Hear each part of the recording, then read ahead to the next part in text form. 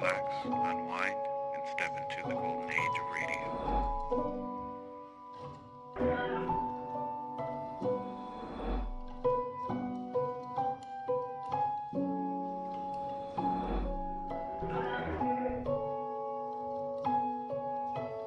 You're now listening to Golden Radio Hour.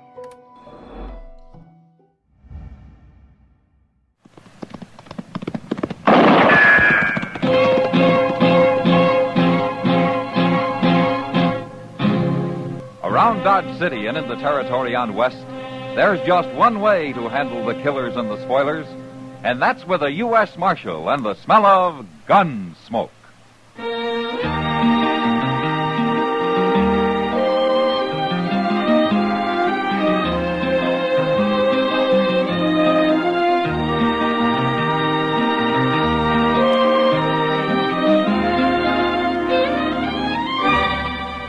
Gunsmoke, starring William Conrad.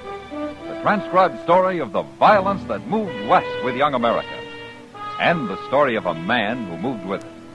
I'm that man, Matt Dillon, United States Marshal. The first man they look for and the last they want to meet. It's a chancy job, and it makes a man watchful and a little lonely.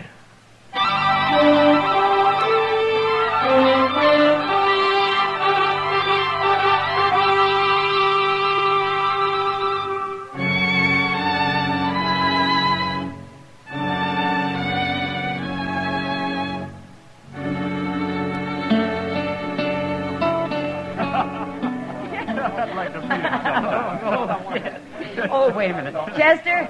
Chester! Evening, Miss Kitty. Well, you were going straight to the bar without even saying hello.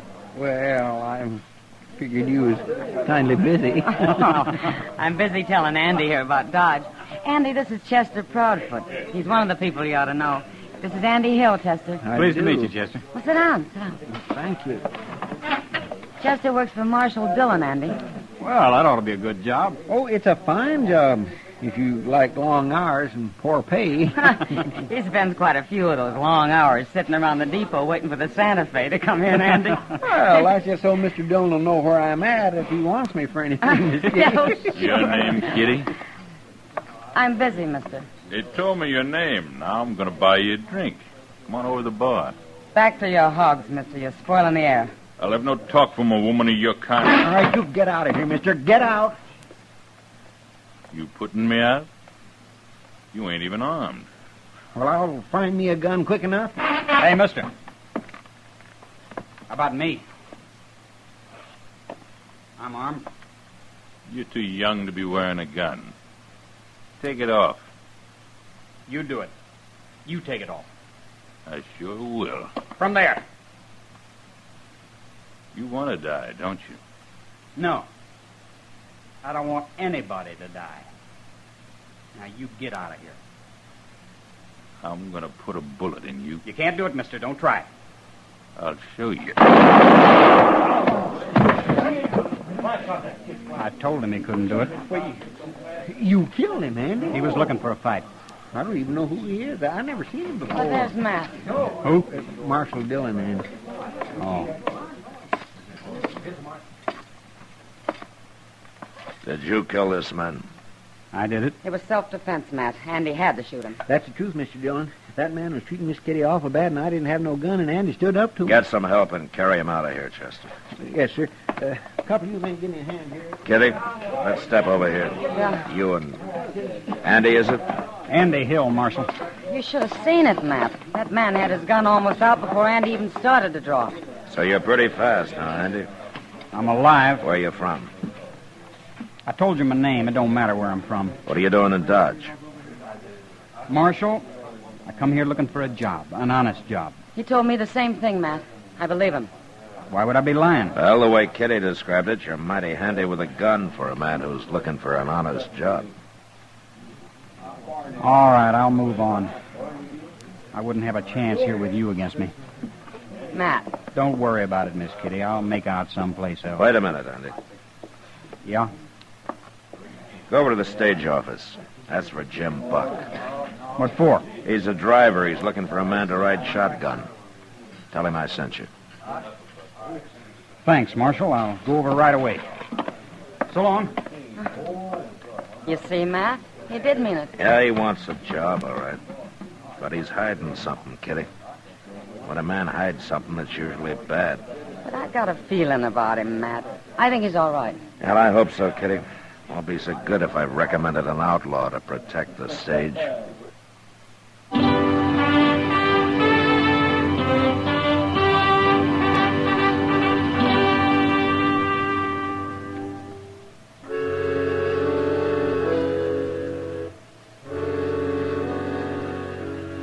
I didn't see Andy again that night, but I ran into Jim Buck, and he told me that he'd hired him and that they were leaving for Hayes City the next morning. It was 2 days before they were due back, before I'd find out if I'd made a mistake or not. And I waited. In the evening they were due, I was over at the stage office. Of course, the stage was late, over an hour late, but it finally came. And Andy was up on the box next to Jim. They pulled up, and Jim jumped down and ran over to me. Marshal, you arrest him. Arrest who? Andy Hill, that's who. If I hadn't heard how good he is with a gun, I'd have taken him myself. I'd have shot him dead. Now, wait a minute, Jim. What's the trouble? He's mad at me, Marshal. Mad at you? You ought to be tarred and feathered. Why don't one of you tell me what this is all about? We was held up, Marshal. Held up, by heaven, and this so-called shotgun man sat there like a owl on a rafter. Sat there and did nothing. Is that true, Andy? Why kill a man for nothing, Marshal? For nothing? The treasure box was empty and we carried no passengers this trip. He didn't get a thing. You didn't know that box was empty till I told you afterward. I knew it before we left Hayes City, Jim. I figured I ought to know what I was guarding, so I found out. Sure. And for all I know, you was in cahoots with that bandit. Maybe you and him were partners. There's no proof of that, Jim. Well, I ain't hiring a man who won't fight. You're fired, Andy. I never want to see you again. I'm sorry, Marshal. I guess I've disappointed you. Because you didn't want to kill a man for nothing. That's right. There, wasn't any other reason, was there, Andy? You think I was in on it, too. I didn't say that. Good night, Marshal. Andy. Andy. Yeah, maybe I did make a mistake.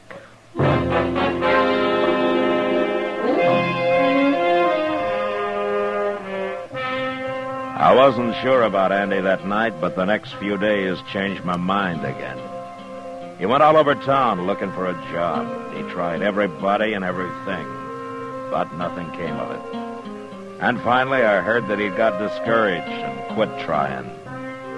I had a long talk with Jim Buck, and at the end, he said he was sorry he'd lost his temper, but he still wouldn't rehire Andy. And that was that. Until one night about a week later, Doc and I were having a beer over at the Texas Trail.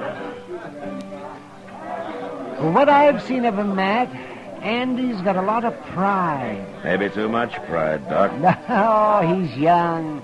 He's feeling his blood. Oh, my, we were all like that once.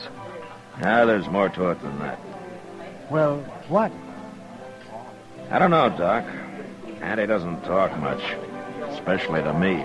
Well, maybe he doesn't trust the law. Well, most people around here don't. Yep. Get away from him. Oh, now what? It's Andy. He's drunk. Who's that following him? Who is that, Matt? I'm trying to think, Doc. I've seen his face. Maybe it was his picture. I said I don't want to drink with you. No drink. Oh, there's going to be a fight, Matt. Yeah, stick around, Doc. We may need you. Man won't drink with Take it any way you like. Andy, I could kill you. You know, you're drunk. Try it. Hold it, Andy. Stay out of this, Marshal. He's right. You're too drunk to fight. Am I? Watch me. No. Hey! What'd you do that for, Marshal? To keep you from killing him, Carrick. Know my name? I heard Andy say it, but I don't want to hear it again. And I don't want to see you again. You find your horse and you ride him out of town, Carrick, and you keep on riding him. Now, you get moving while you got a chance.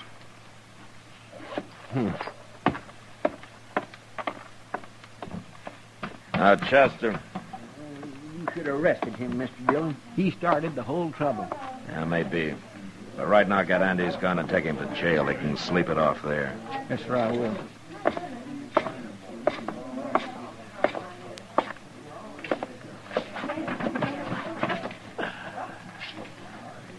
Well, you didn't need me after all, man. Doc, that's the first time I ever turned an outlaw loose. What's that? Carrick. I saw his picture the other day on some news circulars. The law in Oklahoma Territory would like to have him back. Well, then why didn't you arrest him? Andy's wanted with him. There's no picture, but I remember the description now. Carrick for murder, Andy for robbery. They were partners. You let a murderer go? No, not exactly, Doc. Carrick needs Andy for a partner. That's why he came here. And that's why he'll come back. If he comes back, you're going to have two outlaws to deal with. Yeah, maybe. But it's Andy who's going to have to decide that. He's still got a choice to make, Doc. All I'm doing is giving him the chance to make it. Why should you risk facing a pack of trouble to help a man you hardly know, man? A man who hardly knew me went out of his way once, Doc. Maybe I'm kind of paying him back. Oh. Well, I still say you must have a lot of faith in Andy.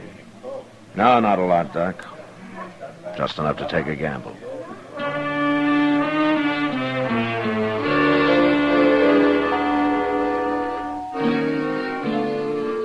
The next morning, it looked like a bad gamble. Andy came out of his cell sullen and angry. And when I gave him his gun back, he took it and left without a word. Later, Chester reported that he'd ridden out of town. And it was several days before I heard of him again. Mr. Dillon? Yeah, what is it, Chester? Andy Hill's back in town. Oh? Jim Buck told me. Well, how does Jim Buck know? He's standing out there on the boardwalk talking to him. I went up and said hello to him, and you know what Jim told me? He's gone and hired Andy to ride shotgun for him again. He has? Yes, he has. He was kindly laughing about it. He said Andy spent most of the morning arguing him into it. Said anybody who could talk that good and that long deserved a job. I guess he ain't mad at Andy no more, huh? Chester, Jim's bringing a shipment of gold back from Hayes City next trip. You're thinking maybe Andy knows about it. Him and Carrick both. Yeah, maybe. What's that? It's a circular from Oklahoma with Carrick's picture on it and Andy's description. Oh, what are you going to do with it? I'll be back directly.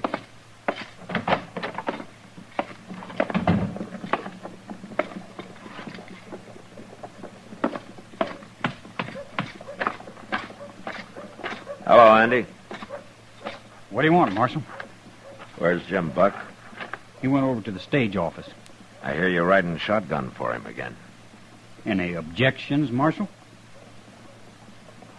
Andy, if I had everything on my mind the way you have, I don't think I'd be friendly with the law either. What do you mean by that? Here, take a look at this. Now, wait a minute, Andy. I didn't come to arrest you, so don't make me kill you. What? I wanted you to see that circular. I didn't think you and Carrick knew it was out. I don't understand you, Marshal. It was Carrick who held up the stage last time when you were riding shotgun. Wasn't it? It had nothing to do with me. I didn't know he was in the country. But you didn't shoot because you didn't want to kill a man for nothing, especially a former partner, huh? Okay, Marshal. I think you're partners again, Andy. I think you got this one planned. You won't take me alive, Marshal. I told you I didn't come here to arrest you. Why not? Because I think a man who wants it deserves a chance, Andy. You haven't had yours. Not yet. Well, maybe I'm wrong giving it to you, but I'm going to do it. What do you mean? The stage goes to Hayes tomorrow. It'll be back Thursday. I'm going to be waiting for it, Andy. Waiting real hard.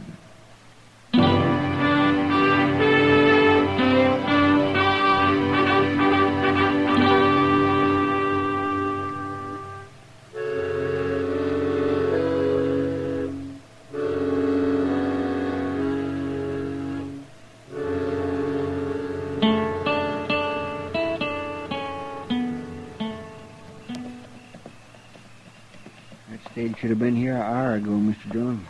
It's already dark. That's often late, Chester. Why did it have to be late this time? Are you worried? Yes, sir. And so are you. Well, it's like putting your whole stake on one turn of the card. Yes, sir. Mr. Dillon? Yeah. It made it. The stage made it. Yeah, the stage did, Chester. But there's no shotgun messenger. Oh, by golly, you're right. Where's Andy?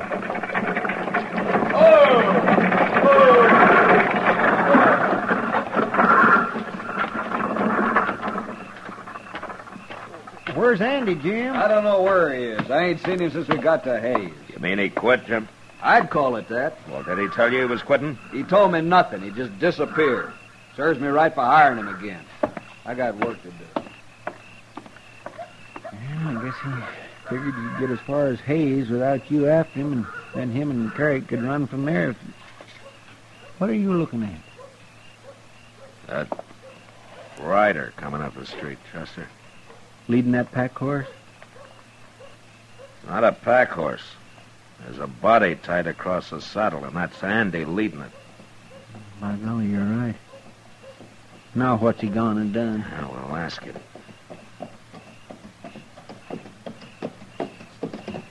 Hello, Marshal. Hello, Andy.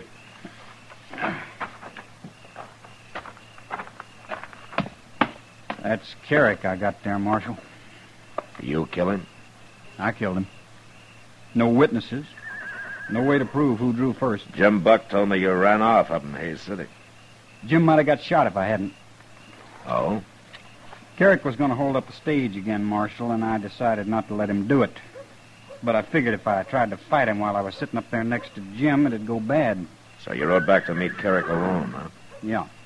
I left the night we got to Hayes. I found him and told him I was through for good. He got scared and went for his gun. But, like I say, I can't prove it was self-defense. Maybe I shouldn't have come back. Nobody's going to believe an outlaw. Chester, Yes, sir. give Andy a hand with Carrick's body. I got some work to do. Where are you going? I'm going to write to the law in Oklahoma Territory. I'm going to let them know they can withdraw that wanted circular on Carrick. But what about Andy and that robbery charge? After I tell them how he brought in Carrick and how hard he's trying to go straight, I think they won't be too hard on him.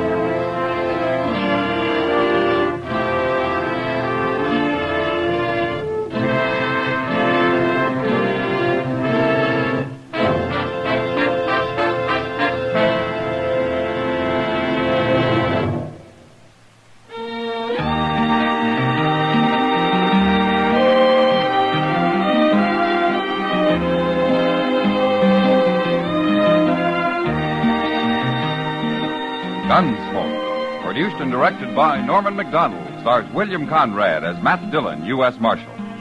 Our story was specially written for Gunsmoke by John Meston, with music composed and conducted by Rex Corey.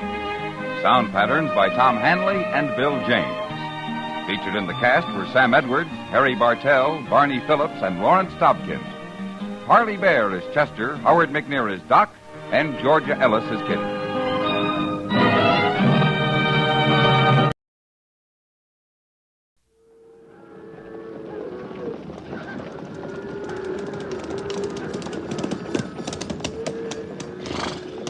Slaughter's my name. Luke Slaughter. Cattle's my business. It's a tough business. It's big business. I've got a big stake in it. And there's no man west of the Rio Grande big enough to take it from me.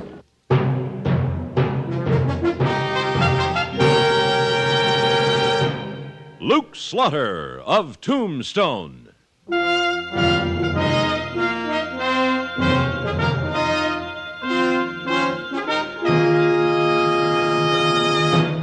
Luke Slaughter of Tombstone, Civil War cavalryman turned Arizona cattleman. Across the territory from Yuma to Fort Defiance, from Flagstaff to the Huachucas, and below the border through Chihuahua and Sonora, his name was respected or feared, depending on which side of the law you were on. Man of vision, man of legend. Luke Slaughter of Tombstone.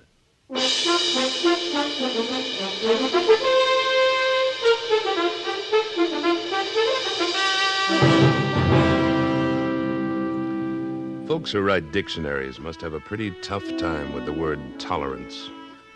I guess if you had to boil it down to just one other word, maybe it'd be understanding. Some of us here in Tombstone found that out when I gave Chief Margano and a few of his Apache braves the loan of a couple of sections of my spread to try their hand at cattle raising. And I got chewed out plenty about it every time I went into town. Well, you call it an experiment, Slaughter.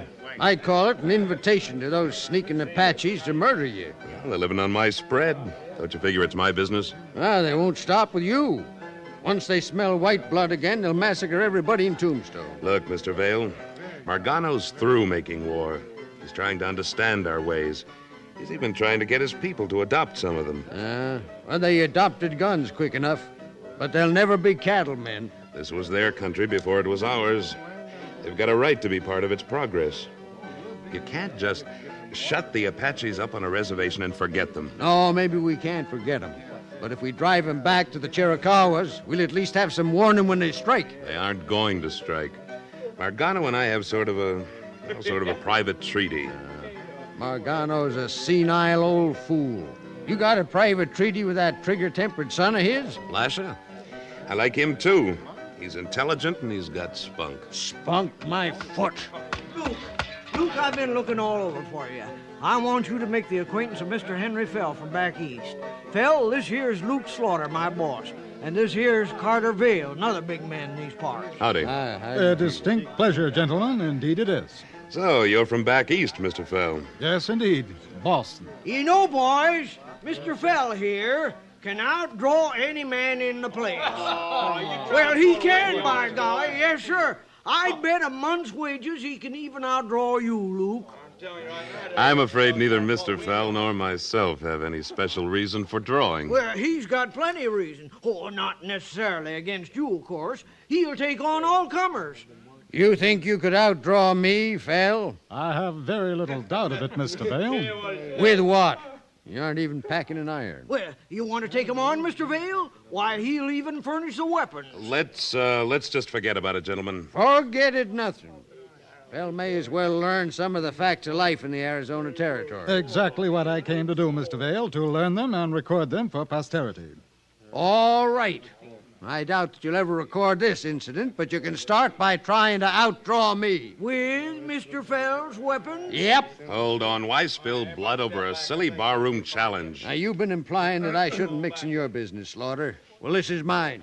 Well, correct. Now, Mr. Vale thinks he can outdraw Mr. Fell. I and Mr. Fell don't think he can. And the loser buys a round for the house. Splendid. I don't indulge, but I shall be delighted to stand treat if I lose. Oh, you ridiculous little dude. All right, let's see the gun. I'm unwrapping the weapons. Nobody mentioned guns. You draw with these, Vale, and here's yours, Fell. Paper and a piece of charcoal. What is this? Why, a outdrawing match. 1, 2, 3, draw. We should have both been wise to Wichita, Vale.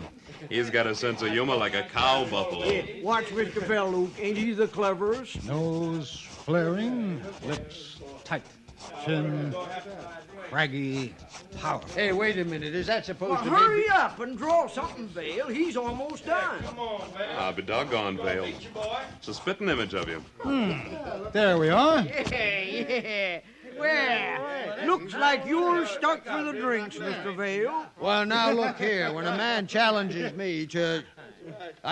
if anybody thinks this is a laughing matter... Now, there is no offense intended, sir. You are more than welcome to the little sketch, and I shall be delighted to purchase the libations. I don't welch my bets. Frank, set him up for the house. Come on, boy. You're a good sport, Vale. And it's mighty good likeness, too. Well, I guess I will take the picture home with me, Fell. Mrs. Vale is, well, women sometimes enjoy a doodad like this. Luke, you know what Mr. Fell's doing here in Tombstone? Yeah, keeping you in free drinks. No, sir, he's... well, that too.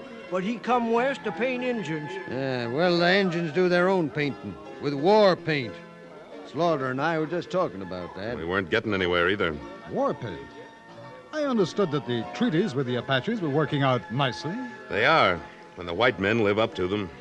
Well, that is practically treason against your own race, Slaughter. If it's treason to compare some members of my own race with Indians like Cochise and Margano, well, I'm guilty. Tell us a little more about what you plan to do, Mr. Fell. Well, I want to paint the strong Indian faces, their customs, the way they live. The people back east have some amazing misconceptions about them. Yeah, so has Slaughter. He trusts them. I'm trying to understand them. Anyway, Mr. Fell, there are some very interesting and colorful Apaches living on my spread.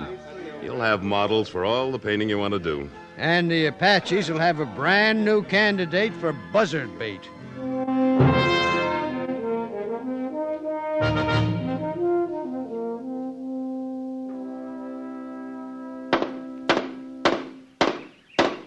This here's powerful hard work, Luke. I know you don't feel right out of a saddle, Wichita, but we're going to need this corral. Oh there, Red. Ah, good morning, Vale. Morning, Slaughter. Wichita. Howdy.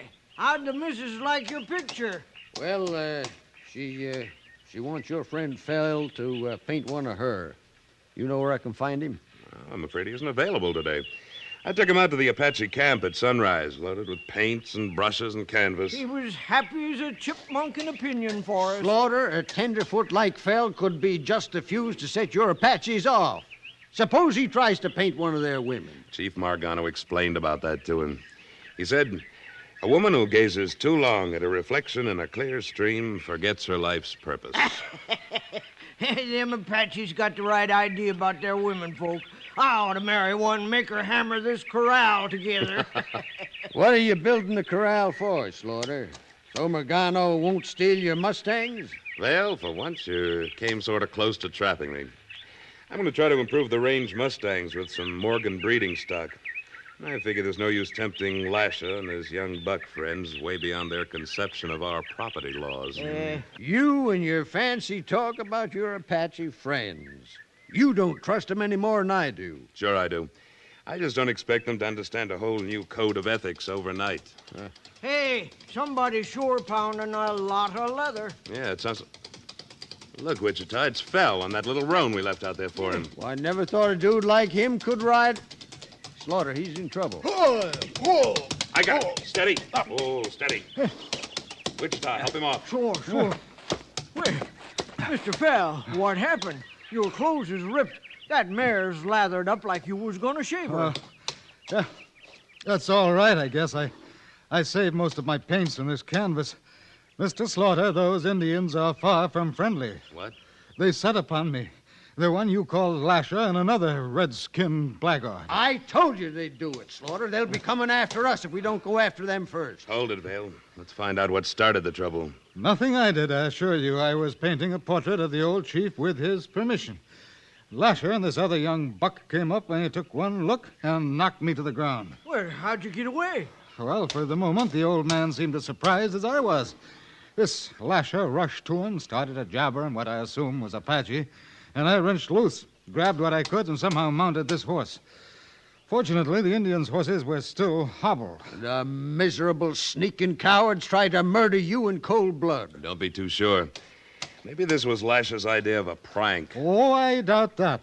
Lasher's friend, who I eluded with the aid of an elbow to his Adam's apple, was holding a knife to my throat at the same time. Hey, that is a nasty cut on your arm. Well, that was a nasty knife. You'll have to take care of that wound right away. This the picture you were painting?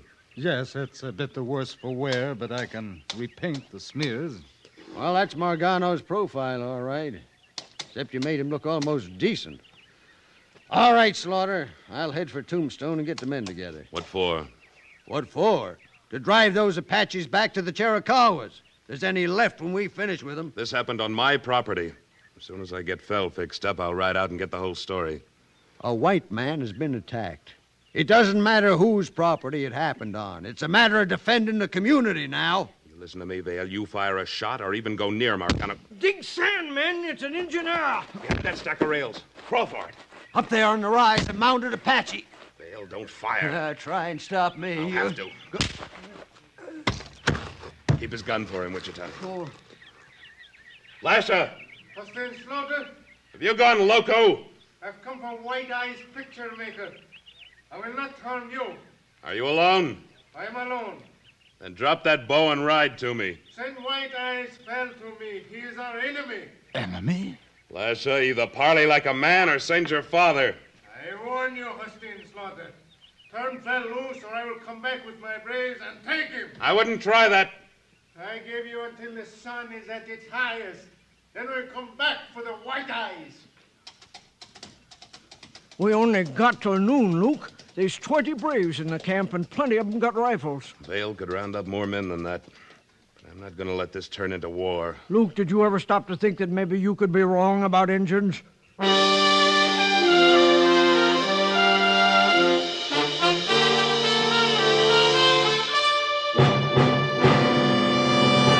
In a moment, Luke Slaughter of Tombstone returns. This is Bud Sewell with official results on the automobile competition the whole industry watches every year, the famous Mobile Gas Economy Run. This year's run, 1,883 miles from Los Angeles to Texas, ranging from sea level through mountain passes. And once again, Chrysler Corporation cars took the lion's share of firsts. Plymouth, Chrysler, and Imperial, again this year for the second straight year, winning first place over all other cars in their class in the famous economy run. Imperial, by the way, was sweepstakes winner, too, getting 62.7188 ton miles per gallon. The forward look is a lot more than look. You get a better engine, brawnier brakes, torsion air ride at no extra cost, and winning performance and economy in cars of the forward look from Chrysler Corporation. Take a drive this week in a car of the forward look. Plymouth, Dodge, DeSoto, Chrysler, or the triumphant Imperial. Drive one of America's performance winners from Chrysler Corporation.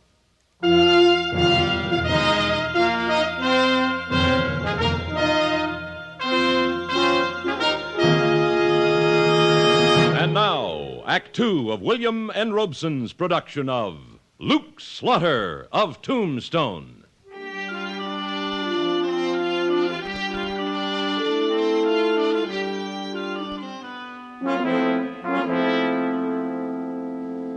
Carter Vale came to in a fury. He swore to drive the Apaches back to the mountains. He swore he'd settle with me after he'd done it.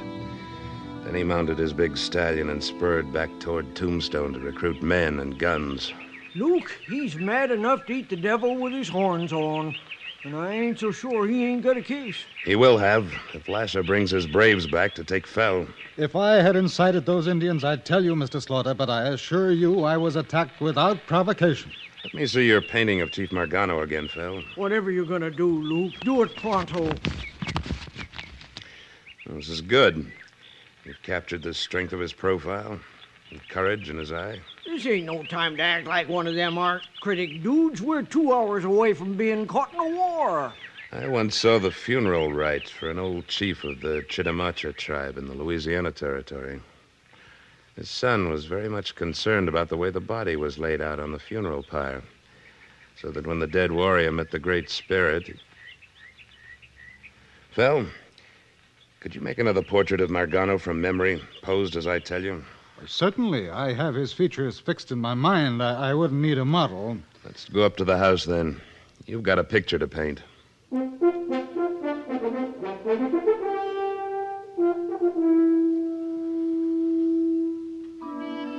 Fell painted a new picture of Margano. We rode for the Apache camp a little before noon. The picture was a gamble, but I had to force a parley or deal with a possible massacre. What if they ambush us? They won't. But you can bet that the Apache scouts are escorting us in. I certainly don't see them. An Apache could hide behind one of your paintbrushes. I wish you'd explain this picture folderol to me. We will, if it turns out I'm right. And if you ain't? Then we're all in a game of showdown for mighty big stakes. Now, pull down to a walk now. The camp's just the other side of this wash. Easy now, both of you. Don't let the welcoming committee scare you into a false move. What welcoming committee? I don't see no... Uh-oh. right out of the mesquite. Oh, boy. Margano and Lasha, wait. White Eyes, come with me. We're all coming. That's the buck who slashed me, Mr. Slaughter. Don't worry. He's acting under Margano's orders now. It appears like we beat Vale here, anyhow.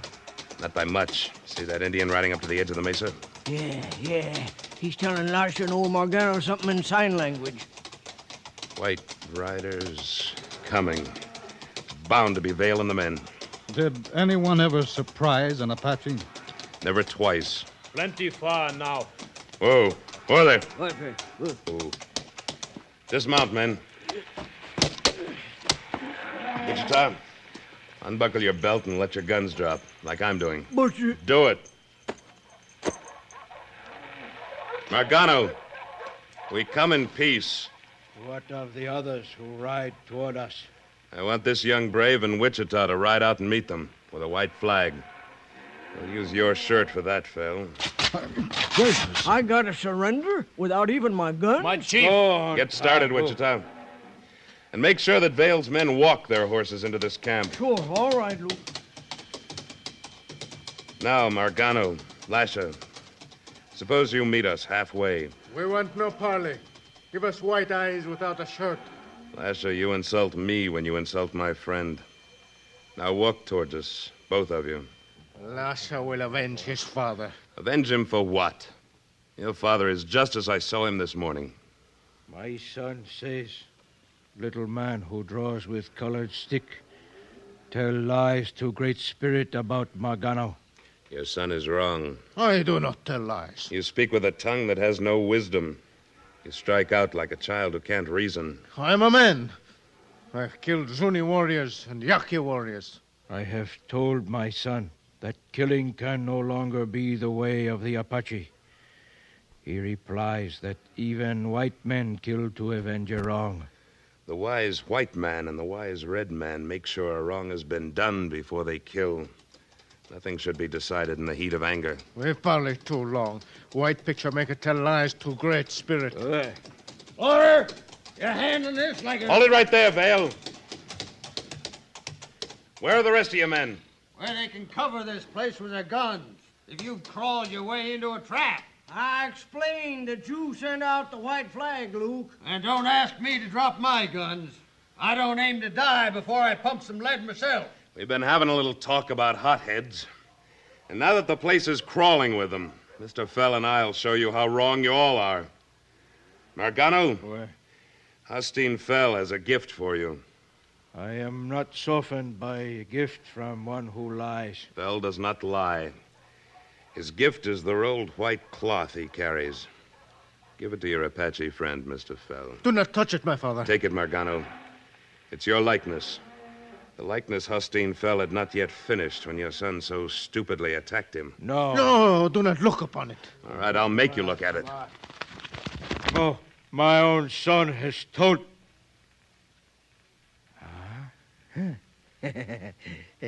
Lasha, behold. Aye?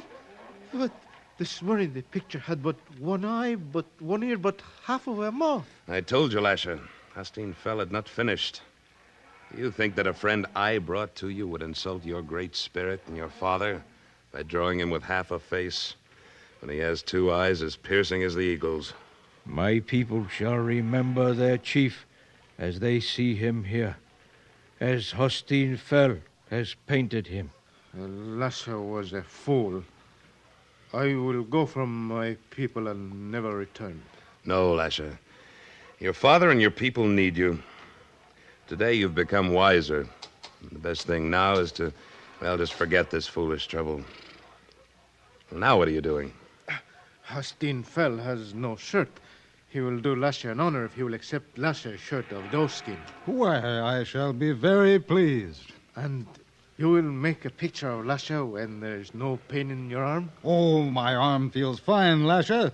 I'd like to paint you, and I can assure Mr. Slaughter that I will not attempt another profile. Profile? I do not understand. It's nothing, Lasha. Just a word painters use. Now, Vale, suppose you let your army know the war's over. As I turn turned toward Vale. Honton, the other young Apache, was drawing his knife.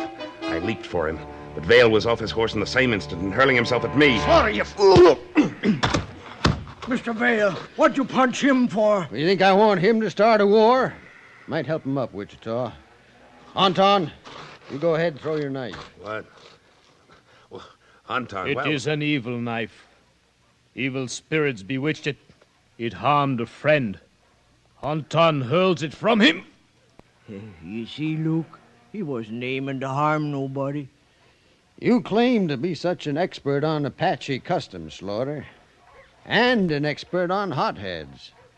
And now we're square for the punch you landed on me this morning. Right? Right, Vale. I've been spouting about how tolerance and understanding are pretty much the same thing. I guess we both understand a little more about our neighbors. And if your jaw feels like mine, I guess from now on we're going to be a lot more tolerant of each other.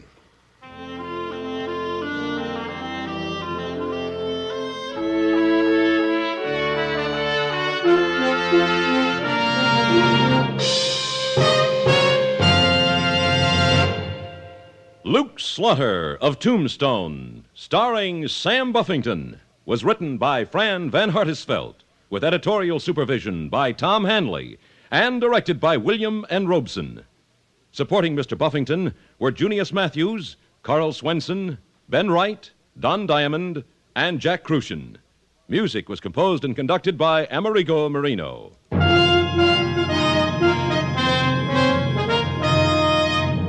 I couldn't sleep that night and nothing.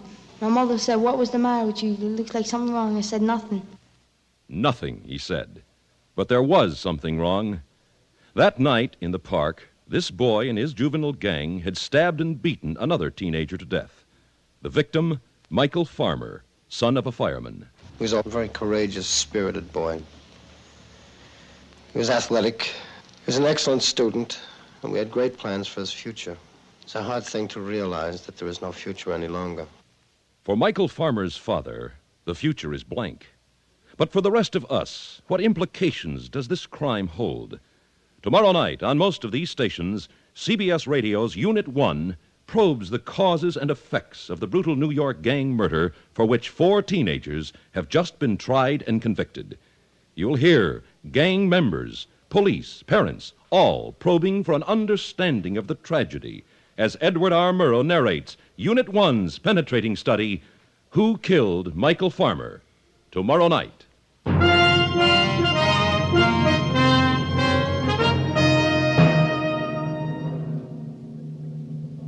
Next week at this time, we return with... Slaughter's the name. Luke Slaughter.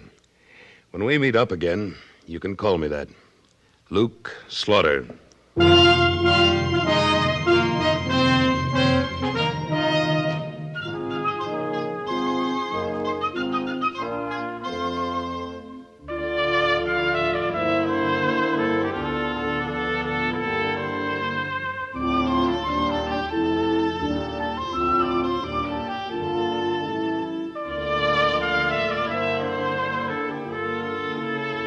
This is the CBS Radio Network.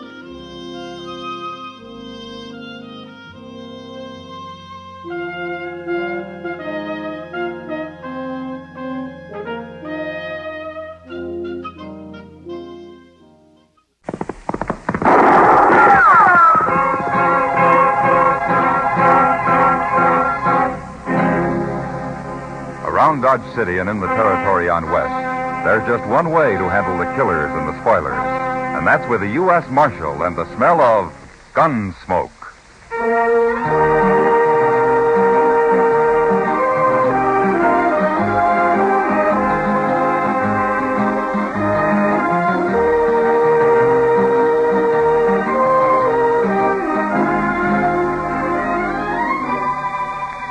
Gunsmoke, starring William Conrad. The story of the violence that moved west with young America. The story of a man who moved with it. Matt Dillon, United States Marshal. Ladies and gentlemen, later on tonight's program, you'll hear a special message from the Honorable Edward F. Arnn, Governor of the state of Kansas. But now we bring you the first act of Gunsmoke.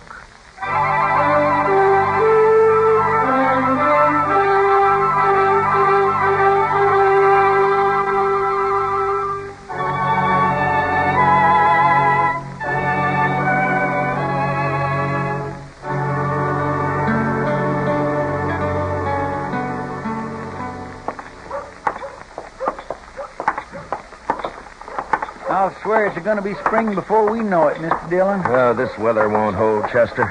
We always got a rip snorter after a spell like this. It sure don't look much like it today. I even heard a meadowlark this morning. It's early for meadowlarks, isn't it? Yes, sir, that's what I'm telling you. Spring is downright staring us in the face. Well, the Texas Trail's kind of lively for this time of the afternoon. Well, it'll be livelier if you're right about spring and those trail herds start rolling in. Well, look who's here. And in the daytime, too. Well, howdy, Miss Kitty. Miss Kitty. Isn't it wonderful out?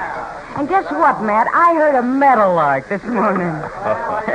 You and Chester. Huh? I've been telling him, Miss Kitty, spring is just around the corner. Kitty? Yeah. How come there's such a crowd in here? Oh, you mean the boys at the bar? Yeah.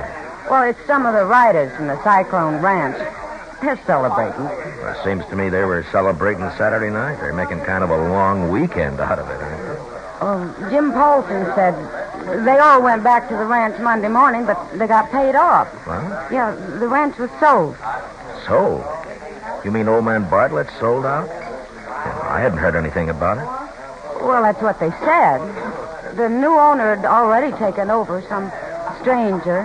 He's the one who paid him off. He brought his own riders with him. Well, what's this stranger's name, Kitty? Well, I don't know, Matt. Ed Revere over there was Bartlett's foreman. Ask him. Yeah, I think I will. Excuse me. I figured old man Bartlett would stay on. Howdy, Marshal. Figure on throwing us in the hoosegow? No, Ed, I wasn't planning on it. Do you happen to know where I can find old man Bartlett? Well, afraid you're out of luck. Him and his wife's left the country. At least that's what the fellow that bought the ranch told us. You mean he didn't even stay around to pay you all? Nope. Made up his mind right sudden, I reckon. Guess this fella Jed Wade made him a mighty good offer. Jed Wade, huh? Yeah. Texas man, more than likely. Ain't from around here, anyways. None of his cowboys, neither. Then you haven't seen old man Bartlett since you left the ranch and came into town Saturday morning, huh? Nary hide nor hair. And he didn't say anything last week about planning to sell? No, didn't. Sure can't figure old man Bartlett selling out. Said he put half his life into that place and planned on living out the rest of it right there. Well, listen, Ed, let me ask you something. Huh? What do you figure about all this? I don't know, Marshal. Except that it ain't quite right somehow. You don't think there's something crooked about it, do you? Marshal, I don't know what to think. But it just ain't like Bartlett to run out this way. If there's anything I can do... Yeah, sure. Thanks, Ed.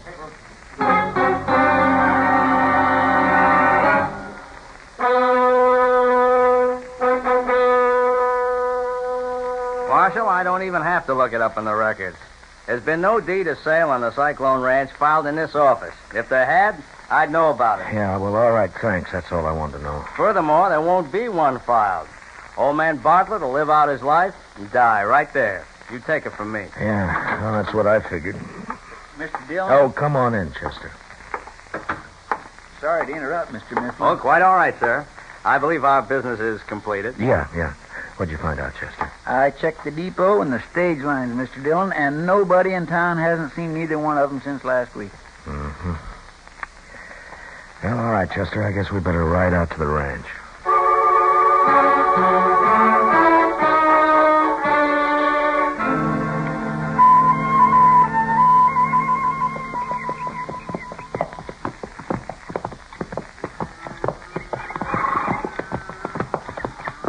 Looks like that new outfit brought some of their own cattle up from Texas, Mr. Dillon.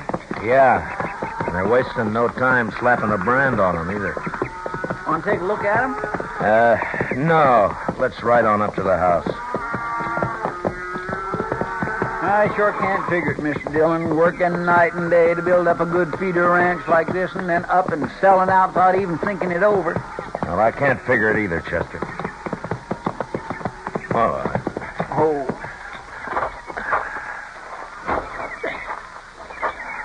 My golly, it sure is a fine ranch. We ain't hiring anybody. Better mount up and ride. Are you Jed Wade? Name's Dallas. I'm the range boss. Matt Dillon, U.S. Marshal. Mr. Wade here? He's out in the barn. What do you want to see him about? Well, suppose I take that up with him, huh? And suppose you turn around and hightail it out of here. Whenever Jed's got business with the law, he'll come to you.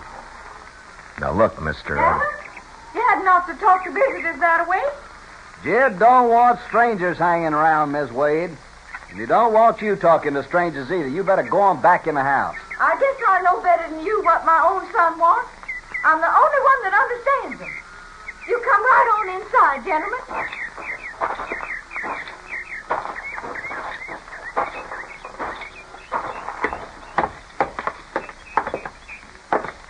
Mr. Dillon, did you say that was the name? Yes, ma'am, that's right. This is my partner, Chester Proudfoot. How do, ma'am? How do? You fellas wait right there.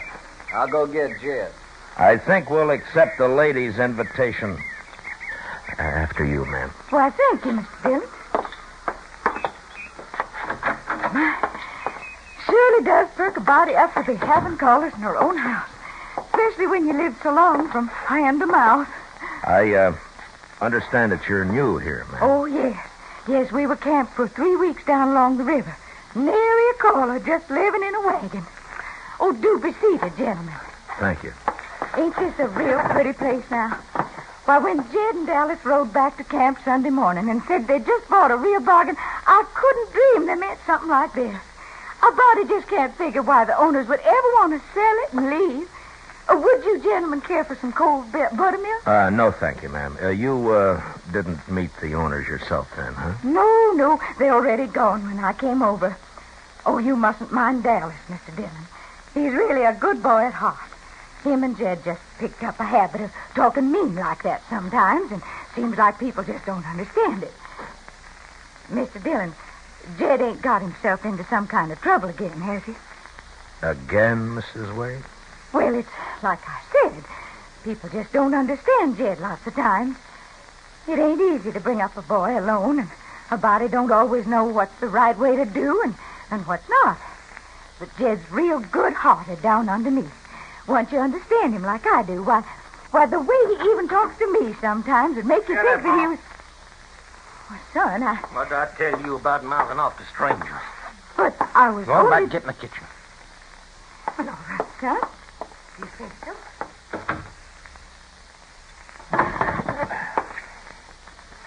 She's getting old, and it's been a hard trip up here. Dallas told me you was here, Marshal. What can I do for you? What do you want? I'd like to see your bill of sale for this ranch, Mr. Wade. What for? Well, I'll tell you after I see it. Are you trying to accuse me of something? Not if you got a bill of sale signed by old man Bartlett. Well? All right, Marshal.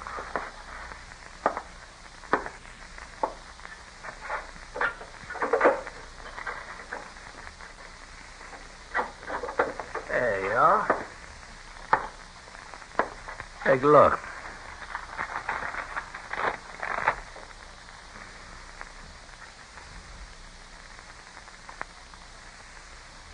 Uh-huh. Satisfied now? Where did the Bartletts go, Mr. Wade? They said they was leaving the country, and that's all I know about it. Yeah, you want to give me back my bill of sale now? Well, I'd like to take it into town and check the signature, if you don't mind. Go ahead. It'll check. And then you got nothing to worry about, have you? Nary thing, Marshal. Now, I don't know what's on your mind, but you're barking up wrong tree.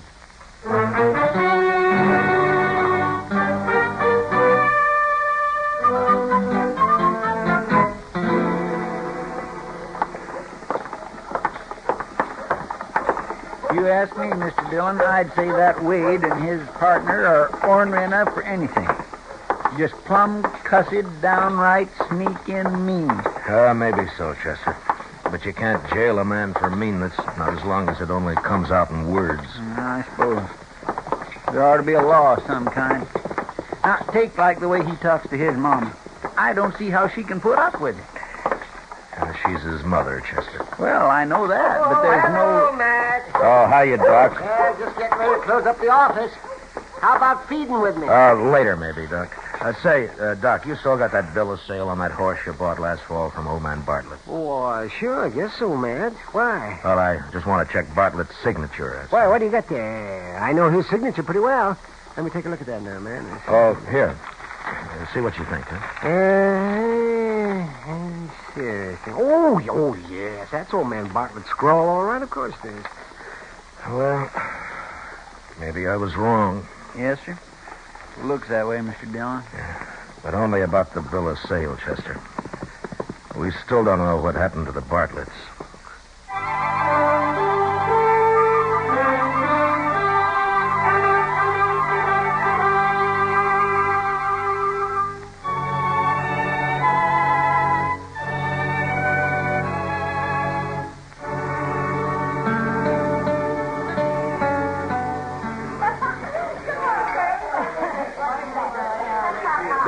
In town tonight, Mr. Dillon.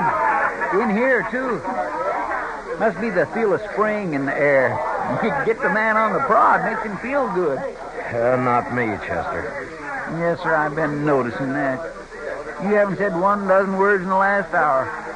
It don't do a man any good to stay down in the dumps that way. Oh, drink your beer. Well, now, we just made a mistake, that's all. Got the wind up over nothing. Now we know it's old man Bartlett's signature, but I just can't help feeling that we haven't made a mistake. Well, maybe you ought to make one, Matt. Oh, hi, Kitty. Everybody ought to make a mistake once in a while. Keeps them from getting old. Or else helps them along. What's your trouble, Matt? Oh, feeling that somebody's guilty of not being able to prove it. It's that Cyclone Ranch business, Miss Kitty. Now, I know Bartlett didn't sell out. His signature is on that bill of sale, Mr. Dillon. Yeah, but a man can be made to sign something, Chester. Well, why don't you find Mr. Bartlett and ask him? Well, I'd settle for just finding him. I don't think I'd need to do any more asking. Do you mean that the way it sounds, Matt? Yeah. I know I'm jumping at conclusions, but the way things add up, it's the only answer that makes any sense. Well, I hope you're wrong, Matt. Well, so do I, but I don't think I am. Anyway, there's not much you can do about it right now. Why don't you forget it for a while? How about a round of drinks, Matt, in honor of spring? Spring, huh? You and Chester. Well, it is, Mr. Dillon. Yeah, even the coyotes feel it. Did you hear him just after dark tonight yapping down along the river bottom? Yeah, I heard him. Kitty, would you mind if we had that drink later? Well, all right. But where are you going? Well, I just thought that Chester and I might take a little ride, that's all.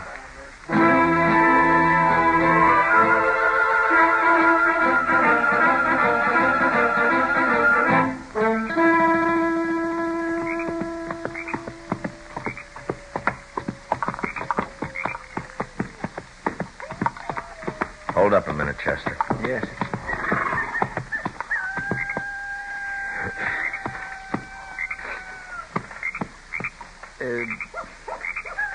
Be all right to roll a cigarette, Mr. Dillon? No, you better not. We're too close to the Bartlett place. Miss Kitty sure was right about those coyotes. Every one of them and his brothers out tonight, all yapping their fool heads off. Yeah. You suppose those coyotes really know it's spring coming, Mr. Dillon? It could be. They're sure scattered all over the countryside. There seems to be more of them off there toward the river bottom, though. Yes, sir. Believe you're right, Mr. Dillon. Wonder why. I don't know. Might be worthwhile taking a look. Yes, sir.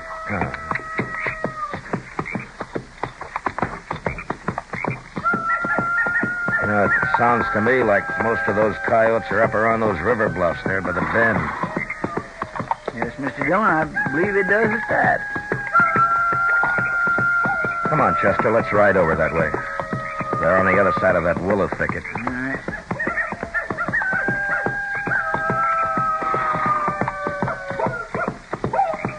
Now, let's cut through the thicket here.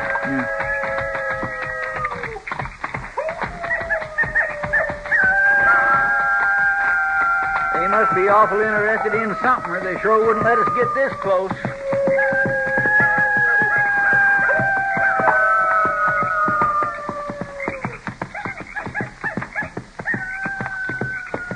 Well, I guess they heard you, Chester. I think most of them are over there at the foot of the bank. Let's take a look.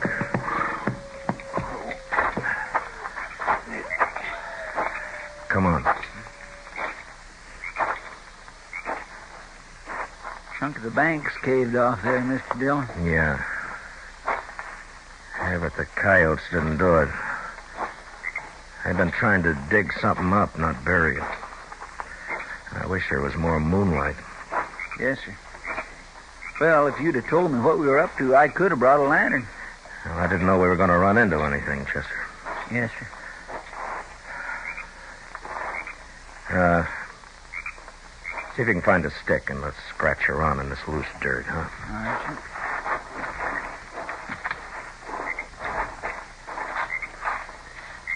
sir. Anybody tried to tell me this morning that I'd be out here in the middle of the night digging in that dirt like a groundhog, not even knowing what the Sam Hill I was... What is it, Chester? Did you find something?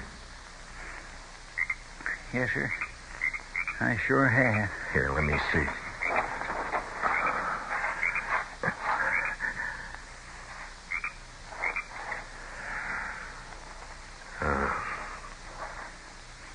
Mighty lucky hunch you had, Mr. Dillon. Well, now we know why nobody saw the Bartletts leave town. They killed him. They killed both of them. Yeah. After they made him sign that bill of sale. Hit the dirt, Chester. They came from the edge of the bank up there. Watch for the next flash. Is that you, Wade? Just to the left of that sumac, Mr. Dillon. Yeah, I saw it. You're under arrest for murder, Wade. Now throw down that gun and come out of there with your hands up. All right, Chester, let's open up on him.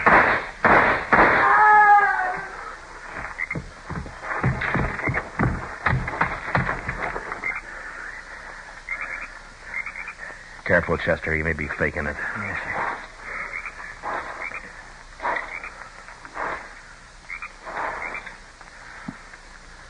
Only one thing, Mr. Dillon. It's not Wade. It's Dallas. Then let's go find Wade.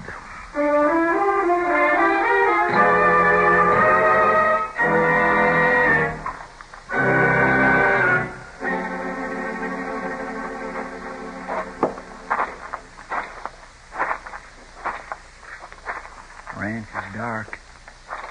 Looks like they're all in bed. It may be easier that way. Yes, sir. I wish there was some way of keeping his mother out of it. I don't see how it can be. Dallas? Is that you? Did you scare the coyotes away? I heard the shooting and It's not Dallas, ma'am. Why, it's the marshal and Mr. Proudfoot at this time of night. Well, this is quite a surprise. Yes, ma'am, I reckon so. Is Jed here? Well, I guess so. Maybe he's out in the barn or somewhere. What's wrong, Mr. Dillon? I sure do hope Jed ain't in some kind of trouble. I just want to talk to him, Miss Wayne. Why don't you go on back in the house, huh? And we'll see if we can find him. Well, all right, if you think best. You just go straight on back through the barn. I reckon you'll find him all right. Thank you, ma'am. It's not going to be easy. Yeah, I know. Keep yourself covered. I will. Sounds like he's working back there. Yeah.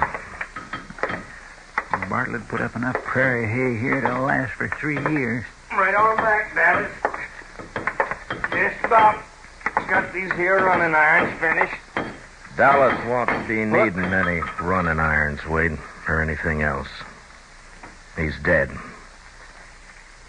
We found where you buried the Bartletts. That's where that shooting was. You and Dallas. You're under arrest for murder, Wade. And if you make a move, you're going to end up the same way Dallas did. How could I do anything, Marshal? I've got no gun. I noticed it hanging on the wall there behind you. You leave it there. Sure. Now lay down that hammer and stick out your wrist. Sure. Anything you say. He smashed the lantern, Mr. Dillon. Yo, watch it, Chester. You'll have his gun now. That's right, Dillon. Get back, Chester. Get back toward the door. I can't see a thing in all this smoke. Yeah, that haze is dry as powder. This burn's going to go up like a tinderbox. Wade! You haven't got a chance. Now come on out of there while you still can. Why don't you come back here and get me? You crazy fool. Come on out, now! The heat's getting awful bad, Mr. Dillon. Yeah, I know. Back toward the door, Chester. We're going to have to get out of here. Let's go on. Cave it in. Hold tight, Chester.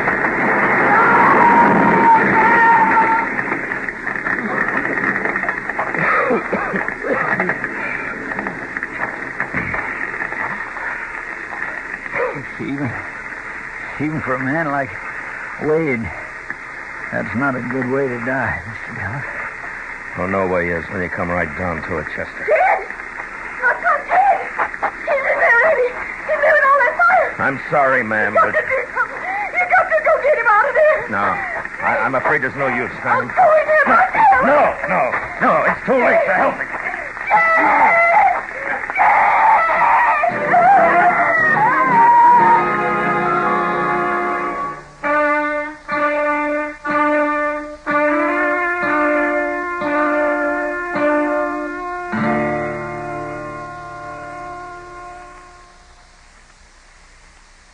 I always knowed it was going to end like this sometime. I always knowed it.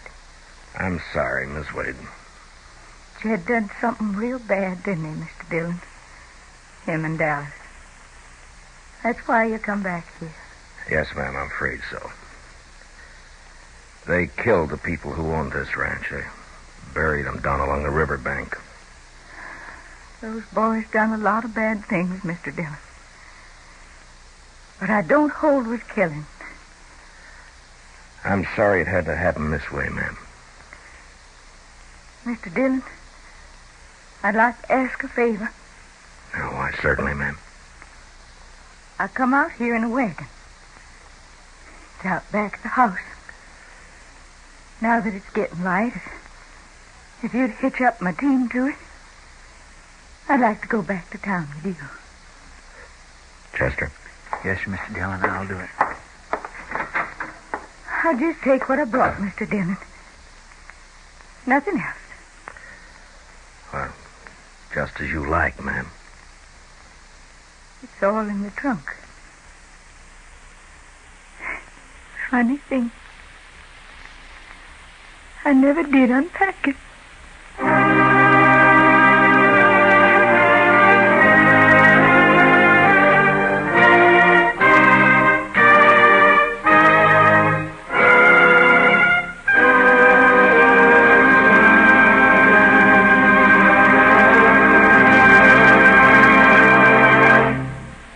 Gunsmoke, under the direction of Norman MacDonald, stars William Conrad as Matt Dillon, U.S. Marshal. Tonight's story was specially written for Gunsmoke by Les Crutchfield, with music composed and conducted by Rex Corey. Featured in the cast were Vivi Janis, Harry Bartell, Lawrence Dobkin, Joe Cranston, and Jerry Hausner. Harley Bear is Chester, Howard McNear is Doc, and Georgia Ellis is Kitty. Gunsmoke is heard by our troops overseas through the facilities of the Armed Forces Radio Service. Join us again next week as Matt Dillon, U.S. Marshal, fights to bring law and order out of the wild violence of the West in Gunsmoke.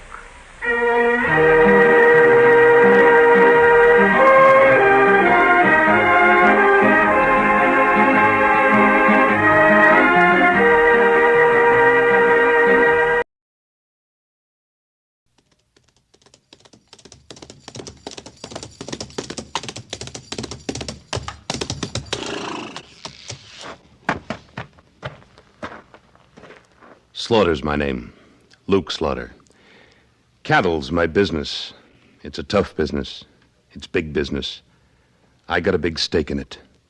And there's no man west of the Rio Grande big enough to take it from me.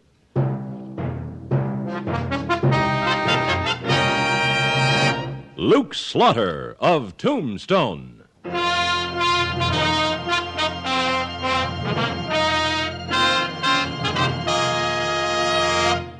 Luke Slaughter of Tombstone, Civil War cavalryman turned Arizona cattleman. Across the territory from Yuma to Fort Defiance, from Flagstaff to the Huachucas, and below the border through Chihuahua and Sonora, his name was respected or feared, depending on which side of the law you were on. Man of vision, man of legend, Luke Slaughter of Tombstone.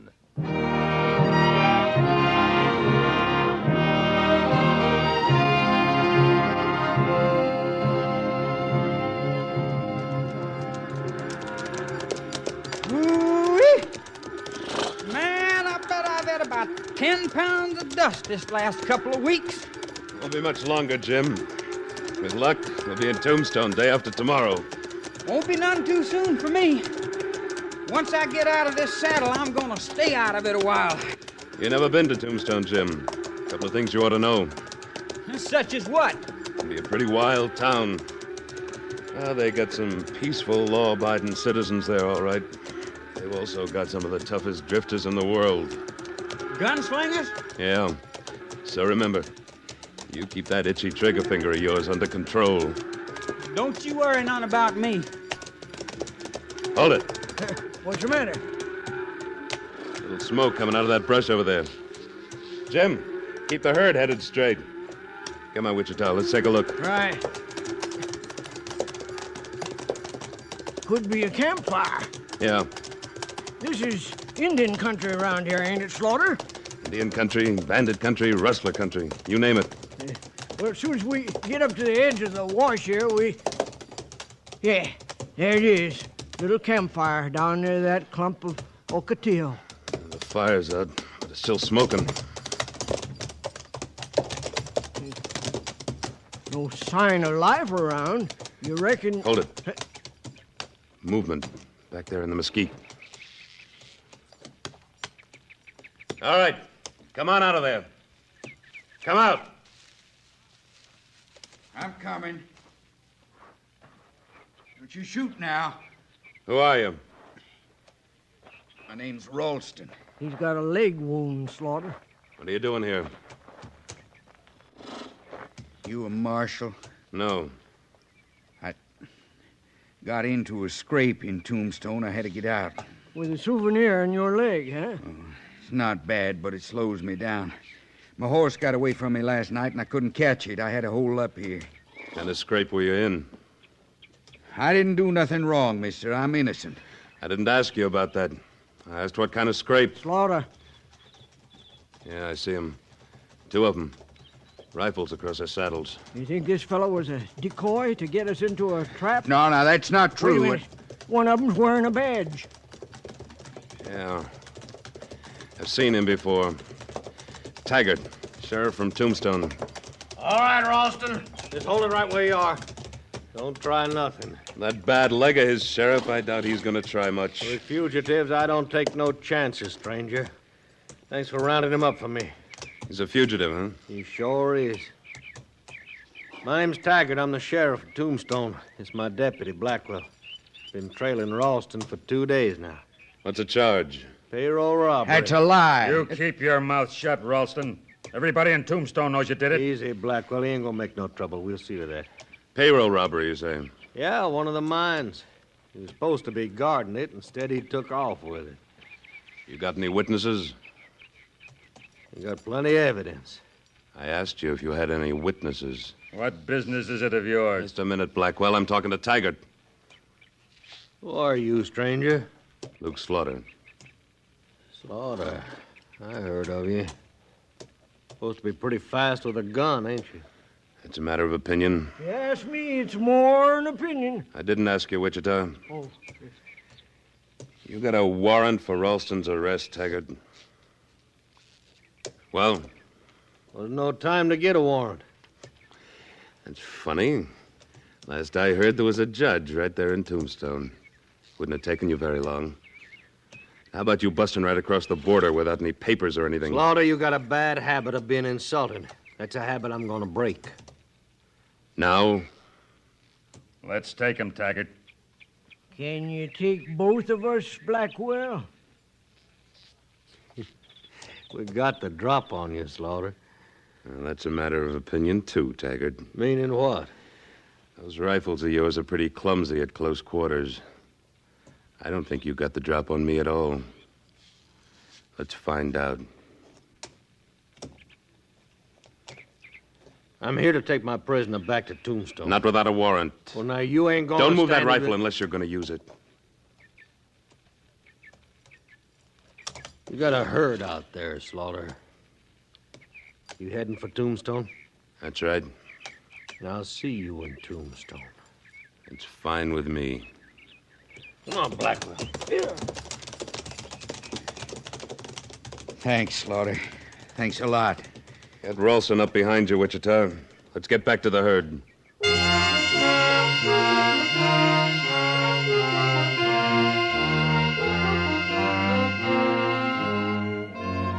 By sunset, 2 days later, we were in Tombstone. We herded the cattle into the pens. Then we went to the Crystal Palace to collect our money from the cattle buyer, Ezra Canfield.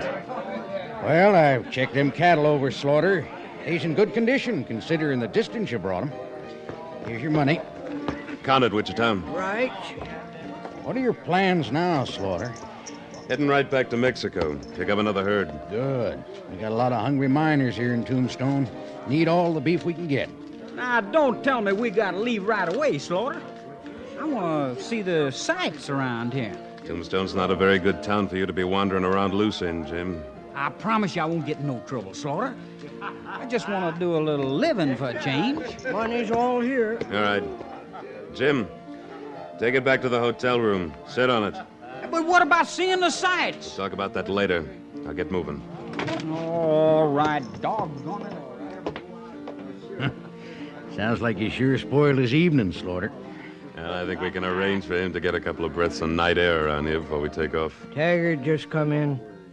I see him. Well, Canfield, look like you ain't too particular who you do business with. There's nothing wrong with them cattle he sold me, Sheriff. I checked them myself. That ain't what I meant. I'm talking about Slaughter here obstructing justice, refusing to turn over a fugitive to me.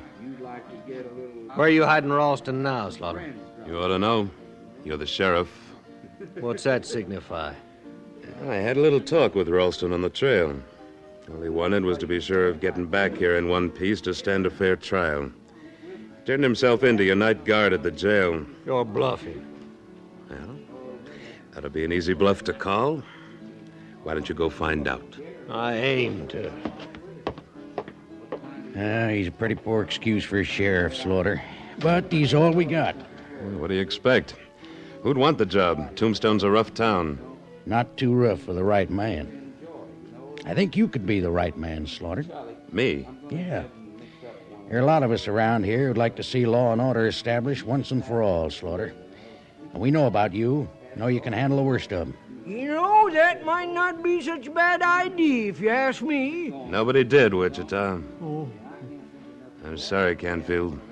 My business is cattle, not law enforcement. In Tombstone, law enforcement's everybody's business. Get over, Slaughter. Hey, if you was to take the job, Slaughter, I'll bet Jim would be glad to be your deputy. Yeah, that's all I'd need around here. He'd probably start more fights than he'd stop. Come on. Slaughter, I wonder about you sometimes. I wonder if you wasn't already a lawman once. I wonder about you too, Wichita. I wonder if you were born with that big nose of yours, or did you grow it later? I had it as long as I can remember. But hey, it's raining. I didn't know it ever rained in Tombstone. It isn't very heavy. Won't last long. Slaughter. What is it, Taggart? What kind of play is this? I don't know what you're talking about. Ralston is what I'm talking about. I told you. Ralston turned himself in. Yeah, well, he ain't in the jail now. That cell door is wide open. What? And what's more, my night guard's been pistol whipped. Looked like Ralston had a friend who helped him to break out. You wouldn't know who that'd be, would you? No, I wouldn't. Hey, Sheriff. A horse has been stolen from Wilkie's livery stable. That's probably how Ralston made his getaway. Looks like I got you to thank for this, Slaughter. Think so? Yeah. If I handled things my own way, this wouldn't have happened. Next time you cross me is going to be the last time. Don't be too sure of that, Taggart. You know, Slaughter, you got a natural talent for making enemies. A man like Taggart, it isn't hard. Come on. Let's get back to the hotel.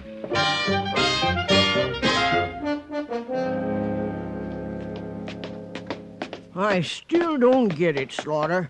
Why would Ralston have gave himself up and then busted out of jail? Some men you never know about till they make a move. Ralston didn't do it alone. He had to have a friend. Maybe his friend convinced him he wouldn't get a fair trial. Maybe. Anyway, Slaughter, look, Jim, on the floor. He's been slugged. He's out cold. Wait a minute. The cattle money. Yeah. It's gone.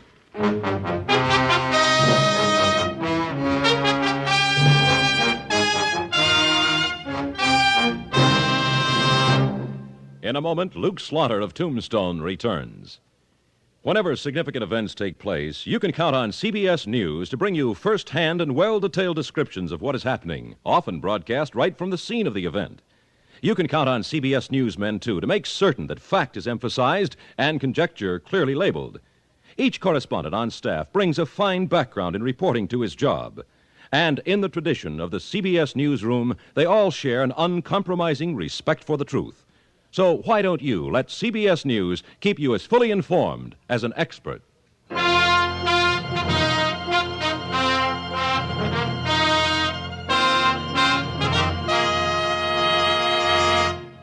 And now, Act Two of William N. Robeson's production of Luke Slaughter of Tombstone.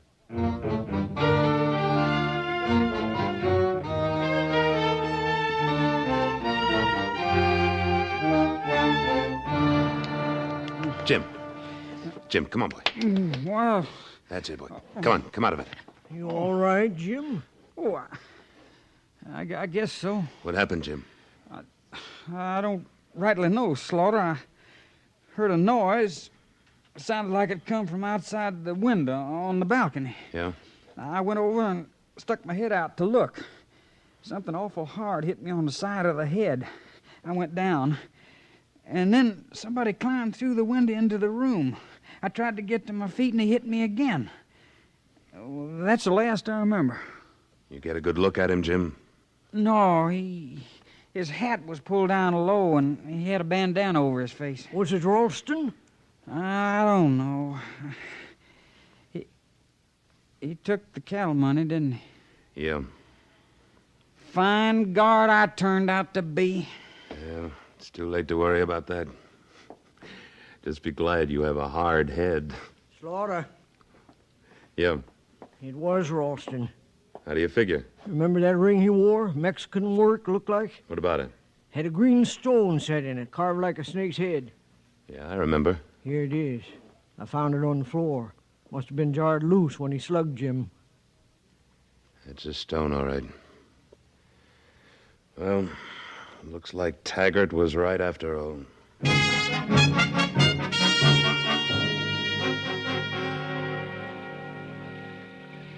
Well, well. So you finally wised up to Ralston, huh, Slaughter? Too late, of course. Maybe not, Taggart. Wichita, Yeah, you got the grub ready? packed in the saddlebags. Maybe next time you won't interfere when I'm trying to enforce the law. How about the bedrolls, Wichita? All ready. You're going after him, huh? What do you think? I think there's a couple of things wrong with that idea. Like what? In the first place, you got a poor chance of finding his trail at night in the rain. Rain's letting up. It'll stop soon. I want to be ready to start trailing as soon as it's light. The second thing is wrong is law enforcement is my business, Slaughter, not yours. That's my money he got away with. Yeah, but there's still the matter of that mine payroll he's got stashed away somewhere. Look, it's Slaughter. Ain't no sense our being at each other's throats all the time. You crossed me once. It riled me, but I'm willing to let it pass. I figure everybody's entitled to one mistake. Depends on what the mistake is, doesn't it? The point is we both want Ralston. Now, the smart thing to do is for us to trail him together. Me and Blackwell, you and Wichita. How about it? All right, Taggart. Good. I'll get word to Blackwell right away. He's on his ranch out of town a ways up near Crocker Mesa. Well, he ain't a full-time deputy, huh? This town can't afford one. I'll send word to him to meet us in the morning. We'll be ready at sunup.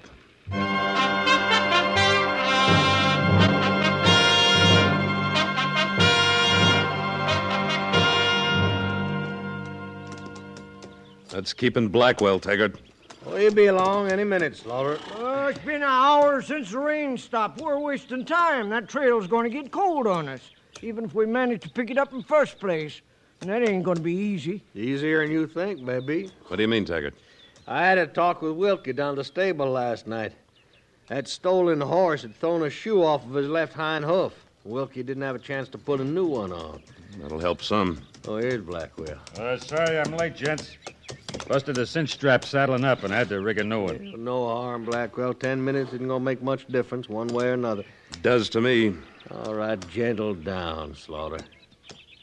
Now, I figure Ralston headed south, out of town towards the border. We'll cover that area first. Let's get moving, gents.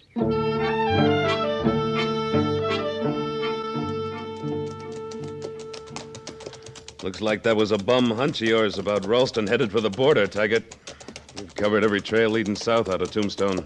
Well, like I say, Slaughter, everybody's entitled to one mistake. Gotta admit it was logical to reckon he'd be headed straight south. We covered most of the country west of town, too. Well, we'd just keep circling. Maybe he took off to the north. Hold up. What is it? Over there. Tracks. I'll take a closer look. What about it, Blackwell? Yeah. This is the one we're looking for, all right. No shoe on the left hind hoof. Heading straight west. Yeah. For the San Pedro River. Let's move. The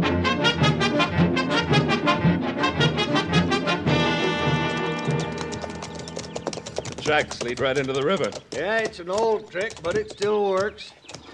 Probably rode up or downstream a ways, then out on the other side. This trail's gonna be tough to find again over there. That's pretty rocky ground. So I see. When we do pick it up again, I'll bet it turns south.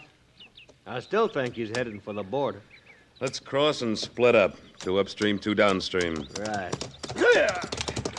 Whoever picked that trail on the other side fired 2 shots. Right.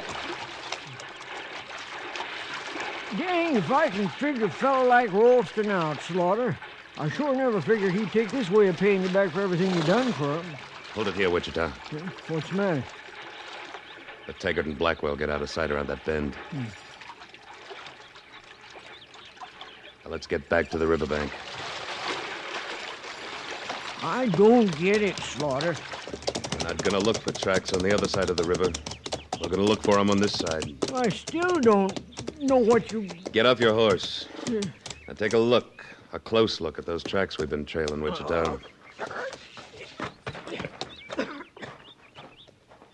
Well? There's a little dry dirt in the bottom of each one. Yeah. It was raining last night when Ralston's supposed to have stolen our money and the horse and made his getaway. Yeah, rain stopped about an hour before sunup. And these tracks were made after it stopped raining. That's why you see dry dirt where the hooves cut through the wet. Wait a minute. You mean somebody rigged this trail to lead us on a wild goose chase? It's just what we're going to find out.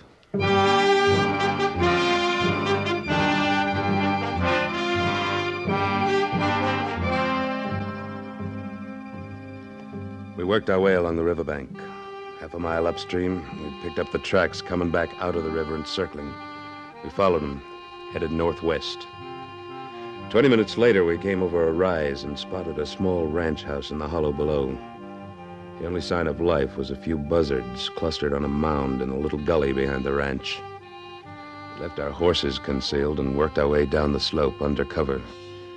Buzzards reluctantly took flight. We saw what had been buried in the mound, or what was left of it. Ralston's body. Yeah. Whoever stole our cattle money busted Ralston out of jail, forced him out here, and killed him. Yeah. Question is, who done it? Whose ranch is this? See over there to the right? That's Crocker's Mesa. Crocker's Mesa? Taggart said Blackwell had a ranch near Crocker's Mesa, so Blackwell's our man. Looks like it. We better get back to that ranch house before Blackwell gets back. Might be too late. If they figure we tumbled to the fake trail, they could circle back here to the ranch ahead of us. They? You mean Taggart, too? Soon find out. Keep down as much as you can. We'll circle around the corral There's here. Taggart on the porch with a rifle. Get down. That answer your question about Taggart? Sure does. No doubt about it. They're in it together. There he goes, inside the house. We gotta bust him out of that house somehow. Wait a minute. That wagon there beside the corral. Yeah. When I give the word, we'll head for it. Get behind it. Yeah, all right. Now.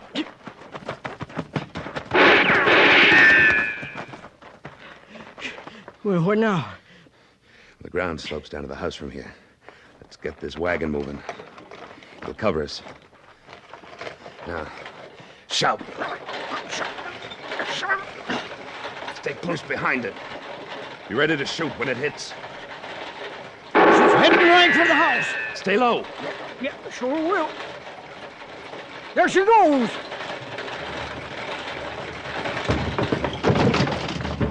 Come on, fast. Yeah, there's Blackwell at the window. I'll get him. Oh! Hold it, Taggart. Drop your gun. Drop it. All right, Slaughter.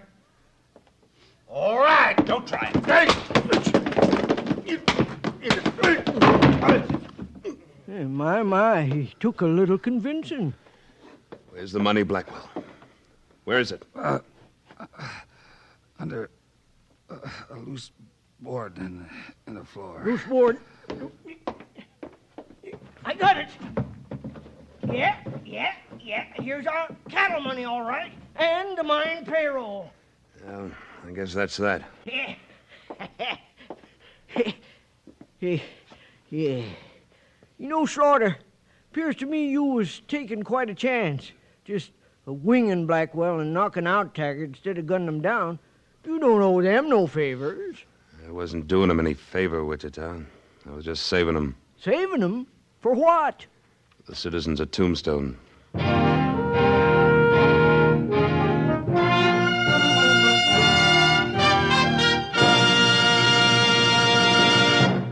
Luke Slaughter of Tombstone, starring Sam Buffington. Written by Robert Stanley with editorial supervision by Tom Hanley and directed by William N. Robeson. Supporting Mr. Buffington were Junius Matthews, Sam Edwards, Vic Perrin, Lawrence Dobkin, Jack Moyles, and Frank Gerstle.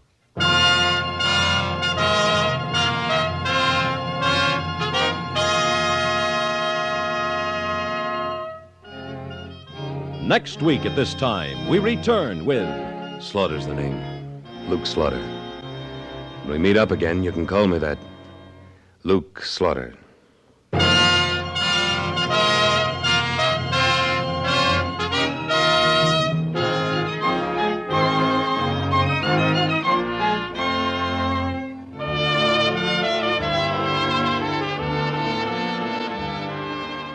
Special score for Luke Slaughter was composed and conducted by Wilbur Hatch. Stay tuned now for Frontier Gentlemen, following immediately on most of these same stations of the CBS radio network.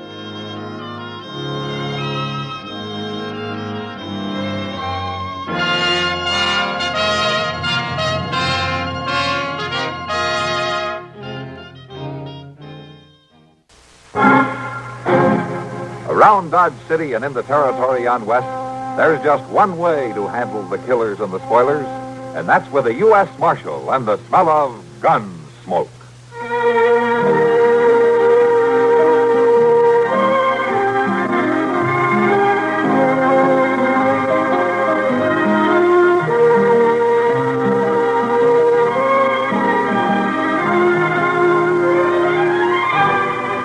Gunsmoke, starring William Conrad. The story of the violence that moved west with young America. And the story of a man who moved with it. I'm that man. Matt Dillon, United States Marshal. The first man they look for and the last they want to meet. It's a chancy job, and it makes a man watchful and a little lonely.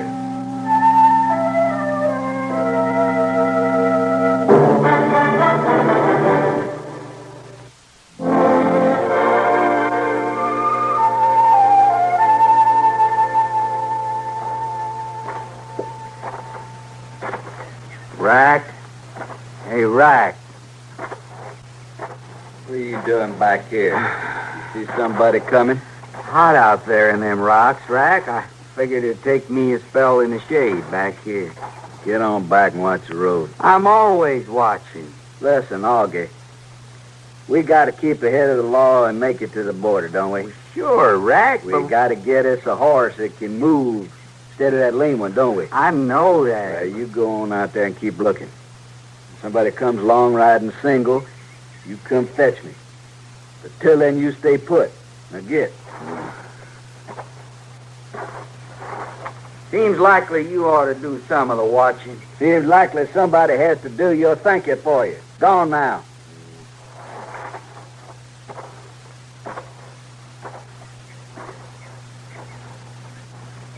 Right. You got some more arguing to do? Down the road, a rider, coming slow. You get down behind them rocks the way we planned it. I'll cover you from up here.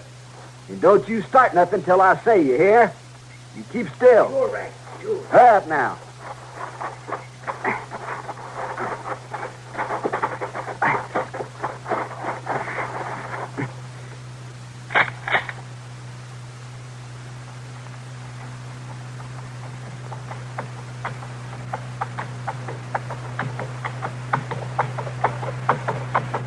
Drop your guns.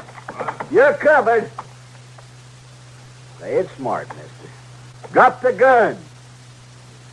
That's better. Now, get off the horse and start walking, nice and easy like. Right back down the road. Now, wait a minute. I got him. I got him. I'll get you, dang fool. Come on down, look at him, Rack. I told you not to make no move. I had to shoot him, Rack. You didn't do a very good job. He ain't dead. He's out, but he ain't dead. Well, let me finish him off, Rack. Just one shot. I want that badge. What are you talking about? What badge? What turned him over, Rack? He's the lawman. A U.S. Marshal. I always wanted me a badge like that. A marshal. You shot a marshal. The first man you ever take a shot at, and it's a U.S. mark. It ain't that funny, Rack. Now, let me finish him off. Wait a minute. What makes you such a killer all at once? I told you, it's a badge. A man wearing a badge like that, well, folks thinks he amounts to something. I want to wear me one. Now, go on, Rack. Stand back and let me finish him. Augie, put it down. He's mine, Rack. I got a right to do the shooting. Ain't gonna be no shooting. You just gonna leave him lying there? Then let me get the badge on. Leave it be. I got me a better idea.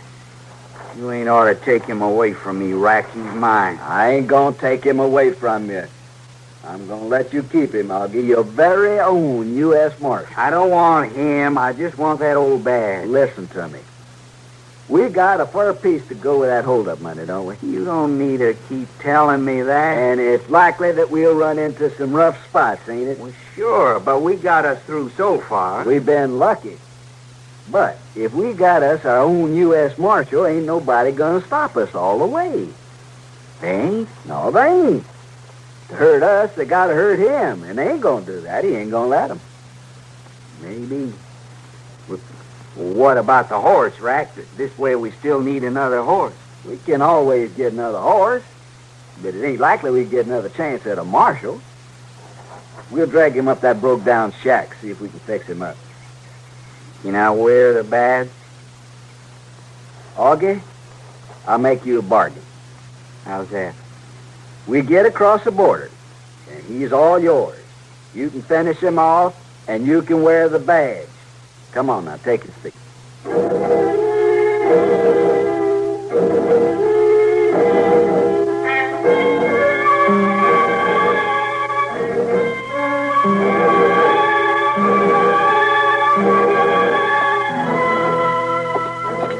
Thank you, Sam. Here's your beer, Doc. Oh, thank you, Chester. Yes, that's mighty big of you to buy this way. Well, I tell you, Doc, the way I figure it, a man has to do the buying once in a while, or there's a chance he'll be thought of as a cheapskate. Oh, you've noticed that, have you? How's that? I say, you... Yeah, well, hello, Miss Kitty. Hello, Chester. Yes. Doc. Kitty, how are you? I don't see you in here very often in the morning, Doc. Well, Kitty, Chester's buying. And I figured I better accept his offer before he changes his mind. Oh, now I'd have stood good for it any time, Doc. Oh, I assure you would, Chester. You heard anything from Matt? Oh, no, Miss Kitty, I ain't. Well, he was supposed to be back yesterday, wasn't he? Well, that's what I thought. Now, you can't never tell what he might have run into up there in Larned. I can imagine. I remember one time we was up there, we like to never got away. Oh, you had a hard time transacting your business, huh? Well, no, it wasn't that exactly. It's just that folks in that saloon was so sociable. Yeah, well, it gets that way sometimes. Well, I hope Matt isn't having such a good time socializing that he forgets his way home. Oh, now, you don't have to worry none about Mr. Dillon.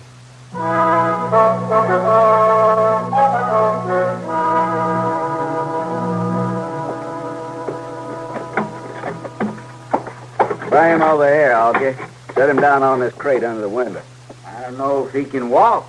I can walk, all right. Well, now, Marshal, that's just fine. I'm glad to see you come out of it so good. Come on over here. What for? Well, you got a bullet in your shoulder, ain't you? Well, you ought to know. Now, I didn't do that to you, Marshal. Augie did. Ain't that right, Augie? Sure is. By rights, he ought to be my prisoner, too. Bring him over here.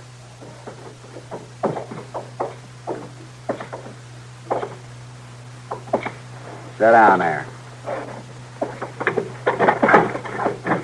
Turn your shoulder toward the window. Get a look at this. Hand me a knife, Augie. Here. Huh? You gonna cut on me with that thing? You want that bullet out, don't you, Marshal? You're gonna use that dirty blade, you might as well leave it in. Well, now, I sure do beg your pardon, Marshal. I sure wouldn't want to dirty you up none. Here, I'll wipe it off real nice. Tear me off a piece of your shirt, Augie. Doggone it, Rag. I was better off before. How's that, Marshal? Get on with it. All right, then. I've waited a long time to work on the likes of you. I want to be sure things are just right. Yeah, I'll bet. Hold still now. A little rough, Marshal. Well, I'm sure sorry to hear that. You want me to hold him, Rack? You don't have to hold me. Why, shucks, no. Augie. Marshal's a brave man. Marshal. Get him, Augie.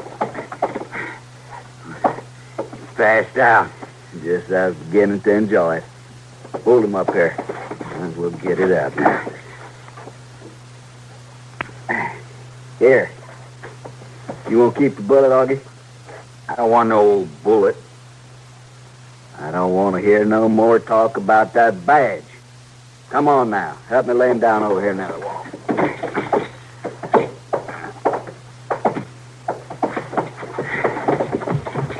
You think he's gonna mend? Give him a day or two and see. He ain't no good to us unless he can ride.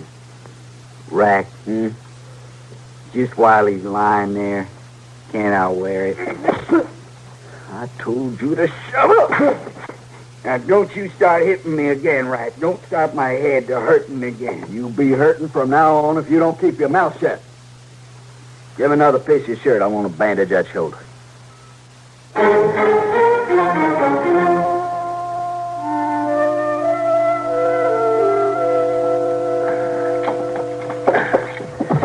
Rack, is that you? I ain't Rack. Oh, that's Augie. I'm awful dry. Rack ain't here. Is there anything wrong with you getting me some water?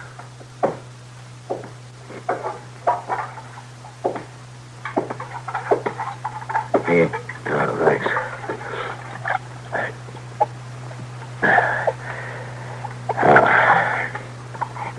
You gonna mend?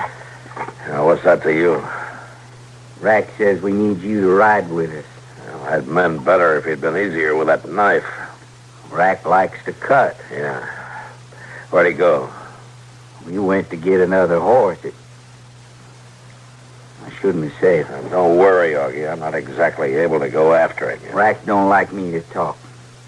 No? You always do what he says? This time you ought to be glad I done what he said, Marshal. How's that? I was all for finishing you off. I was the one that shot you. I should have had the badge. The badge? Oh, my badge? Rack didn't have no right to take it. He figured it'd help him get close enough to get a horse. But I was the one should have wore it. Well, what would you do with it? Well, just wear it around some. Feel like somebody.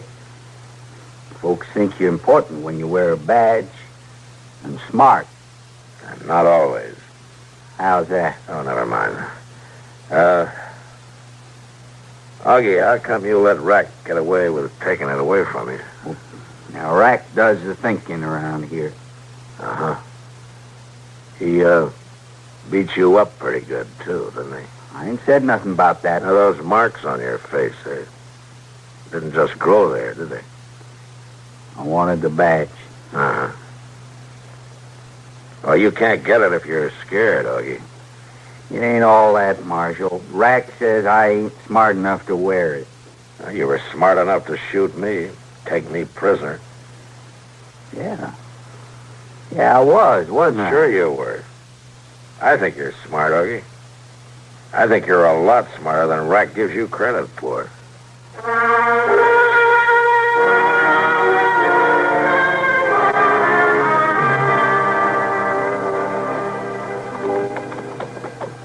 Ain't we never gonna stop to eat, Rack? My belly's hurting empty.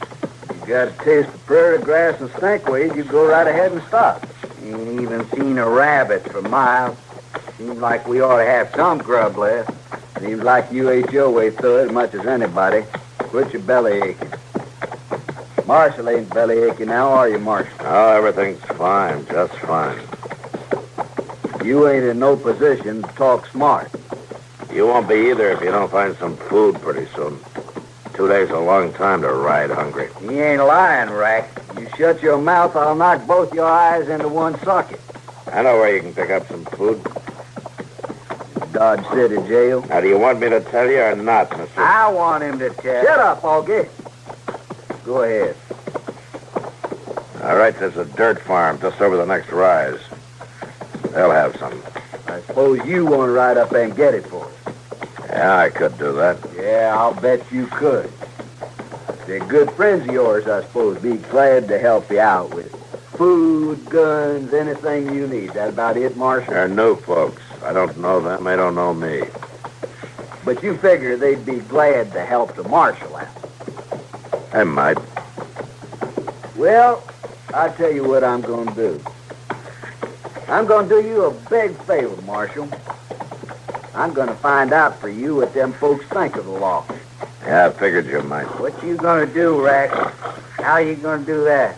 Well, I'm just going in there myself, wearing the Marshal's badge, of course. Now, listen here, Rack. It's my I'll turn. ride up there just as polite as you please and ask for a little grub.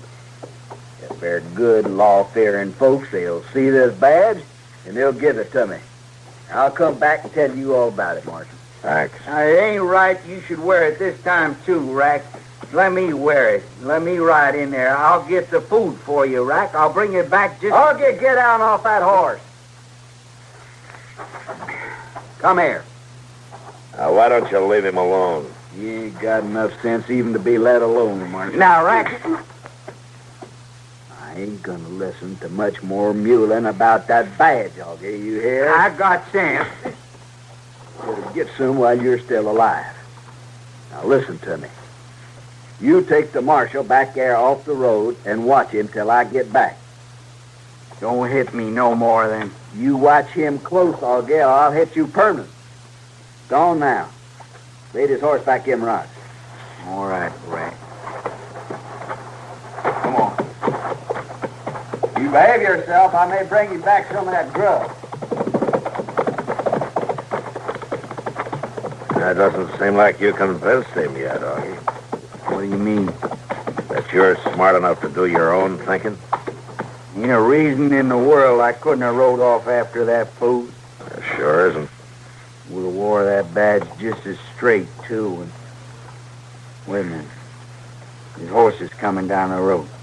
Yeah, I see him. Get down off your horse. Rack didn't talk nothing about nobody coming. That's all right, Augie. You can handle it. Sure I can. Look, why don't you lay low here like Rack said, and I'll edge out and see who they are. Yeah. Yeah, that's a good idea. Now, you just let me do the moving. There's no use you bothering. You go right out there and... What out? Now, you just hold on there. Well, what's the matter, Augie? Come back here. Well, I told you I was just going to look out. I got a gun on you, Marshal. You come back. Now, get down. You be quiet.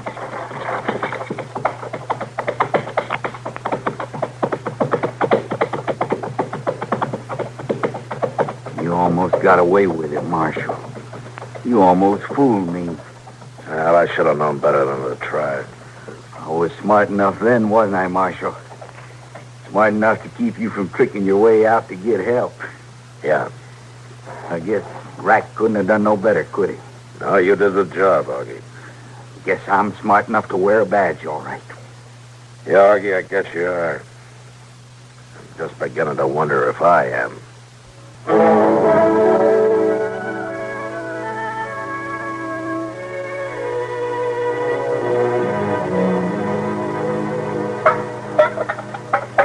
Looks to me like you was mighty glad to get off that horse, Marcy. You ain't getting too tired now, are you? Never mind that. Sure ain't see a strong man like you puny up, especially the way I've been doctoring you. Well, if the doctoring didn't kill me, nothing's going to. Well, I wouldn't count on that if I was you. I've been thinking, though, once I get me across the border, I might take up doctoring. Anybody you work on will hang you for sure. Including you? Yeah, if I get the chance. Well, now, that ain't very grateful. Rack? What? I got to tell you about the horses. What about? Well, I was watering them, like you said, in that bay. What about the bay? Well, he just wandered down the creek someplace, Rack. Well, did you go get him? No, I figured I better come tell you. No sense to water the horse. Don't hit me no more, Rack. I'll go after him. I'll go after him myself. You wouldn't find him if he was standing on your foot. You see, that marshal's gonna wander off too now. You got no call to beat me all the time. No, he hasn't, Augie. Keeps hitting me in the head, and I can't think good. Yeah. Nobody could think good to get their head beat all the time. Augie. Been beating on me ever since Pa died. He ain't got no call to go beating on me. Augie, why don't you walk out on him? I ain't never thought of that, Marshal. Nah, Rack wouldn't let me. You wouldn't have to ask him. You'd do better without those beatings, wouldn't you? Sure. You got sense of your own, Augie. Yeah, that's right. You said I was smart yourself. Sure, you're smart enough, Augie. And I'll help you. Help me? Now listen, you just see that my feet are untied tonight after we bed down, huh? And I'll help you get away. I don't know. I'll see that you get the badge, Augie. Badge? Can I wear it? Right here on my shirt? Sure you can wear it. You got as much right to it as Rack has. Yeah. Yeah. All right, Marshal. I'll walk out on him. I'll walk out on him wearing the badge.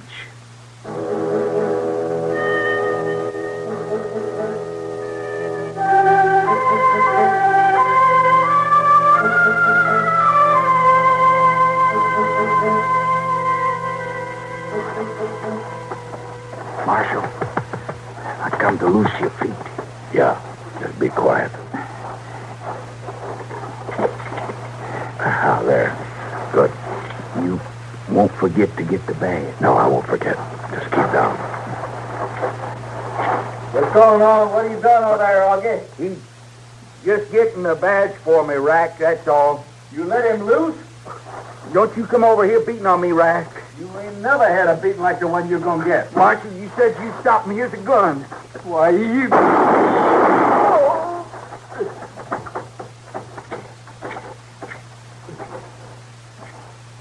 Rack? Marshal, he shot me. I'm hurt, too. Yeah, Augie. Just lie still. You shot Rack? I had to. You beat me. You beat me bad. No, Augie, he won't beat you, not anymore. He's dead. Am I gonna die too, Marshal? No, I don't think so. I think he'll heal up all right. Then I can walk out, just like you said. Oh, not quite, Augie. I'm going to have to take you back to Dodge City with me first. You got a bank holdup to answer for. Oh, yeah. I forgot about that for sure. It almost slipped my mind a couple of times, too. But, Marshal. Yeah? The badge.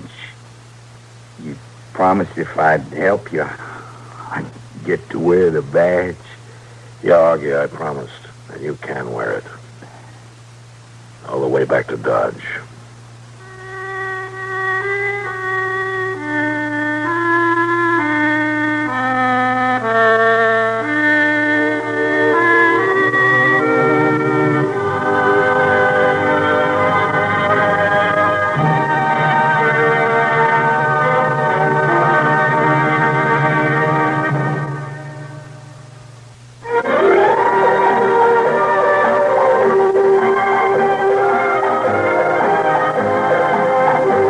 Gunsmoke, produced and directed by Norman McDonald, stars William Conrad as Matt Dillon, U.S. Marshal. The story was specially written for Gunsmoke by Marion Clark, with editorial supervision by John Meston.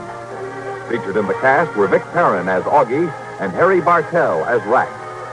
Harley Bear is Chester, Howard McNear is Doc, and Georgia Ellis is Kitty.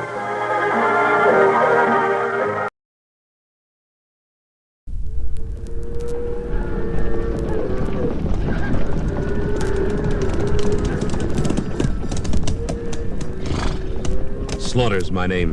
Luke Slaughter. Cattle's my business. It's a tough business. It's big business. I've got a big stake in it. And there's no man west of the Rio Grande big enough to take it from me.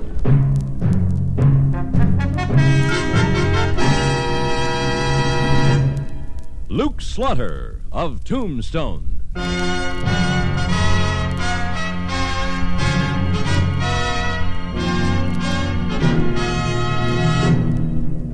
Luke Slaughter of Tombstone, Civil War cavalryman turned Arizona cattleman. Across the territory from Yuma to Fort Defiance, from Flagstaff to the Huachucas, and below the border through Chihuahua and Sonora, his name was respected or feared, depending on which side of the law you were on. Man of vision, man of legend, Luke Slaughter of Tombstone.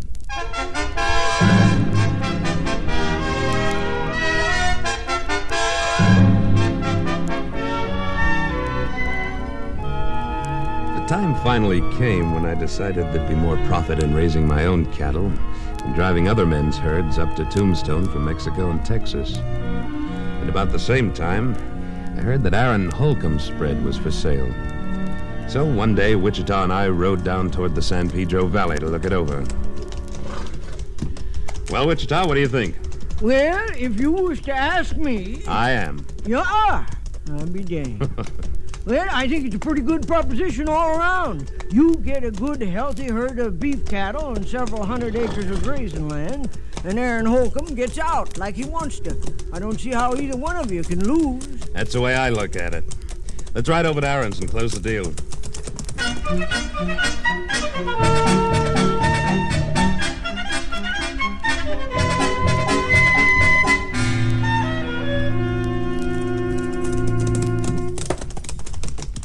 Howdy, Aaron. Howdy, Luke. Wichita. Howdy, Aaron. Well, Aaron, I'm ready to talk business. Good. Come on into the house, and I'll see if I can get Sarah to rustle up some coffee. It's a mighty nice herd you got there, Aaron. How many head you figure you're running? Well, not counting calves, somewhere between 450 to 475. Let's count the calves and make it 500. That's mighty generous of you, Luke. Got company, Sarah? Well, Mr. Slaughter in Wichita, how are you? Hello, Mrs. Holcomb. Howdy, Mom. Suppose you could find some hot coffee for these gents? I wouldn't be the least bit surprised. Sit down, Luke. Over there, Wichita. Thank you. Sarah, Mr. Slaughter is interested in buying. Well, I must say that's a relief. I said to Aaron, Mr. Slaughter, I said, if Mr. Slaughter won't take the place off your hands, who will? Well, it isn't exactly a matter of taking it off your hands, Mrs. Holcomb. Aaron's built up a valuable spread here. Yes, but who in Tombstone's in a position to buy it but you? And I declare I'd go out of my mind if we had to wait around here for goodness knows how long, selling it off piece by piece and cow by cow. Well, I don't think that'll be necessary. Aaron, I'm prepared to offer you $5,000 for your outfit. Lock, stock, and barrel. 5,000? Well, now, that's a pretty fancy price, if you ask me. Nobody did, Wichita. Wichita's right, Luke. It is a fancy price, but I'll accept it. Good. I've drawn up a bill of sale and a deed, Aaron. If you'll just sign here. All right, Luke. How about the money? You want me to deposit it to your account in the bank in town? No, Luke, I never did trust banks. They get robbed too often. I prefer cash. I thought you might. So I brought it with me. There you are. 5,000 in $100 bills. Count it. I don't have to, Luke. I know it's all there. Well, that's an awful lot of cash to have laying around, Aaron. Oh, it won't be laying around, Wichita. I got my own private hiding place. Where? Well, I don't aim to disclose it to a swindling old coot like you. But I will say it's under a board in this kitchen, but I ain't specifying which board. You always was a cautious one, Aaron. Reckon that's why you lived so long. No, Wichita. Sarah is why I've lived so long. Oh, well, I reckon she is at that. Say, what are you two talking about? Hey, you see, Aaron, you've been reformed so long that greenhorns like Luke here don't even know what a bad man you once was. What? You mean to tell me, Luke, you never heard of a gunslinger named Big Aaron? No. I guess that was before my time. Yeah, I guess it was. Why, Aaron here was once the fastest gun in the Panhandle. How many men was it you helped along to their reward, Aaron? Some say 12, others 14. I never did rightly know. Wichita, you talk too much. Yeah, that's what Luke says. But be that as it may, truth is, Luke, Aaron probably could have outgunned you in his prime. Well, I don't know. That was a long time ago. Before Sarah came along and showed me the error of my ways. Well, don't get the idea I was exactly a gospel singer, Mr. Slaughter. You don't learn many hymns at the birdcage in Abilene. But I loved him. So I hung up my gun, and for nearly 20 years I ain't used it on anything bigger than a rattlesnake or a coyote. You see, I preferred a live husband to a dead legend. And you live to regret it, hmm? Not a single day of it. Mr. Slaughter, when will you want us to move off the place? There's no hurry, Mrs. Holcomb. You just take your time. Where are you two heading? On west? Oh, mercy, no. We're going back east to Missouri. Well, I never. Folks don't go back east. Not when they got themselves a going outfit like you have, or had. Oh, but I've still got kinfolk back there. Well, kin ain't no reason to leave God's country. And I've got a hankering to see green fields again and to grow something else besides beef cattle. You gonna be a farmer, Aaron? Looks like it.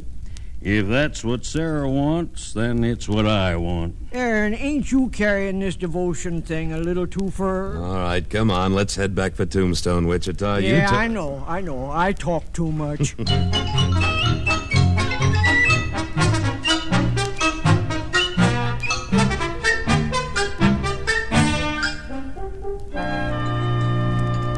evening, Mr. Slaughter. Evening, Nellie. What's on the fire tonight? Well, there's fried pork chops and fried steak. I'd recommend the pork chops. Say, what's the matter with my cattle? Oh, I didn't mean that, Mr. Slaughter. Evening, Luke. Evening, Nellie. Evening, Wichita. Pork chops or steak, Wichita? Don't make no difference. I'm hungrier than a woodpecker with a headache. Steak, I guess. No, I'll bring it along as soon as I get these other gentlemen's orders. Where you been? Oh, I just dropped by the epitaph office to pick up the evening paper. Well, what you know? What? Here's your name in the paper, big as life. What does it say? We understand Luke Slaughter has decided to settle in these parts. Yesterday, we heard he bought Aaron Holcomb's spread down on the San Pedro River. We also understand Luke paid a very pretty penny for it. I wonder how that got in the paper. Well, I don't know, Luke. I'll bet you don't. You know, between that nosy nose of yours and that wagon tongue, somebody's going to get into trouble someday, and I hope it'll only be you. Now, Luke, I was only... My business is my business and nobody else's, and I don't like reading about it in the newspaper. Is that clear? Why, sure, Luke, sure. Stop it, please. Stop what? I was just trying to be friendly. If you just give me your order. Say, I got an Appears Nellie's having a little trouble. Who are those two, Wichita? You know them? Never laid eyes on them before. Strangers, most likely. Must be. Well, they'd know better. Come on now, don't be like What that. seems to be the difficulty, gentlemen? Huh? Oh, we ain't having any difficulty. We just being friendly with this little filly here. It's all right, Nellie. I'll take care of this. Thank you, Mr. Slaughter. I guess you boys aren't very well acquainted in Tombstone, or you'd know that this is the dining room of the San Jose house, not the bar room of the Occidental. Rough stuff doesn't go here. Who are you? The owner of the hotel? No. Maybe a sky pilot, then. No. Then what right you got butting in? The right any man's got to help a lady when she needs it. Now, you boys better mind your manners or go get your supper someplace else. You know, mister, I just may have to cut you down to size.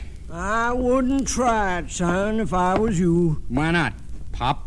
Guess you don't know who you're talking to. That's right. I don't know and I don't care. Well, you better care. This here is Luke Slaughter.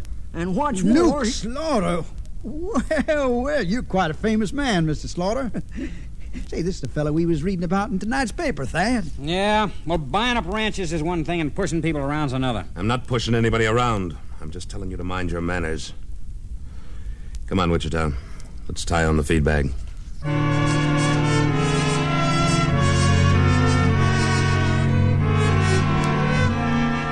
I guess I must have discouraged the two Randy Ranahans, because a couple of minutes later they left, presumably to find a dining room where it was permitted to pinch the waitresses. And I forgot all about them, since my business is primarily not the protection of Tombstone's womenfolk, but cattle. I was tending to my business the next afternoon when Wichita busted into my office at the Cattlemen's Association. A terrible thing has happened, an awful thing. What, Wichita? It's Sarah Holcomb. What's the matter with her? Well, Aaron just brought her into the doctor. She's cut up something terrible. Who cut her? Aaron don't know, and she can't talk. She's unconscious. We'd better go over to the docks and see if there's anything we can do. We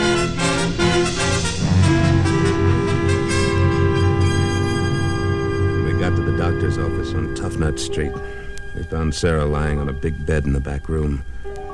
Aaron's huge body seemed shrunken as he knelt by the bed, holding her tiny hand in his. The doctor waved us back into his office and closed the door behind him. How is she, Doc? She's dying, Wichita. What happened to her? Luke, I've been doctoring out here for a long time, and I've seen people die in a lot of different ways. I've treated bullet wounds, dug out arrows, sewed up knife gashes. But I've never seen anything as rotten as what somebody did to that poor woman. What did they do to her? Spurs. Big, rowel chihuahuas. They must have kicked her for a long time. She's got holes all over her body. You dirty sidewinder. Is she conscious? She won't be for long. Can I talk to her? Well, I guess it don't make any difference now. Go on in. No, sir. How do you feel, Mrs. Holcomb? Oh, not too good, Mr. Slaughter. But I'll be all right in a few days. Doctor said so. Of course you will. Mrs. Holcomb, who did this to you? I don't know. I never saw him before. There were 2 of them. They rode up to the ranch just before noon. I was down in the wash looking after a new drop calf, Luke. I see. Go on, Mrs. Holcomb. Oh, they said to give them the money you paid us for the ranch. I told them I didn't know what they was talking about. And then one of them knocked me down, and the other began kicking me with his spurs. Sarah, Sarah. Can you tell me what they looked like, Mrs. Holcomb? Anything about them? There was 2 of them. I think I heard one of them call the other Thad. Thad? Yeah. He was the little one. He's evil. He's cruel and mean and evil. It was him that did this to me. Oh. All right, Mrs. Holcomb. You just lie back and rest now. She tell you anything, Luke? Warren, she knew she did, Wichita. One of them's named Thad. Does that mean anything to you? No, can't say that it does. Those 2 cowboys in the San Jose house last night. Didn't one of them answer to the name of Thad? The little one. Wait. By Tophet, I think he did. And wasn't he wearing Chihuahua spurs with long rowels? Yeah, he was. Doctor, come quick!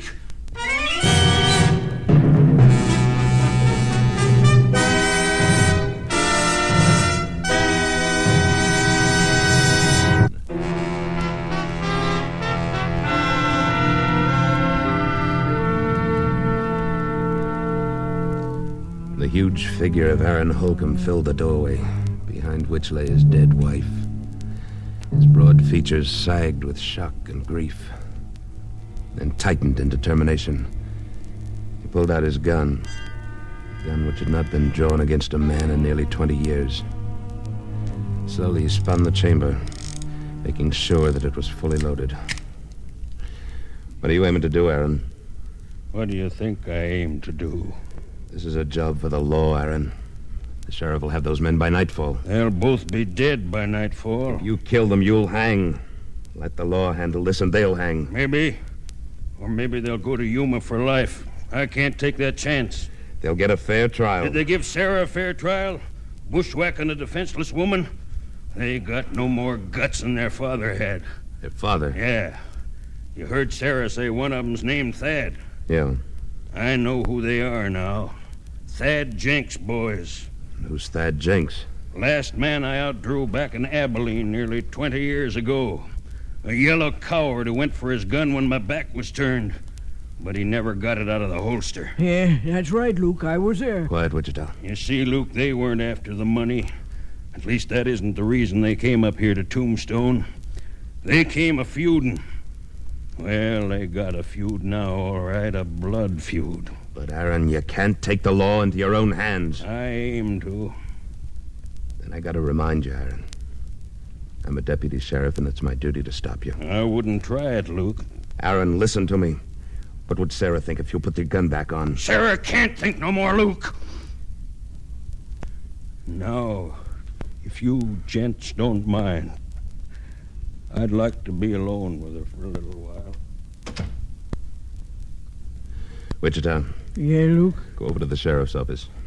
Tell him he's going to have a shooting on his hands if he doesn't lock those 2 up before Aaron finds him. How you know they're still in town? I don't, but I'm sure going to find out if I have to search every saloon on Allen Street.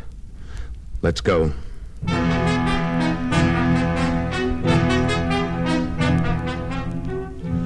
And that's just about what I did. They weren't in Hereford's or Bob Hatch's. They weren't in the Oriental or the Occidental. I just about decided they'd been smart enough to skip town when I found them in the Alhambra. Hey there, bartender. Let's have another bottle here. This one's empty. Sure, can't you see we're dying of thirst here? Never mind, bartender. They've had their last drink for a while. Well, if it isn't Mr. Luke Slaughter. What's the idea of the gun, Mr. Slaughter? It's Deputy Sheriff Slaughter. Signifying? I'm arresting you 2 for the murder of Sarah Holcomb. You must be mistaken, Slaughter. We don't know no one named Sarah Holcomb. Those spurs you're wearing look mighty sharp. Well, they are. My horse has an awful tough hide. It's too bad Sarah Holcomb didn't have a tough hide when you used him on her. Now move. Nobody's moving. Unless he wants to be stopped with a bullet. Aaron, listen to me. Put your gun away, Luke. It's too late to play lawman. Aaron, I can't let... Just step to one side out of the line of fire. These boys and me are going to talk business. If you try it, I gotta defend him, Aaron. It don't matter much to me, Luke. If I have to kill you to get him, well, then I'll have to. Hey, who is this crazy old fool? We never saw him before. That's right, Sonny. But I bet you heard about me all your life. I'm the fella who killed your pappy. But I killed him in a fair gunfight, just like I'm going to kill you. Not the sneaking, snaky way you killed my wife. He's out of his mind, Slaughter. I tell you, we didn't kill his wife. He's convinced that you did, and so am I. I'm putting my pistol back in its holster, so everything will be fair and square. Now, you boys can take off your guns and try me, or you can go for them and try me. Don't make any difference. Either way, I'm going to kill you, and either way, it'll be a quicker and easier death than you gave Sarah. Oh, look, mister, you're making a mistake. Leave us out of here. We'll get out of town and never come back. You're never leaving this town. You're staying right here, on Boot Hill. Now, draw. Aaron, you go for your gun, and I'll have to go for mine. You do that, Luke. But I won't be aiming at you. I couldn't draw on Aaron, and he knew it. He knew there was nothing I could do to stop his vengeance. The silence of waiting death hovered over the room. The smell of fear was there, too. Aaron stood facing the two terrified brothers, his feet wide apart, his open hand hovering an inch away from his holstered gun. For seconds that seemed like hours, they stood there. And finally, Harv Jenks went for his gun. Aaron's arm was a blur as he pumped two shots into Harv before he could get his gun out. As he fell dying, he fired once, and across Aaron's chest, a red stain slowly spread. Thad Jenks stood in frozen terror, his gun still holstered. Then he found his voice. Mr. Slaughter, for the love of God, don't let him kill me! All right, Aaron. That's enough shooting. You're right, Luke. A bullet's too good for this one with those nice, sharp spurs. Of course, I ain't wearing spurs, Sonny, and I got no knife to cut you up like you did Sarah. But I got two hands. Big hands. Hands big enough to crack your bones. Big enough to choke the life out of you little by little. Arms swinging, his great hands outstretched like a huge gorilla, Aaron slowly moved across the room toward the terrified killer. Thad Jenks backed away from him until he bumped into the bar. He seemed to remember his gun. Yanking it out, he poured shot after shot at Aaron, but he never stopped advancing. The gun was empty. Thad threw it away and tried to make a break for the door, but Aaron too, grabbing him by the throat with one hand and smashing him in the face with the other.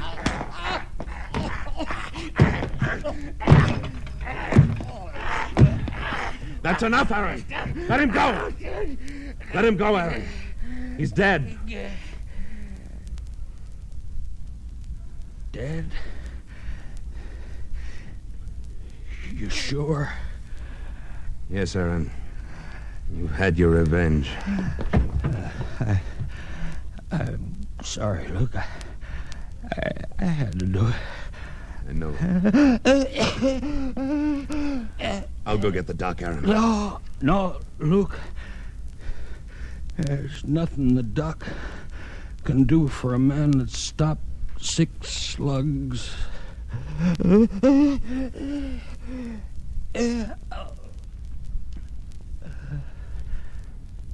Luke? Yes, Aaron. Luke, this is the only time I ever broke a promise to Sarah. I know. But there's one last promise I don't want to break. If you'll help me. Sure I will, Aaron. I promised Sarah we'd go back to Missouri together for the rest of our days. Luke, Will you see to it that we do?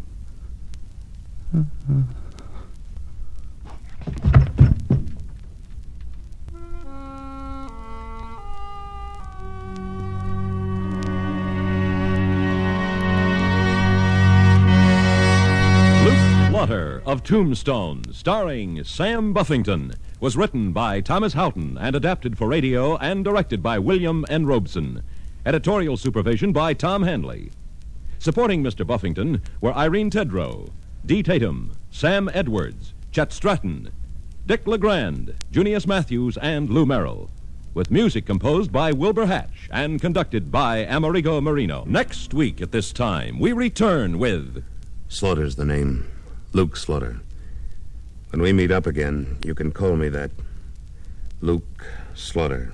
Luke Slaughter of Tombstone has come to you through the worldwide facilities of the United States Armed Forces Radio and Television Service.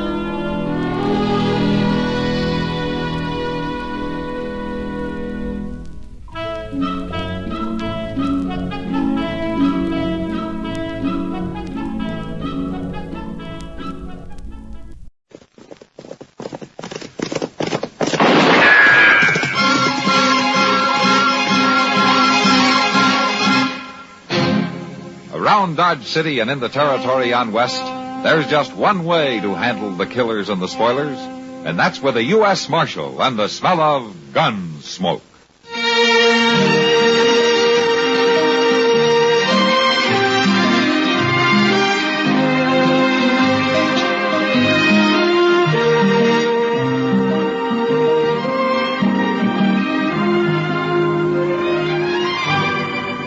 Gunsmoke, starring William Conrad, the story of the violence that moved west with young America, and the story of a man who moved with it.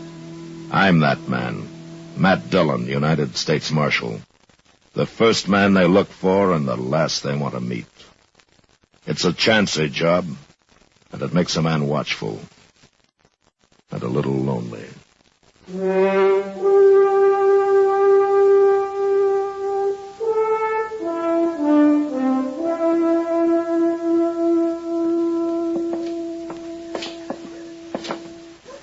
Mr. Dillon, you figure Aim will have your horse shod by now? He should have, Chester. He's a good blacksmith. I swear I don't see how nothing but prairie can wear out shoes so fast. It wears your boots out fast enough. Well, yeah, but they ain't iron. Well, the shape my feet's in, they might as well be. Yeah, Gil Tallman must be waiting for a horse. He's a loudmouth, ornery cuss, ain't he? Got through with him. That horse was so lame he couldn't walk a foot. Ought to break your face. Please, if it was my fault, something I did wrong, don't pay me anything. What's the matter, Emil? Huh? Oh, Marshal, this fool Dutchman messed up my pony. Oh? Maybe it was a stone bruise. Ain't no stone bruise, Marshal. It's pinched feet. That's what it is. I ain't paying a cent to any blacksmith who cripples horses. Well, of all the mule-headed... It is all right, Chester. Best we forget it now. I purely don't like that, man. How about my horse, Emil? All finished. New shoes all around. Yeah, good. How much owe you? $2. All right. Here you are. Thank you. Yeah, Chester, you get up behind. I'll ride you back to the office, huh? Come on. There. Marshal. Yeah. Mr. Tolman is wrong about me. The horse he ride just now is one I shoot 2 days ago. You can see he is not lame. And he didn't seem to be. There sure wasn't nothing wrong with the way he traveled. Hey, well, this has been going on for a long time. Why is Tolman hoorahing you? Do you know? Oh, maybe because I am German, maybe something else, who knows. Well, I'll ask him to pay his bill if you like. Oh, Marshal. Look, you won't get rich if you aren't paid, Emil. Money is good, yeah, but not worth enemies. Now, whatever you say. Ready, Chester? Yes, sir. All right, hold on.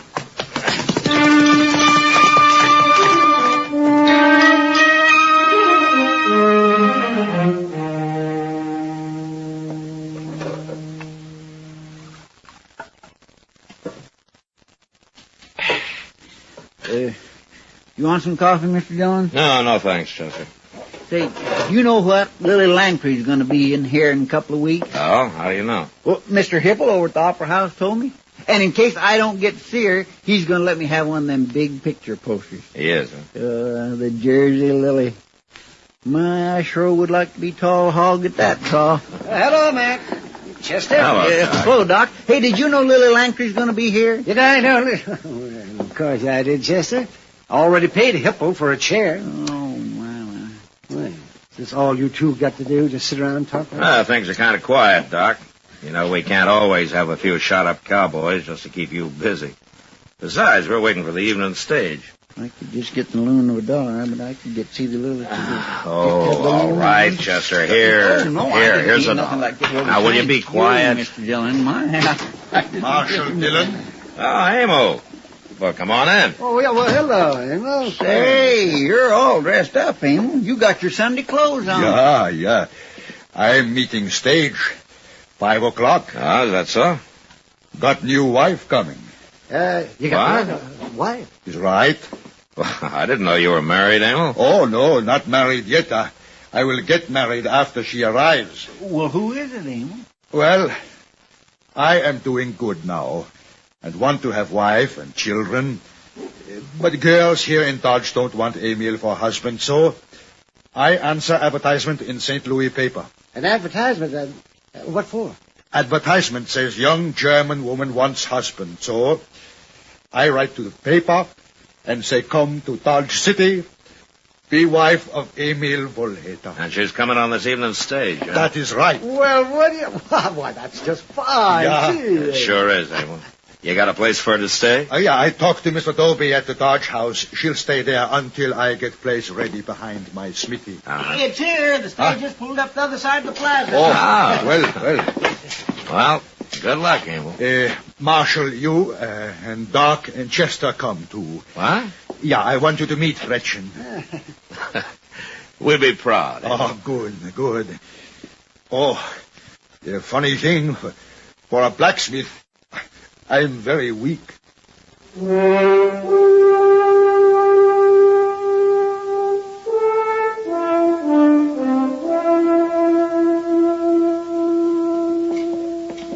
know, Marshal, all my life I am not afraid of anything, but now, for no reason, my stomach is sick. Yeah. There's only one woman getting off the stage. That must be her. Yeah. Say, she's a pretty little thing, ain't she? Yeah, she sure is. Well, go on, Emil. She's standing there waiting. We'll wait here. Well, go on. Oh. Well, go on, man. Go on. There's plenty of time to be nervous later. Yeah. Fräulein Schiller. Ja? Grüß Gott. Ich bin Emil Volheta. Ich bin fröhlich und glücklich, dass Sie gekommen sind. Volheta? Ich hoffe, die Reise war nicht zu schwer. Nein, ganz gar nicht. Ich bin erfreut, hier zu sein. Meine Freunde sind sehr liebe Leute. Ich werde sie Ihnen vorstellen. Man, you wonder how they can understand each other talking that way. Oh, for heaven's sakes. Oh, you are. You do. Oh, look, he's bringing her over. Sprechen Sie Englisch, Fräulein Gretchen? Ja, natürlich. Ach, gut. Marshal Dillon, gentlemen, Miss Gretchen Schiller. How do you do, gentlemen? Welcome to Dodge, Miss Schiller. Thank you, Marshal. I hope you'll be very happy here. Yeah, you sure got a fine man. Thank you. I know much about him already. We have written. Now, Marshal, I will take Gretchen to the hotel. Kommen Sie, Gretchen, hier gehen jetzt. Well, she seems a little scared, doesn't she, now? Doc, she took a big chance coming out here. Yeah. Well, come on, Matt. This is an excuse for some sort of a celebration. I'll buy a glass of rye. What? You too, Chester. Well, all right, Doc, since you're buying. You know, I was just thinking, she's so little and Emil's so big, I sure hope he don't take it into his mind to beat her now. No. You know, Chester, Emil's about the gentlest man I've ever known. Besides, Chester, that men don't always beat their wives. Well, I know that, but some does. Sam, set out some glasses and a bottle of rye whiskey, please. All right, Now, it's Gil Tolman again, Mr. Dillon. Yeah. One of them burners is all we need around here, and now there's two. That's too many. Doc, you and Chester wait here, huh? We ought to tar and feather the both of them and send them on their way. That gal he brought out here... How drunk are you? Ain't a man allowed to say what he thinks around Dodge no more, Marshal? Not when he's thinking the way you are. This is between Woolhater and me. There's nothing to do with the law. Why don't you drink up and get out and take Spooner and Willie here with you? Just a minute. You listen to me. All of you. Emil Woolhater's trying to mind his own business. And if there's any trouble, I'll know who started it, and he'll go to jail. You saying you can lock me up? Tolman, if Emil Woolhater ever gets mad enough, he'll kill you with his bare hands. Now, you leave him and that girl alone. Girl. Why, she's probably nothing but a...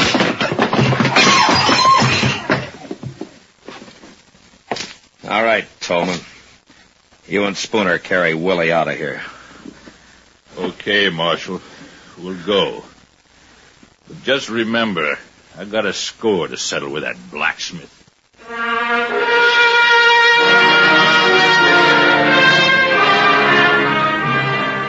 By the end of the next week, Emil Woolhater had finished fixing up the little room out behind his smithy.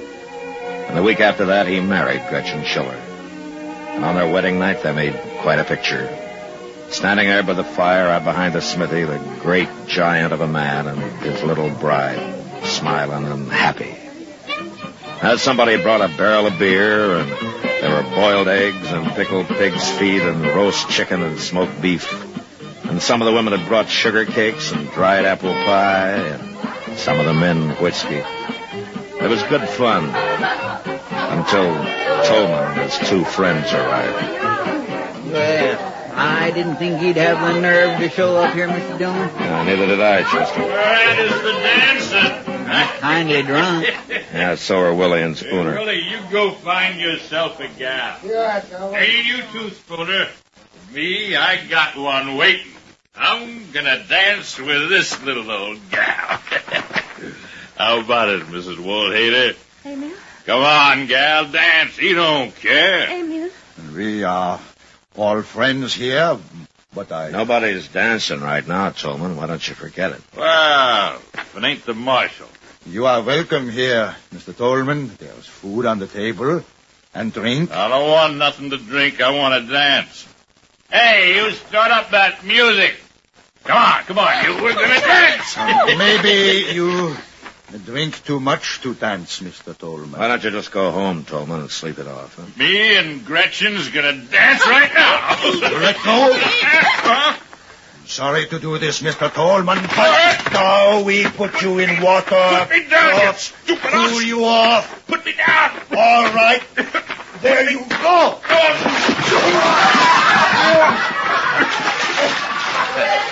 Well, that'll quiet him some, Emil. Well, it's better than hurting him, I think. You filthy Dutchman. Oh, I'll pay you back for that. Come on, Willie. Spooner, let's get out of here. Everybody, have fun. No troubles on wedding night of Gretchen and Emil.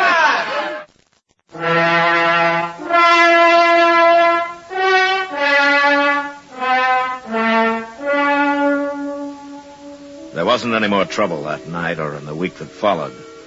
I kept my eyes open, but there was no sign of Tolman or his friends, and Dodge was pretty peaceful. And then late one night, trouble did come, but not in the way I'd expected. I'd been out at the Crockett place, and when I rode back up to the office, Chester was waiting for me. Mr. Dillon? Hi, Chester. Oh, Mr. Dillon, I sure am glad you're back. What's the matter? Oh, there's been a fire. What? It was the blacksmith shop. What? A bunch of the men still over there. But where's Emil? I don't know. Nobody ain't seen him. What about Gretchen? Oh, Miss Kitty, with her. Oh, she's awful upset, poor thing. By the time we got bucket lines going, the place just about burnt to the ground. Well, how'd it get started? I don't know, but a shack like that flares up pretty quick. They didn't have time getting nothing out, beds or tables and such like. Look, there it is. Yeah, there isn't much left but a pile of coals. There's Miss Kitty right over there. Oh, yeah. Hello, Matt. Gretchen? Kitty? Oh, Marshall, he's gone. All gone. It's going to be all right, Miss Wolfetter. Kitty, why don't you take her over to your place? Huh? Oh, yeah, that's a good idea. You come with me, honey. Oh, no, I can't. Emil will be back. He will worry. Well, the marshal can tell him where you are. Well, where's your husband, Gretchen? He was called away. Well, when? A few hours ago, a man came for him. What man? One of the men who came our wedding night with Mr. Tolman. Oh, she means the night of the chivalry, Matt. Yeah, it must have been either Willie or Spooner. Yeah, that's right. Leave, Mr. Phillips. Oh, thank God. He was so pinchstick, Emil. I'm going to take her with me, Mr. Wolfetter. Yeah, you are kind, Miss Kitty. Right now, she needs a woman. Yeah, sure. Come on, Gretchen. Let's go. Yeah, all right. Marshal, I think somebody set that fire. Well, why? Somebody wanted me away from my place. So he told me I was needed down the trail toward Willow Bend. A horse had pulled up lame because of thrown shoe. Yeah? But there was no horse. Well, who was it, Emil? It was the man Spooner.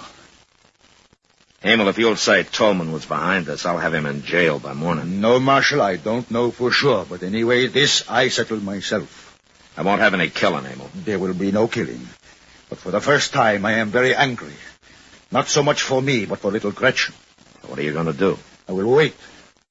Next time I see Tolman, I will teach him lesson.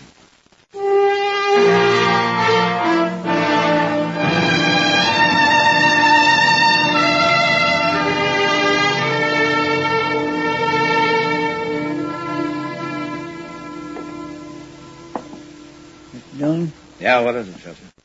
There's the old Tolman coming. What? He's got Willie and Spooner with him. Now, come on, Chester. Let's step out onto the porch, huh? I think we might need a little fresh air. Yes, sir. There. Look at the three of them walking right down the middle of the plaza. There's Emil across the street waiting for him. Yeah. Hey, Tolman! You and your boys come over here. Why, sure, Marshal. What do you want? Old man. That crazy Dutchman. All right, Tolman, all of you, drop your guns. Now, just a minute, Marshal. Drop them, I said. Come on. That's better. Now, gentlemen, I think the blacksmith wants to talk with you. What? Mr. Tolman, I don't mind when you don't pay me for work. I don't mind when you are a little drunk. But when you do something to hurt my Gretchen, I mind very much. What are you talking about? I am going to fight you, Tolman. You lay a hand on me, Spooner and Willie here will tear you to pieces. I don't want to fight other men, but if they try to stop me, it's too bad. You're crazy. No, just very angry. Boys, get the Dutchman.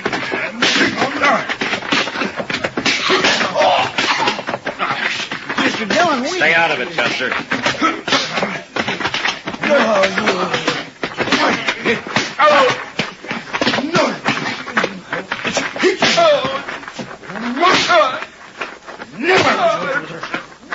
All right, Emil. All right, Emil, that's enough. Stop it, Emil. Yeah.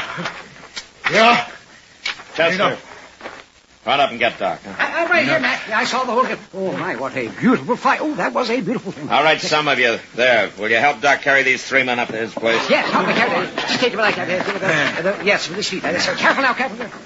Watch their heads against the stairs. That's right, boys. That's it. Get that man's face out of the dust there. My gracious alive, I never seen nothing like it. Emil, you want Doc to have a look at you? No. No worse than chewing Missouri Mule. No, Marshal. Now I go to Gretchen. It is time that we start building new home.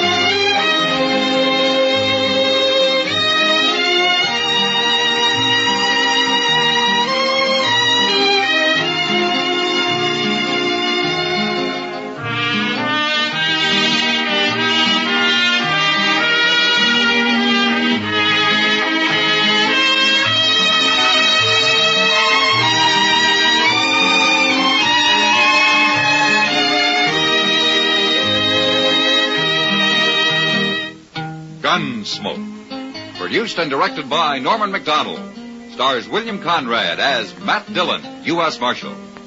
Featured in the cast were Parley Bear as Chester, Howard McNear as Doc, and Georgia Ellis as Kitty.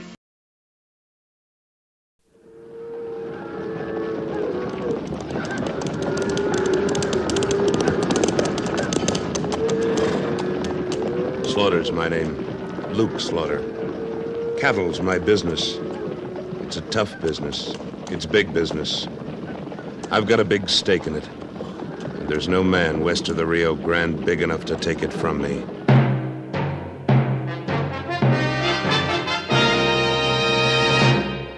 Luke Slaughter of Tombstone.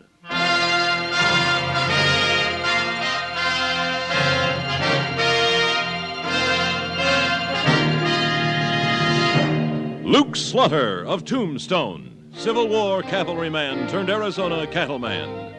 Across the territory, from Yuma to Fort Defiance, from Flagstaff to the Huachucas, and below the border through Chihuahua and Sonora, his name was respected, or feared, depending on which side of the law you were on. Man of vision, man of legend, Luke Slaughter of Tombstone.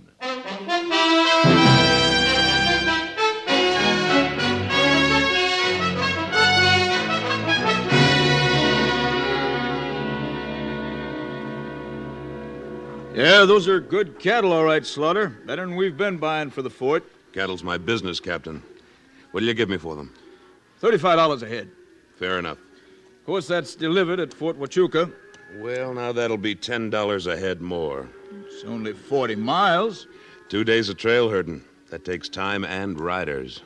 Yep, all right.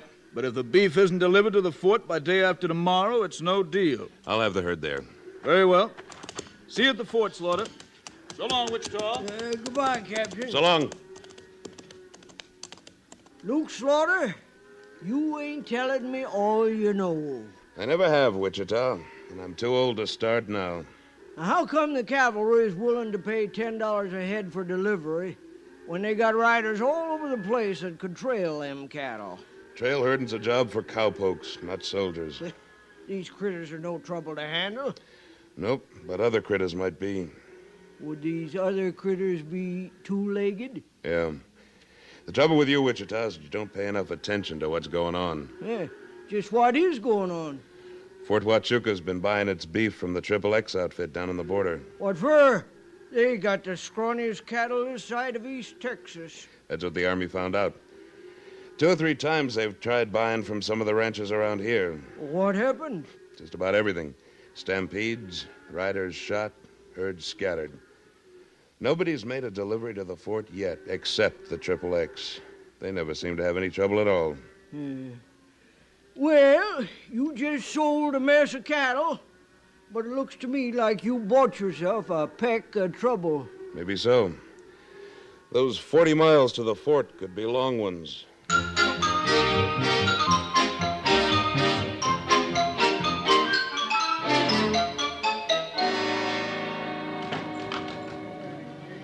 Howdy, Luke. What brings you to town? Came to see you, Sam. Pour me one. Most folks don't go calling on the saloon keepers except professionally. You mean this is a social visit?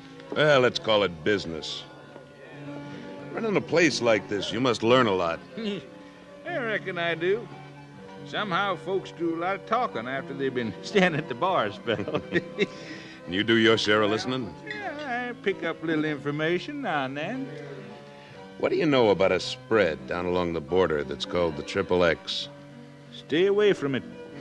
I hadn't planned on going near it. What kind of a layout is it? Supposed to be a cow outfit. Pretty poor excuse for one, from what I hear. Any of their riders come in here? All of them. Every chance they get. It's a hard-drinking bunch of hombres wearing their guns down low and tied. Somehow they just don't act like real cowpokes. Hired gunslingers? Yeah, that's the way I figure it. And there's a mess of them. Darn near enough for a private army. I've heard a little about the outfit, and what you say seems to fit. Who runs this spread? A fella named Bull Watson. I never seen him. They say he never gets far from the border. Maybe he's got a reason for sticking close to the border. Yeah, two of them. He's wanted for a killing in Bisbee and another in Tucson. Does most of his talking with a gun. What's your business with him? Well, nothing so far. But I just made a cattle deal that Watson may not like. Will you watch out for him, Luke? He's a mean one. I'll watch him. And thanks for the information, Sam.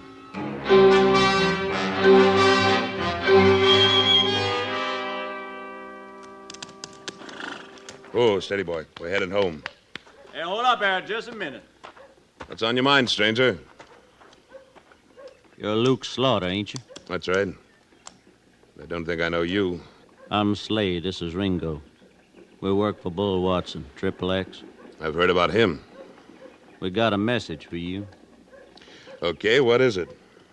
The boss heard you sold a lot of cattle to Fort Huachuca. News gets around fast. Watson's got the exclusive contract to supply the fort. Well, now, it's funny the Army never mentioned that to me. Well, it's sort of an informal contract. Nobody sells beef to the Army but us. I have. And I'm hitting the trail with my herd first thing in the morning. Watson ain't gonna like it. I don't care what Watson likes. I'm going right down the Douglas Road to Crossbone Valley, up through Granite Pass and down to the fort. If Watson thinks he can stop me, he knows where he can find me. I'm a-warning you, Slaughter. Don't hit the trail with them cattle. You through talking? Yep, I reckon I am. From here on, we'll beat the idea into your thick head with the barrel of a .45. Get him, Ringo! All right, stay where you are. You're pretty fast with that thing. Shut up and drop your irons. That's better. Now, the two of you hit the saddle and tell Watson for me that if he's going to try and stop that cattle drive, he'd better hire every gun slick he can get his hands on. He's going to need 'em.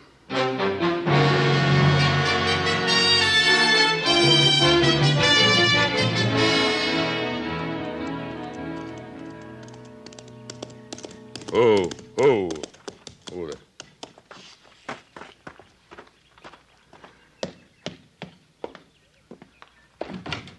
Howdy, Sheriff. Well, good afternoon, Luke. How's business? I ain't never seen a time when the law business wasn't real brisk in Cochise County. Yeah, I reckon you could keep busy and never get outside of Tombstone. I could use about 5 more good deputies. Want to sign up, Luke? Well, sorry. I've got enough trouble. But maybe I can throw a little more business your way. You interested in a fella named Bull Watson? Very much, but yeah, he's a slick one. Every time I head south, he scoots back across the border.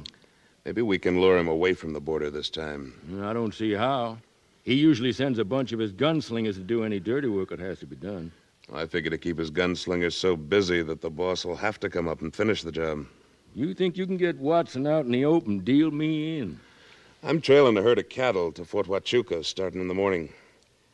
I figured I'd have a little trouble with some of Watson's hands. Want me to go along? No, I'm starting out with my own men. I think we'll do all right at first.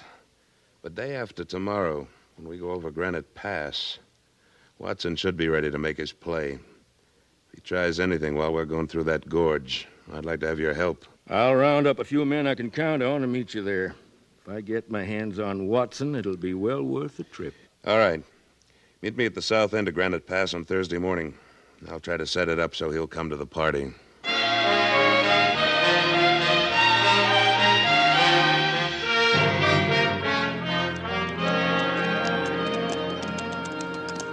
Okay, Wichita.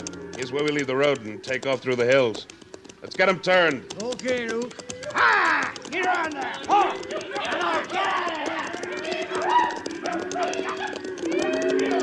Let's get him going. Come on, let's ride on ahead. Where are we going? I want to take a look at Pistol Springs. The water's dried up there. We'll have to go 10 miles out of our way to get back to the river. Luke, if you was to ask me... I didn't. Yeah, but if you was to... I don't think it's very smart. Two of us riding out this way when we might run into Watson and a bunch of his hands here. Well, they say Watson never gets this far north. He might. He might, but the odds are all in our favor. The perfect place for him to try to stop us is when we go through Granite Pass. We won't be there till tomorrow.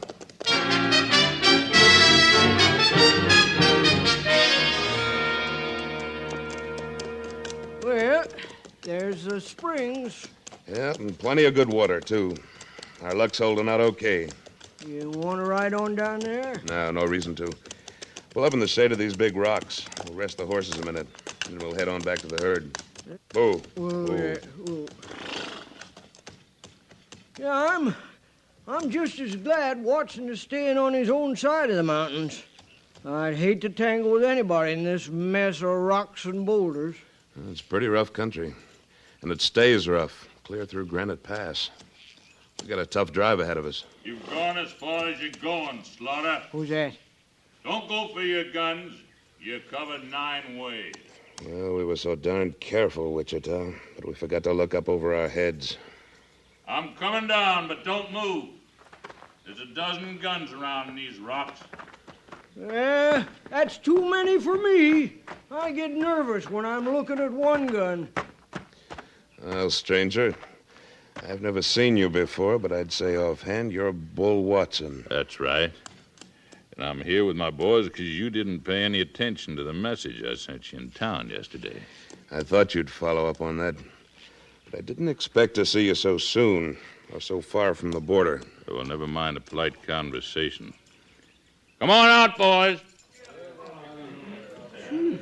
There's a mess of them, Luke. Not as many as I figured. The rest of them must be farther south. Toss your guns on the ground, both of you. Do we do it, Luke? We're pretty well outgunned. Got any other ideas? Nope. Now, let me tell you what happens next. You stay here with me, Slaughter, so pile off your horse. Your sidekick rides back and tells your men to turn that herd around and head back for Tombstone. I ain't a-going to do it. If those cattle ain't heading another way in 10 minutes, I'll put a .45 slug right through the middle of your boss. I'm leaving right now. Don't worry about me, Wichita. Bring the boys back with you and clean out this nest of sidewinders. Luke, this ain't no time for a grandstand play. You're liable to wind up with a big hole where your stomach ought to be. Your friend Wichita's got more sense than you have, Slaughter. All right, get riding, mister, and get that herd turned. I'm on my way. Get up. Slade? Yeah, boss. You get your horse and trail him. If that herd ain't headed home in 10 minutes, just ride back and let me know. All right, boss.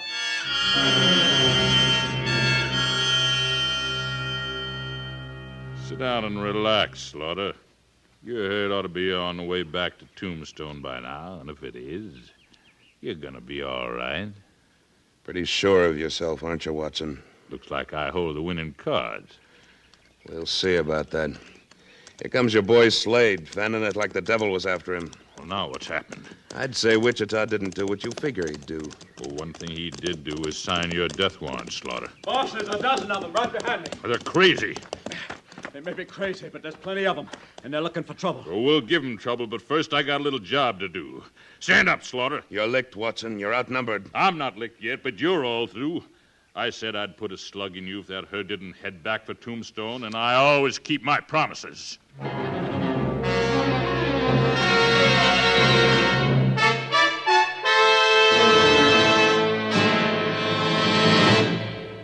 In a moment, Luke Slaughter of Tombstone returns.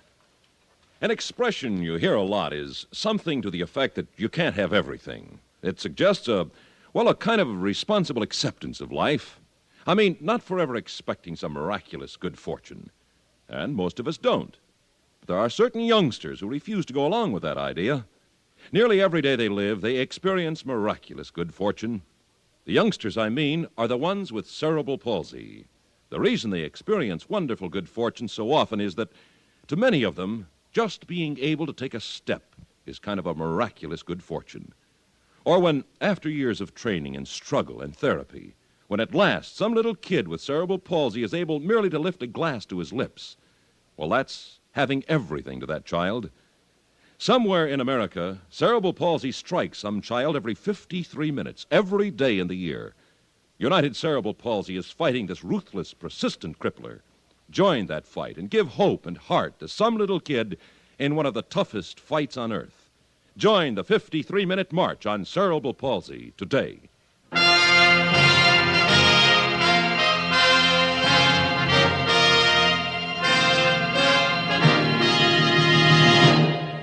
And now, Act Two of William N. Robeson's production of Luke Slaughter of Tombstone.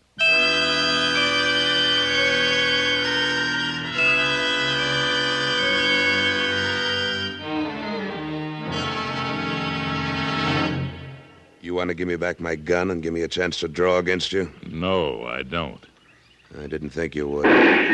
Look out, boss. Here they come. Done, they got me. Let him have it, men. There's Wichita. I'll get him. No, you don't. Drop that gun. Oh, let go. Drop it before I break your arm. Slade, don't shoot. You'll hit me. Pistol whip him. Get him off of me. Coming, boss. Good work. Hey, that was close. Let's get out of here before we get killed. Come on, let's go, man. We're pulling out. You're going to plug Slaughter? No, let him lie there. I want him alive when we hit him at Granite Pass. Come on. Hey, Luke. Hey, somebody really put a lump on your head. Come on, snap out of it, Luke. We gotta chase him clear back across the border. You ain't thinking very clear. I only left 2 men with a herd. It's not so good. You're darn right, Saint. This bunch could circle around and hit the herd any time. We'd better get back to the cattle. Get the boys together and let's ride. You feel all right? Oh, I just feel dandy. At least I've got a crease on my scalp instead of a hole through my middle.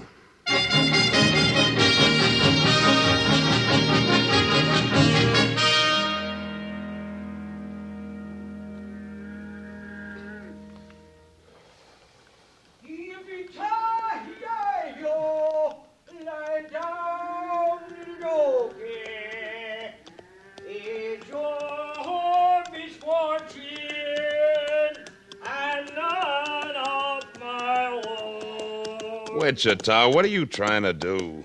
I'm just trying to keep them critters calmed down for the night. That singing of yours is just as liable to start a stampede. I guess I'm really singing to keep myself calmed down, because I don't like the idea of Watson and his bunch of coyotes somewhere out there in the dark. I don't like it either. There's nothing to do but wait it out.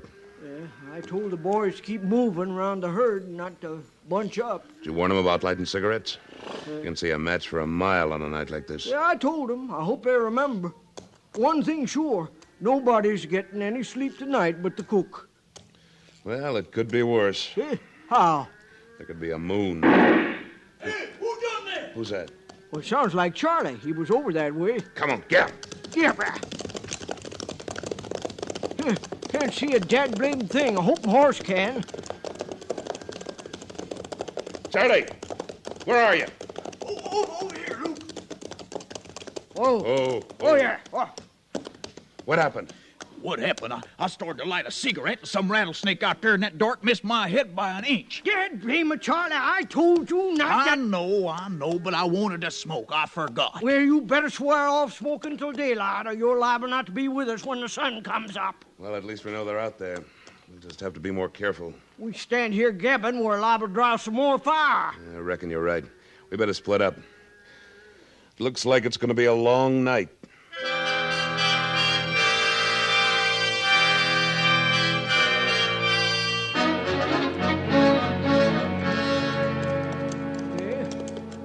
What's your plan now, Luke? Get up here on top of the hill. I want to look at Granite Pass before the cattle head into it. Oh, you know Granite Pass like you know the back of your hand, Luke. You figure that's a place? It's got to be. It's the one perfect spot to stop us between Tombstone and Fort Huachuca. You couldn't build a better trap. And we're the bait. That is, if Watson's going to make another play. He'll make a play. Here we are. Whoa, whoa. Whoa, boy, whoa. There's a nice, tight little bottleneck if I ever saw one. Yeah. Nobody's climbing up or down them walls. If we're heading into trouble, we'll find it straight up the middle. We'll find it, all right. Take a look down there. Where? Oh, yeah. Couple of them on that side of the road. There's some more up in the rocks. There's some in that clump of trees. Watson brought in some more men. I can count about 15. And there must be more hiding around somewhere. We can't fight that kind of odds and keep the herd moving, too. No, I guess we can't. Phew. What a trip this has been. We have a gun battle. You get your skull cut open. Charlie almost gets shot.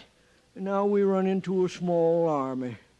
All we need now is to have the cattle stampede. Ooh, don't even mention it. It'll happen. Sure it will. I'm going to make it happen. Luke Slaughter, you ought to get more sleep nights. You're losing your grip. No, can't you see? That herd of ours will fill this pass from wall to wall. You get all our riders behind the cattle, start 'em running through there, and we'll flush Watson and his crew out like a bunch of quail. By golly, it might work. Yeah, but wait. Now, what happens when we get to the other end of the pass? They'll fan out there, wait for the cows to go by, and chop us down like ducks in a shooting gallery. We'll just bottle up the other end of that pass and grab 'em as they come out. You and who else? The sheriff and a pack of deputies are riding out from town right now. I'm going over the mountain and meet 'em. You get on back and tell the boys what to do. Luke, sometimes I wish you'd let me in on these things sooner. I'd feel a darn sight more comfortable.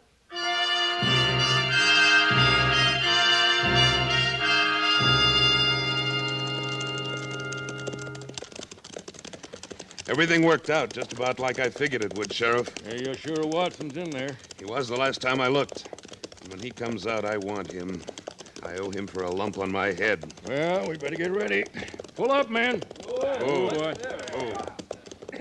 All right, men. Spread out across the pass. As they come out of the canyon, each of you pick a man and ride him down. They'll be pretty busy staying out of the way of that stampede. But watch out for them. They're all professional gunslicks. Any questions? No, I ain't got no. Good. Now scatter out and good luck to you. Not a bit too soon, Sheriff. Look at that cloud of dust up in the pass. Yes, sir. Now, how big a herd is it? 90 head. And they're a spooky bunch of critters. Nothing stopping them once they really get started. I think I can hear them now. Yeah, here they come. And here come the gents we're looking for, fanning the breeze to stay ahead of the herd. Get at 'em, men! It's working, Luke. They're too busy running to put up much of a fight. Look, there's Watson. Come on, let's get him. Up, boy, come on. We're closing in on him. Look out, he's going to shoot. I'll put a stop to that. Yes, got him. He's down, but he's still rolling around. Whoa, whoa. Watson, get on your feet. I think you broke my shoulder. Luke, here comes the herd. Stick your foot in my stirrup, Watson. But I... Come on, I'll hold you up.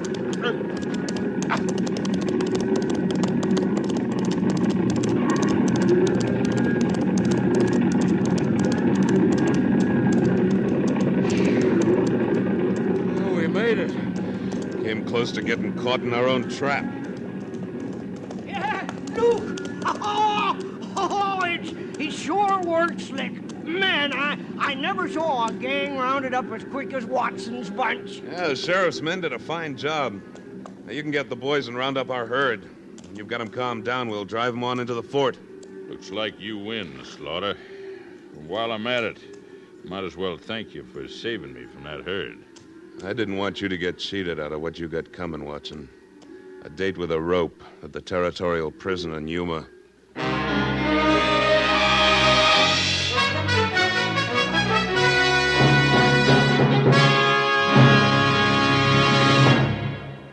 Luke Slaughter of Tombstone, starring Sam Buffington, was written by Paul Pierce and directed by William N. Robeson. Editorial supervision by Tom Hanley. Supporting Mr. Buffington were Junius Matthews, Barney Phillips, Jack Edwards, Charles Seal, and Norm Alden, with music composed and conducted by Wilbur Hatch.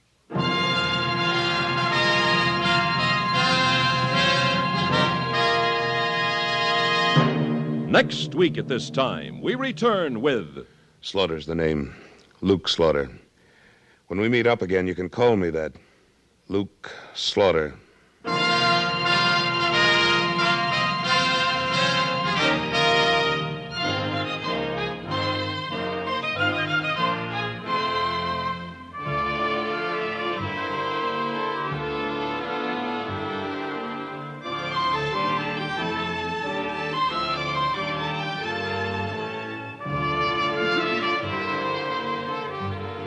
This is the CBS Radio Network.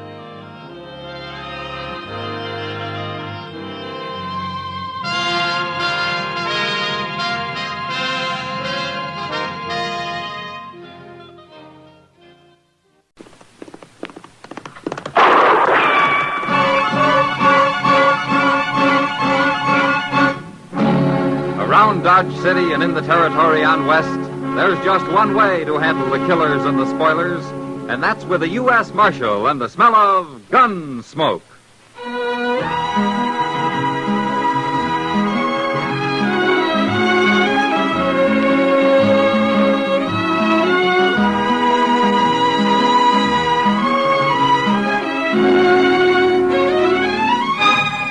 Gunsmoke, starring William Conrad.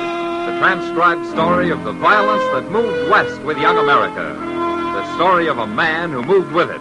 Matt Dillon, United States Marshal.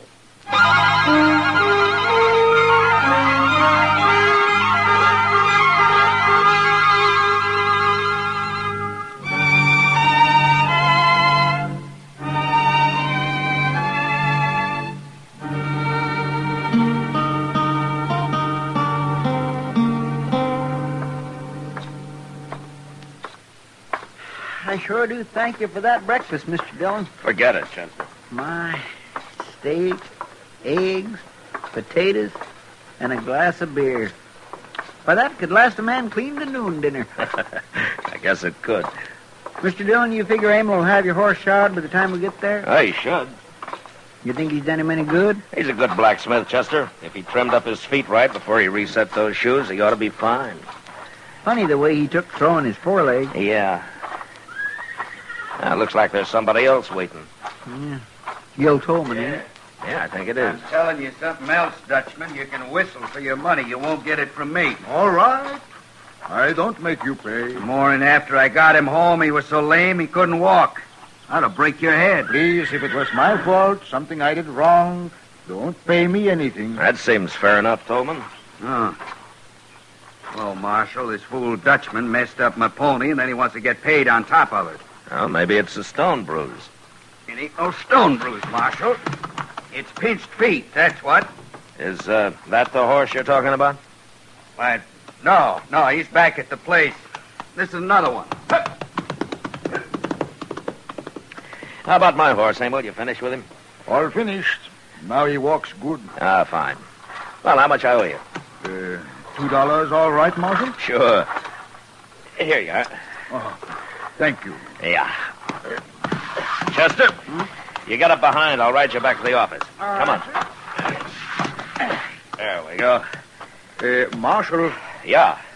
Mr. Tolman told lie. Oh? Yeah, the horse he ride just now is the one I shoot 2 days ago. You can see he's not lame. He didn't seem to be. There's sure nothing wrong the way he travels. Emil, why's Tolman hoorahing you, huh? Do you know? Maybe because I'm German. Maybe something else. Who knows? And I'll ask him to settle his bill with you if you like. No, Marshal. Well, you won't get rich if you aren't paid, Emil. Money is good, yeah, but better to have no enemies. All right, Emil. Well, Chester, hang on. Mercy on us!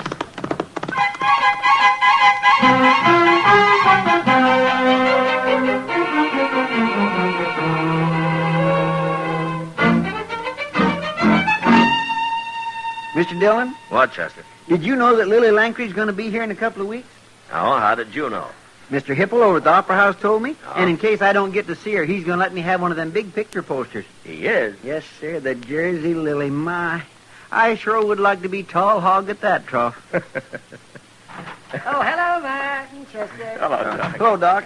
Hey, did you know Lily Langtry's going to be here, Doc? Oh, of course, Chester. I already paid Hipple for a chair. Oh. Is this all you two got to do? Just sit around and talk? Well, things are quiet, Doc. We can't always have a few shot-up cowboys just to keep you busy. Besides, we're waiting for the evening stage. Wish I had the loan of a dollar. Maybe I'd get to see the Lily, too. Chester, here. Oh, no, sir. Here's the dollar. Now, will you be quiet? Well, sir, I sure do thank you, Mr. Dillon. Marshal Dillon? Oh, Emil, come in. I just come by to see how your horse is. Oh, fine, Emil, fine. I think that shoe and fixed him up. Good.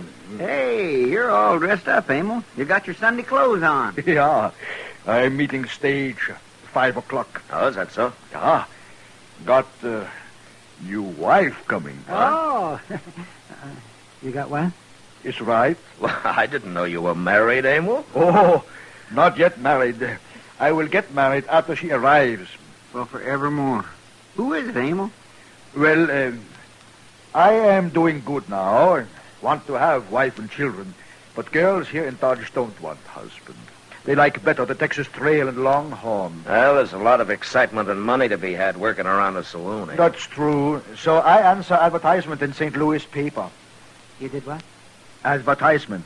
Says young German woman wants husband. So I write to the paper and say, come to Dodge City, be wife of Emil Volheta. And she's coming in on this evening stage. Yeah, that's right. Oh, well, that's just fine, Emil. You got a place for her to stay? Yeah, I talked to Mr. Green at the Dodge House. Oh. She'll stay there until I get the place ready behind my smithy. It's here. The stage just pulled up the other side of the plaza. Oh. Well, good luck, Emil. Oh.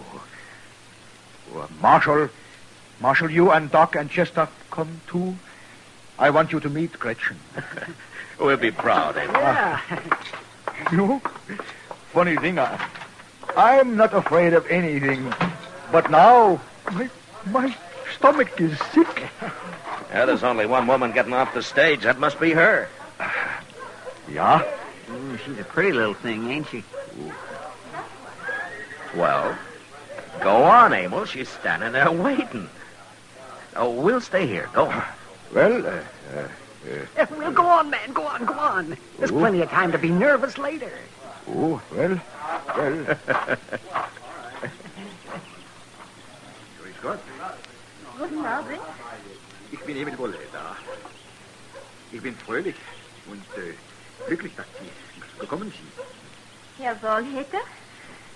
Ich hoffe, die Reise war nicht My, zu schwer. listen to that. Nein, ganz gar nicht. Ich bin erfreut. Makes you wonder how they can understand each other, don't it, talking that way? Oh, Chester, for heaven's sake. Liebe Leute, ich werde Sie Ihnen... Oh, look, he's bringing her over here. Sprechen Sie Englisch, Fräulein Gretchen? Ja, natürlich. Ach, gut. Marshal Dillon, gentlemen, Miss Gretchen Schiller. How do you do, gentlemen? How do? How do you do, ma'am? Welcome to Dodge, Miss Schiller. Thank you, Marshal. I hope you'll be happy here. You've certainly got a fine man. I know much about him already. We have written. Now, Marshal, I will take Gretchen to the hotel. Kommen Sie. Wir gehen jetzt. Gretchen, mal her. She seems a little scared, doesn't she, Matt? Oh, Doc, she took a chance on coming out here. Yeah, well, so did Emil. Getting married to a mail-order bride like buying a pig in a poke. You can't be sure till it's too late. Oh, come on, Matt. This is an excuse for some sort of a celebration. I'll buy you a glass of rye. Hey, you too, Chester. All right, Doc, since you're buying. You know, I was just thinking, she's so little and Emil's so big, I hope he don't take it into his mind to beat her none. Emil's about the gentlest man I've ever known, Chester. And besides, Chester, men don't always beat their wives. My pa did. well. Sam, set out some glasses and a bottle of rye whiskey. And then when the stage comes in a few minutes ago, I see where he gets himself a gal bought out of a newspaper. Gil Tolman One again, of them Mr. Dillon. foreigners is all we need around here. Now there's two. We ought to tar and feather the both of them and send them on their way. Doc, you and Chester wait here. Tar and feathers is too good for foreigners that are trying to take over the town. Yes, sir. You're right. Tolman, how drunk are you? I ain't at all. You talk like a man that's been drinking. Ain't a man allowed to say what he thinks around Dodge no more, Marshal? Not when he's thinking that way, Tolman. This is between Woolhader and me. It has nothing to do with the law. It's got a lot to do with me, Tolman. Now you drink up and get out. And you take Spooner and Willie here with you. Just a minute. Now you listen to me. All of you. Woolhader's trying to mind his own business. And if there's any trouble, I'll know who started it. And he'll go to jail. You saying you're going to lock me up? Tolman, if Emil Woolhader ever gets mad enough, he'll kill you with his bare hands. Now leave him and his girl alone. Girl. Why, she's probably nothing but a little...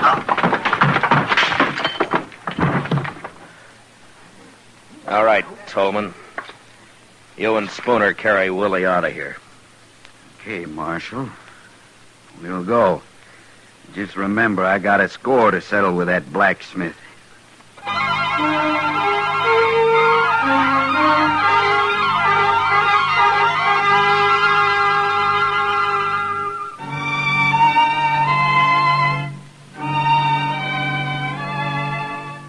By the end of the next week, Emil Woolhader had finished fixing up the little room out behind his smithy.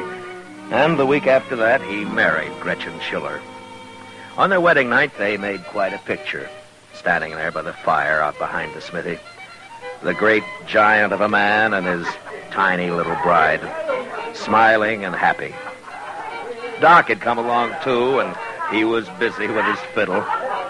People were laughing and eating and drinking. Somebody had brought along a barrel of beer, and there were hard-boiled eggs and pickled pig's feet, roast chicken, and smoked beef. Some of the women had brought sugar cakes and dried apple pie, and some of the men, whiskey. It was good fun, until Tolman and his sidekicks arrived.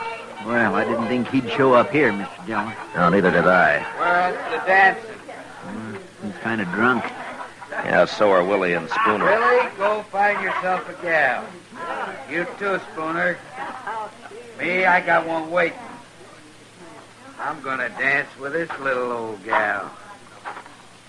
How about it, Mrs. Woolhader? Emil? Come on, gal, dance. He don't care. Emil? We are all friends here.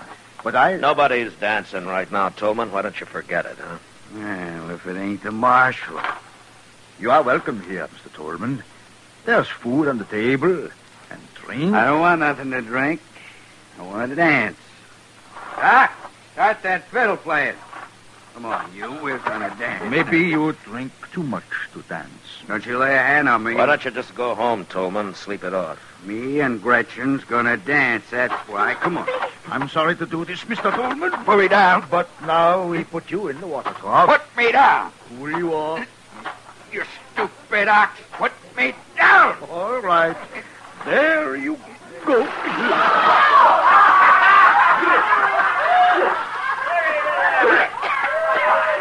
Well, that'll quiet him some, Emil. Better than hurting him, I think. You filthy Dutchman. I'll pay you back for that. Come on, Willie. Spooner, let's go. Everybody, have fun. No troubles on wedding night of Gretchen and Emil.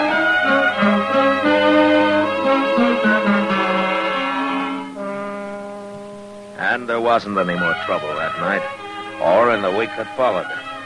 I kept my eyes open, but there was no sign of Tallman or his 2 wranglers, and Dodge was pretty peaceful. Then late one night, trouble did come, but not the way I'd expected it. I'd fallen asleep on a cot in the office. Mr. Dillon? Mr. Dillon. What? Wake up, Mr. What? Dillon. What's the matter? What's the matter, Chuck? There's a fire. What? It's the blacksmith shop. I come as quick as I could. Well, is it bad, Yes, Chester? sir. A bunch of the men are out there now. Where's Emil? I don't know. Nobody's seen him. How about Gretchen? Miss Kitty's with her. She's pretty upset. Oh. By the time we got bucket lines going, the place is just about burned to the ground. Well, how did it start? Do you know? No, sir, I don't. But a shack like that flares up pretty quick. They didn't have time to get anything out, beds or tables or the like. Well, there doesn't seem to be much left but a pile of coals. So there ain't. Oh, there's Miss Kitty. Over there. And Gretchen. Yeah. Oh, Matt. Ms. Woolhater. Kitty. Oh, Marshal. He's gone, all gone. And Emil worked so hard. Now, it's going to be all right, Miss Woolhater. Kitty, why don't you take her on over to your place, huh? Oh, that's a good idea. Come on, honey. Oh, no, I can't. Emil will be back. He'll worry. Well, the marshal can tell him where you are. Where is your husband, Gretchen? He was called away. Oh? When? A few hours ago. A man came for him. Said he was needed. Well, who was it? He was one of the men who came our wedding night. Oh, she means the night of the chivalry, Matt. Yeah. That must have been Willie or Spooner. Yeah, that's right. Gretchen! Gretchen, Liebchen, bist du verletzt? Oh, Emil, der Gott. Ich war so bang Emil, Gretchen, it burned too fast. The men couldn't get water to it. Yeah, I know, Marshal. I've heard, but Gretchen is safe. Yeah. That is important. I'm going to take her with me, Mr. Woolhater. You're very kind, Miss Kitty. Right now, she needs a woman. Yeah. Come on, Gretchen. Let's go. Yeah, all right. Marshal, I think somebody set that fire. Oh, why do you think so, Emil? Somebody wanted me away from my place. So he told me I was needed down the trail towards Willow Bend. But there was no team of horses with thrown shoes. Well, maybe you just missed him in the dark. Well, didn't the man who came for you wait to lead you back? No, he rode on. By the time I dressed, he was gone. Did you know him, Emil? Yeah. It was the man Spooner. He works with Tolman.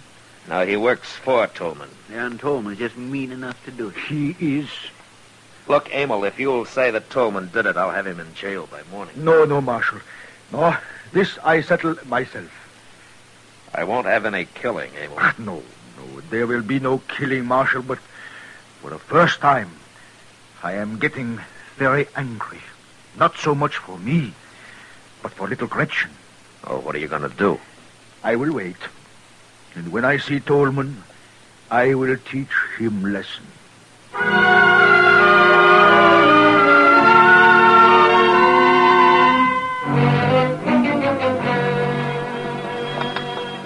You want more coffee, Mr. Dillon? No, thanks, Chester. Did you know Emil Woolhater's been just standing across the plaza there all morning? He's waiting, Chester. Waiting? Yeah, it's Saturday, and Tolman always comes to town Saturday for his week's supplies. He probably figures if he didn't come in this morning, people would suspect he was afraid to. Yep. By golly, Emil's still there. Just standing. You think Tolman knows Emil's after him? I don't know, Chester. Mr. Dillon? Yeah? He's coming. Tolman's coming. And he's got Willie Sachs and Spooner with him. Come on, Chester, let's step out onto the porch, huh? I think we need a little air. Yes, sir. Hey, look. Look at the three of them. Walking right down the middle of the plaza. Yeah. Oh, Tolman, come over here a minute, huh? Why, sure, Marshal.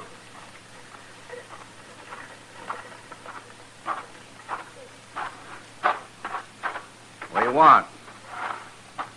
Old man? That crazy Dutch. All right, Tolman, you and your men drop your guns. Well, now, wait a minute, Marshal. Drop them, I said.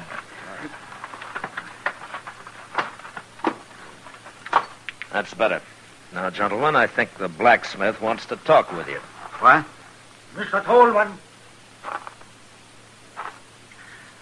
I don't mind when you don't pay me for work. I don't mind when you're a little drunk. But when you do something to upset my wife,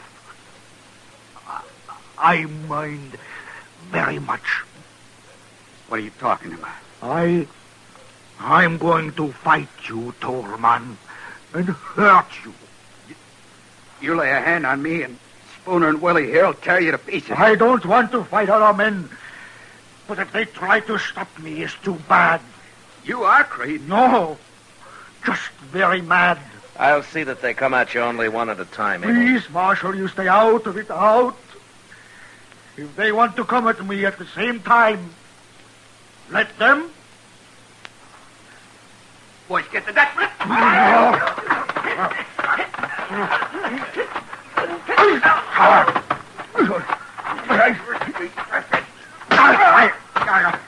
Tolman. Now, wait, old lady, wait. Tolman.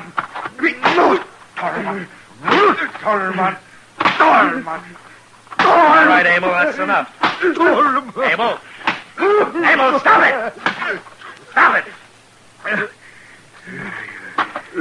Yeah. Chester, run up and get the I'm doctor. right here, Matt. I saw the whole thing. Oh, my, what a beautiful fight.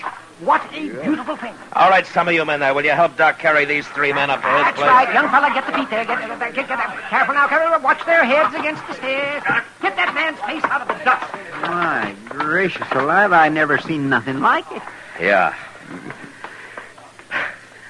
Well, Emil, you want Doc to have a look at you? No worse than shoeing Missouri mule. No, Marshal. I go to Gretchen. It is time we start building new home.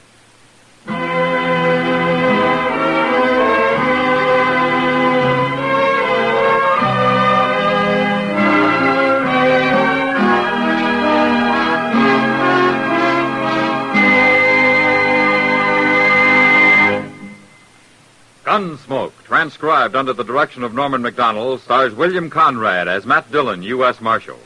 Tonight's story was specially written for Gunsmoke by Mr. MacDonald, with music composed and conducted by Rex Corey. Featured in the cast were John Daner, Gene Bates, Vic Perrin, and Luke Krugman. Harley Bear as Chester, Howard McNear as Doc, and Georgia Ellis as Kitty. George Walsh speaking. Join us again next week as Matt Dillon, U.S. Marshal, fights to bring law and order out of the wild violence of the West in Gunsmoke. When rustlers are on the loose, Gene Autry isn't long getting on their trail tomorrow night on most of these same CBS stations. Don't miss Gene's adventure titled Maisie's Boys, and a hard lot you'll find them, too. It's the Gene Autry Show with songs by the Melody Ranchers and Adventure 2 tomorrow night at the Star's address. Stay tuned now for Gangbusters, which follows immediately over most of these same stations.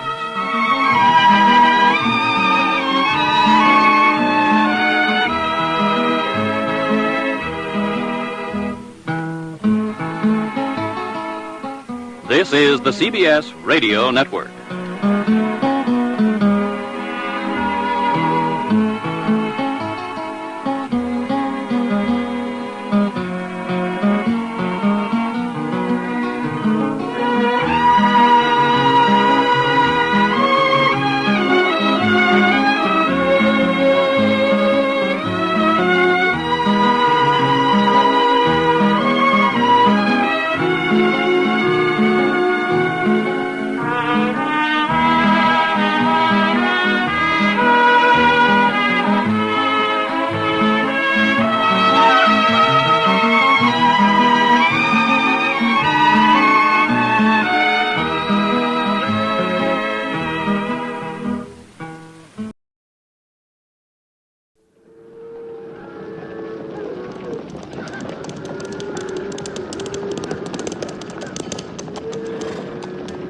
Slaughter's my name.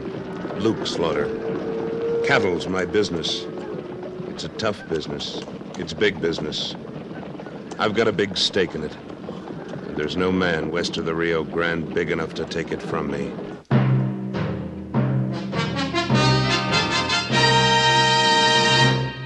Luke Slaughter of Tombstone.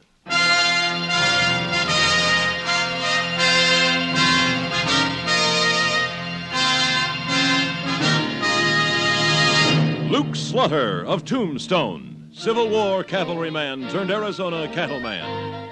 Across the territory, from Yuma to Fort Defiance, from Flagstaff to the Huachucas, and below the border through Chihuahua and Sonora, his name was respected or feared, depending on which side of the law you were on.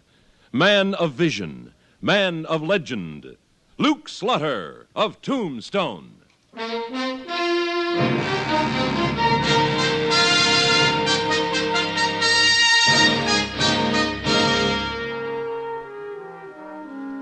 I came from Texas to the Arizona Territory with 2,000 head of scrawny longhorns. But the good grass in the valley of the San Pedro fattened them up like butter. And when I got a contract to deliver 1,000 head to the Indian Agency at San Carlos, I signed with a clear conscience. When you sell beef to the government, they want good beef. They always seem to want it yesterday. Hey, Wichita. Where are the steers from the southeast section? Juan and Jose went for them. You, Frankie, don't run them critters. They gotta be delivered with legs on. Well, they won't lose much weight on the trail to San Carlos. Nope, a lot of grass on the route you picked. Have to hustle them to make it in 6 days, old Luke. Yeah, we sure can't let them do any sightseeing. Closer at the next batch, Frankie. Well, I wish we had a few more hands. 1,500 longhorns is a big paso for 6 men and a cook. 1,000 head, Wichita. That's what the contract calls for. If we deliver 2 out of every 3 we start out with, we're doing mighty nifty. Now, what are you talking about? If I lost 1 out of 10 on a simple 6-day trail in perfect spring weather, I wouldn't dare call myself a cattleman. Luke, you've been operating in Texas, where there ain't no mountains, no rivers, no Injuns, no rustlers, and no legal acting robbers who charge you in cattle if you set foot on their grazeland. There ain't no problems in Texas. Matter of fact, there ain't nothing in Texas. I knew I had some reason for coming to Arizona, but I'm still not losing 1 for 3 or... Buenos dias, Senor Slaughter, Senor Witch. The name's Wichita. And where's them critters you and Jose was supposed to cut and bring in? They come with Jose. Oh, why didn't you help him, Juan? We're in a hurry. It don't take Jose long, only 50 little cattle. I told you to cut 100, you loafing scalawag. There were not 100 left. I think maybe Ramirez visited the southeast section last night. Luke, I've been telling you it was Ramirez picking away at our herd. This time he's really hit us, and if you're asking me, you'd better get out a posse and go after him. Well, there isn't time, Wichita. If we don't hit the trail today, we can't live up to the contract. Yeah, and now we ain't got more than about 1,300 head fit for the trail. And if you aim to deliver 1,000, you better take them all. All right, Wichita. You know Arizona better than I do. But I'll bet we come back with at least 300 steers with my brand on them. I bet you 6 months' pay we don't. Easy, Streak. Easy. We're going to start them soon. 6 months' pay. That's what I'll bet you. All right, I'll give you a real bet. 6 months of your wages against Blue Streak here. Now, Luke, if you gotta lose the best horse in your string to learn yourself a lesson, I'm willing to teach you.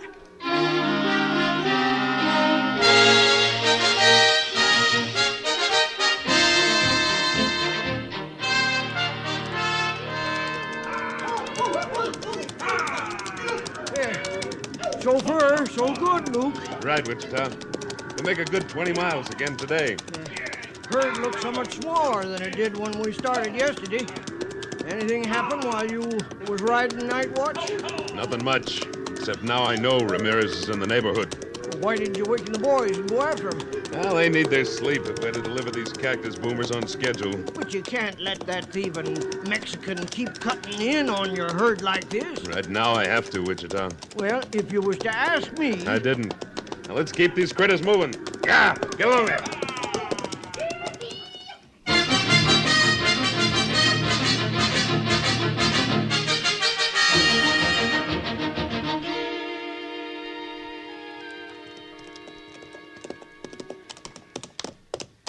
Got the coffee boiling there, Cookie? Yeah, sure have, Mr. Slaughter.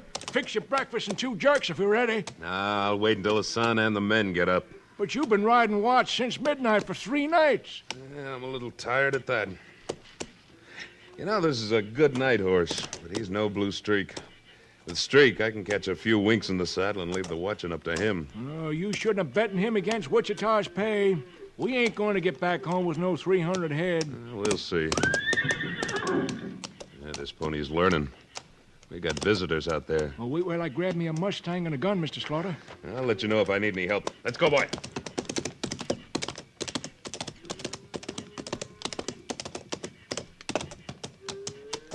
You looking for something, gentlemen? Whose outfit's this? Belongs to Luke Slaughter from down below Tombstone. You boys ever hear of him? Not me. No. Me neither. You his trail boss? That's right.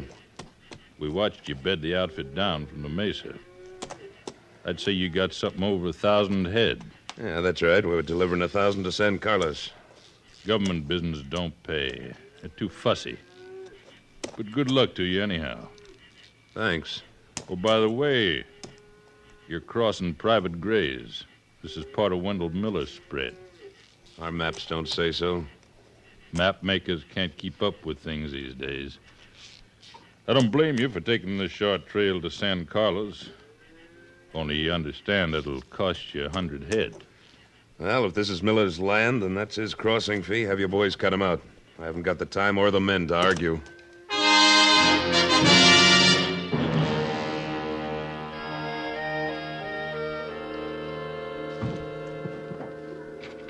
Lash those logs tight, boys. If they come loose in midstream, we lose our chuck wagon. Looks like she'll float all right, Mr. Slaughter. Yeah, it's a good trick to get the wagon across, Luke, but... Texas trick.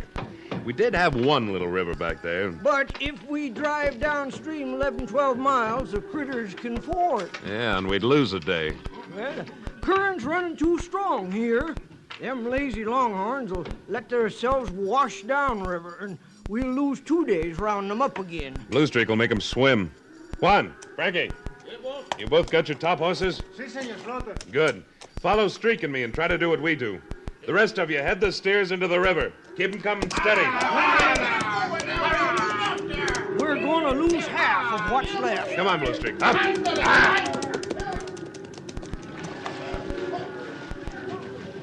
Cookie, once that stubborn Luke gets something into his head... Hey, look at that gray horse swim at them steers. Why, he's a hazing them like he was on dry land. And he's learning the other horses how to do it. Wichita, they got them brainless longhorns swimming across in a straight line. Maybe they do know a thing or two in Texas.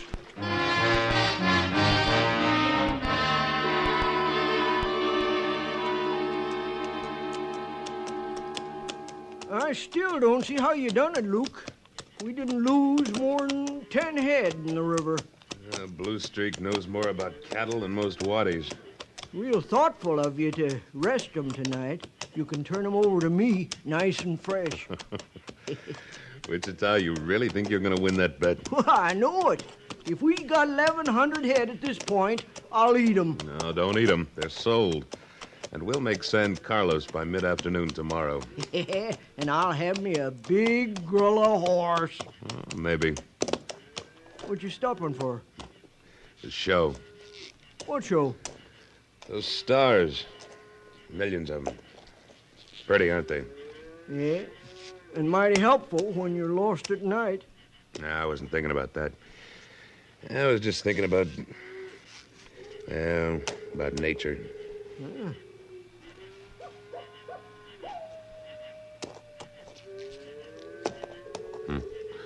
For instance, that old owl and that coyote might even be talking to each other. Yeah. And they might be talking Apache language. You think so? Sure do. And we're going to lose another parcel of cattle if we don't ride out there and stop them. And get scalped in the middle of the night. We'll collect from them on the way back, in daylight.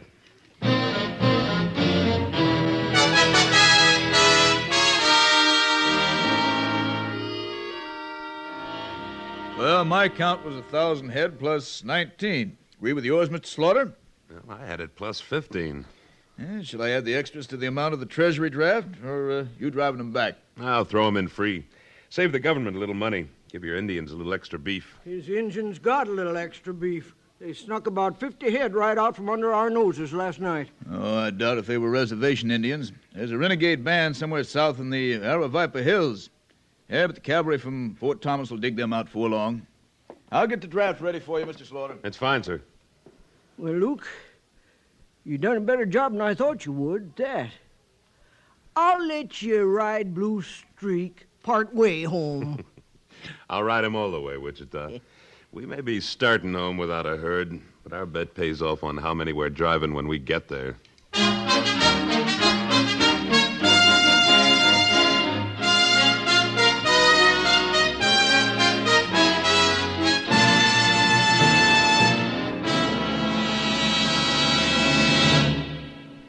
In a moment, Luke Slaughter of Tombstone returns. Never mind the bait. Simply join us on CBS Radio later on today when yours truly, Johnny Dollar, waits with bated breath for the return of a missing fisherman. It's another exciting insurance fraud case for Johnny to solve, and another thrilling mystery for you. Join us on most of these same stations today as the plot thickens for CBS Radio's Johnny Dollar.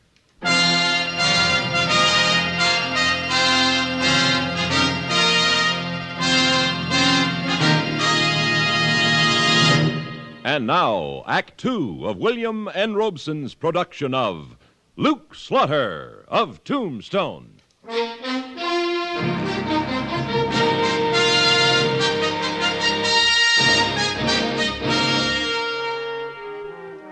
We'd made our drive to San Carlos in 6 days.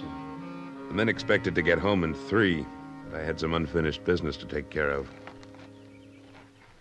Look down in the basin there, boys. About 50 longhorns and 6 Apache herdsmen. Bound to be our critters.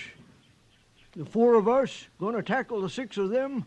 Well, if we did, we'd have at least 20 more braves pouring down from those wickiups on the far side. Give me your guns, Wichita. Thanks. Now, Juan and I are going to circle behind the camp to draw those Apaches away from the cattle. When we do, you and Frankie hightail it in and drive them east as fast as they'll go. Well, now, we come a fur piece to pick up 50 measly longhorns, but east? We're Tombstone, southwest of here. Sure. But like you say, we've come a fur piece. And when I get those steers back, I aim to keep them.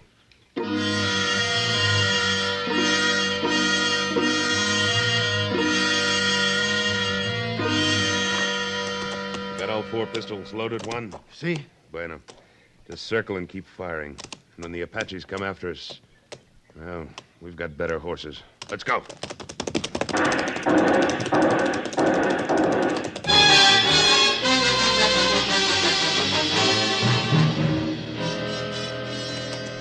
Luke's made a bad mistake, Frankie. We run the cattle east till they're ready to drop. And where do we wind up? I don't know. It ain't pleasant country, though, I'll tell you that. It's Indian country, that's what it is. Why, there could be an Apache behind every boulder. And Luke's got our 6 guns. And then Hey, there's one now. What? Mr. Bagby? Well, you ain't an Apache. No. Captain Marcotte, attached to the cavalry at Fort Thomas. Mr. Slaughter suggested that you might enjoy the company of some of my men as far as the fort. Enjoy it? Well, Your chuck wagon and remuda are there already. And Mr. Slaughter says he'll join you as soon as he herds those renegade Indians back to the reservation. The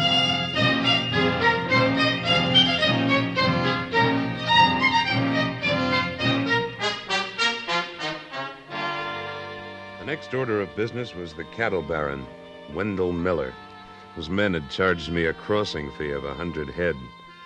He wasn't the kind you call out the United States Cavalry for. I went to his spread alone, under the name of Link Slater. I told him I wanted to get started in the cattle business. I flattered him until he was treating me like a long-lost nephew. Now, there's a head I have in mind for you, Link. An even 100 head, prime longhorns.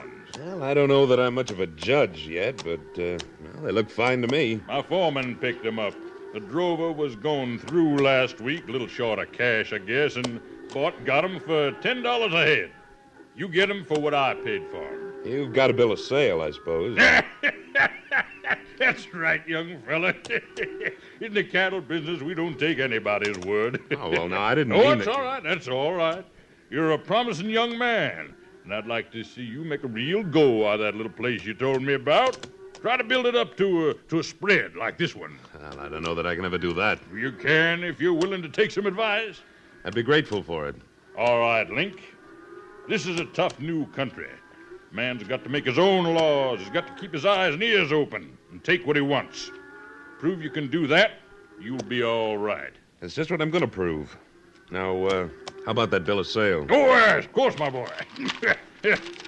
Receipt for 100 head at $10 a head, signed by a fella named Luke Slaughter, or something like that. I see. The steers all seem to have a lazy S brand. Mr. Miller, can I tell you something about keeping your eyes and ears open? Now, don't tell me that one of these critters here is missing a horn or that he bellows off key. Look at the brand on my horse. And listen while I say Luke Slaughter and Link Slater. What? You heard me. And now suppose you show me a map of your spread. And I'll show you that these steers were taken off a trail 5 miles west of your farthest boundary. Now, look here, Slater. It's Slaughter, and I don't like having the name forged. My foreman brought in the cattle and the receipt. I'm not going to court to argue about it. Like you advised me, I'm making my own laws. And I'm taking those steers for exactly what you paid for them. Nothing.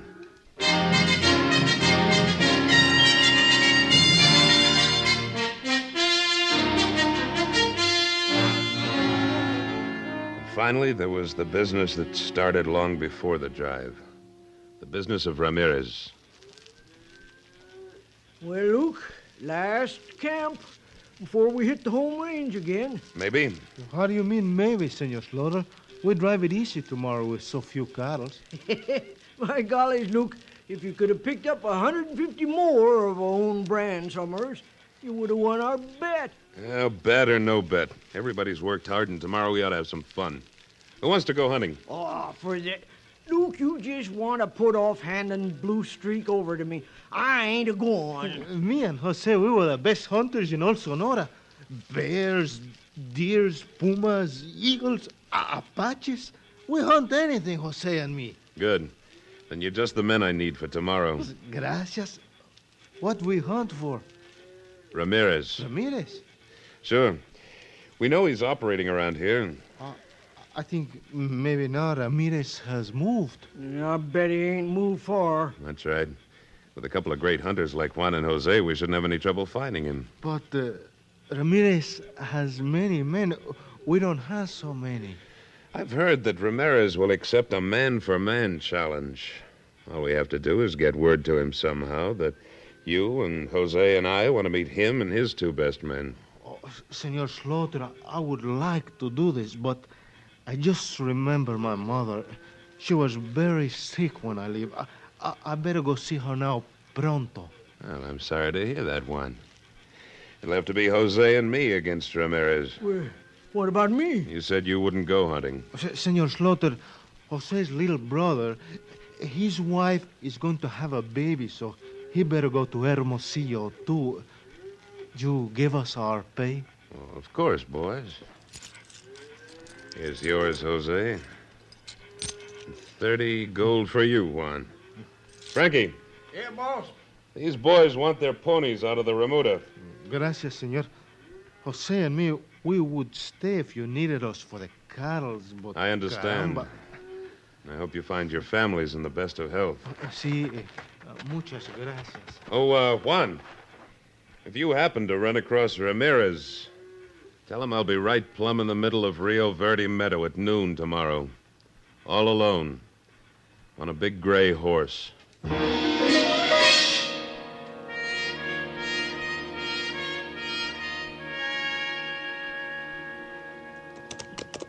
I can't bear to watch it happen to you, Luke. Then go on back and wait with the herd and the chuck wagon. Maybe Ramirez didn't get your message.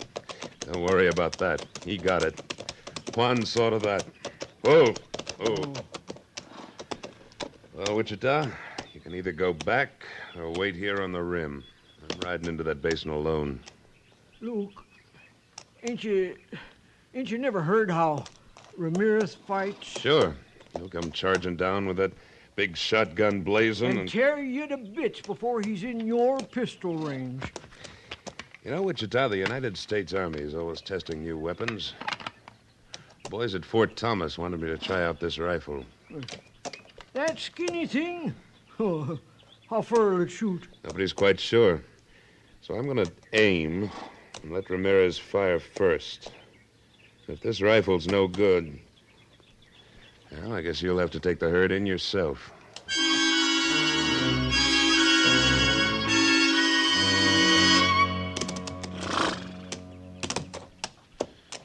I'm as ready as I'll ever be, Streak. Hope he doesn't keep us waiting too long. Hola! Right on the dot. He's way short. This rifle better not be. Tumbled him. Go, Streak!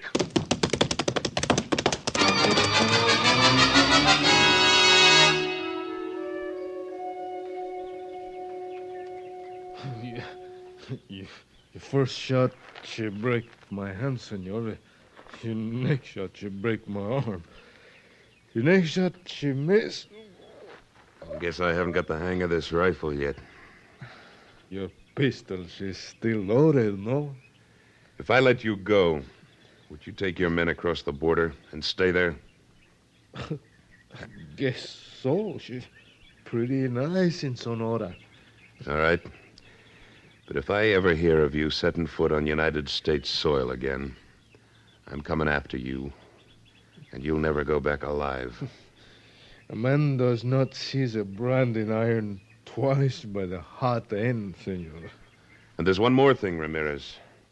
A matter of several hundred cattle with the Lazy S brand. I aim to have them back before you leave.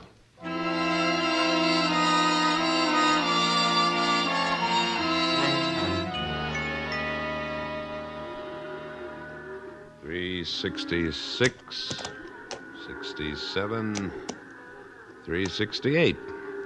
That what you make it, Wichita? I quit counting at 300, Luke. Oh, my. No more wages coming for 6 months. And I ain't got enough cash to even buy me a pint of tonsil varnish. Well, you wouldn't have, except that you lost that bet before your pay got doubled. What? Come on now. Let's get those cattle to grass. Yeah!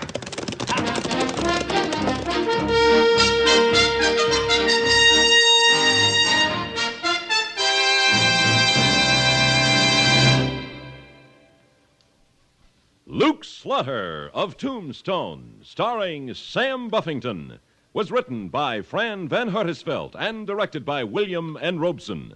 Editorial supervision by Tom Hanley.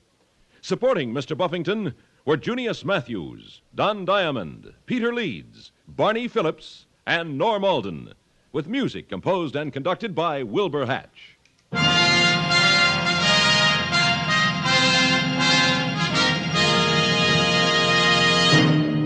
Next week at this time, we return with... Slaughter's the name. Luke Slaughter. When we meet up again, you can call me that. Luke Slaughter.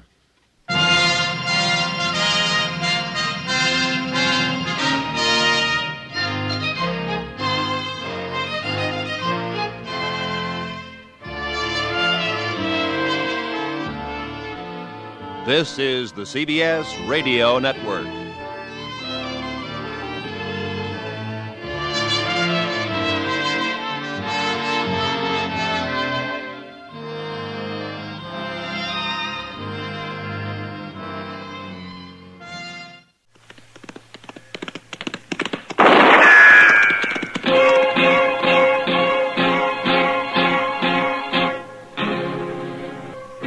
Around Dodge City and in the territory on West, there's just one way to handle the killers and the spoilers, and that's with a U.S. Marshal and the smell of Gunsmoke.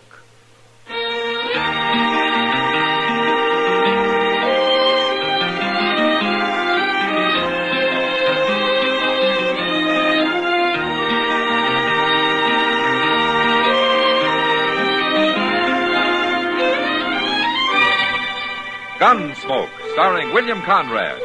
The transcribed story of the violence that moved west with young America. And the story of a man who moved with it. I'm that man. Matt Dillon, United States Marshal. The first man they look for and the last they want to meet. It's a chancy job, and it makes a man watchful. And a little lonely.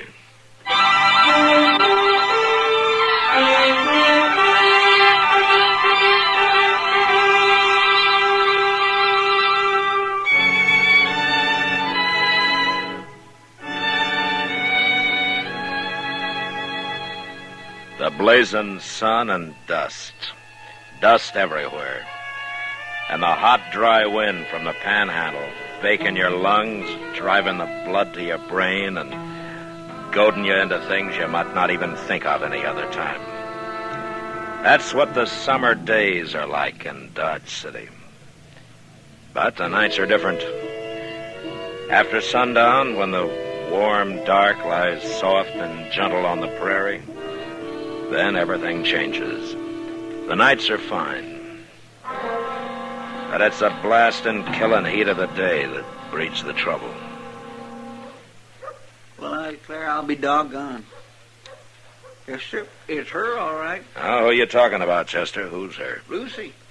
What? Oh, you remember her, Mr. Dillon, that girl that old Ephraim Hunt took out of the Long Branch Saloon and married last winter? Lucy was her name, Lucy Middlecamp.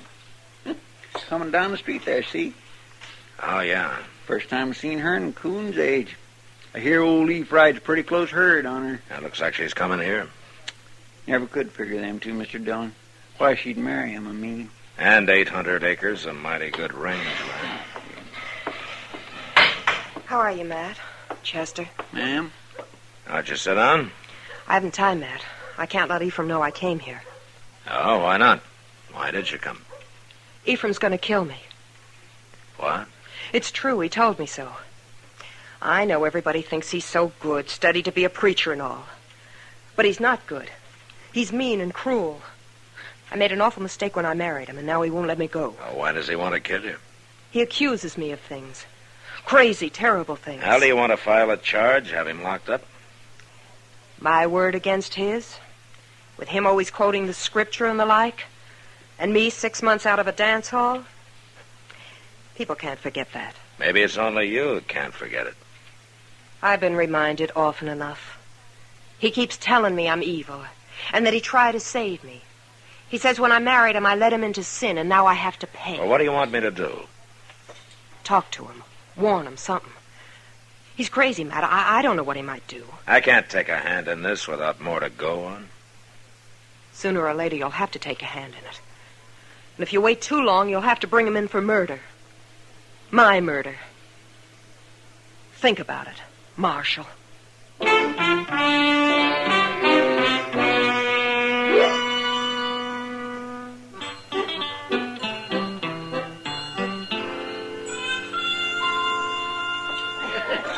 if you'd have taken that medicine I gave you, it would have been... Oh, there's Matt. Matt! Oh, Matt! Ah, hello, Doc. Sit down here and have a drink, Matt. Well, maybe later, huh? Ephraim Hunt's over there at the bar. I want to talk to him for a minute. All you're going to get is a sermon. Well, maybe that's what I need. Evening, Mr. Hunt. Oh, Marshal. Will you join me? Oh, thank you, I will. A glass for Marshal Dillon, lad. Yes, sir. Evil it may be, but a vast help indeed in banishing the cares of the day. A man like you shouldn't have any cares, Mr. Hunt. Care lurks everywhere in this vale of tears, Marshal. Men's brief joys, dearly bought. Your good fortune, sir. Well, luck. Well, how's the missus? Her health is excellent, as it usually is in youth. Her state of grace may be somewhat more uncertain. Oh? And it's nothing that can't be dealt with. It's a man's bounden duty in this world to lend his own strength to the frail reeds of his household, to support them against the storm and strife of this temporal life. The man is a rock, sir, and the woman a reed, swayed by the wind. Uh-huh. But if the rock happens to break the reed, what about that, Mr. Hunt? I doubt the rock will break the reed, Marshal. Good evening, sir. Good evening, Mr. Hunt.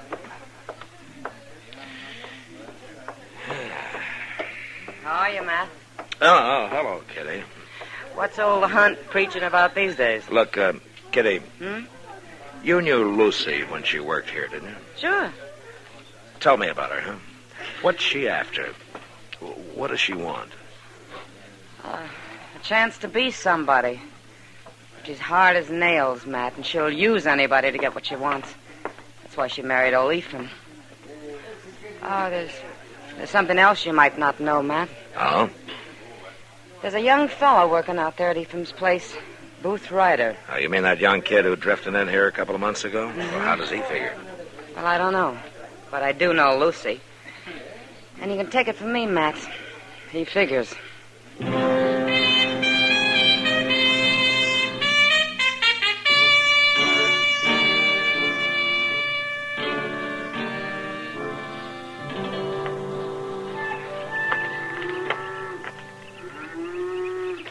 Well, it's been fine talking to you, Marshal, but I reckon I better get back to work.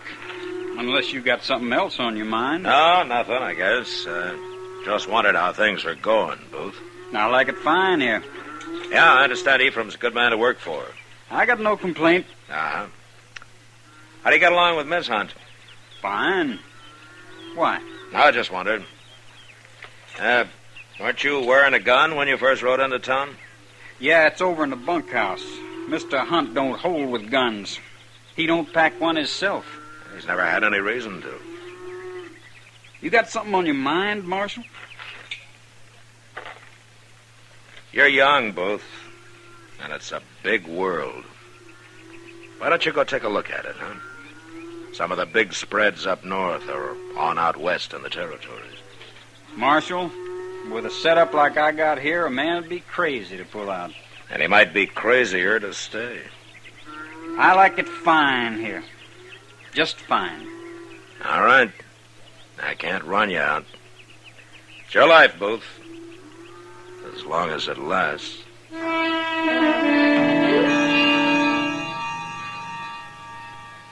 Well, there it was.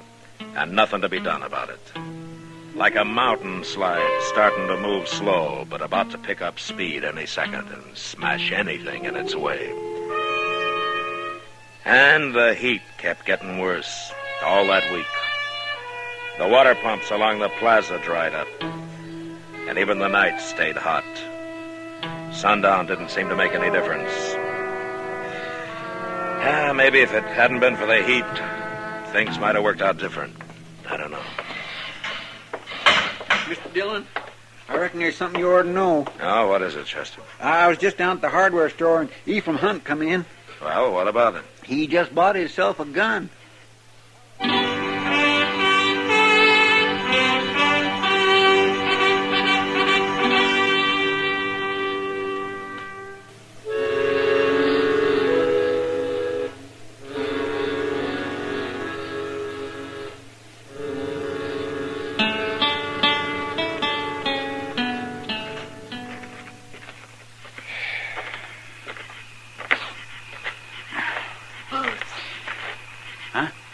Up here on the porch.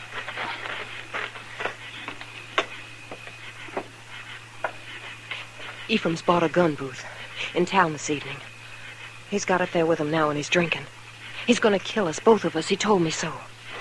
What'd you tell him? Nothing. He's suspicious, that's all. But he's crazy, Booth. He'll do it. You got to get that gun away from him. Well, that might take some doing. You can do it. You got a gun, too, and you know how to use it. He doesn't know one end from another. You've got to do it. It's the only way. Maybe the marshal was right. Maybe I have stayed here too long. You can't leave now, Booth. Can you? You know I can't. Then you got to do it. And it'll be better to face him. If you don't, he'll lay for you and shoot you in the back. And then me. I know. Then it's up to you. Am I worth it or not? You're worth it. And go on.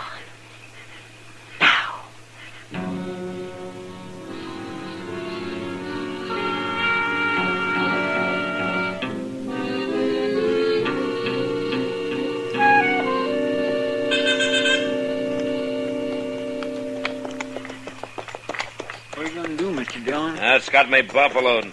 All the way out from town, I've been trying to figure it. I still don't know. Yeah, but if it ain't stopped, you know what it's going to lead to. I haven't got a thing to go on, Chester. Because a man buys a gun doesn't prove he's planning a murder. I know. And 10 to 1, Ephraim will order me off his property and tell me to stay off, and he's got a perfect right to do it. If I was in his shoes, I'd... Come on, Chester. I guess we should have got here sooner, Mr. Dillon. Yeah. Over this way, Chester. They came from the barn, not the house.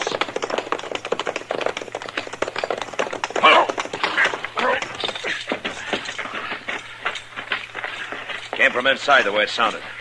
Mr. Dillon, there's somebody over there on a horse heading down into the river bottom. Let him go. We'll never catch him in that brush, not tonight. Wait a minute, easy now.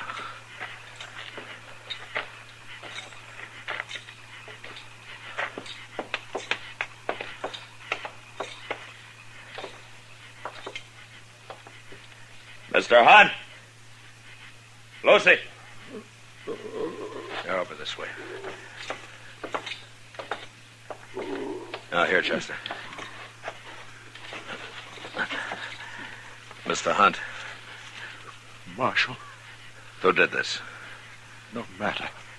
Matters to me. Marshal, I admire you. You have implicit faith in the law. But no law covers an old man being a fool. The reed survives.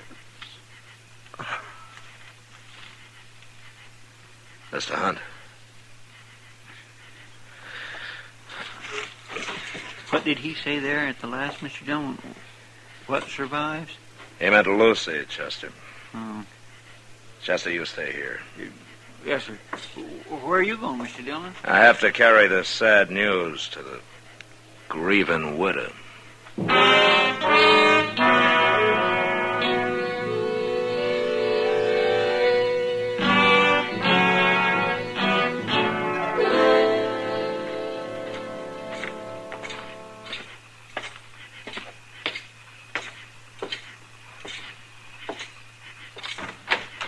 What were you doing out there so long?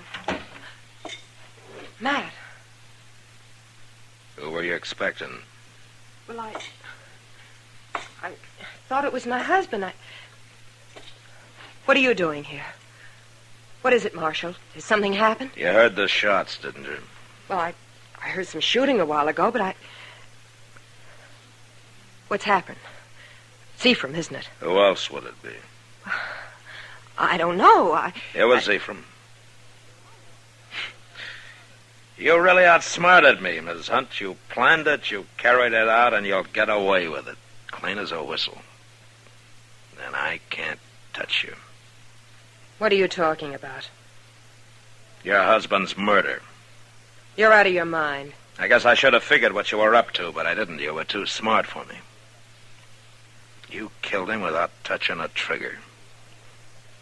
You worked young Booth Ryder up to that. Are you crazy? You got Ephraim to buy that gun. You told him Ryder was bothering you. Wouldn't let you alone. That he was dangerous. Maybe even hinted he was too old to protect his wife, huh? So he had a gun in his hand when Booth shot him. Do you have any proof of what you're saying? Not a bit. Not a bit. Like I said, I can't touch you. You're too smart for me. Or else none of it's true. Have you thought of that? Yeah, I've thought of that. Well, there's not much point in talking about it. Marshal, I guess I'll be leaving Dodge soon. I can't stop you. You could if you wanted to, Matt.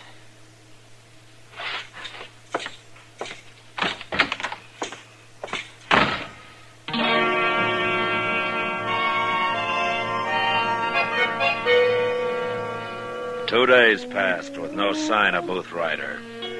I figured he was waiting it out somewhere around town, waiting to see which way the wind was going to blow. But I didn't know where. And I didn't have much case against him anyways. Probably a waste of time. But I still had to try. I had to bring him in and try. It is a fact, Mr. Dillon. I ain't never seen a hot spell last as long as this. Why, it's enough to downright frazzle a person. Yeah, it's a rough one, all right. 8 o'clock in the evening and that thermometer ain't dropped 1 degree yet. Why, it keeps on like this a while, it's going to drive folks back east. Well, here comes somebody I wish it'd drive somewhere. Yeah. Oh, old Belk. Yeah. I reckon he's hunting somebody to stake him to a bottle.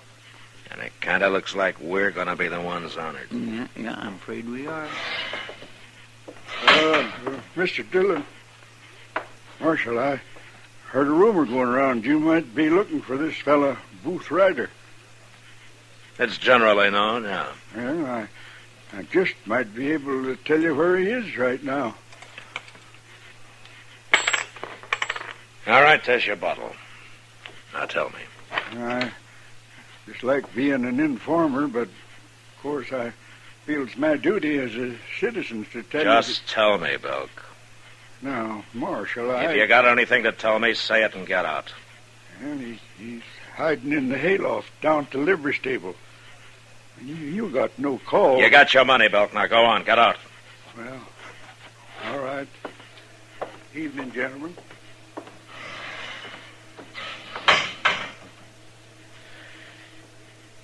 All right, Chester.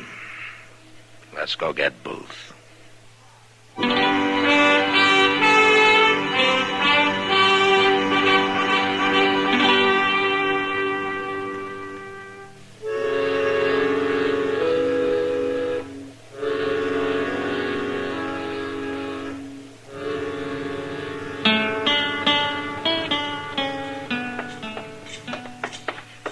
You think he'll put up a fight, Mr. Dillon? I don't know, Chester. He's just a kid. I'm afraid he might. It's a downright shame. He seemed real nice when he come here. Well, Lucy was too much for him. She had him out in the middle with his head underwater before he even knew how to swim. Well, here she is. Yeah. All right, watch yourself, Chester. Stay clear. Yes, I will.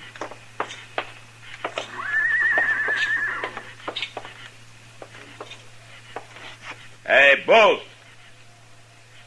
I know where you are. Now, why don't you make it easy on yourself? Come on down and give up. You got no protection up there. I can stand here and throw bullets up into that loft as long as I have to until one of them finds you.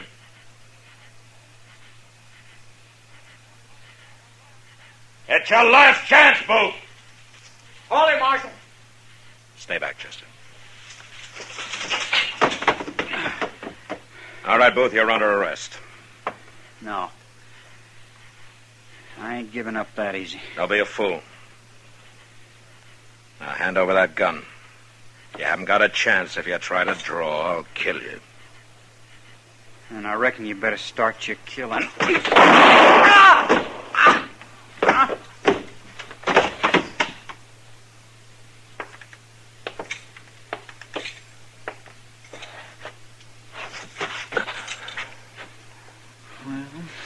At least he won't have to stand trial. He's not dead, Chester. I aimed high on him. Come on, we'll get him over to Doc's.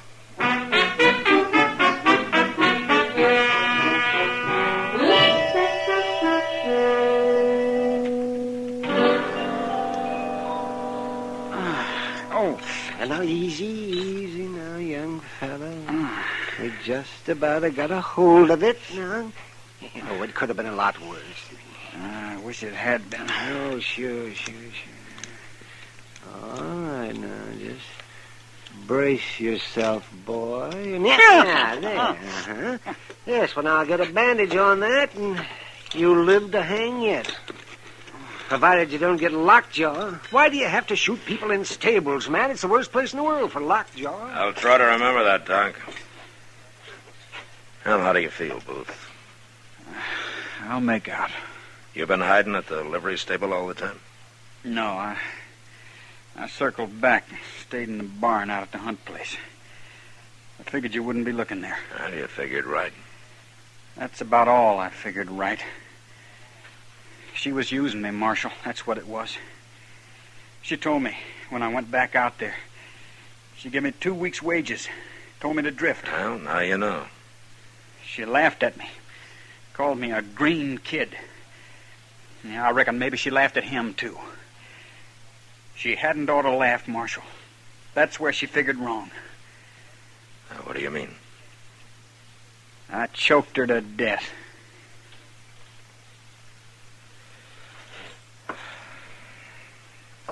Well, Booth, I'd probably have let you off clean. You were in the clear. He had a gun in his hand, even if he didn't know how to use it. But not now. Yeah. Well, I guess it don't matter much now. Funny thing, too. I was heading up north when I stopped here. I hit Dodge along about sundown, so I figured to lay in for the night. Then I met Mr. Hunt in the saloon. He give me a job. I wasn't aiming to stay here, Marshal. You weren't, huh? I was just riding through. Booth? Yeah? You ought to kept on riding.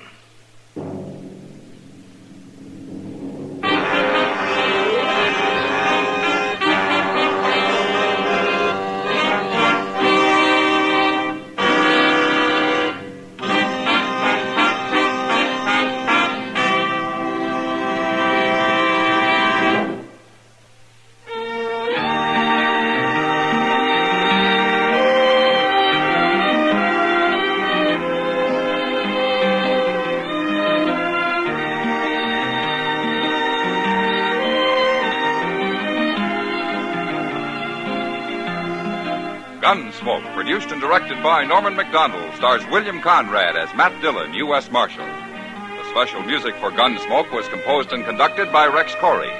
Sound patterns by Tom Hanley and Bill James. Featured in the cast were Michael Ann Barrett, Sam Edwards, Ralph Moody, and Edgar Barrier. Parley Bear as Chester, Howard McNear as Doc, and Georgia Ellis as Kitty. The bond-a-month plan makes savings easy if you have a checking account. Sign your name once, and your bank does the rest.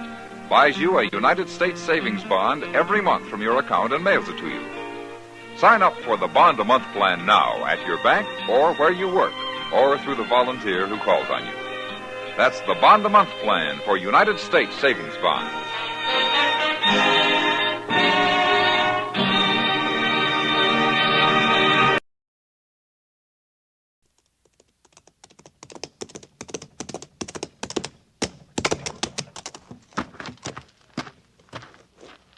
Slaughter's my name.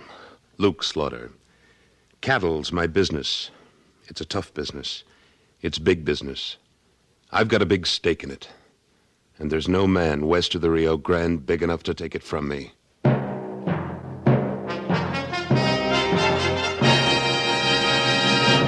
Luke Slaughter of Tombstone.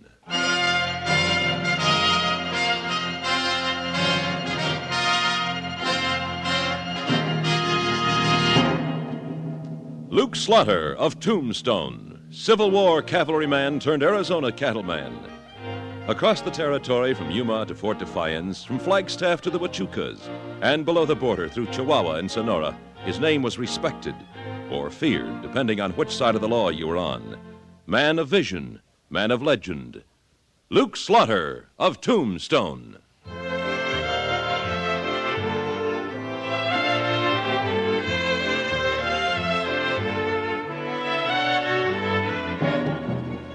You get used to gunfire in Tombstone. Usually you hear a single shot, or at most two. And one gunslinger goes back to the bar and the other goes to Boot Hill. But when you hear a whole fusillade of shots in the middle of the afternoon, you think of the OK Corral and head for cover.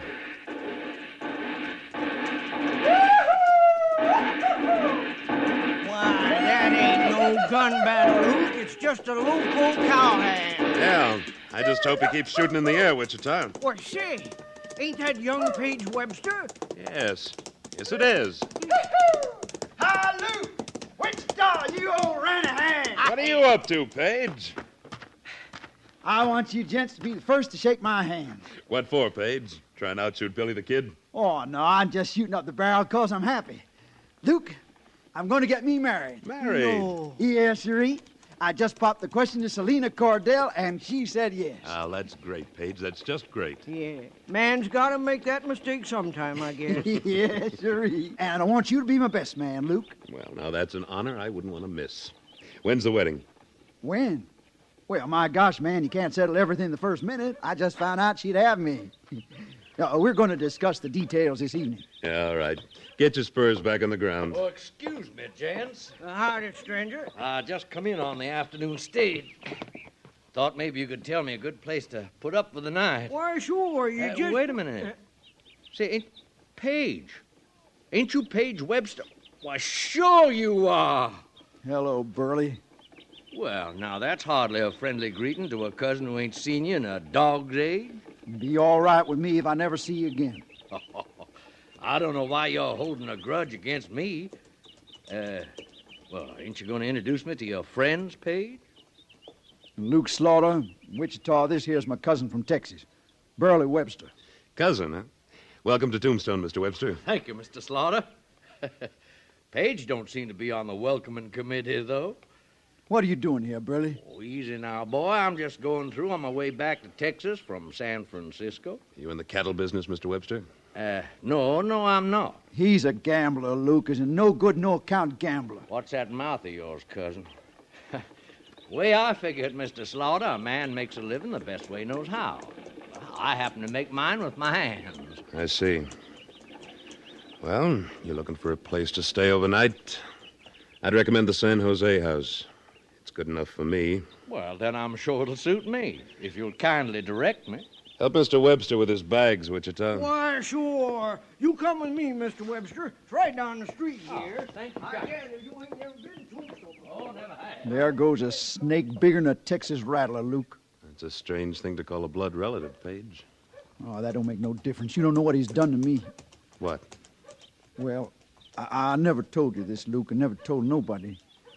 But my family died back in Texas when I was just a little Schaefer, and his folks took me in. Well, a few years ago, there was a killing. Nobody ever proved who did it, but he threw suspicion on me, and after that, folks just didn't want me around. That's why I came out here. If you didn't do it, why did you run away, Page?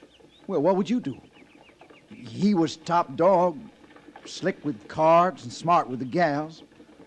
I was just the poor kid cousin. You can't draw to an inside straight like that. Well, now, you've drawn some real right cards since you've been in Tombstone, Page. You got yourself a small outfit, and you got the makings for a good cattleman. Now you're going to be married. You're supposed to be happy. Well, I am happy, Luke. Of course I am. But I sure wish he hadn't shown up right now. He'll be on the El Paso stage tomorrow morning. Now forget about it. All right, Luke, I will. Doggone it, I'm going down to the Crystal Palace and start celebrating. Don't overdo it, Page. Well, you know me, Luke. I never drink too much. You better not.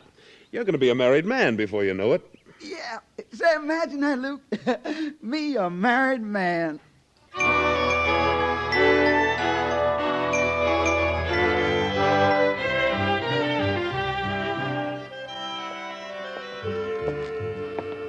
Howdy, Luke. Hi, Wichita. They rung the supper gong yet? Not yet. Sit down. Enjoy the sunset. Seems like every night they ring it later and later. It only seems like it. Maybe. Lots of things seem like what they ain't, if you ask me. Well, I didn't, but what are you trying to tell me? Well, since you are asking me, I'm a little discombobulated by them two Webster cousins. Why? Well, this afternoon I kind of got the idea they didn't get along none too well. They don't. Yeah, that's why I'm discombobulated. What do you mean? Well, I come from the Crystal Palace just now, and them two was thicker than fleas. Page looked like he'd been using his roping arm to heist a glass too many times. He was drunk, huh? They weren't sober. And the two of them was playing poker, Luke. Just the two of them. High stakes, too, seemed like. Maybe I'd better take a walk down that way. Good evening, Mr. Slaughter. Good evening, Miss Cordell. Evening, Mom. Good evening. You know where I could find Page, Mr. Slaughter? Well, I haven't seen him since he told us the good news this afternoon, Miss Cordell. I'd like to congratulate you, both of you. Thank you. Well, I wonder where he could be. We were going to discuss the wedding plans this evening. Yes, he told me. Look, Miss Cordell, why don't you let me find him for you? Well, I don't want to bother You just sit down here and enjoy the cool of the evening with Wichita. I'll go look for him. That's very kind of you, Mr. Slaughter. I'll be right back.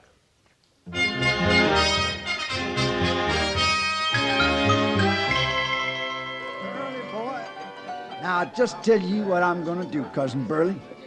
Your little old king don't scare me none at all.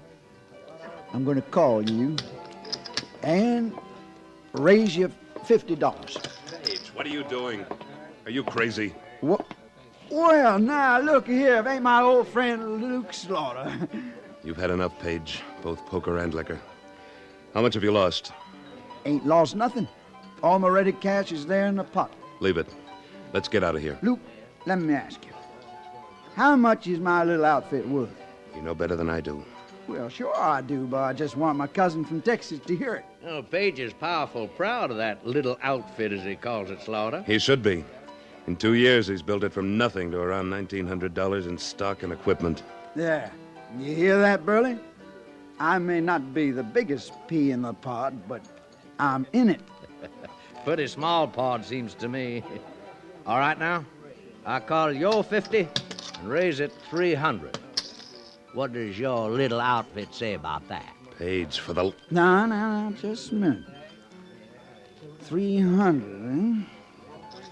Well, now, that requires a little study. Drop out, Page. Let him have it. No, not so fast, Luke. You hold on now. He's got 2 aces, a king and a deuce showing. And I got me 2 kings, an ace, and a 8 spot. Now, that makes the whole card tell a difference, don't it? Yes, it sure does. Come on, put up or shut up, cousin. This ain't no kid game. We left that back in Texas. Turn your cards over, Page. Now, you heard what my little outfit's worth, Burley. Page, listen to me. I'll bet it. I'll bet it all. 2 years of your life. You'll bet that and your future. I bet it, and you got a witness, Burley. I'll pay to see that whole card. Your call. That's dandy. That's just dandy. I got me the cased king, and that makes 3 of them. Oh, that's good, Page, but not good enough. 3 aces, Page. 3 aces? But I was short. Come on, Page. Yeah, I guess I better, Luke. Oh, you can give me the bill of sale for your outfit in the morning, Page. That'll be soon enough. I'll trust you till then. Yeah, I'll have it for you at the hotel in the morning. Come on, Luke. Why did you do it, Page? Why? He knitted me. He's always knitted me. He did it again. Just like when we was kids back in Texas. 2 years of your life. Yeah, I'm just a weak-kneed paperback fool. No, you're not. Something's eating at your insides. When you learn what it is, you'll be a man. Luke, what am I going to tell Selena? You're going to face up to what you've done and tell her the truth. She's waiting at the hotel for you. No, I can't face her like this after I lost everything. You tell her, Luke, will you? Please, Luke, tell her anything. Paige, are you going to keep running away all your life? Well, I don't know. I guess so. I think I'm going to be sick, Luke. Here. Get yourself a room and straighten out. I'll tell her something. We can talk this out tomorrow. Thank you, Luke. Thank you. I don't know why I bother, Paige. I guess I must think you're worth it.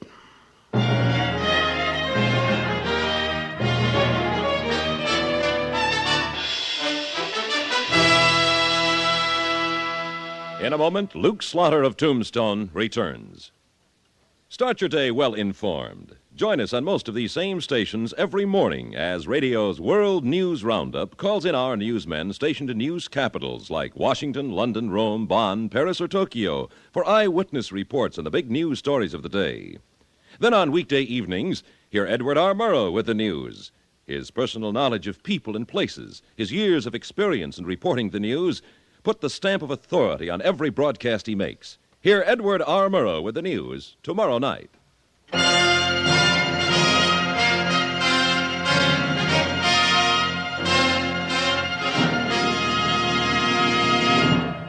And now, Act Two of William N. Robeson's production of Luke Slaughter of Tombstone.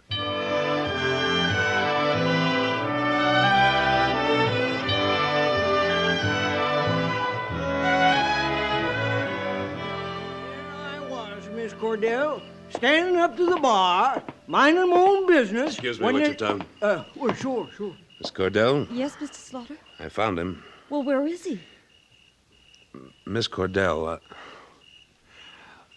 when a man's getting married, he's sometimes... Well, in Page's case, he did. Well, what I mean to say is he's had too much to drink. And he lost quite a bit at gambling. Isn't that just like a man? Well, most men, if you ask me. Nobody did, Wichita. Oh. I'm sure I'll explain it to you in the morning, Miss Cordell. I'm not so sure I want him to. If he's going to go out and drink and gamble on the very day he's proposed to me, what will he be up to after he's married me? Evening, Slaughter. Excuse me for interrupting, but when there's a pretty gal around, I ain't going to make too many excuses. Well, you'll have to excuse us, Webster. We're busy. Webster? Well, now, miss, I see you know the name. Could that be maybe because you're a friend of my young cousin, Paige Webster? Why, yes. Well, then I'm right happy to make your acquaintance, miss. I'm Burley Webster, Paige's cousin from Texas. How do you do, Mr. Webster? I'm Selina Cordell. My, that's a right pretty name to go with an even prettier gal, if you'll excuse me being so bold, Miss Cordell. Maybe I ought to tell you right now, Webster. Miss Cordell is engaged to your cousin. I must say he picked himself the prettiest filly in the corral. And I must say that sounds like Texas flattery to me. Oh, ain't nothing of the kind. Only I sure am sorry I can't stay on here, now that I've made up with you, Miss Cordell. Why, thank you. But of course, I could change my mind. You said you were leaving on the morning stage. Man can always change his mind, Slaughter. Now, Miss Cordell, since we've been introduced proper-like, you'd do me a great honor if you'd let me take you to the nicest dining room in town for some supper. You just point it out. Well, Mr. Slaughter, will you be seeing Paige again tonight? I don't expect to. Well, if you do see him, tell him I'm with his cousin, getting the attention I should be getting from him. My arm, Miss Cordell.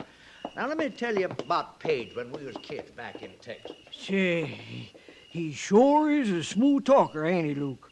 Only that don't sound like cousin talk to me. He's got Paige's outfit. Now he's after his girl.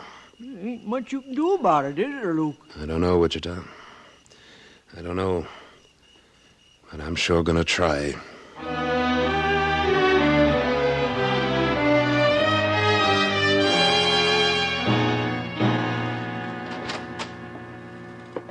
Webster, I want to talk to you. Slaughter. I thought you'd be in bed by now. I've been waiting up for you. Where's Miss Cordell? Don't see that's any of your business. But she's safe home for tonight. Meaning? Tomorrow's another day. You aren't going to be here tomorrow, Webster. What'd you say? You're leaving Tombstone right now. Oh, am I? Yes. You recognize this deck of cards?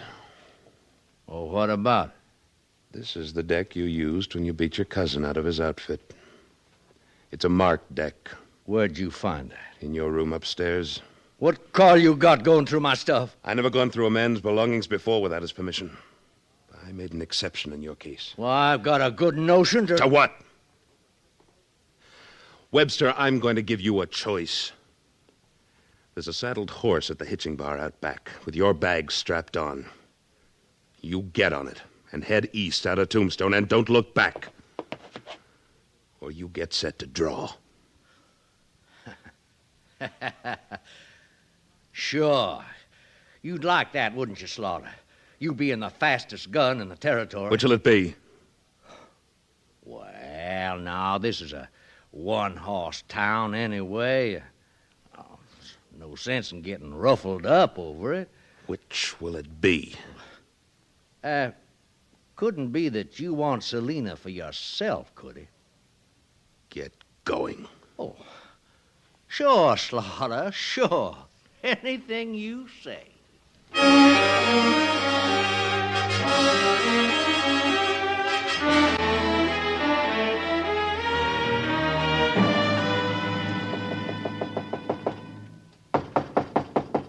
Who's that? Luke Slaughter. Morning, Luke. How you feeling, boy? Oh, better, I guess. I don't know. What are you figuring to do now? I don't know, Luke. I just don't know what to do. Seems to me there's nothing much left for you in Tombstone. You lost your outfit, and from the way she talked last night, you've lost your girl. It don't surprise me none. I'll be glad to stake you to $100 to get started somewhere else. Well, thanks, Luke. You're a real friend. Yeah. Let's see. It's 9 o'clock now. Suppose you come over to my hotel at 10. I'll have the money for you. And I'll pay you back someday, Luke. I don't know when, but I will. Sure you will. I'll see you in an hour.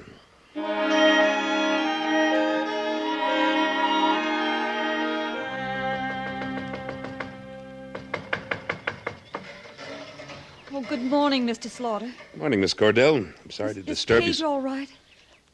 He's all right. But why do you care? Oh, I'm worried and worried about him. You weren't talking that way last night. I know, but that was last night, and I've thought and thought about it. I haven't slept a wink, Mr. Slaughter. I was wrong saying what I did. Page did me the honor of asking me to be his wife, and I was proud to accept. Oh, Mr. Slaughter, that's sacred. A man and a woman have got to forgive each other many things before they're really husband and wife. I mean, well, I love him, Mr. Slaughter. What about his cousin? Oh, him, he's nothing but a fast-talking ladies' man. Page is worth 5 of him. That's just what I wanted to hear. Miss Cordell, I'm going to ask you to do something. What, Mr. Slaughter? I want you to be an actress. Mr. Slaughter! It's just for a few minutes. It's for Page's sake. All right. I'd do anything for him. All right. Now, here's what I want you to do. Be down at the San Jose house.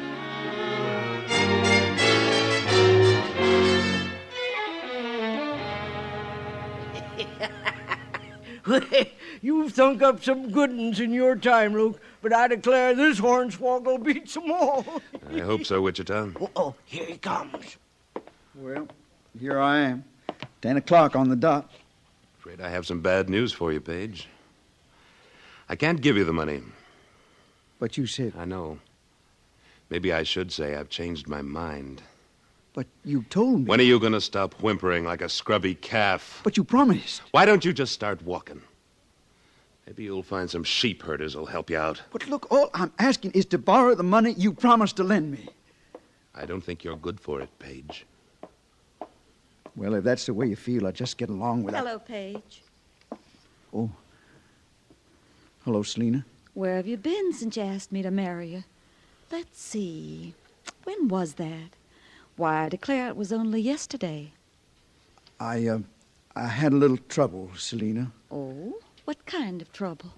Well, I lost some money. Gambling, I suppose. Yeah, that's right, Selina. A man who'll go out and gamble on the very day he proposes mustn't want to be married very much. Oh, Selina, that's not so. Must be, or you'd pay a little more attention to me like your cousin did. Burley? You know him? Mr. Slaughter introduced us. He's a very attractive man. He's a dirty, misbegotten sidewinder. Why, Paige, what a thing to say about your own cousin. Oh, Selina, you don't like him. He took me to supper last night. After all, you weren't around. Selina... It appears like you're an extra spoke in the wheel, Paige.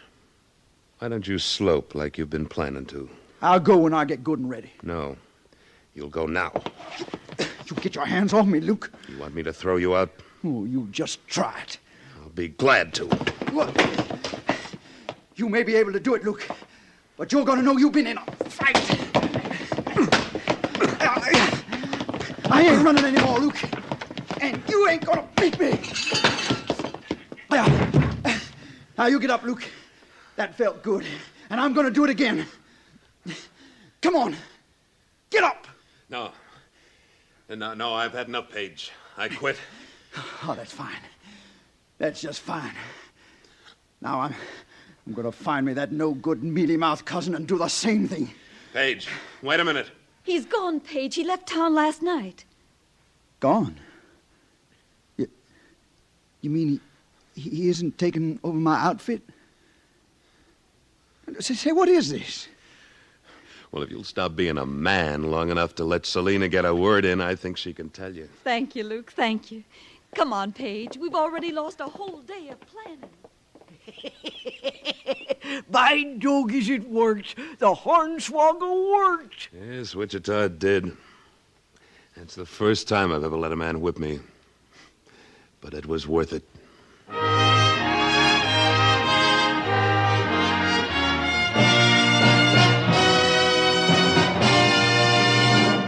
Luke Slaughter of Tombstone, starring Sam Buffington, was written by Alan Botzer, with editorial supervision by Tom Hanley, and directed by William N. Robeson. Supporting Mr. Buffington were Sidney Scott, Junius Matthews, Chet Stratton, and Joseph Kearns. Music composed by Wilbur Hatch and conducted by Amerigo Marino.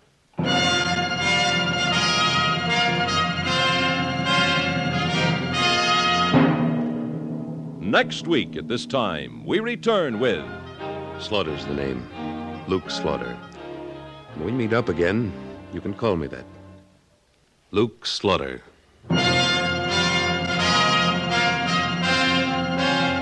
Now stay tuned for Frontier Gentlemen, which follows immediately over most of these same stations. This is the CBS Radio Network.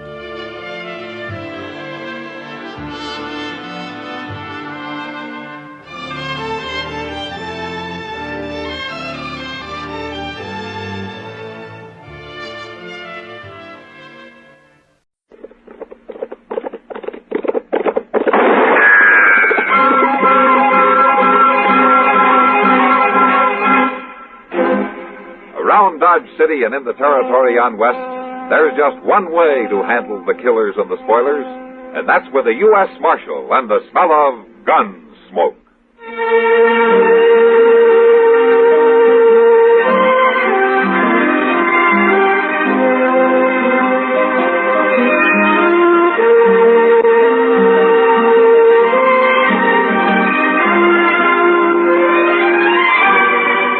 Gunsmoke, starring William Conrad, the story of the violence that moved west with young America, and the story of a man who moved with it. I'm that man, Matt Dillon, United States Marshal. The first man they look for and the last they want to meet. It's a chancy job, and it makes a man watchful and a little lonely.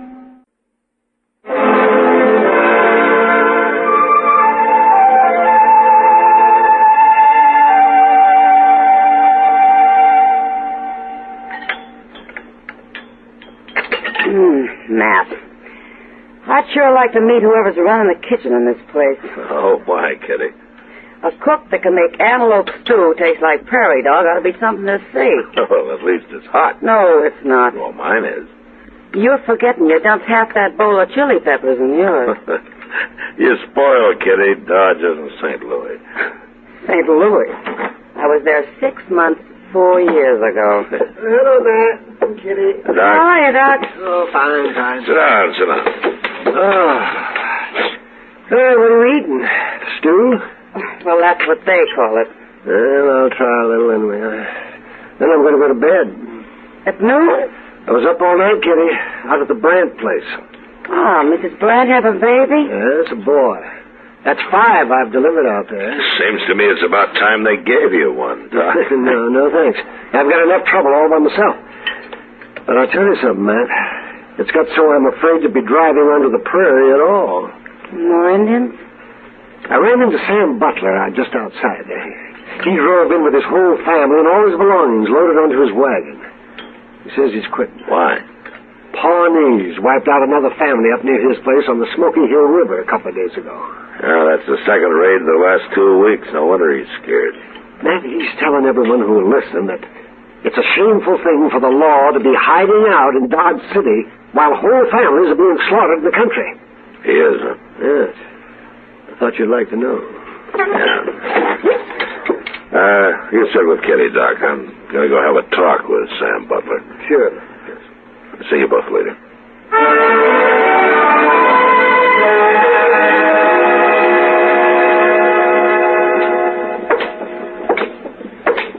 I'm saying that any man that stays out there and exposes his family to them murdering savages is plumb crazy.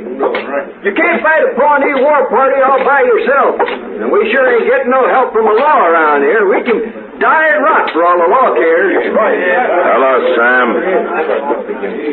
Well, where have you been hiding, Marshal? I hear the Pawnees made another raid up near you. If you call shooting and scalping a man and his wife and their 2 boys a raid, those men never had a chance to fight, far as I see. Men? The boys are coming on 14 or 15, old enough to handle a rifle. But they got caught outside. They never even made the house. Never made the house. I seen them with my own eyes, Marshal. And if you'd seen them, you'd be doing something about it instead of sitting around here and dodge. Yeah. I'm not hired to fight Indians, Sam. That's the Army's job. Then you ought to be out helping, Army. Every lawman in the country ought to. The Army doesn't need help. But there's something strange about those Pawnees. What's strange about them? They've killed white men before. I think I'll ride up there and look around. I'm sorry you're quitting, Sam. We need settlers out here. Not dead ones, you don't. No, that's right. Not dead ones.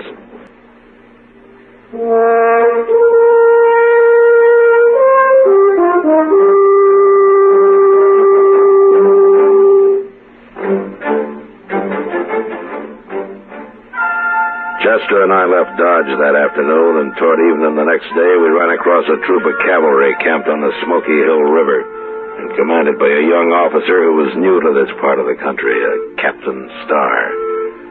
He was anxious to make a success of his first expedition, but so far he hadn't even seen an Indian.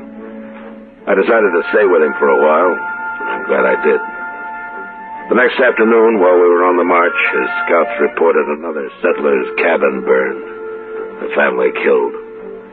At my request, Captain Starr filed his troop out in patrols while he and Chester and I rode forward to the scene of the slaughter. The whole family. Man and wife and their boy. Look over there, Chester. Against the water barrel.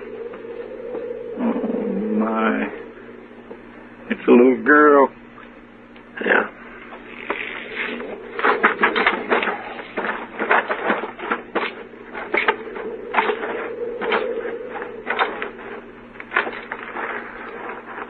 They scalped them. Every one of them. Even that little girl. They even scalped her. Now, at least they didn't torture them. Did they torture the other family, Captain? No, they didn't, Marshal. They shot them just like this. Scalped them. Where are you going, Marshal? What is it? Captain Starr. Last night you told me this is your first tour of duty in Indian country. That's right, Marshal. Take a look around, Captain. I have. All right, all three of these settler families were killed in the open, outside their cabins. Now, does that mean anything to you? Well, I guess the Pawnees surprised them. Yeah, they sure did. And there are not many arrows around. If these people had had a chance to put up a fight, there'd be a lot of arrows. But they were shot, Marshal, with rifles. Look at the ground, Captain. There are no tracks. Every sign of a track's been dragged out with a blanket. Yeah. Yes, you're right. I hadn't noticed that. There's one other thing you hadn't noticed, or maybe you don't know about. What's that? That boy there. How old would you say he was? Oh, about the same age as the boys at the last place, maybe 12, 13. Yeah. Well, Captain, that's old enough to be a brave in a couple of years, if he was a Pawnee. Now, what do you mean, if he was a Pawnee? They usually keep a boy that age. They don't kill him. They take him and try to make a brave out of him. Oh, I didn't know that. You don't think it was Pawnees that done this, Mr. Dillon? No, I don't, Chester. Man wearing moccasins doesn't care about his tracks. He's got nothing to hide. I'm afraid I don't understand, Marshal. It wasn't Pawnees that did this, Captain. It wasn't Indians at all. It was white men. Marshal Dillon. Yeah. No white man would shoot that little girl over there. And then the scalper. Captain, did you ever hear what Chivington did to the Cheyennes at Sand Creek? Kill and scalp them all, he said. Big and little, nits make lice. Congress has repudiated that whole affair, Marshal. Well, it still happened, Captain, and it was still white men that did it. Yes, I suppose you're right. I'm right. But why did they do it? There was horses. See that corral out there? This man must have had 6, 7 head of horses. Yeah. The other settlers did, too. They stole the horses and probably whatever they could find in the cabins. And right now they're sitting around camp somewhere drinking coffee and laughing at all of us Indian hunters. I'll find them. It's a big country, Captain. I've got a troop of cavalry out there, Marshal. Over 100 men. All right, suppose you do find some riders with a bunch of horses. How are you going to know they're the men you're after? Those horses are branded, aren't they? What brands? I don't know, but they must be registered somewhere. Yeah, maybe. Well, you're finding all that out. Some of the families are going to be slaughtered. No, Captain, there isn't time. I didn't realize how new I am at this game, Marshal. What would you suggest?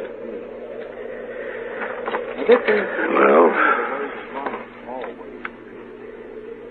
there used to be a corral about 5 miles upriver from here. They'll stand in. We'll bait it with a couple of dozen head of good cavalry horses. They'll come to us.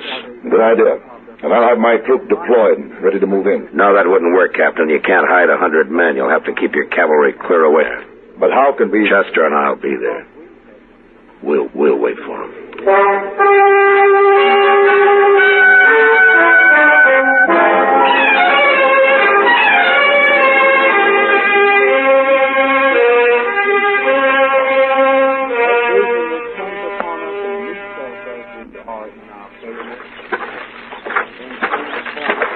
Here's another load of them green branches, Mr. Dillon. Yeah, we'll throw them on the fire, Chester. Let's have some more smoke. Yes, sir. Yeah, that'll do it. You ought to see that if they're anywhere this side of the Rocky Mountains. They're sure to be scouting around. They ain't stolen enough horses to leave the country yet. Besides, they're feeling mighty safe. They'll come. Mr. Dillon? Yeah. I've been thinking. It's doing that'll make you rich, Chester, not thinking. Well, I don't care so much about being rich as going on living. No, what's bothering you? Well, so there's only 2 of us. I was wondering how many there are of them. You want to go back and find the cavalry? You didn't answer my question, Mr. Dillon. How many you think we're waiting for? Yeah, there's no way of telling. Well, if there's a whole passel of them, how in the world are we going to take them? I don't really care how we take them, Chester. You're pretty mad, ain't you? Just can't get that little girl out of my mind. Look up. Here comes somebody. He's all alone. Just some cowboy, probably. Yeah, maybe. Yeah, sure it is. He seen smoke from our fire, and now he's wondering what that old corral's doing full of horses. He might be scouting it for the others. Those men don't take many chances. How are we going to find out? Maybe we won't till it's too late. You heat up some coffee for him, huh? Chester? I think I'll have a cup of that, too. All right, sir.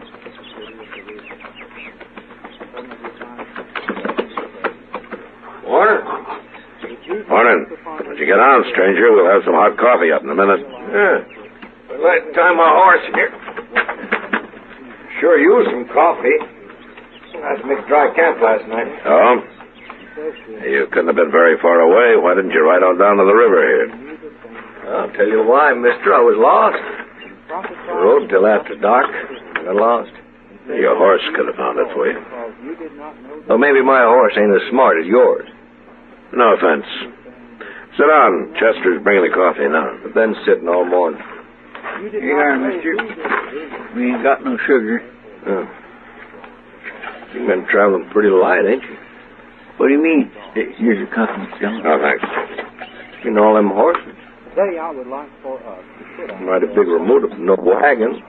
Not much grub I can see. We're driving those horses to Cheyenne. There's only two of us. We couldn't handle a wagon and a herd both. Oh, only two of you? Yeah, that's right. Well, I'm drifting, mister. Maybe you could use another hand. Yeah, maybe. Where are you from? Dakota Territory. His name was Lee Stapp. And I'd sure like to see Cheyenne. I've never been there. Why don't you ride up there alone? It'd beat chasing a herd of horses all the way. Yeah. Well, I'm broke, mister. I wouldn't have much of a party in Cheyenne broke, would I? No, I don't guess you would. If I do this, I'm a good hand. I'll work cheap. Well, how about it? You're a good hand, huh? Yeah, sure. Of course I am. Mister, I wouldn't hire you to herd sheep. What? You said you made a dry camp last night. How come you tie your horse up without watering him while you stand here slopping up coffee? Well, it's my horse, ain't it? Yeah, sure. How's the coffee? The coffee? Is it any good? Well, sure it is. All right, then have some more of it. That's smooth.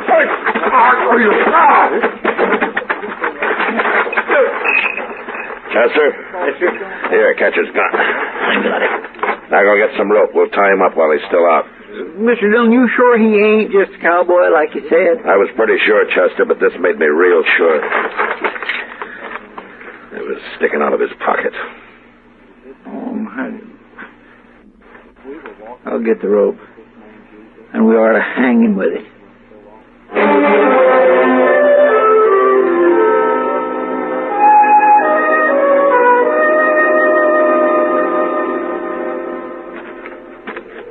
See anything yet, Chester? There's some dust about a mile away. Is it moving? Right this way.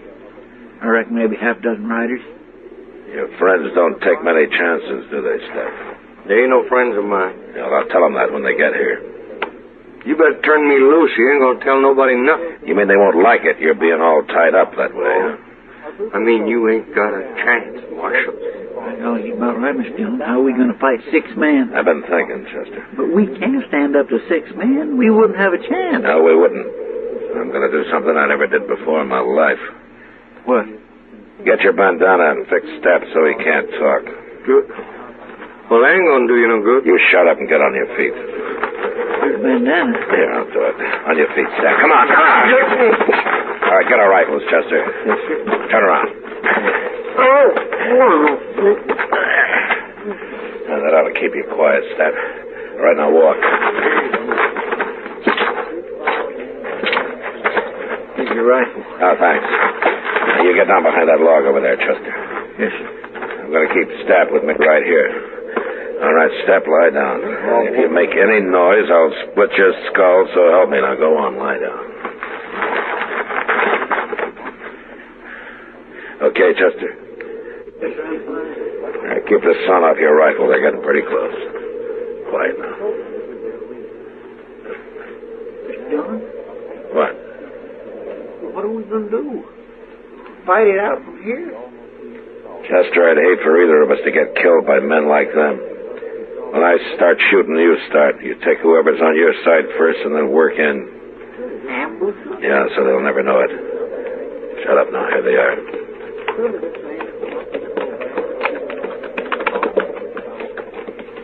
It must be over to the river. We'll get down, wait here for him. Yeah. Maybe Stapp's killed them already. We didn't hear no shooting, did we? I don't like this, Jake. Dad should have been back a long time ago. Dad knows what he's doing. Well, them sure fine horses, ain't they? Now, Chester!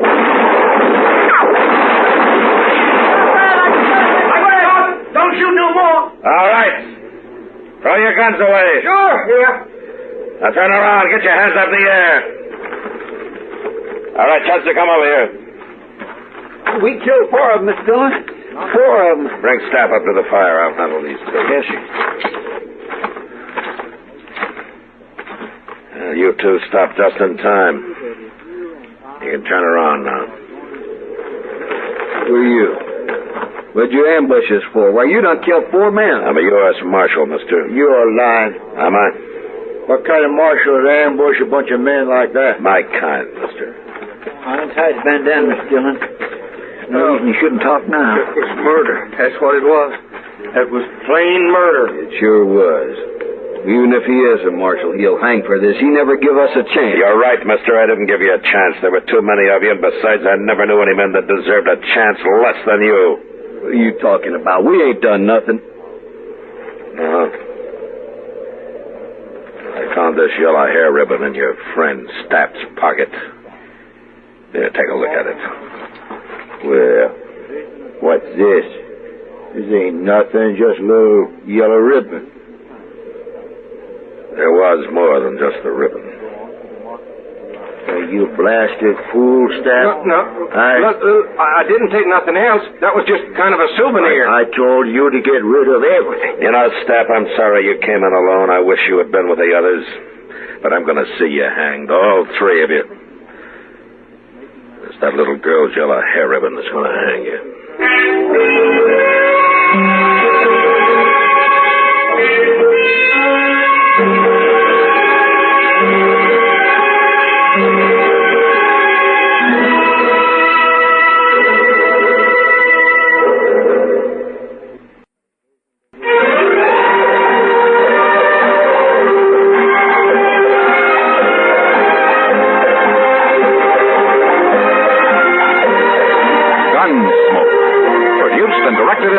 By Norman McDonald, stars William Conrad as Matt Dillon, U.S. Marshal. The story was specially written for Gunsmoke by John Meston. Featured in the cast were Lawrence Dodkin, John Daner, and Harry Bartell. Harley Bear is Chester, Howard McNear is Doc, and Georgia Ellis is Kitty.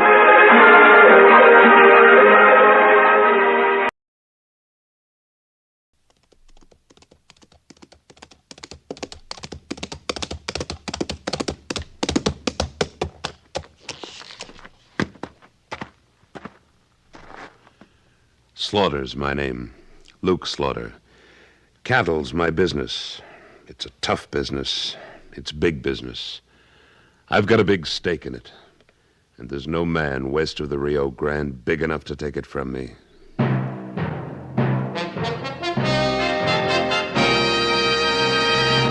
Luke Slaughter of Tombstone.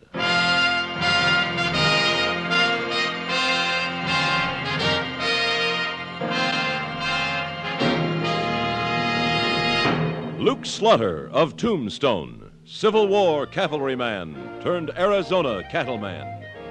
Across the territory, from Yuma to Fort Defiance, from Flagstaff to the Huachucas and below the border through Chihuahua and Sonora, his name was respected or feared, depending on which side of the law you were on. Man of vision, man of legend, Luke Slaughter of Tombstone.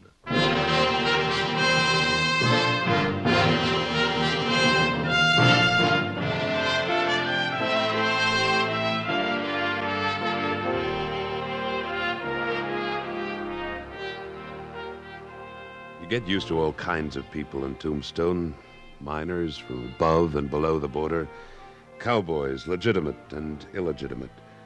Chinese who cook your meals or your shirts. All kinds. But one afternoon, Wichita and I spotted a new brand. Say, will you look at that dude with the white hair and goatee? If he ain't the high mucky-muck of something, I miss my guess. Looks more to me like a traveling preacher. Yeah, but the other ain't no deacon from his looks. Good afternoon, gentlemen. Afternoon.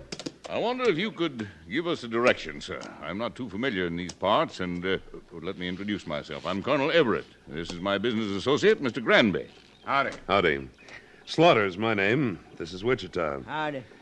What is it you're looking for, Colonel? Well, we're heading for the Meeker place. I believe it's just outside of Tombstone somewhere. That's right. Cal Meeker's spread's about 3 miles north. The Lazy M. You can't miss it. Thank you. Thank you for your courtesy, sir. Not at all. Oh, Mr. Granby. Yeah? Haven't we met somewhere before? Met? No, I don't guess so, mister. It's the first time I've ever been in Arizona. Well, now, I haven't spent all my life here either. I'd swear we'd met someplace. Well, thank you for the directions, Mr. Slaughter. We'll get along to Lazy M. Come on, Granby.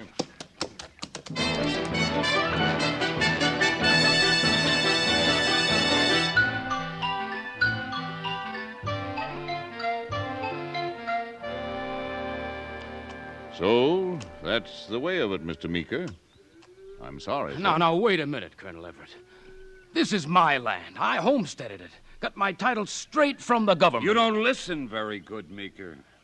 The colonel told you he's got the original grant on this land, dated way back in 52, before you ever saw Arizona. That's right, sir. My title's all official and registered. But Mexico sold this land to the U.S. in 53. And the United States honored all prior claims. Right so, Granby. Now, I am ordering you to get off my property in 2 days, Meeker.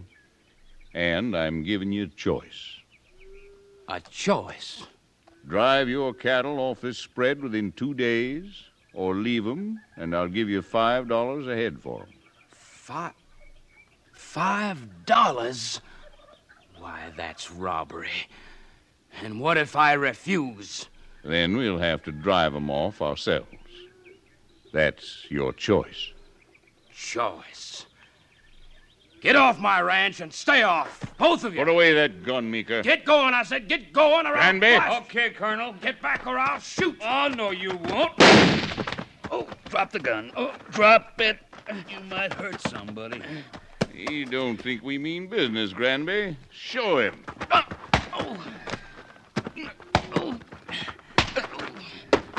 Yeah, that'll give you a rough idea, Meeker. I'd suggest you start moving off this land now. We're taking over day after tomorrow. Now,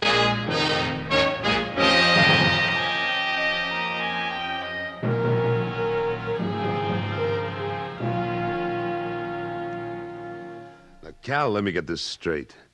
The colonel claims he has an old Mexican grant to your land? That's right, Luke. Signed by Santa Anna himself, he said. And not just my spread, either. He claims all the land out my way. Wonder why he'd wait all these years to claim it. Golly. Well, ain't there something you can do, Luke? I don't know. It's a fact the government did recognize prior claims when they bought this territory from Mexico. So if his grant's on the level... You know this'd ruin me. All of us up there, Luke. I know. Where's this colonel located? He told me he's got a land office in Bisbee. All right, then. Wichita, you and I'll take a little ride down to Bisbee to see what we can find out. And you, Cal, go back to your spread and don't do anything until you hear from me. This may all be on the level, but every time I think of that business associate of the colonel's, I wonder.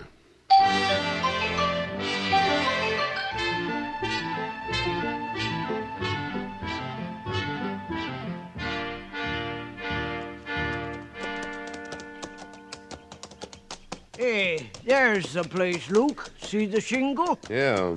Land Office, Colonel Justin Everett. Real pretty name.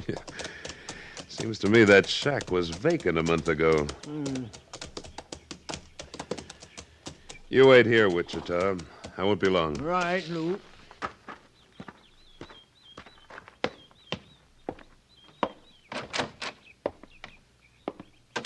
Yes, sir. What can I... Well, we meet again. Mr. Slaughter, isn't it? That's right, Colonel. Well, what brings you down to Bisbee, sir? In the market for some land? Like the Lazy M Ranch? Well, now, that tract won't be available for a couple of days, but we can talk about it now. Yeah, I think now's the best time to talk about it. Cal Meeker's a friend of mine, Colonel, and a member of the Cattlemen's Association. He tells me you're laying claim to his spread. Yes, that's correct, sir. Suppose you tell me all about it.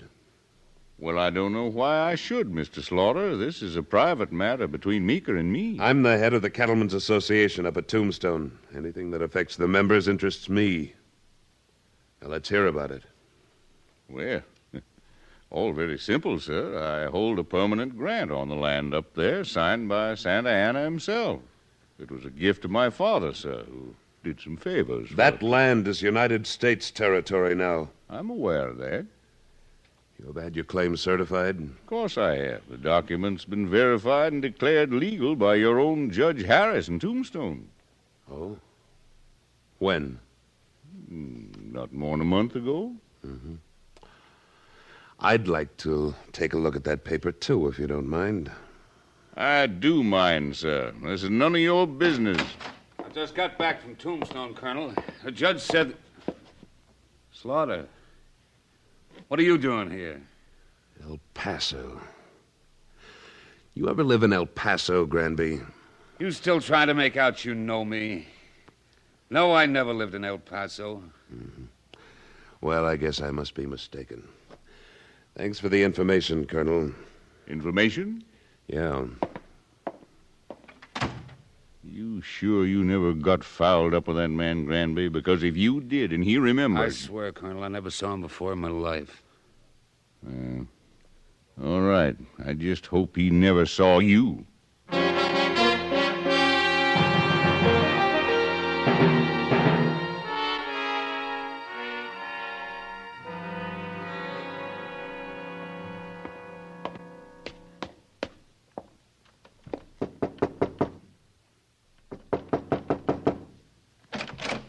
Yes? Morning, Judge. Well, Luke Slaughter, what can I do for you? Oh, nothing special. Just dropped by for a chat. Come in. Come in. Thank you. You know, I haven't talked to you since you lived in that little house up on Safford Street. It's quite a fancy layout you've got now. Well, thanks, Slaughter. I like it.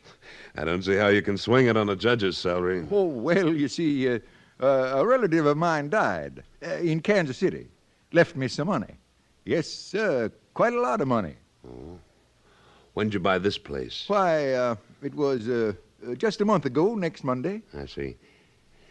Judge, I wonder if you could give me a little information on a land deal. What kind of land deal? Well, a fellow named Everett, Colonel Everett, claims he has a Mexican grant on a lot of property around here. Oh, Colonel Everett, yes. Say, that was a surprise to me, too. Yes, sir, quite a surprise. I had no idea such a grant existed. He tells me you certified the title. Is that right? Oh, yes. I went into it very thoroughly. Studied the grant, checked Santa Anna's signature, and didn't leave a stone unturned. No, sir, not a stone. Well, I certainly hope so, Judge. I wouldn't want to see you mixed up in a crooked deal. Crooked?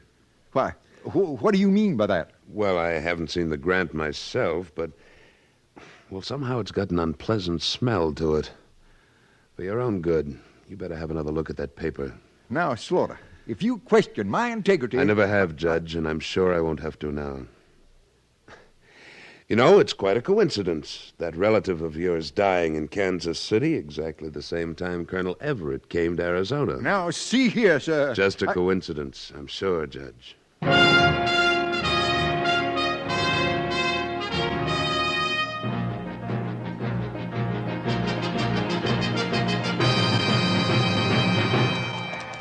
That's it, boys. Get those cattle moving and keep moving till they're clear off the place.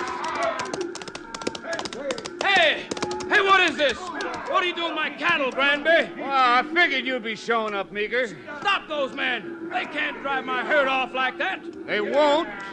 If you want to take the colonel's offer of $5 a head... This is my ranch, and these are my cattle. They may be your cattle, but this is no longer your ranch. All right, keep moving, boys. Come on, keep moving.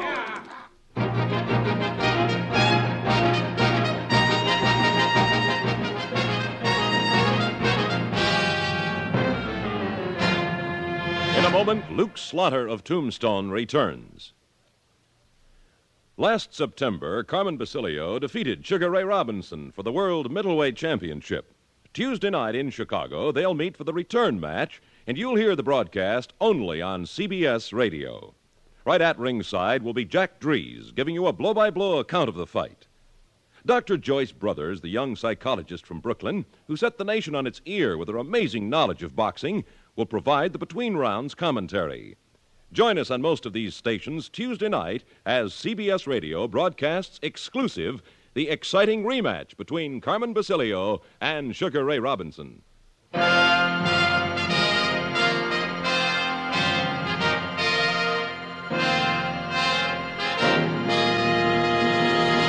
And now, Act Two of William N. Robeson's production of Luke Slaughter of Tombstone.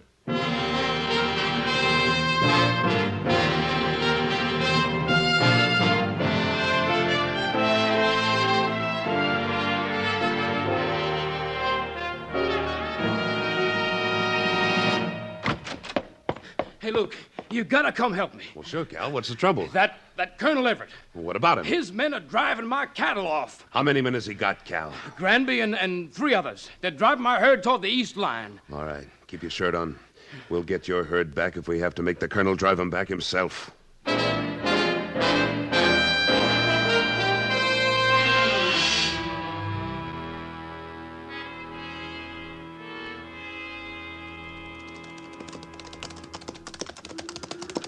Yeah, they are, Luke. They're driving them right down that arroyo. Pull up here. They'll be scattered all over the territory. I'll lose half my herd. Forget the cattle. We'll get the men first. Cal, you ride around that butte and come in on them from the other side when I signal you. All right, Luke. All right, Wichita. We'll move in from this side. Yeah, I'm right with you, Luke. Hold it. This is close enough. Well, if this is the Colonel's land, we're the ones breaking the law. First things first. We'll worry about the law later. Look, there's Cal, waiting for your signal. All right, then. Here we go. So that's the way he wants it. I got one of them, but he's sticking on his horse. Hold your fire. They're making a break for it. Yeah, I guess they ain't wanting any more of it, Luke. Looks that way. Think you and Cal can get the herd back on the Lazy M all right, Wichita? Why, sure we can, but where are you going? I'm making a fast trip to Bisbee. Now I know the Colonel's playing for keeps. It's time for a showdown.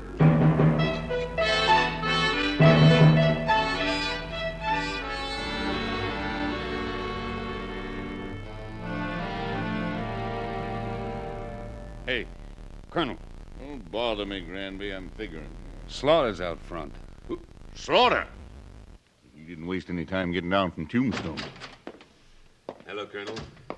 You got your nerve coming in here, Slaughter. You wounded one of my men when he was doing his legal duty. Legal duty? He was a rustler.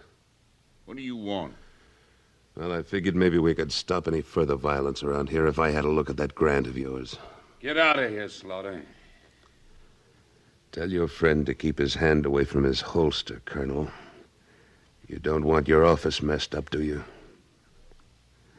Tell him. He's got a right to defend himself. Yeah, sure he has. Go ahead, Granby. Defend yourself. Go ahead. Draw.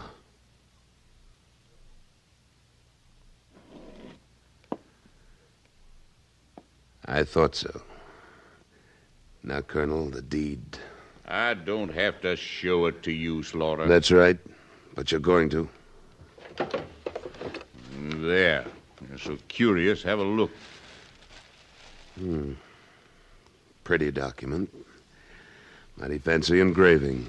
Just as legal as it is pretty. Might help if you could read Spanish. Well, it just so happens I can. Dated September 11th, 1852. Signed by... Say, this fellow really took a liking to himself, didn't he? His Most Serene Highness Antonio Lopez de Santa Anna, perpetual dictator of Mexico. You'll notice the grant is perpetual, too. I noticed that. Hope it's more perpetual than Santa Ana was. Yes, sir. That's mighty pretty engraving. Well, you satisfied, Slaughter? Mm-hmm. Yes, indeed I am. I've seen all I need to, for now. And now that I've seen it, Colonel, I'm sure our next meeting will be under much different circumstances. Well, I certainly hope so, sir. Good day, gentlemen.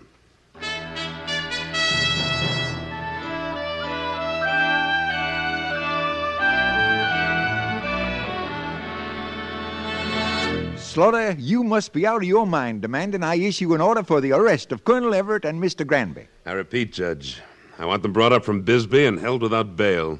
Oh, and by the way, be sure and subpoena that deed of the Colonel's. But I can't issue an order for their arrest. There's no charge against them. Listen, Judge, I guess I've read as much law as you have. You want charges? I'll give you a few. Fraud, intimidation, cattle rustling. You want any more? I'll sign the complaint. But you don't understand, Slaughter. You'd have to have evidence. I'll produce the evidence at the proper time. In court. I can't do it. No, sir, I just can't. Maybe you'd rather be a defendant in this case, Judge. You better be able to prove your charges in court. You'd be surprised what I can prove. See you in court, Judge.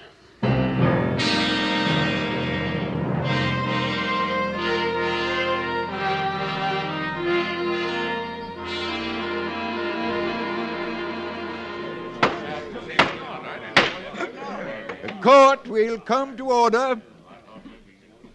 Luke Slaughter, being the complaining party in behalf of the Cattlemen's Association, he gets first say. Go ahead, Slaughter. Give it to 'em good, Counselor. Quiet, Wichita. Thank you, Judge. Now, these men are being tried on a charge of fraud. We'll forget a few other charges. This is preposterous. He can't prove a thing. The judge knows that. Could we have a little order in the court, Your Honor? Thank you. Now, if it please the court, I have in my hand the Mexican land grant by which Colonel Everett's claiming land around here. If it wasn't for just two things, he'd be in his rights. First of all, this grant is dated September 1st, 1852. That date looked kind of odd to me some way, so I looked it up. Now, it just happens that in September of 52, Santa Anna, who was supposed to have signed this deed, was in exile in South America. He didn't become president of Mexico until more than 6 months later, April 15th, 1853. So he couldn't very well give away land when he wasn't even in office, could he? Order! Order! Now, that's one thing. There's another. The first day I saw Colonel Everett's business associate, Mr. Granby, I had a feeling I'd met him someplace before. The thought kept nagging at me. Then when I saw this document, I put two and two together and the whole thing came to me. I was wrong. I hadn't met Mr. Granby at all. I'd just seen his picture a while back on the wall of a marshal's office back in Abilene, Texas. What? Why, you... It's no wonder this document looks so pretty. Mr. Granby is an expert at making things like this. He's wanted by the United States government for forgery and counterfeiting. That's a lie! Now, there's one more way I'm going to prove this case. By Judge Harris himself. The judge can tell you a few things about these men that'll prove their guilt. Can't you, Judge? Well, when the Colonel and Mr. Granby first approached me... I'll teach you to keep your mouth shut, Harris. Luke, Granby's got a deputy's gun. Get down behind that desk, Judge. Keep away from me, Slaughter. I'll fix you so's everybody will keep away from you. Now!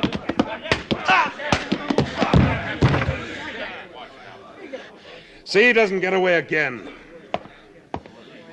All right. Come on out, Judge. Let's have some order here. Yes. Yes, all right. I don't think we need to carry this farce any further. Judge, You ready to make your decision? Yes. I find these 2 men guilty as charged. They will be brought to this court tomorrow morning for sentencing. This court is adjourned. Well, say, that was real nice work, Luke. Why, you saved the judge's life. Yeah, I guess I did. You go ahead, Wichita. I'll be along in a minute. Yeah, okay. Well, I guess that takes care of everything, Slaughter. Almost. It's just one thing more. How soon are you leaving town, Judge? What? Why, I'm not leaving. I say you are. We like our courts to be honest around here. I'm afraid you don't quite fit the bill. Yeah, I guess I did make a mistake, Slaughter. Maybe you can profit by it in the next place you go. There's a stage out of here tomorrow afternoon. See that you're on it. So long, Judge.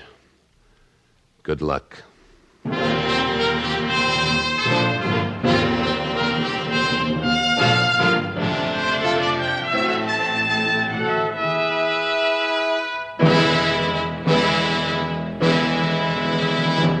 Luke Slaughter of Tombstone, starring Sam Buffington, was written by Don Clark, with editorial supervision by Tom Hanley, and directed by William N. Robeson. Supporting Mr. Buffington were John McIntyre, Jim McCallion, Bill Quinn, Junius Matthews, and Ed Jerome. Music composed by Wilbur Hatch and conducted by Amerigo Marino.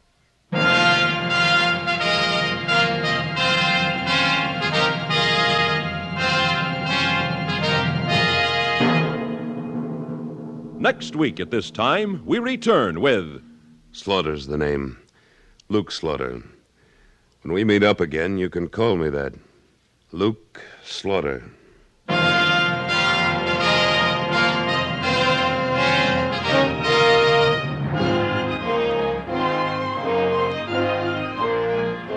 Butcher, baker, candlestick maker, lawyer, bricklayer. No matter what your work is, the course of American business from day to day affects you in 100 ways. Beginning tomorrow and right through the week, follow our business news reports on most of these stations with Walter Cronkite and Bill Downs doing the reporting. Now stay tuned for Frontier Gentleman, which follows immediately over most of these same stations. This is the CBS Radio Network.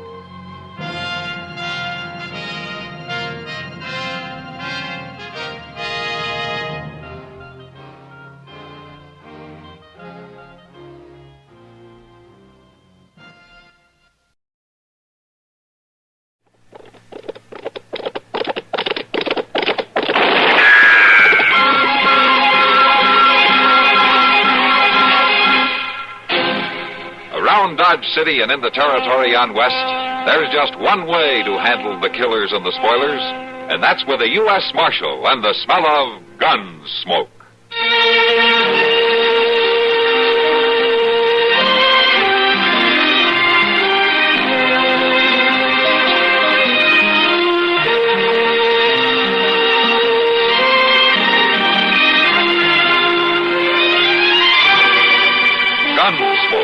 Starring William Conrad, the story of the violence that moved west with young America, and the story of a man who moved with it.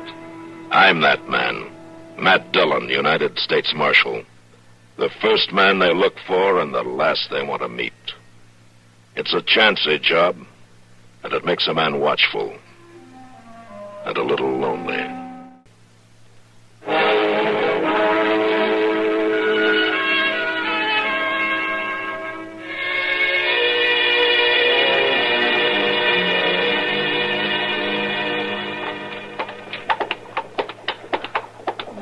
Gracious, Doc, I never heard so much complaining in all my life.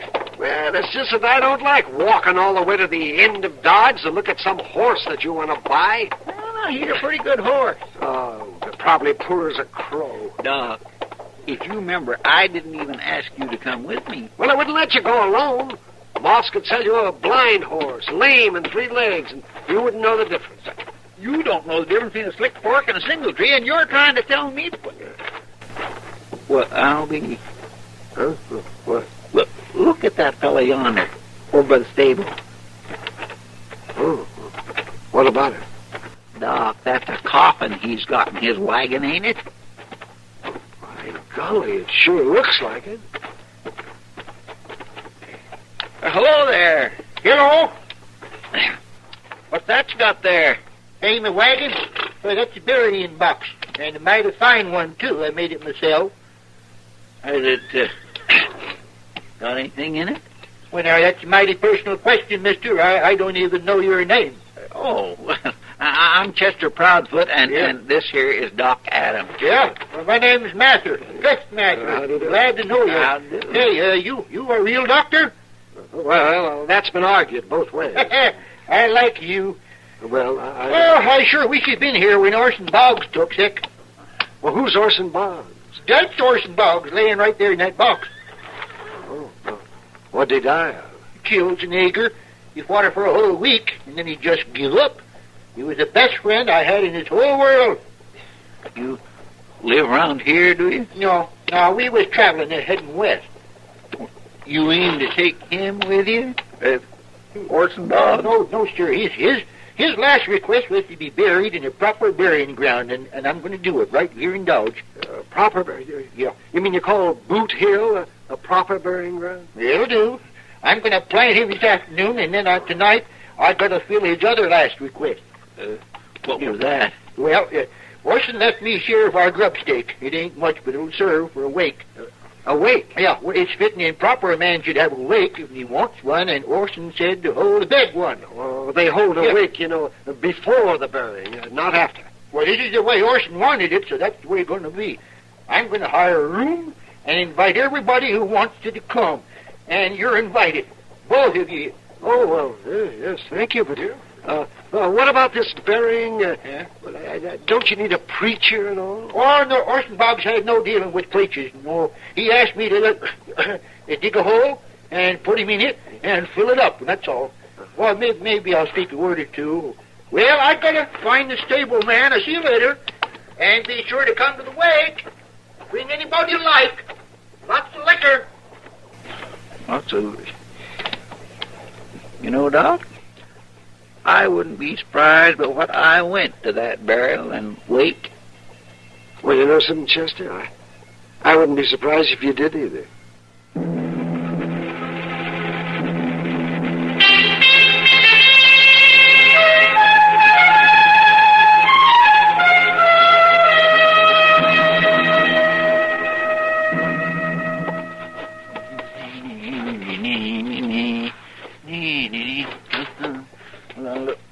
Wow, Mr. Dillon. Yes, sir.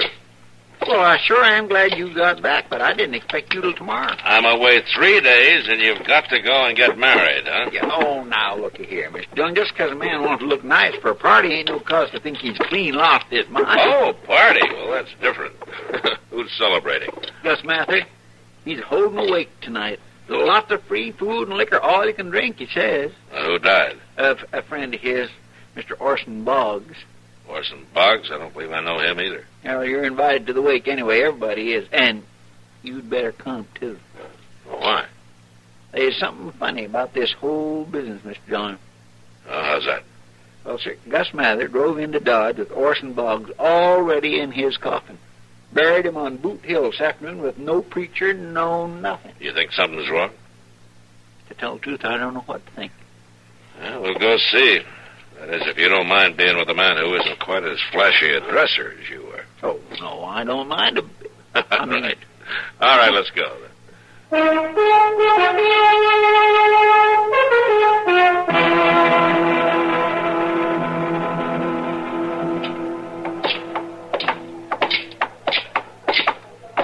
I hope we ain't going to be late. From the sound of things, they're just warming up. No, I mean for the victuals. I hope it ain't all gone. And if I know you, you'll make out somehow. And I want to thank all of you for coming tonight. Orson Boggs would have been mighty pleased. Orson Boggs was the best friend I ever had. He was the best man ever to come out of the Red Bank country. Here's to him. Here's to My goodness, what a way to mourn for a man. Yeah. Of course, if he's dead, I guess it don't matter now. Anyway, that Gus Mather sure doesn't know how to throw a party, don't he? Now, that must be worth it to him. How do you mean? This whole business could be a way to let the world know that Orson Boggs is dead, Chester. Mean you think he ain't? It could be. Well, why would a man want people to think Boggs was dead if he ain't? To escape the law would be a good reason. But we ain't never heard of no Orson Boggs being wanted. Maybe he hasn't been found out yet. Now, let's go say hello to Gus, huh? We're not being polite. Well, I guarantee we won't find out nothing from him. Well, we can try. Hey, hello there. Hello there, Chester. Well, hello, Gus. Yeah. This here is Marshal Dillon. Hello, Gus. Marshal. Whoa, well, you're welcome here. Thank you. Yeah, let me get you a drink. Thank you. Yeah. It's too bad about Orson Boggs, Gus. Where was your prom, anyway? Oh, it's a long way from here, Marshal. But he was from Kansas, right? Oh, yes, you can say that. Here's your drink, Marshal, Chester. Yes, he was from Kansas, all right. We was headed west, and I'll have to go it alone now. Uh-huh. Yeah. You from Kansas, too, Gus? Me, I'm from everywhere. I got no real home, Marshal. I just drift around like Orson Boggs did. Yeah. Just as we came in, you were saying something about the Red Bank country. That's down near the Pawnee Reservation, isn't it? Uh-huh, yeah. Well, we drifted through there a couple of times, and well, Marshal, I better see to the men's drinks. I gotta keep the boys oiled up, you know. Yeah, come on, boys. Yeah. He's a sly old devil, ain't he? He's hiding something, all right, Chester. And it's going to take time to find out what it is. Well, we sure ain't going to find out tonight. And as long as we're here, there ain't no reason to be standoffish, are they? No, I guess not, Chester. Come on, let's belly up to the bar. Yes, sir.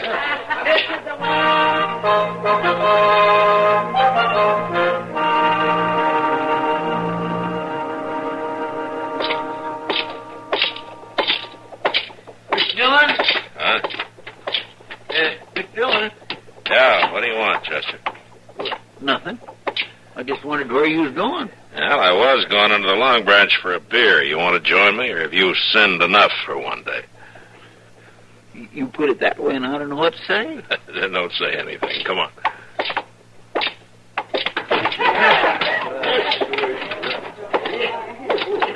Well, Matt, Chester. Kitty? Come to join the party? Oh, what party? Gus Mather over there. He's buying drinks for everybody. We already been to one of his parties. 2 beers, Sam, huh? I heard about the wakey, too, the other night. What I heard, there were men drinking there until dawn. Yeah, and most of them were in here the next day trying to cure their hangovers. Oh, thanks, Sam. Here you go, Chester. Yeah, well, thank you, Mr. Dillon. Well, Matt, you're getting as free with your money as Gus Mather. He's been buying drinks in here right and left for 3 days running. You'd think he had millions. Kitty, how much money has Gus been spending? Oh, that little group he's got over there with him now is nothing. Come evening, he'll have 15 or 20 men he's treating. It's always like that. What are you thinking, Mr. Dillon? I'm thinking that's too much money for a man to come by easily. Legal, you mean? Yeah, legal. But doggone it, Mr. Dillon, why don't you just go set him down hard somewheres and make him talk? Chester, I can't just beat it out of him. Besides, he's pretty sly. He's only let one thing slip so far. What's that? About Orson Boggs coming from the Red Bank country. Remember how he tried to cover that up when I asked him about it? Oh, by golly, he did, didn't he? Yeah, it's a long way from here. But we're going anyway. We are. Finish your beer and get the horses. I'll meet you at the office. Yes, sir. So long, Kitty. Good luck, Matt.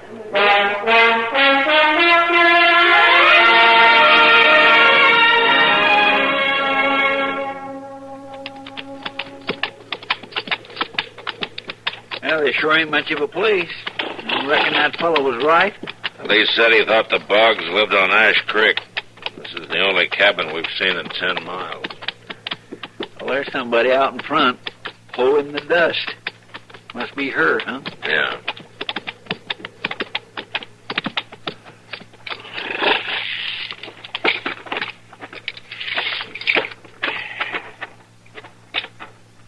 How'd do, ma'am? Howdy. You, Miss Boggs? How do you know my name? We ran into a buffalo hunter way back. He said he thought you lived down along here somewhere. He was pretty nosy, wasn't he? I'm a marshal out of Dodge, Matt Dillon. This is Chester Proudfoot. I do, ma'am. Just what do you want here, Marshal? We're looking for Orson Boggs, ma'am. He is your husband, isn't he? Of course he's my husband. Is he around? I'd like to talk to him. And he ain't here. Ain't been here for some days, so you might as well tell me what this is all about. Did you know a man named Gus Mather? Friend of your husband? My husband don't have no friends, Marshal. We come out here to lead a moral life, to keep away from people and temptation and sin and worldliness. You sure picked a good spot for it. Miss Boggs, do you know where your husband is? He went off on a hunting trip. Said he was getting restless. And he went alone? Of course he went alone. What's this all about, Marshal? Miss Boggs, that man I mentioned, Gus Mather, he's in Dodge, telling everybody that Orson's dead. He ain't dead. I'd know it. Somehow I'd know it if he was. Gus Mather claims he's Orson's best friend. He's lying. He's got to be. You sure you don't know him? About 55, spry, gray-haired? I told you. Orson don't have no friends. Well, then how did Gus Mather know Orson's name? How should I know? I ain't responsible for this Gus Mather. Now, if you leave me be, I got work to do. Good day to you, Marshal. Well, if that ain't the cold-bloodedest woman I ever did meet. She's hiding something, Chester. Too bad it ain't her face. We going back to Dodge now? Yeah. And I have a hunch it won't be too long before she's there, too.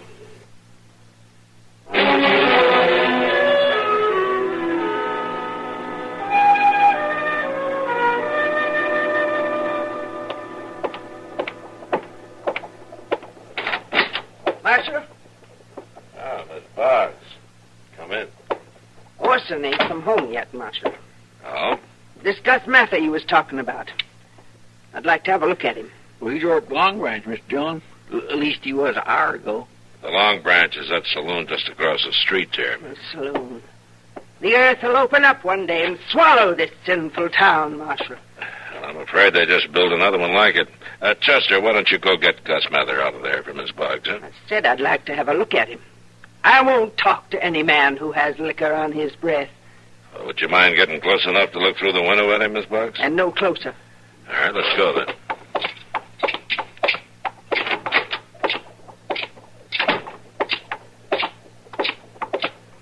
He might maybe have went for now. Let's see. From what I hear about Gus Mather, he'll be there, all right.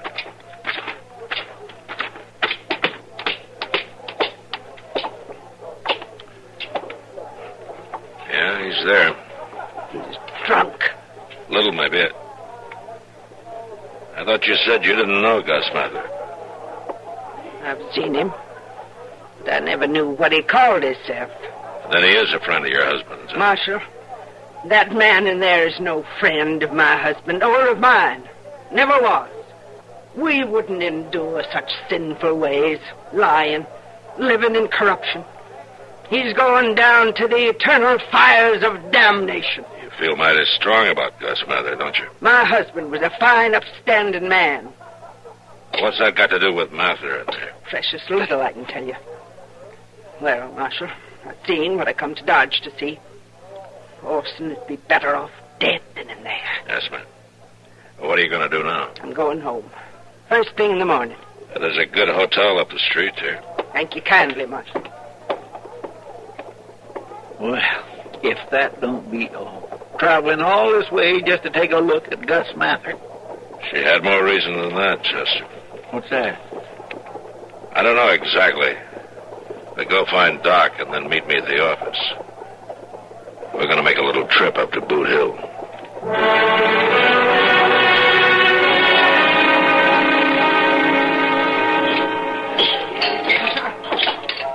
Well, where in the world have you two been? Covered with dirt? What have you been doing? You wouldn't believe me if I told you, Miss Kitty. Have you seen Gus Mather, Kitty? Gus? Yeah. About the middle of the afternoon, he went out back. He was mighty drunk. Long about dark, some fella found him and carried him up to the dock. He thought he was dead at first. Probably had the fan tods. I was looking for you earlier, Matt. Where were you? Digging up a grave on Boot Hill.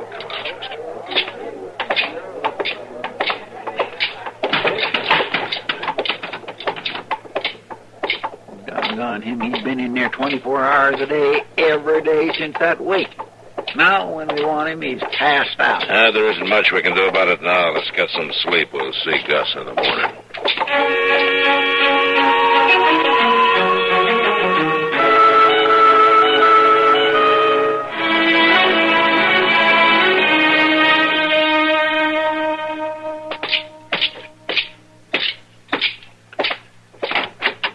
Good morning, Matt. Doc, how's your patient this morning? Well, his patient ain't the man he used to be, Marshal, but, I'm through drinking forever. Well, you'd better be, or you'll have no insides left. Oh, yeah. Come in. Oh. Yes, ma'am? You don't look so sick to me. Well, he was sick, ma'am. Mighty sick. This is Mrs. Boggs, Doc. Mrs. Orson Boggs. I heard about him being drunk in an alley. Now, some men drug him up here. Well, now, Mrs. Boggs... By rights, that ought to be your deathbed you're lying on. Hey, it would be a blessed thing if you was to have a forgiving nature. Forgiveness belongs to the Lord. Well... Not to us here below. Get your pants on. Excuse me, Miss Boggs, but this is a mighty sick man. Get your pants on. Yeah? He was sick. And it done him good, but he's coming home now. I'm getting him Marshal, home. he just tried to do away with Orson Boggs, but it didn't work. No man can escape himself. Then Gus here is Orson Boggs? Wait, you don't seem too surprised. Last night, Chester and I spent some time on Boot Hill. We found the coffin here buried. There was just a log in it. No body. No Orson Boggs. Oh, I thought I heard everybody plumb fool. He run off. Stole our savings. Spent every penny. The miserable sinner. Yeah, that's all true, Marshal. I thought up the whole plan myself. I just got tired of being good all the time. Well, you're going back to being good. Yeah. And you're going to stay good the rest of your life. Now, come on. Let's get started home. All right, come on.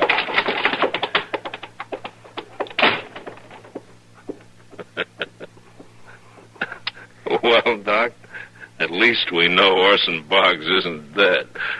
But if you ask me, Matt, he was a whole lot better off when he was.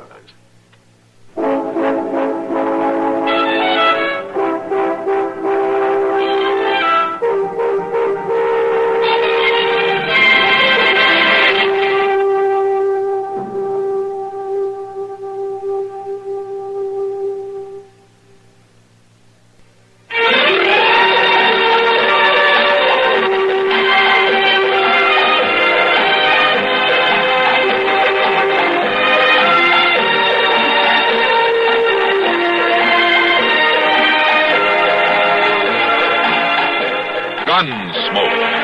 Produced and directed in Hollywood by Norman Macdonald, stars William Conrad as Matt Dillon, U.S. Marshal. The story was specially written for Gunsmoke by John Meston and adapted for radio by Norman Macdonald. Featured in the cast were John Daner and Virginia Gregg. Harley Bear is Chester, Howard McNear is Doc, and Georgia Ellis is Kitty.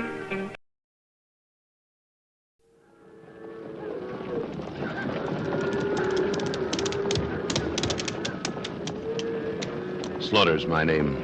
Luke Slaughter. Cattle's my business. It's a tough business. It's big business. I've got a big stake in it.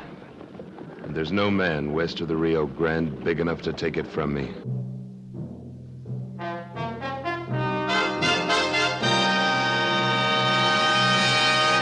Luke Slaughter of Tombstone.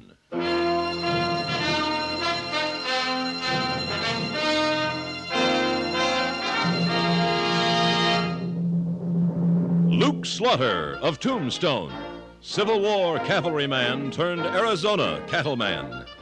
Across the territory, from Yuma to Fort Defiance, from Flagstaff to the Huachucas, and below the border through Chihuahua and Sonora, his name was respected or feared, depending on which side of the law you were on. Man of vision, man of legend, Luke Slaughter of Tombstone. I'm Irma Dutro, color stylist for O'Brien Paints. Our musical theme hardly needs introduction. Just as the many instruments blend into this symphony, so O'Brien blends many pigments into the newest fashion-right colors for your home, giving more color per color. We have selected O'Brien's exciting new colors of the year after consulting many leading decorators and home furnishings experts of the country. And because all these colors are decorator approved, you are assured of rich, authentic new colors for your own home.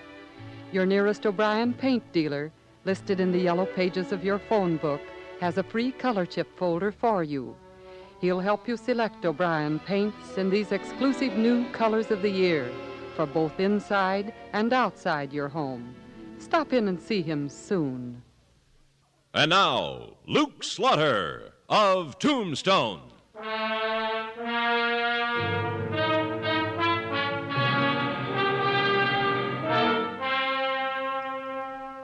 Ed Craig came to Tombstone from the east, a little after I settled here. Ed was well fixed, didn't have to scratch out a living like most of us. And in his quiet, likable manner, he soon proved to be the kind of man Arizona needed. Yes, I think I can do some good for the territory in Washington, if the voters want to send me there. You certainly can, Ed. Our delegate ought to be a much stronger man than some of the ones we've sent. Yeah, I got all the respect in the world for Mr. Craig, Luke. But what's the sense of electing a good man to the United States Congress when he don't even have a vote after he gets there? He'll have a vote when Arizona becomes a state. Meanwhile, we need a delegate who can make the federal government understand our needs and our future. Yeah, Paul Gallagher's against statehood. He says if we got it, we'd be taxed out of our boots. The way it is now, he says, we're getting a free ride. It seems to me Paul Gallagher's against progress. I'm afraid the main reason he's running against me is to get that free ride to Washington and back every year. That's about the size of it. And he doesn't need the free part any more than you do. He's made a wad of money out of his saloon and his gambling room. I wouldn't know about that. All I know is that he bellowed like a branded longhorn about half the gambling license fees going into the school fund. Bellowed like a branded longhorn. Mr. Craig, you're even starting to talk something like a Westerner. He thinks like an American, Wichita, and that's the kind of man Arizona needs for its delegate. Remember, I still have to be elected. You will be. You know, I have a personal reason for wanting to be in Washington. My little girl goes to school in Baltimore. Oh, you got a sprout? I didn't know that. Show Wichita the picture in your watch, Ed. Yeah. Well, here it is. Why, she ain't no sprout. She's a growed-up young lady. And purty as a spotted puppy riding through a snowstorm in a little red wagon. Thanks, Wichita. Well, I've got to be getting along, Luke. Thanks for your confidence. Well, I wish you wouldn't hurry, Ed. I have an appointment over at Gallagher's Saloon. I'm, buying a gold mine. What? That's right. An old prospector named Van Ling wants to sell his claim. Says it's more fun discovering gold than working to get it out of the ground. Now, wait a minute, Ed. I've never heard of any worthwhile gold ore in these parts. Oh? The silver.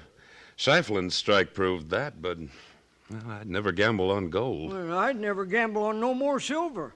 I figure old Scheiflin found the only lode in the Mule Mountains. Van Ling took me out to his claim, and I watched him take the samples. They assayed high enough to be worth taking a chance. Well, it's your money, Ed. But you're no more a mining expert than I am. I know. I just figure I can put some men to work. And if the vein's as rich as it seems to be, their families will be comfortable for life. You mean you're going to hire on a profit-sharing basis? Uh-huh. I've got as much money as I need. And I hope what the men get, they'll sort of invest back in Arizona. What cash money wages you paying? Exactly what Luke pays you, Wichita. And if you quit him to work for me, you might not get your ranch job back if the claim peters out. Oh, I wasn't asking for no different job. I know when I'm well off, when I'm a-setting on a horse. Just don't get so wrapped up in helping people that you forget to campaign, Ed. Because you can really help them when you're Arizona's delegate to Congress.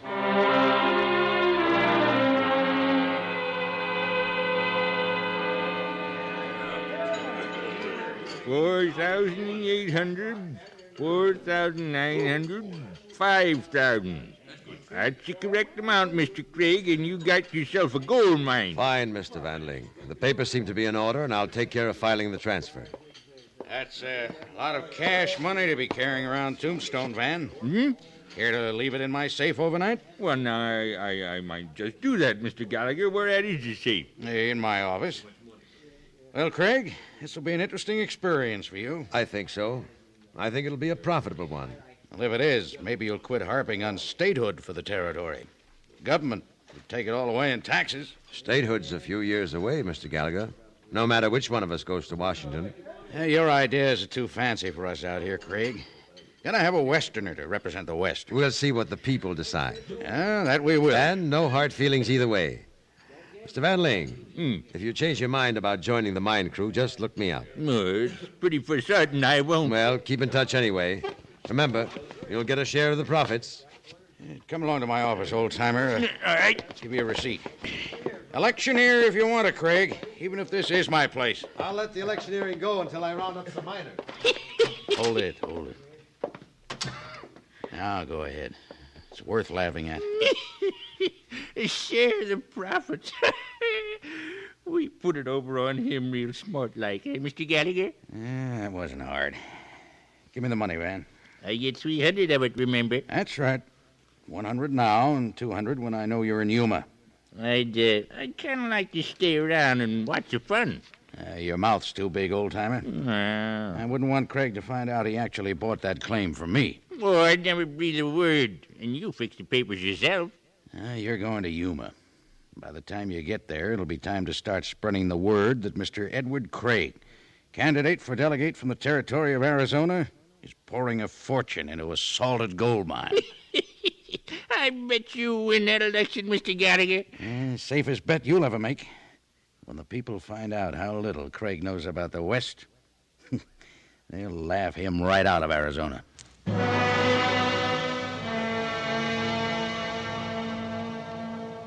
The claim didn't look like much to me. There were traces of gold in the sandstone where old Van Ling had roughed out the start of a mine shaft, but they were shallow deposits, and they disappeared when Craig's men got to tunneling a real shaft. The crew worked with picks and shovels and drew their pay regularly. Then at last the tracks and mine carts and heavy ore-crushing equipment arrived in Benson by rail, and the whole mine force went down to mule-freighted back to Tombstone. I persuaded Ed to make a trip to the mine with Wichita and me while the men weren't around. We'll make a lot more progress when we get the machinery in, Luke. Well, you'll dig deeper, faster, that's sure. Ain't no machinery been invented that'll put gold in the ground where there ain't none. I don't want to put it in. I want to get it out. Do you mind my asking how much this equipment's setting you back, Ed? About 10,000. Another couple thousand to ship it. Then with your payroll, you're close to 20,000 in the hole. I think it's a sound investment. Now, you mind me asking you something, Luke? Nope. You're going to ask me to keep my nose out of your personal business. Not at all. I'm just curious about that old muzzle-loading rifle. Well, I've been studying up on gold. This antique gun's for a little experiment I want to make. Whoa. Whoa there, fella. Whoa. Yeah. Yeah, Mary's Pride mine. You got a sign and a tunnel, anyway. I named it after my daughter. She'll be proud as punch when I telegraph her we've hit high-grade ore. Well, I've got some high-grade gold nuggets here, Ed. I'm going to put a charge of powder in this old blunderbuss, and tamp the wadding, and use a nugget for a bullet, and fire into the rock near the shaft opening. Now we'll repeat the experiment. Well, what kind of nonsense is this, Luke? You better sort of hope it is nonsense, Mr. Craig. Here goes another one. Now, let's take a look at the sandstone. Well, how about it, Ed? Look like the place where Van Ling chipped off the samples? Why, yes. That's just the way the gold flakes were distributed. Well, Luke, I bought a salted mine, didn't I? I'm afraid you did, Ed. You fire soft gold into soft rock, and it looks for all the world like the real thing. You was a patsy for one of the scummiest tricks a Westerner can play on an Easterner, Mr. Craig. When this gets out, I'm going to shape up as a fine candidate to represent the people of the West. That may have been what someone was thinking when you fell for the trick. And I doubt if old Van Ling is much interested in politics.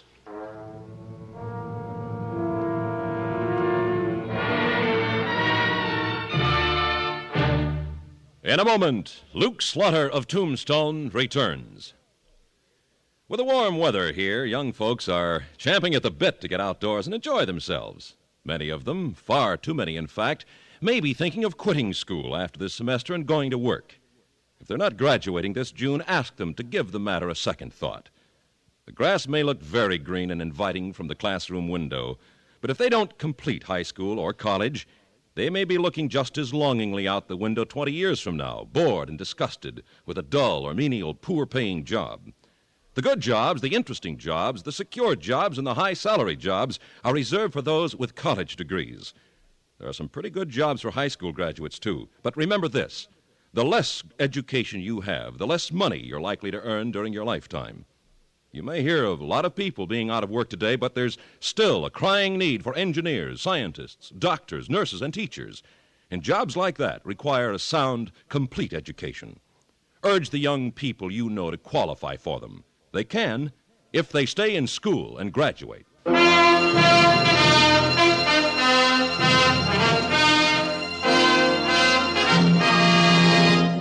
And now, Act Two of William N. Robeson's production of Luke Slaughter of Tombstone.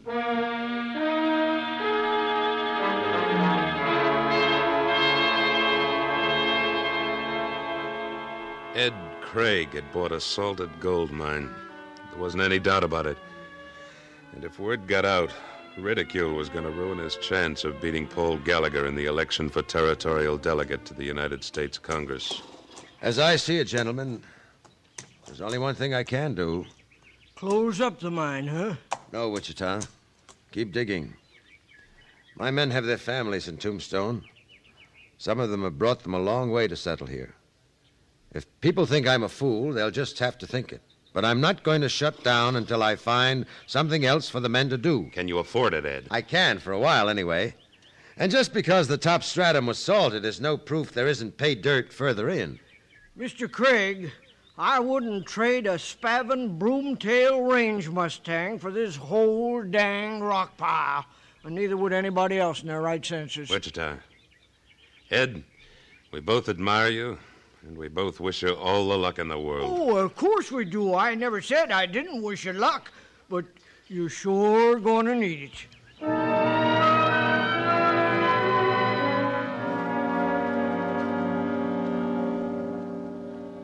Election day was getting close, and Ed Craig's chances looked worse and worse. Out here, the weak and the foolish don't survive long. And in the eyes of the hard-working settlers, Ed looked more than a little foolish. Money doesn't come easy to our people. They don't like to see a man throw it away, especially when they don't understand his motives. And Paul Gallagher slandered those motives, even to the men who were benefiting from them. Howdy there, Mr. Rawlinson. Howdy. What'll it be? Whiskey, I guess. Oh, put your money away, my friend. Huh? This is on the house. Well, it's very nice of you, Mr. Gallagher. Still working for Craig at the Mary's Pride? That's right. But maybe not for long, huh? Well, I don't know. We sure ain't finding pay dirt, but Craig keeps handing over our wages. Guess those wages aren't quite as much as you hoped to make on the deal. Well, no, but if we make a strike, we're all going to share in the profits. That Craig is a fast talker. But I'll bet you wouldn't have moved your family down from Globe if you'd known it was for just a few weeks' poor pay. Pardon me for interrupting. It's been a few months, and it's mighty good pay. Well, Slaughter, are private conversations between my customers and me any concern of yours? When they're derogatory to one of the finest men in the territory, yes. Mr. Slaughter, Mr. Craig's nice enough, but We were led to believe we were going to make a lot of money. I'd bet you're making more now than you've ever made in your life. How long's it going to last, Slaughter? When the election's over, Craig will shut up that mine like it was a pest house. What makes you think so? Because Craig's not a complete fool. He got stuck with a salted mine. He figured he'd hide it under a big gesture. A gesture that might even get him elected. Then when he got to Washington, he'd make it up in graft. Got any more to say, Gallagher? Only that Arizona folks aren't stupid enough to be taken in by an Eastern swindler. I dare you to say that again. Any place except in your own miserable gambling house. Yeah, you heard me this time. No need to chew my cabbage twice. You better come with me, Rollinson. Well, as long as Mr. Gallagher's setting up drinks. Have it your own way. But remember who's setting up the food for your kids.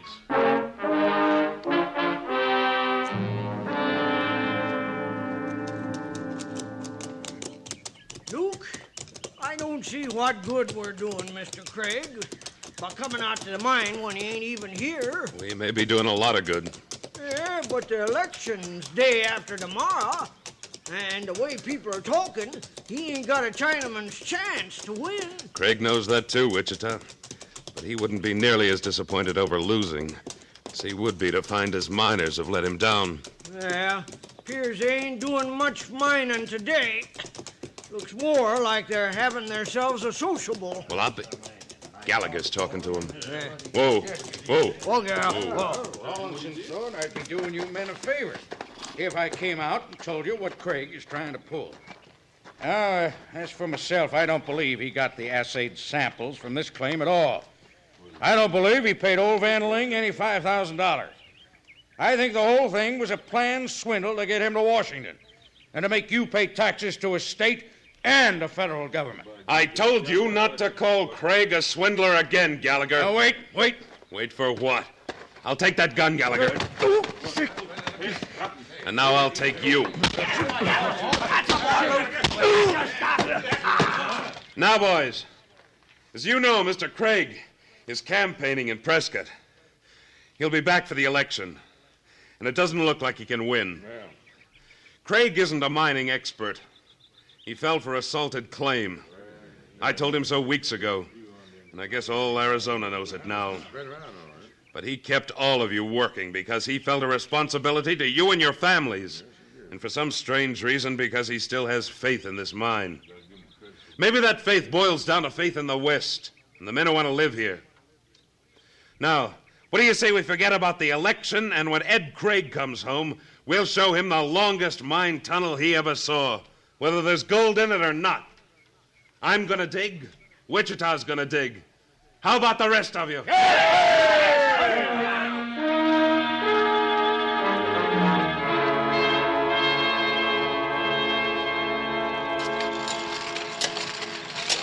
Keep those ore cars coming back, men. We'll keep them filled up.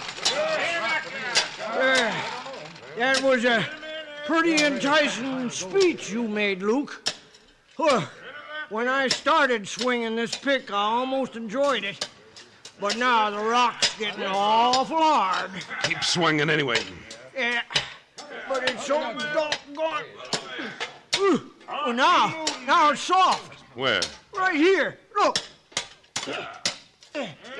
You see? Soft and kind of lightish colored. Wichita, get that light in closer. There.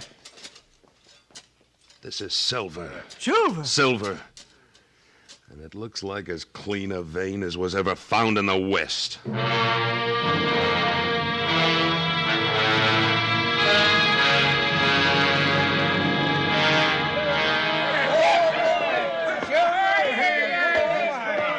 Let's stop in at Gallagher's, man. Yeah, let's go to Gallagher. Gallagher, we're having a little celebration. Thought you might want to set up a few rounds. You keep out of here, Slaughter, unless you want a warrant for battery slapped on you. Yeah, battery is right.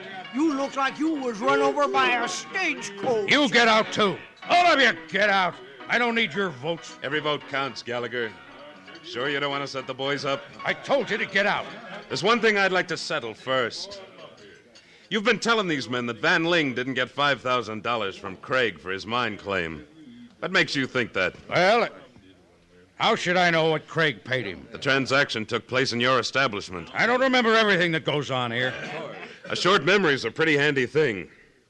I guess you wouldn't remember transferring the claim to Van Ling a month before he sold it to Craig. No, I don't. Do you know enough about territorial government to realize that all mining claim records are filed at Prescott? And are you keeping close enough track of the election to realize that Ed Craig has been campaigning up there? Look, Slaughter, if I gave away a worthless claim and Craig was foolish enough to buy it, it still doesn't involve me. No, of course it don't. Van Ling's the one who gets a hunk of the profit. Well, did Craig give that poor old coot the same story he gave these men? You ought to know. The only thing you don't know is that we struck silver at the Mary's Pride today. What? That's right, Gallagher. As rich a load as Ed Shiflin's tombstone strike. Maybe richer. Now, wait a minute. That was my claim. I only transferred it to Van Lin so he could... Salt it and sell it.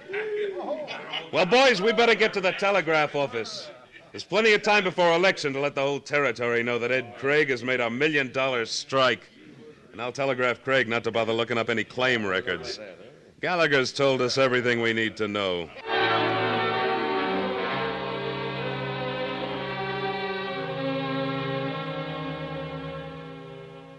Fellow citizens of Arizona, there are times when words just can't seem to... Please try to tell them for me, Luke. I think they'd rather tell you, Ed. Boys, how do we feel about our new delegate to the Congress of the United States?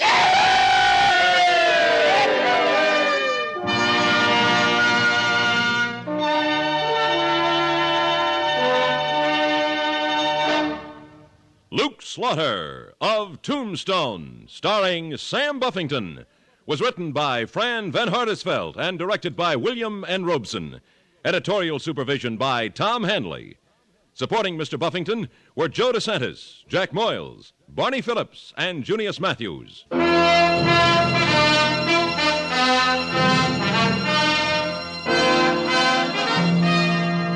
Next week at this time, we return with... Slaughter's the name. Luke Slaughter. When we meet up again, you can call me that. Luke Slaughter. Talk about painting the clouds with sunshine.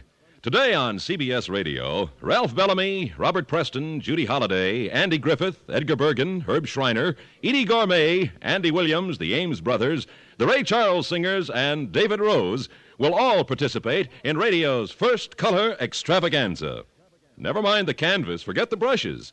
Join these exciting stars and enjoy a new listening experience as they translate music and comedy into color on our 2-hour Masland Radio Color Roundup. Later today on most of these same CBS radio stations.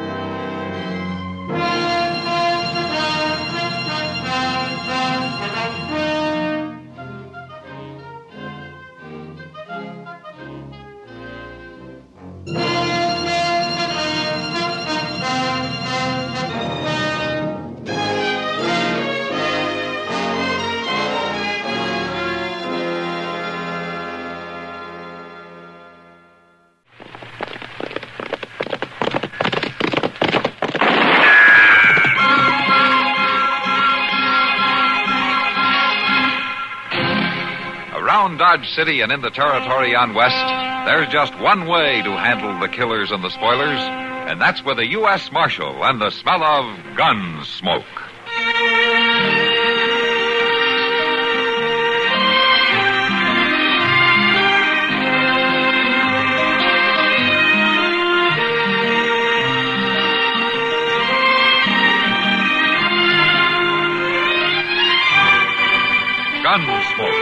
starring William Conrad. The story of the violence that moved west with young America. And the story of a man who moved with it. I'm that man. Matt Dillon, United States Marshal. The first man they look for and the last they want to meet. It's a chancy job, and it makes a man watchful. And a little lonely.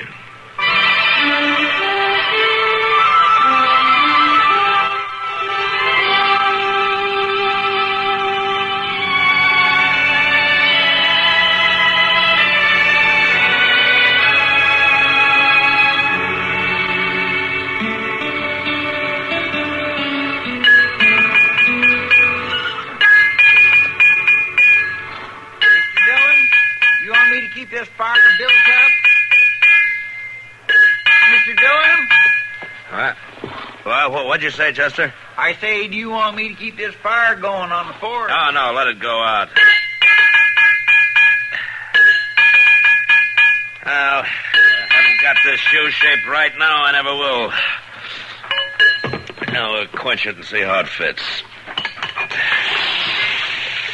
Your own horse, next thing you'll be cutting your own hair. Haircut's different, Chester.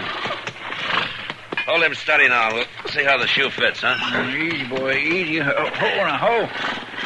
Why is it different, Mr. Dillon? Well, a bad haircut will never leave you stranded on the prairie 20 miles from Dodge.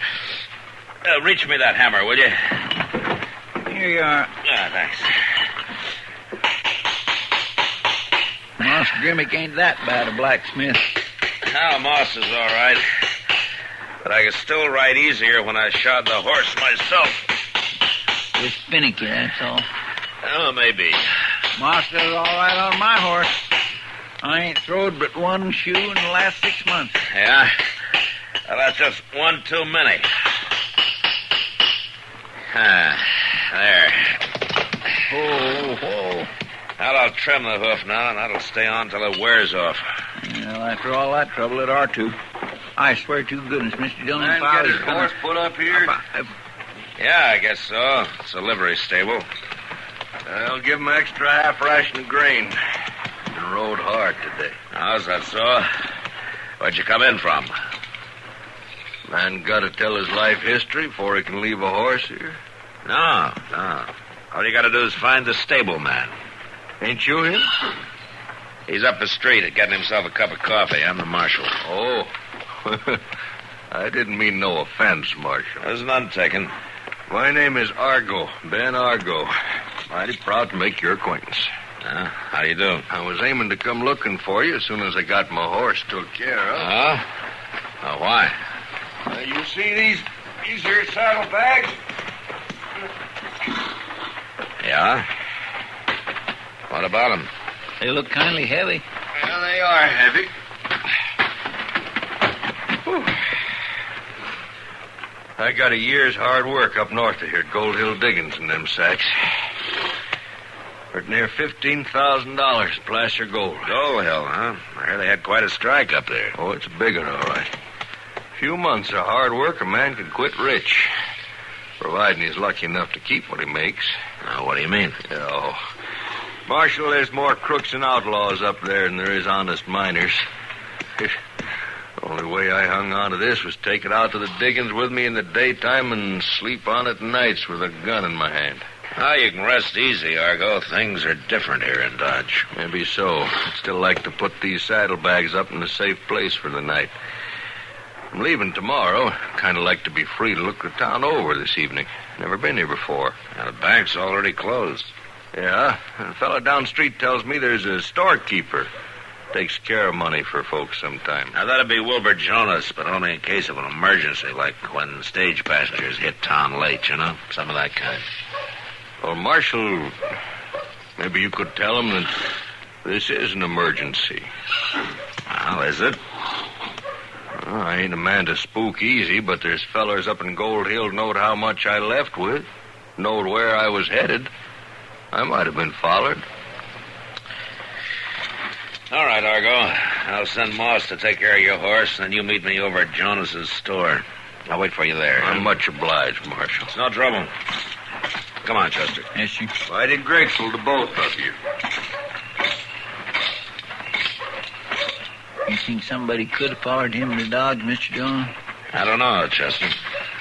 Just depends on what his reasons are for lying. Lying?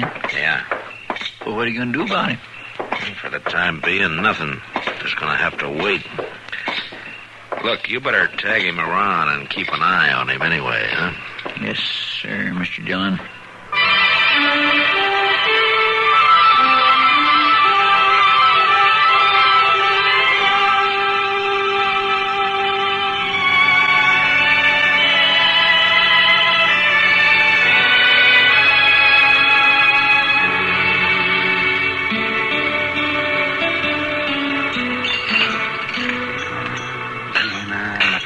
Look at them. That does it. That's the final straw. Look at that, will you, Matt? Look at what, Doc? The stuff they slap on a place and call food in this town. Just look at that. Well, Doc, if you don't like beefsteak... Beefsteak? Oh, beefsteak, he says. Matt, that is buffalo. Oh, buffalo's good meat. Not when it's a 7-year-old bull and tougher than a cavalry boot. Matt, you know something? What? I am pulling stakes. Yes, I am. I'm going back east. Let's see. Last time you said that was about a month ago. I don't care. I mean it. I'm through riding a herd on a bunch of shiftless, no-good prairie rats that never pay their doctor bills. 90% of them nothing but drifters, cutthroats, saddle I thought it bums. was the food you objected to. I could be living like a civilized human being back east, eating at all the finest restaurants in the world. Oh, like Bernheimer's. Pass the sugar, will you? Here. Yes, I could go back tomorrow. Yes, I could. And by heaven, I think I'll do it, too. I'm going to do it. I am not taking another case in this town. Not one. You know, Doc, it's going to be kind of hard to get used to shaving regular, talking polite, putting on clean shirts, and keeping your collar buttoned. I haven't always lived like a roughneck sodbuster. I know how to act like a gentleman. Why, when I came out of medical school, I was one of the most promising young men. There you are, Doc. Chester, I thought you were over at the Long Branch, keeping an eye on Ben Argo. Oh, yes, sir, I was, till he snuck out, Mr. Dillon. He what? Snuck out. See, there was a couple of men come in, and I heard him asking for him. When I looked around, he was gone. But we don't have to worry none, Mr. Dillon. He ain't going to leave town. Not while he's got all that gold in Mr. Jonas's safe. Yeah, I guess you're right, it's that. Doc, what I come for is you're wanted out at the Rensselaer place. What for? Well, because Miss Rensselaer's about to have a baby. They sent word for you. By golly, I forgot she was that close. Oh, hand me that bag, will you, Matt? Yeah, sure, Doc. There Where you going? Well, I'm going out to the... where the tarnation you think I'm going? Oh, back east, you said. Well, I couldn't leave a woman... Doc been threatening to leave town again? Why, oh, shut up, the both of you. Good night, Doc. Good night. Well, come on, Chester. Let's go over to the Long Branch and have a talk with those men, huh?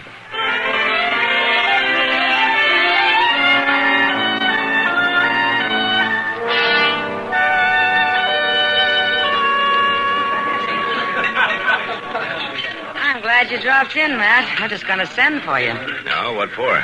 I finally came. A month late, of course, and only one instead of 6, but I guess it's better than none. One what, Kitty? What are you talking about? Beer. Bach beer.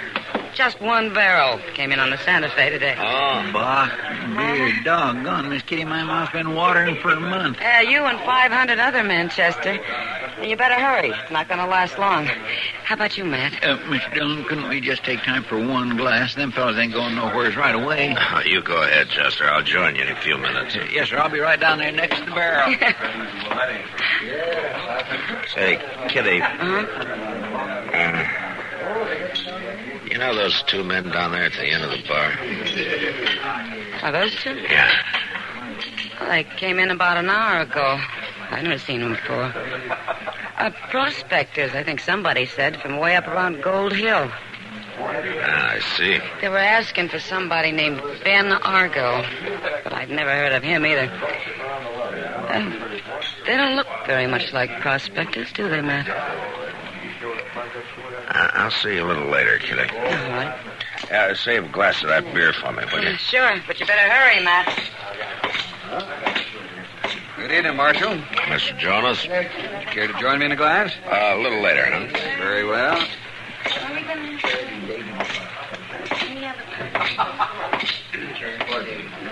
How are you, gentlemen?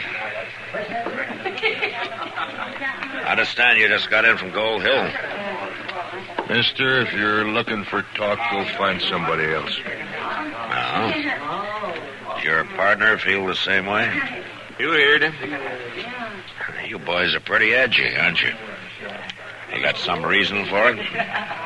Suppose that badge you're wearing means you're the marshal around here? Yeah, that's right. My name's Dillon.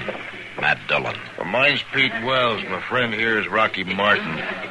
Look, you ain't got any business with us, Marshal. We just hit town, and we don't know a soul here.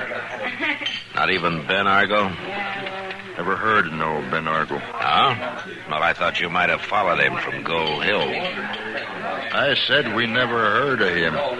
And you wouldn't know that he was carrying $15,000 in gold, huh? Look, Marshal... So naturally, you wouldn't be thinking of trying to take it away from him, would you? Well, why should we? What kind of men do you think we are? Well, if you boys just happen to meet anybody with ideas like that, you tell them to forget it, huh?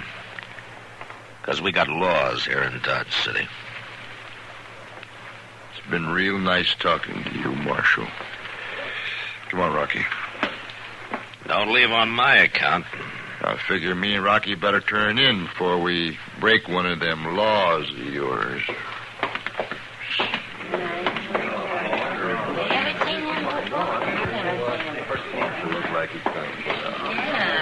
That fella up to something? I don't know for sure, Jonas, but they're lying. Ben Argo was lying, too, and I'm not just sure why. Ben Argo, the fellow who put his gold in my safe? Yeah. He told me he thought he might have been followed from Gold Hill. Well, that's better than 400 miles. That's right. And then these men ride in and ask for Argo. And now they tell me that they don't even know him. I'm going to stop letting people use my safe, Marshal. I got nearly $40,000 in it tonight, and that's too much to be responsible for. $40,000? Where'd you get that much money? Yeah, fella I'd accommodated before. A gold buyer from the east. He got in on the late stage this evening, and... Heaven, Marshal, he came down from Gold Hill, too, now that I think of it. Why, maybe the two of them... Matt, on the street.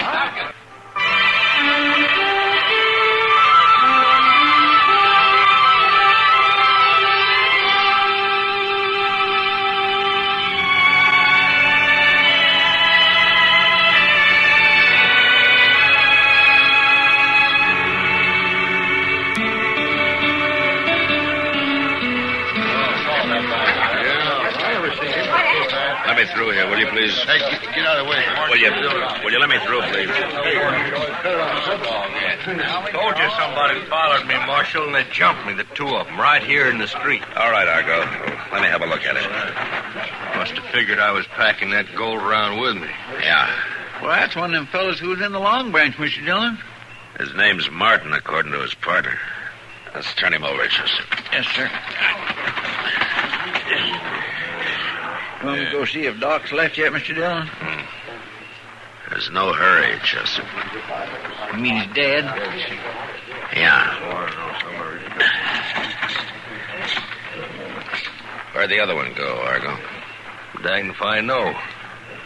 Just lit out like a scared rabbit. He didn't have such an easy mark as they thought, I reckon. Have you ever seen him before? Why, sure, up around Gold Hill. Other one's name is Pete Wells. Got a bad reputation up there. Is that so? Huh. Well, they ain't prospectors, never done a day's work in their life. Just rob off of them it does. Well, they missed this time. Yeah, but it's luck is all. I just got a glimpse of them when they stepped out of those shadows over there, and that give me just enough edge to beat them. I see. Hadn't it been for that, I'd be the one laying dead right here in the street. Yeah. I had a hunch somebody was going to make a try for that gold. Well, I guess the next thing to do is to round up Pete Wells. One kill in a night is enough. You figure he's still hanging around somewhere? I wouldn't be surprised. Going to try to get even. Marshal, I ain't safe here. I'm not going to wait until morning. I'm going to pull stakes and ride out of here tonight. Maybe that's what he wants you to do. No, it ain't. It's the last thing he'd be looking for. And when he does find out, he won't know which way I headed. Now, it's up to you. Yeah, I'll be out of here in 10 minutes, Marshal. Provided you find that storekeeper for me so I get my gold out of his safe. And I'll have to look around for him. It may take a little time. All right, Mr. Dillon, I thought he was back there. Chester, suppose you stay with Argo in case Pete Wells has another try at him, huh? All right. Well, it won't take long, will it, Marshal? Sooner I get out of Dodge, the easier I'll feel. No, I don't think it'll take very long. Suppose you and Chester meet me over at Jonas's store in about 30 minutes.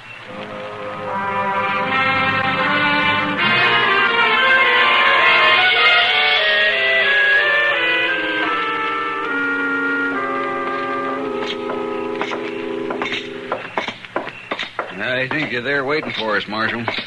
Yeah, it looks that way. That's you, Mr. Dillon? That's right, Chester. You find that storekeeper, Marshal? Yes, he did, Argo. And if you have a habit of bothering folks in the middle of the night, I'll thank you to keep your valuables elsewhere in the future. Don't you fret. Ain't likely I'll be coming through here again. Let's see now. Is this the key?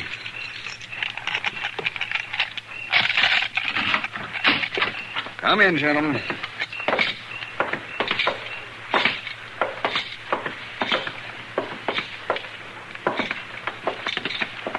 Yes, sir. The only burglar-proof safe between here and Kansas City. Not counting bank vaults, of course. I just hope I can remember the new combination. What do you mean? Don't worry, Argo. He always says that when he opens it.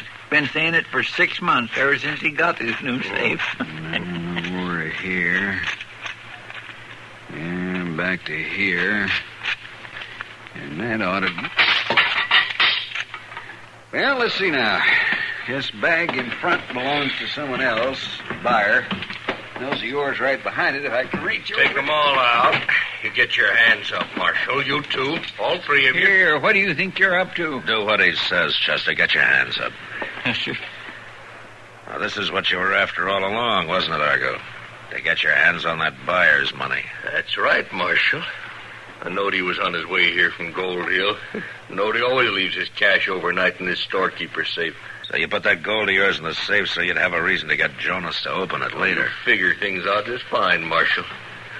After it's too late to do any good. I knew you were lying the minute I met you, but I had to wait and find out what you were up to. Lying? How? You said you'd been working a placer claim all winter. But you made a big mistake by shaking hands with me. Your hands were as soft as a baby's. I suppose you stole the gold, huh? Why, sure. From Wells and Martin. That's why they come after me. Of course, Wells don't trust the law, or he'd have told you. Well, I think he trusts it now. You're covered, Argo. Huh? Drop that gun. Wells? You found him, Marshal. You set me up on this. That's why you stalled me off. Do what he says. Drop your gun. I ain't dropping nothing. Don't be a fool, Argo!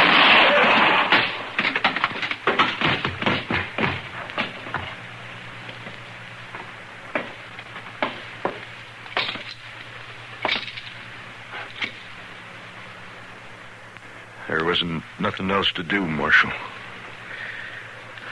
No, there wasn't. He didn't give Rocky no chance at all. Before he tried that kind of fool move, he ought to have remembered Rocky.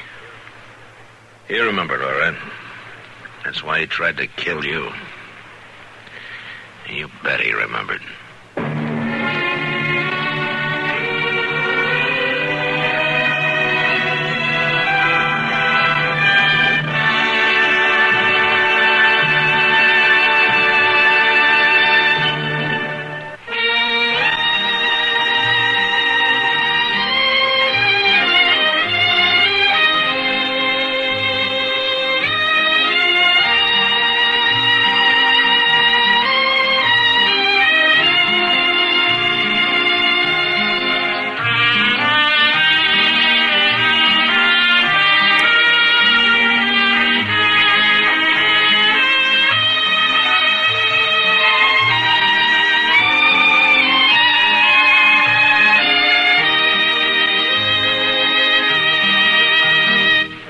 Gunsmoke. Produced and directed by Norman McDonald, stars William Conrad as Matt Dillon, U.S. Marshal. The script was specially written for Gunsmoke by Les Crutchfield, with editorial supervision by John Meston. The music was composed and conducted by Rex Corey. Sound patterns were by Ray Kemper and Bill James. Featured in the cast were Parley Baer as Chester, Howard McNear as Doc, and Georgia Ellis as Kid.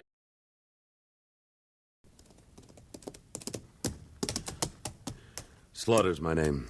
Luke Slaughter. Cattle's my business. It's a tough business. It's a big business. I got a big stake in it. And there's no man west of the Rio Grande big enough to take it from me.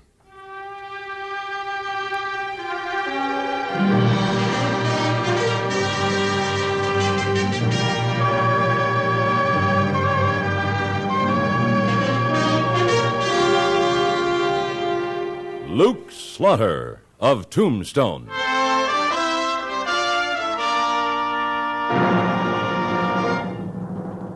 Luke Slaughter of Tombstone, Civil War cavalryman turned Arizona cattleman.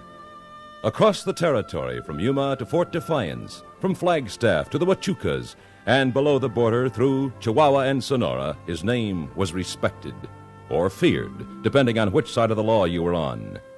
Man of vision, man of legend, Luke Slaughter of Tombstone. It was a long, hot ride to Laredo.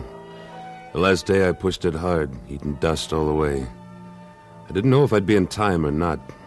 But when I rode up to the cantina in town and went inside, I saw I was. Barely in time. The two of them were sitting at a corner table. From the sound of it, the deal was just about closed. Over, Wilkins. Me and my boys will bring that herd up across the border for you in good shape. Hell, I hope so, Hancock. The association's pretty worried about all the trouble we've had on these drives before. Excuse me, gents. You Ben Wilkins? Why, yes. President of the Cattlemen's Association? Yes, that's right.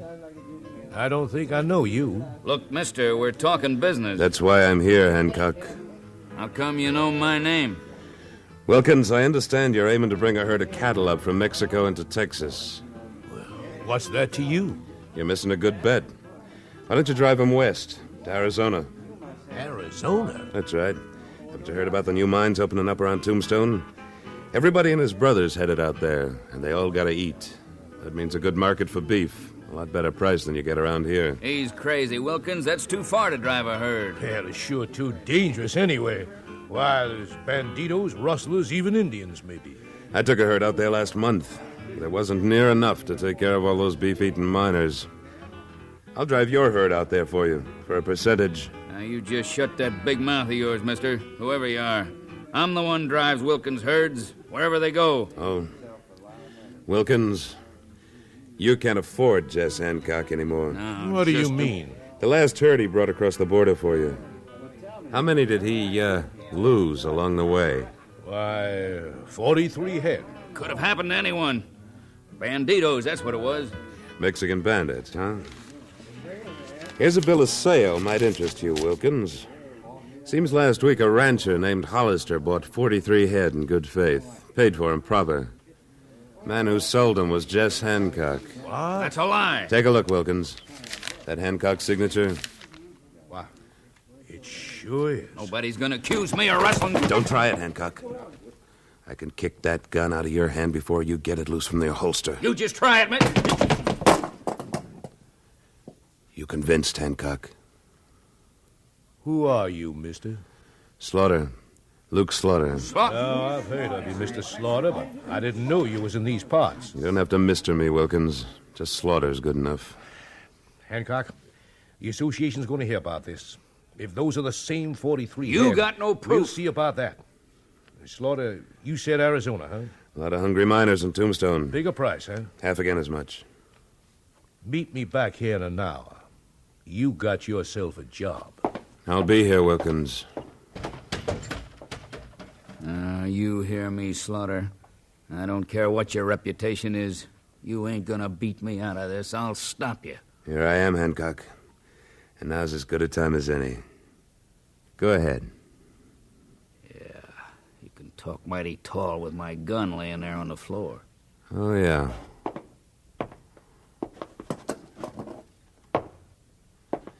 Your gun. There it is, Hancock. And I'm just as far from that table it's sitting on as you are. Now go ahead.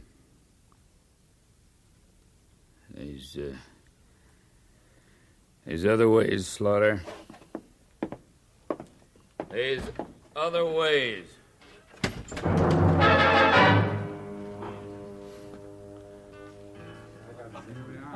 Now, look, Slaughter, when you signed for this job, you guaranteed me 6 good trail hands. Well, I didn't know you were just going to pick 'em cold out of the bar here. What's the difference, Wilkins? If they're not good hands now, they will be by the time we get to Tombstone. I'll see to that. Yeah, I guess you will. How many you got so far? 2 Mexican boys who know the country pretty well, and a cook. It still leaves you 3 shy. I'll get 'em. Say, mister, your name's Slaughter? Yeah. Mine's Rusty. I hear you're looking for trail hands. Maybe. You ever been to Tombstone? Not with a herd. Didn't know anybody had. This will be the second. But I've been almost every place else you can take a herd, I guess. Dodge City, Cheyenne, the Panhandle, you name it. All right. I'll take you. You the one that's hiring, mister? That's right. But you look a little old for the drive I've got in mind. Tombstone's a long way. Don't worry about that, none. I'll keep up. What's your name? They call me Wichita. All right, Wichita. You're on. Got room for one more, Slaughter? Who are you, son? Name's Carson. Jim Carson. You ever ridden trail before? No, but I don't figure it'd be too tough. Besides, Slaughter, I come in handy when there's trouble. Oh? How about when there's work? I'll work. I need the money. I want to buy me a gun. You already got a gun. I want to get me another one. All right, I'll put you on. You say your name was Jimmy? It's not Jimmy, it's Jim. I don't like being called Jimmy. Go get your stuff together, Jimmy. I guess you didn't hear me, Slaughter. I said I don't like being You called want to come along or don't you? I want to come. Then get moving, Jimmy. I don't like that one, Slaughter. He's on the prod. Could be, Wilkins. I take a chance with him, then. I don't want any trouble with this herd. Now, just a minute, Wilkins. I didn't guarantee no trouble. Matter of fact, I'd be surprised if there wasn't. I guarantee just one thing, to bring that herd through. That you can count on. I've seen young punks like him before, Slaughter. They go around with a chip on their shoulder trying to show how tough they are. He probably heard about you. What about me, Wichita? Well, no offense. You got a kind of reputation, that's all. Punk like that, sooner or later, he'll probably want to find out how tough you are. Maybe. I heard him shooting off his mouth at the bar earlier about how he'd gunned down a couple of men here and there. Oh? I bet he's awful green on the trail, though. You can show him the ropes, Rusty. Maybe the trail will take some of the toughness out of him. Anyway, I need what men we can get. He goes with us. You're the boss. Where are we heading from here? Delgado, little town below the border. That's where we pick up the herd. When we leaving? As soon as we saddle up. Tonight? Yeah. We should be able to hit the trail with the cattle tomorrow afternoon. Make a few miles toward Tombstone before dark. Well, what's the hurry? There's a man named Jess Hancock wouldn't mind making a little trouble for me. I want that herd all in one piece. To start with, anyway.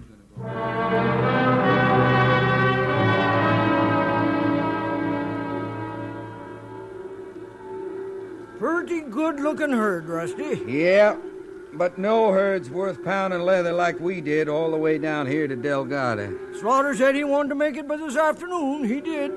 Where is he, anyway? Signing the papers over there at the pens. I don't see why we can't hang around town tonight, leave in the morning. Well, why not take it up with the boss? Here he comes. You think you're pretty funny, don't you, Wichita? Just once in a while, son. Well, I guess we're all ready.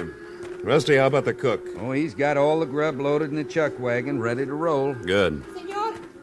Senor. What? You're Slaughter? Yeah, who are you? I'm Carlota. You are going to Arizona? Yeah, Tombstone. Why? Take me with you. What? I want to get away from this place. I want to go to Arizona. Please take me with you. Sorry. What are you doing here, Carlotta? Come on, back to the cantina where you belong. Well, Jess Hancock. How come you're down here? This is my stamping ground, Slaughter. Or was. I ain't forgot. I didn't figure you had. First you take my job, now you try to take my girl. Now, just a minute, Hancock. Don't get things any more twisted up than you can help. Get moving, Carlotta. You leave me alone. Get out! I hope you have a real pleasant trip to Tombstone, Slaughter. I better have.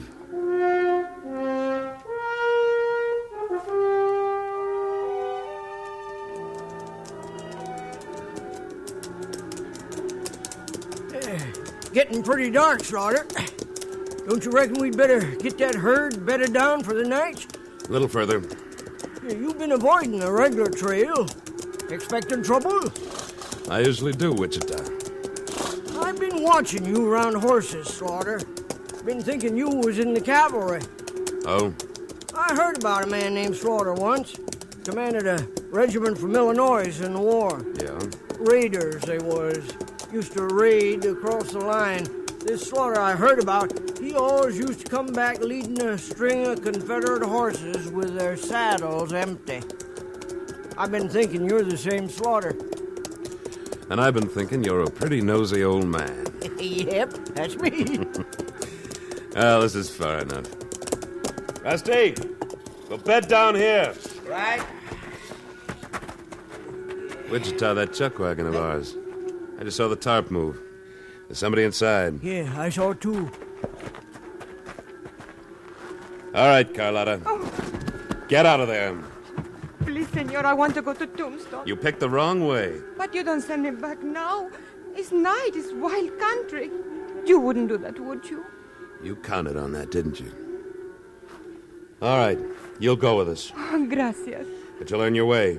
You'll help the cook. You'll clean up after him. You'll wash the dishes. Work me like a horse, huh? Or worse. Maybe you like the horses better. There's one big difference. I invited the horses.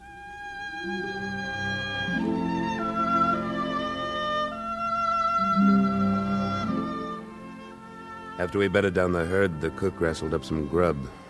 Carlotta was plenty sullen, but she worked. Jimmy kept eyeing her, so I figured I'd better put him on night herd. I turned in around midnight. Everything was peaceful. But it didn't stay that way very long. Slaughter, you hear that? Yeah, where'd they come from? Well, I don't know, but it's got the herd riled up. There they go. They're stampeding, Slaughter. They're stampeding.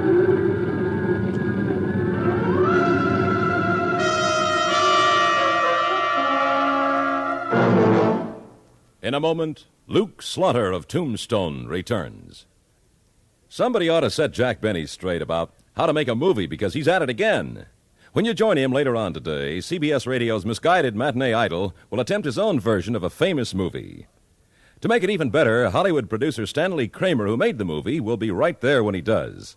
For a hilarious example of how not to make a motion picture, hear The Jack Benny Show later today on most of these same stations. Henry Morgan and Mitch Miller will be around following Jack Benny. Henry Morgan is host on the fast and funny guessing game, Says Who. His star-studded panel of experts spark one laugh after another as they try to identify memory-teasing mystery voices. And speaking of stars, you'll find an hour of fast and funny conversation with the biggest name stars of Hollywood and Broadway waiting for you on CBS Radio's Mitch Miller Show tonight.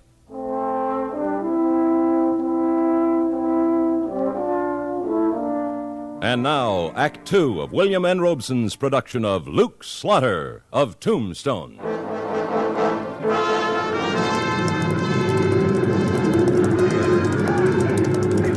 Wichita, turn him in! We gotta get him turned to melon! You're getting too close, Slaughter! Jimmy, Rusty, over there! I can't turn the bunch in the lead! Slaughter! Watch out! They'll run you down! Yeah, get around! Rusty, head off that lead steer! Right! I got it! You don't... Keep milling! That's it! Let's get him slow! Whoa. What? Yeah. That was close, Wichita. Yeah. I thought I'd seen everything, Slaughter.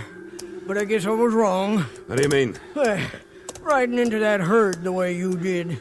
You know a better way to turn him? You could have been run down, killed. Maybe. Jimmy, come on over here. Look, Slaughter, up on the ridge. Small fire. Could be Indians. We'll go up and take a look in a minute. What do you want, Slaughter? Those 2 shots that started the stampede. Sounded like they came from over near where you were. You fire those shots, Jimmy? I said, did you fire those shots? Yeah. Why? Well, I thought I saw something moving in the dark near me. Figured it could be trouble. So you just hauled up and blasted away, huh? Pretty spooky with that 6-gun of yours, aren't you? I tell you, I thought someone was coming at me. You almost cost us the whole herd. You want 2 of those guns, but 1's too much for you. I'm taking your 6-gun, Jimmy. No, you ain't, Slaughter. I'll leave you your rifle in case you run into trouble on the way to Tombstone.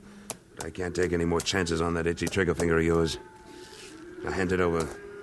Ain't nobody gonna take my gun away from me. I'll draw on you before I let you. No, you won't. Maybe you ain't heard about them 2 men I gunned, Slaughter. Yeah, you was shooting off your mouth about it in a saloon, but I don't believe it, Jimmy. You never gunned a man. And you're not gonna start now. Now hand it over. But first, let's have it.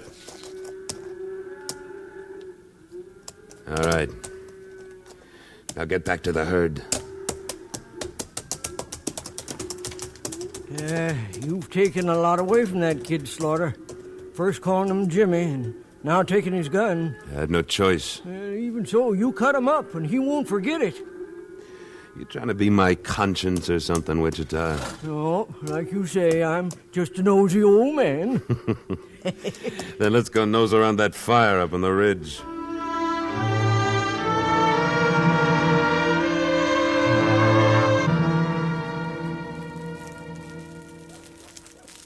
There's some dirt on that fire, Wichita. Get it out. Right. Nobody around here. You know, this could be a signal fire. Think it was Indians that lit it? I doubt it.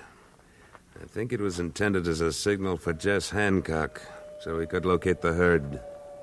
You suggesting somebody in our outfit set off the fire? Could be. But the stampede, we was all there. Fire could have been lit just before the stampede. You say somebody in the outfit, that'd include me? Yeah. Right now, Wichita, there's only one person in the outfit I'm sure of. Who's that? Me.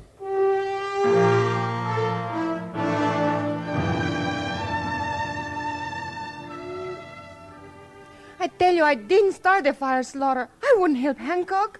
I told you I want to get away from him. I know that's what you told me, Carlotta. But you don't believe me. You think I'm still Hancock's girl. Why don't you trust me? Why don't you be nice to me, huh? Maybe I could be your muchacha. Sorry. Right now my job's riding herd on cattle, not women. Oh, you make me sick. You don't care about nobody but yourself. Is she right, Slaughter? What? Oh, Wichita. I might have known you'd be listening. Yep. Well, Slaughter, the herd's quieted down. 2 Mexican boys are keeping an eye on it. Did Carlotta admit anything? No. I wouldn't trust her any. I don't, Rusty. You want us for anything more, or can we turn in? In a minute. I want to lay out the plans for tomorrow. I think we're in for some trouble. How so? We've got 2 possible routes through the country ahead, Rusty. Through a narrow pass or along the river bottom. The question is, which way to take the herd? You expecting to be dry gulched? I wouldn't be surprised, Jimmy. Yeah, that narrow pass would be the logical place for a bushwhacking. Why not take the herd through along the river bottom? Well, there's one thing wrong with that, Rusty. Yeah, it could be just what Hancock wants you to do. Right. He might be trying to outfigure me. There's a lot of willows and underbrush along that river bottom. You could be holed up there. That's why we're going to take the herd through the pass. We'll start right after sunup.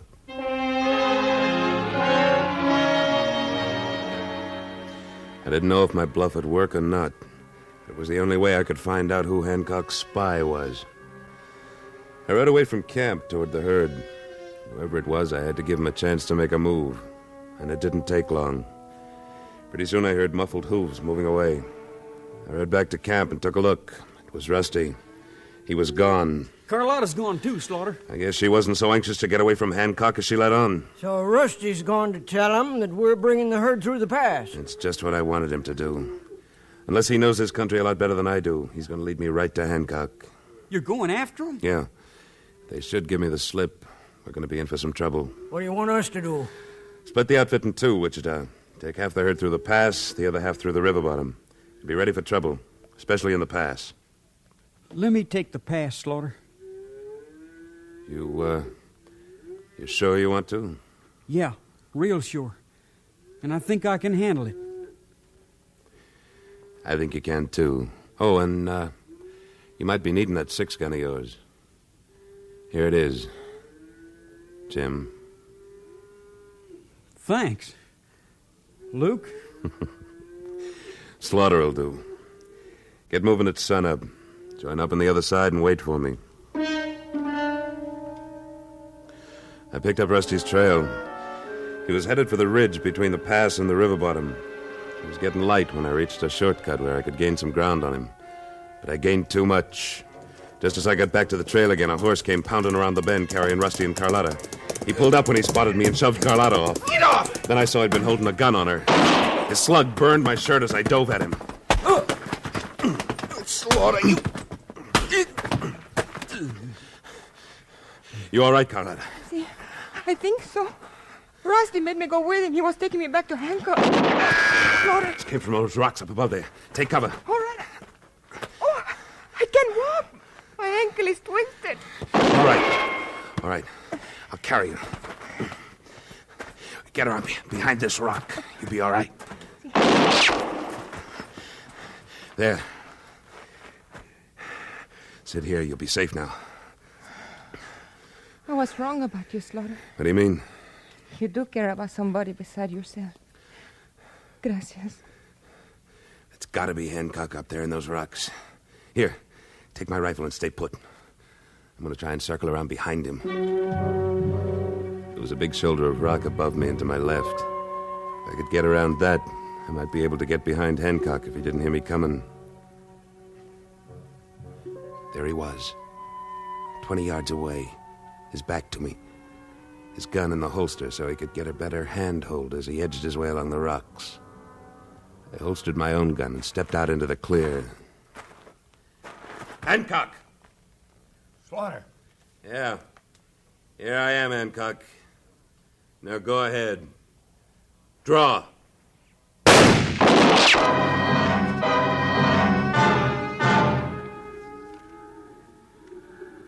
I don't like it, Wichita. Slaughter should have been here by now. He'll be along, Jim. Well, maybe we ought to head up there and see if we can find him. He could be in trouble. He said wait for him here. Well, even so, maybe Here he is, coming up the draw. Carlotta's with him. Ain't that Rusty's horse that she's riding? Yeah. And Slaughter's leading another one. Uh-huh.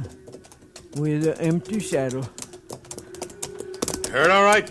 Yeah, all in one piece, no trouble. But looks like you had some. A little. That horse you're leading, is it Hancock's? It was. I knew you could outdraw him. Matter of fact, the draw was about even. But how come you... Jim, you got a couple of things to learn. It isn't getting your gun out of your holster that's the most important thing. It's what you do with it once it's out. Uh-huh. You figure Hancock was after the herd or after Carlotta? I didn't take time to ask him, Wichita.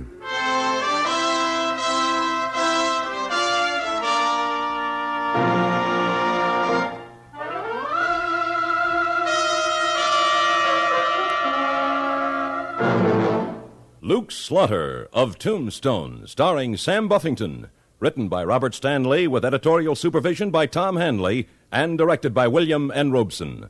Supporting Mr. Buffington in the first of this new series were Lillian Baeff, Eddie Marr, Herb Vigran, Sam Edwards, Junius Matthews, and Vic Perrin. Next week at this time, we return with... Slaughter's the name. Luke Slaughter. When we meet up again, you can call me that. Luke Slaughter.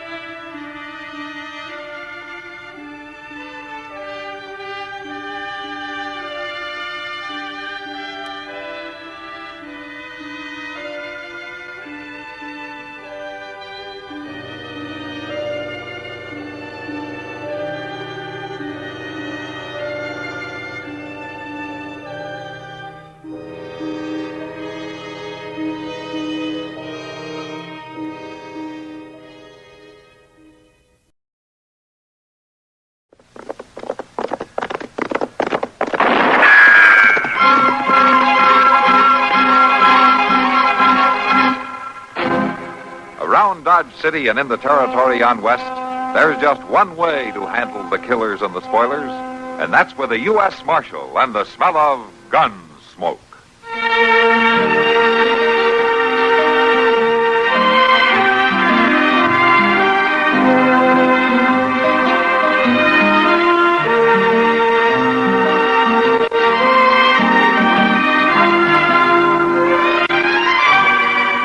Gunsmoke, starring William Conrad, the story of the violence that moved west with young America, and the story of a man who moved with it.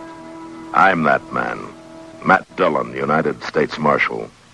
The first man they look for and the last they want to meet.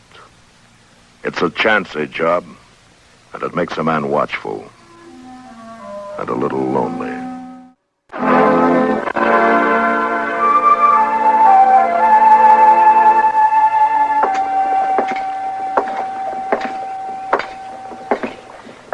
Well, hello, Matt. Hello, Kitty. Something the matter? You look like you've lost your last friend. And I could use a drink. Come on in.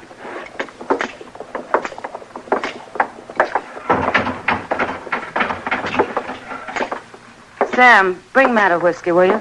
Sure, Kitty. Sit down, Matt. Yeah, thanks. Now, what's the trouble? I just got word that a couple of old friends of Something happened to him? Yeah. They're dead. Oh, I'm sorry, Matt. Here's your whiskey, Marshal. Oh, thanks, Sam. Yeah, it's a tough one, Kitty. They both took the fever. And they left a kid. A young boy. Oh, that's a terrible thing. Yeah, it is. Boy's parents both dying suddenly like that? Now, it's kind of funny in a way. Joe and Lyda could have been killed a lot of times. He was in the war. They were on a riverboat that was sunk one time. They'd been living on a ranch in Apache country. And it was fever that finally killed him. Yeah. Were you close friends, Matt?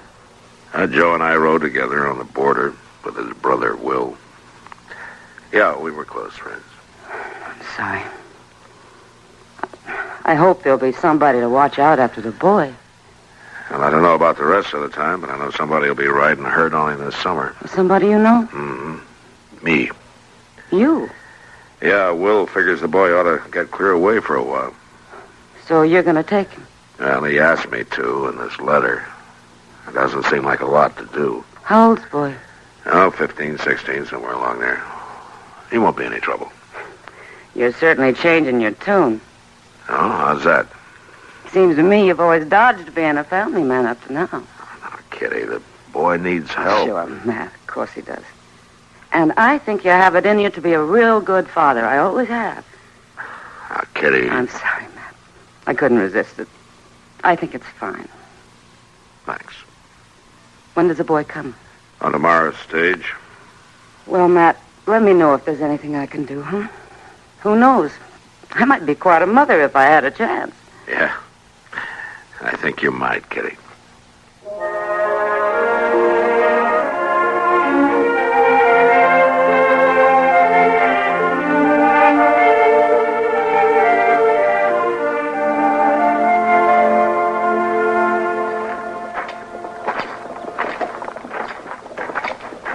How'd you have a good trip, Dave? Weren't nothing to it at all. I'd rather have rode. You what? Well, the stagecoach wasn't bad, but I'd rather have rode my own horse in. That was kind of a long way for that, wasn't it? That's what my Uncle Will said. But I could have done it. Maybe you could at that. We heading for your office, Marshal? Mm-hmm. That's where your headquarters will be most of the time. Might as well go there first. Well, that's fine with me, Marshal. I like to be around guns. Oh? Well, we keep the guns locked up in the office. All the time? Well, unless we're using them or cleaning them. Oh, well, then I can help clean them. Yeah, maybe you can. I know how, Marshal. My pa learned me. He knew how to teach you, all right. Your pa was a good man with a gun. I'm sorry about that, Dave, about what happened. You must miss him a lot, your ma and pa.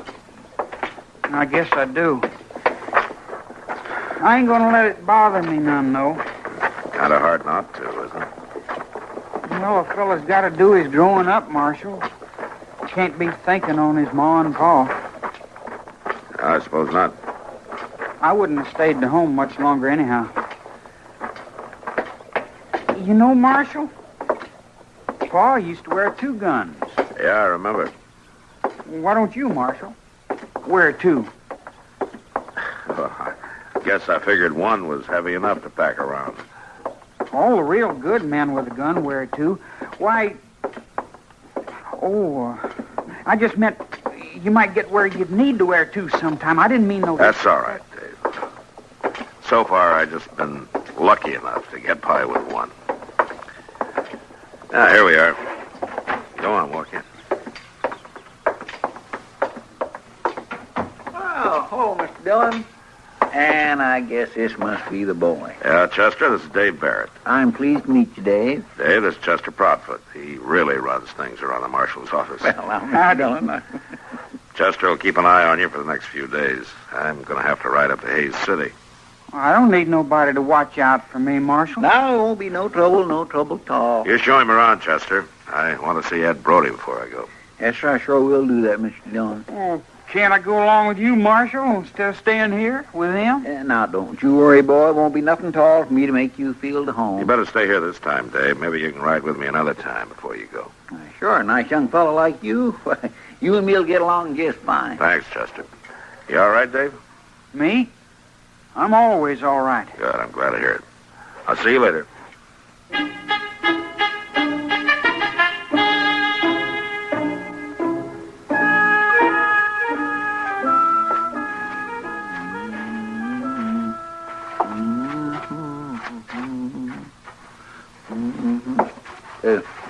Excuse me, boy, I gotta sweep under that chair you're sitting in. Just scoot your feet up there.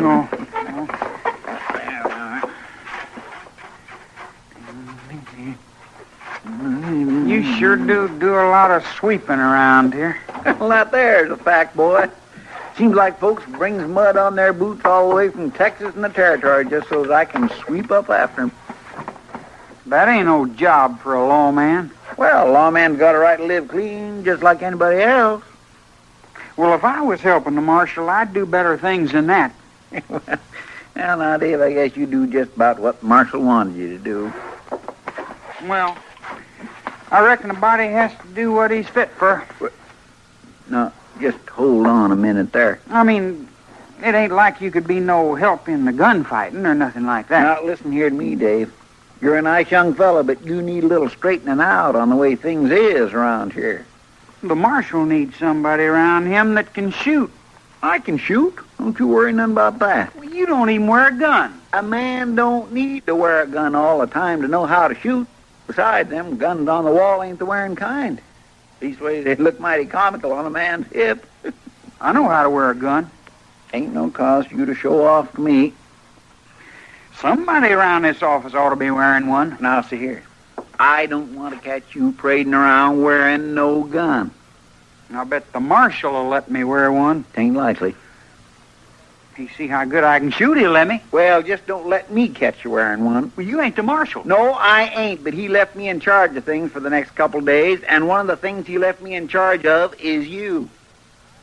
I can draw real fast. I don't want to hear no more about it.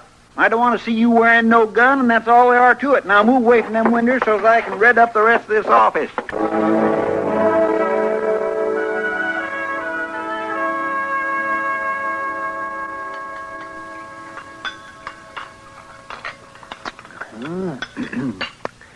Well, I tell you, Dave, there's no particular trick to taking out a bullet. That's so, Doc? Nope. The trick is keeping the man alive afterwards. Well, how you do that? Well, if I knew the answer to that, Dave, I'd be the most famous doctor in the West. And the richest to boot. It sure would be nice. There's so many things to consider. The size of the wound, how much blood has been lost, infection, suppuration. Doc? Huh? I ain't so sure it's a good idea to go on about things like that. Why not?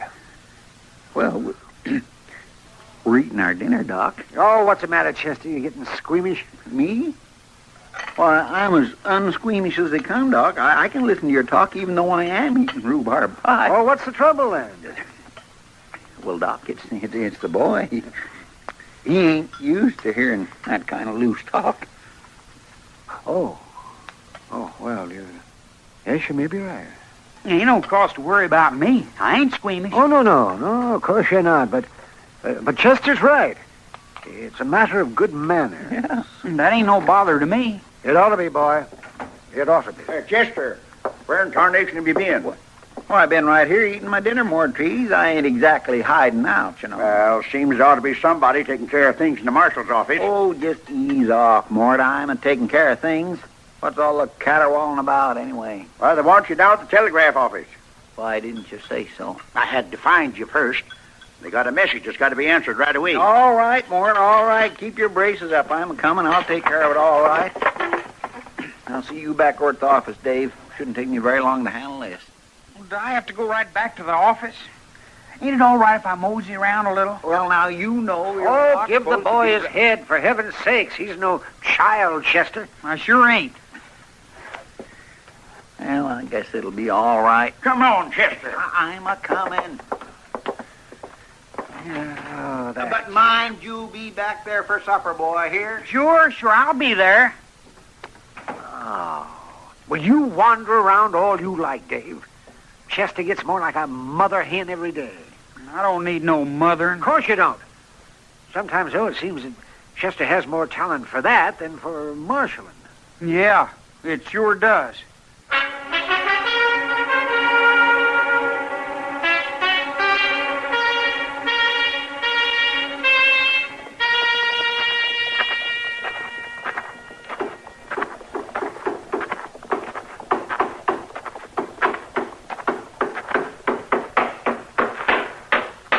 A horse kick that down for you? Huh? Oh, hello, boy. Oh, some fool drove a rig right into the side of the door. Some folks rent a rig and just don't care what happens to it. Else they just can't drive. I can drive. That's so? You're a new boy in town, ain't you? I'm visiting the marshal. Matt Dillon? You better be good, boy. He'll run you in. I ain't afraid of him. You better mind your manners just the same. I wouldn't want to start no nonsense with Matt. I'm going to help him. Well, now, I'll bet he's glad about that. I wish I had somebody to help me around this stable. Hello, Feely. Hello, Moss. Take care of the horse, will you? You want us to feed him? Yeah, go ahead and feed him. I ain't fixing to be back for him till tomorrow. Gonna make a night of it, are you, Feely? I sure am. I got to find the marshal first, though. He ain't in his office. Ask the boy where he is. He's staying with him. Why, so? You know where he is, boy? Sure do. Up to Hayes City for 2 days. I might have knowed. Trouble, Feely? That's Hob Frank. He's out there at the old Prentice place, shooting everything in sight. You better get Chester, then. He ain't there either. I seen it, he wasn't. You know where he went off to? No, I don't reckon he'll be back for a while, though. Well, maybe I'll run into him. Somebody ought to get on out there. That's for sure and certain. Yeah. See you later. So long. Come on, boy.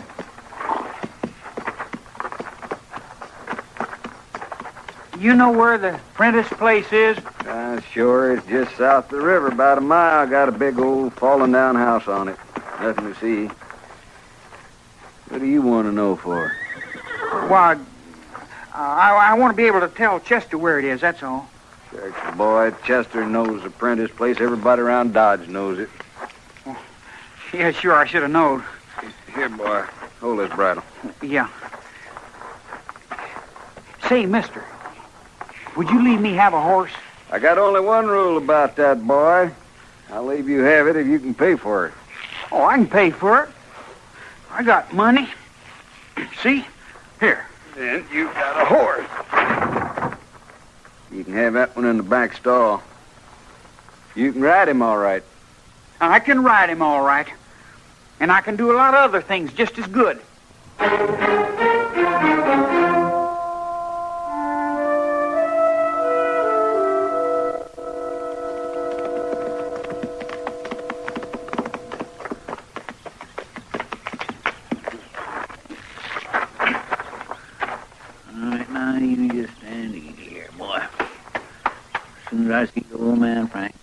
take you down to the river for a drink. Hob could kindly have chose a cooler day to start up the Rucas. Hob? Hob Frank?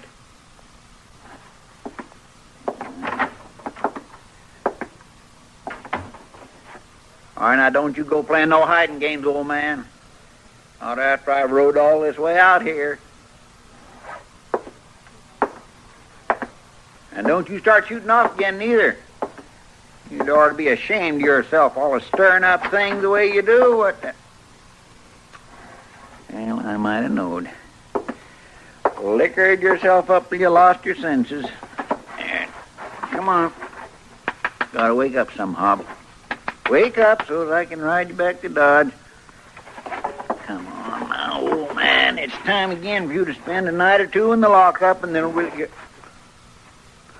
Oh, my gracious mercy. You've been shot. He's dead. Dave, what in the world are you doing out here? I told folks I could help the marshal, and I done it. You done what? Well, while you was lollygagging around town, I come out here and I rode right up through the gunshots, and I took care of him. You shot Hob Frank? I knowed you couldn't have done it, not wearing a gun and all.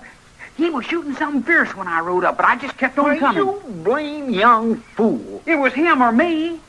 That's the way it has to be with a gunfighter. Hob Frank ain't no gunfighter. He was... What do you mean? Hob Frank never harmed nobody in his whole life, except maybe himself. The shooting he used to get himself liquored up regular every 2 or 3 months or so and take his old gun and shoot it off just to hear the noise of it. But he never done it where folks was around. He never pointed it at nobody. But I thought... Yes, sir, you thought. You thought so all tarnation much that you just rode out here and killed a man. I didn't mean... It's too late to think about meaning. Come on now, help me get him out of here. No. No. Come on now, we can't leave him just laying here. You ain't gonna take me in for no killing. Go on then. Run away from the old man you killed. You can keep right on running the rest of your life for all of me. It's all right, Hob. I'll fix you up so it's nice and decent for you. Nice and decent.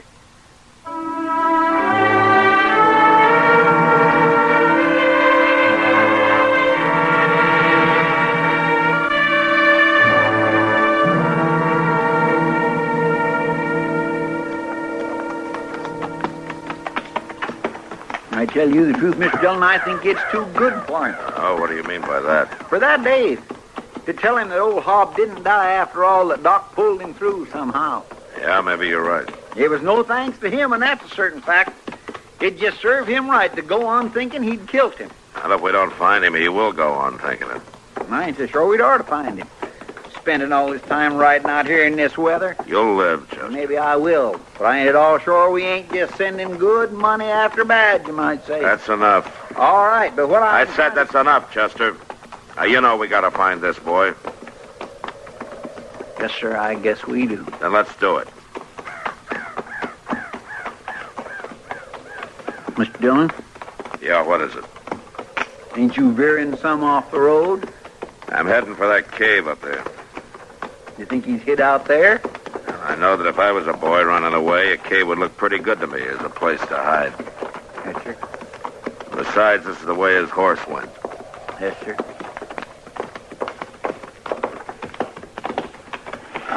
All right, Chester, we'll stop here. Want me to come up with you? No, you stay with the horses. I'd admire to help. I'll call you if I need you, Chester. Yes, sir.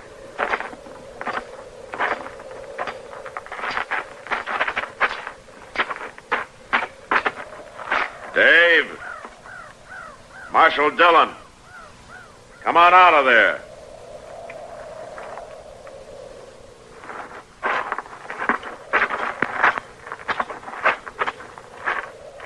You might as well come out, Dave. You left a plain trail. I ain't coming. Come on, Dave. I ain't coming out. Never. If I have to come in and get you, I'll do it. I ain't gonna hang, Marshal. I ain't gonna hang. Oh, you're not gonna hang. You're lucky. What do you mean? The old man didn't die. Now, come on out. You ain't just trying to trick me. I don't have to waste my time tricking a smart-aleck kid like you. Now, come out of there before I drag you out.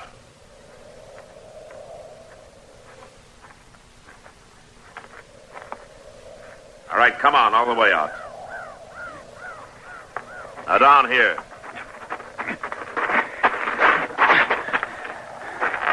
Now, where's the gun? No, I buried it back there a ways. Well, you'll dig it up. It's one of mine, isn't it? Yes, sir. I seen it hanging there in the back room. And you stole it. I should have known better. I was figuring to help. Now, you better explain that. Well, Marshal, when I heard about that fella shooting out at the Prentice place, I figured I'd need a gun. So I went back and got one. Why didn't you tell Chester about it? I didn't think he'd be no good taking care of it. Oh? Why not? What? Chester, he don't even wear no gun. I see. I left him in charge of things, didn't I? Well, yes. But, Marshal, I didn't ever see him do nothing much but just sweep out. I can shoot. Yeah. I figured I could take care of that feller better than Chester could. And you nearly killed him. Well, he was shooting. I had to do something. You know what Chester would have done? No, sir, I don't. Well, he'd have walked right up to that man, shooting or not. And he'd have talked the gun away from him. And he'd have brought him back into Dodge, where he'd be safe. Well, I didn't know. No, you sure didn't know. You don't know much. If you think the only way to measure a man is according to whether he wears a gun or not, you don't know much. I guess maybe you're right. Yeah, I'm right. Well, what you gonna do with me? Well, until the circuit judge comes to town, I'm gonna turn you over to Chester. And I'd get ready to do a lot of sweeping. A lot of sweeping.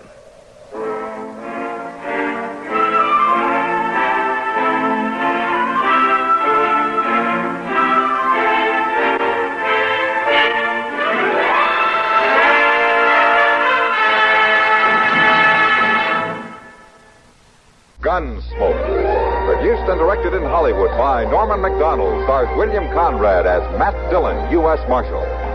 The story was specially written for Gunsmoke by Marion Clark, with editorial supervision by John Meston. Featured in the cast were Sam Edwards, Harry Bartell, Joseph Kearns, and Ralph Moody. Parley Bear is Chester, Howard McNear is Doc, and Georgia Ellis is Kitty.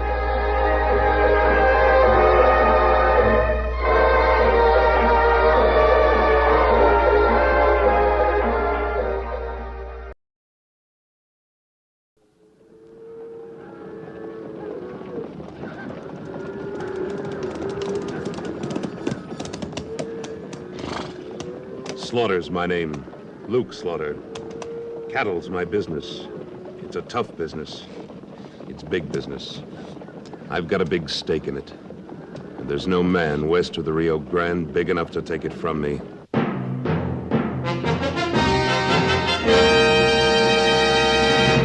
Luke Slaughter of Tombstone.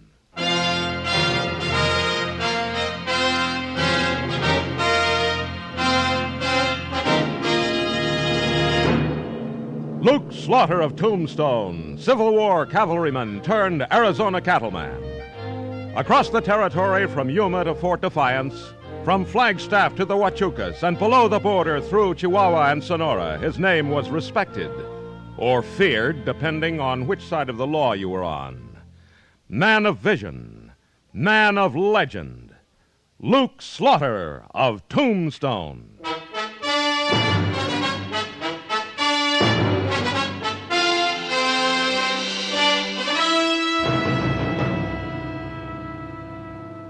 Carl Justice was dead. bushwhacked in the Chiricahuas for the $10,000 he was carrying. But justice wasn't dead. The posse from the Cattlemen's Association would see to that if we had to cover every half section between the petrified forest and the Mexican border. And it looked like we might. At least the first day in the saddle, we didn't find a trace of Justice's killer or the gold. We were a tired bunch of ranahens when we came back to town that afternoon. All right, boys, get yourselves a good night's rest. Be ready to ride again at sunup. Come on. Well, howdy, Luke. Hello, Wichita. You look like you've been eating a lot of dust. I have. You turn up anything? Nothing. Not a single sign. Well, a killer's got to leave a sign. This one didn't. Sure is a shame. Carl ought to knowed better than to try carrying all that money over to Bisbee by himself. But he didn't. Oh, man, I'm tired. You going to go out to the ranch tonight? No, I'll grab some shut-eye over at the office. Let's go. Hold up a minute. You can't get by this outfit. 4 wagons. It's a pretty small train to be traveling alone. Keep it moving. Real driving boss, ain't he? Bet he wasn't raised on prunes and proverbs. Yeah. You know, Wichita, it's a funny thing about that outfit. What's that? No kids. Not a single one. Yeah, that is peculiar. Usually they got young'uns festooned all over, from the driver's box to the tailgate. Well, I'm gonna spread out on the cart back there. Yeah, you do that, Luke. And you better unlimber your guns. You ain't had 'em off since you rode out of here before dawn. Yeah. I'll drop 'em here on the desk. Yeah.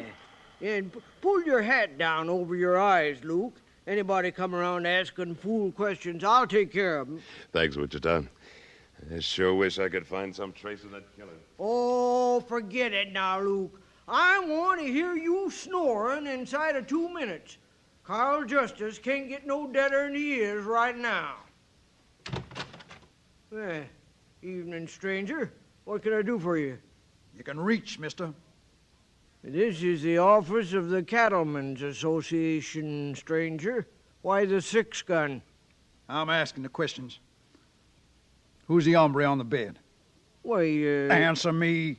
Oh, him. Drunk, sleeping it off. So you're the famous Luke Slaughter of Tombstone. What do you want, stranger? That's what I wanted, Slaughter. Put you to sleep for a while. Wichita! Wichita! I shouldn't have taken my guns off. You get your wits back. I'll take over now. Hey, Slaughter. Slaughter, they broke a window and I was fixing to rob a bank. Who was? Well, there was 2 of them, and now they're riding east out of town. Oh. Well, ain't you going to follow them? Why should I?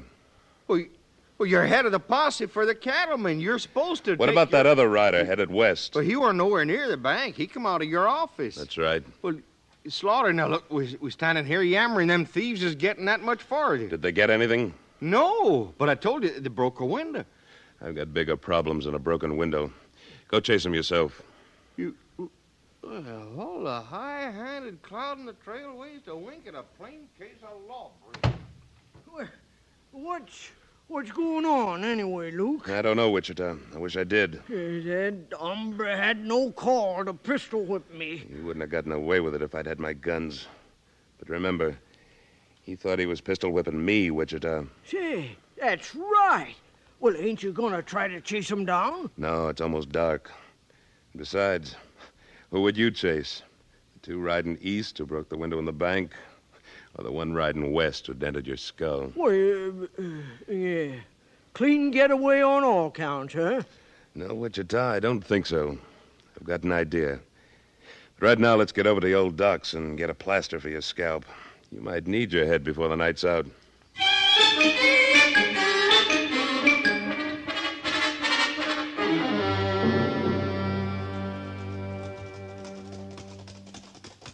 Luke, you ain't told me one blame thing about where we're going or what you're up to. I'm not sure myself. Well, just riding in the moonlight won't get us nowhere. Besides, I'd think you'd had yourself enough riding for one day. I have. I don't cotton to a stranger cracking you over the side of the head with a pistol. Yeah, I appreciate that, Luke, but... And there are some other things that just don't fit. Such as? Now, why did those bank robbers break a window? That's noise. The last thing a thief wants. Why, Tokies, that's right. But that still don't explain why we're night riding out here a mile west of town, headed for California. We're not going that far, Wichita. Rein up. What there? Oh. Whoa, stand still. Yeah, now what? Well, I figure the wagon train that came through town just before sundown couldn't have gotten any further than Mule Crossing before it bedded down. What of it? I'm going to pay him a visit. Luke, this ain't no time for being social. This isn't social, Wichita. This is business. You think that wagon train had something to do with all these things been going on? Maybe. You wait here behind these rocks and don't move out for anybody. I'll whistle when I come back. Why you want me to stay here? Because I think I'm going to need you later. Hope you know what you're doing. I'll know better in a half hour. So long. So long, you dead-blame tight mouth.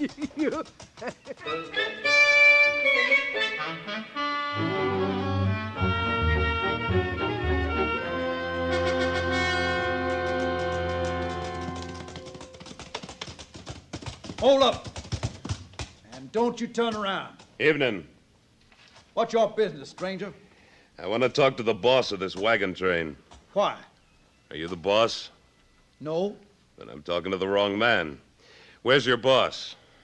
Put up your hands and move on. Slow.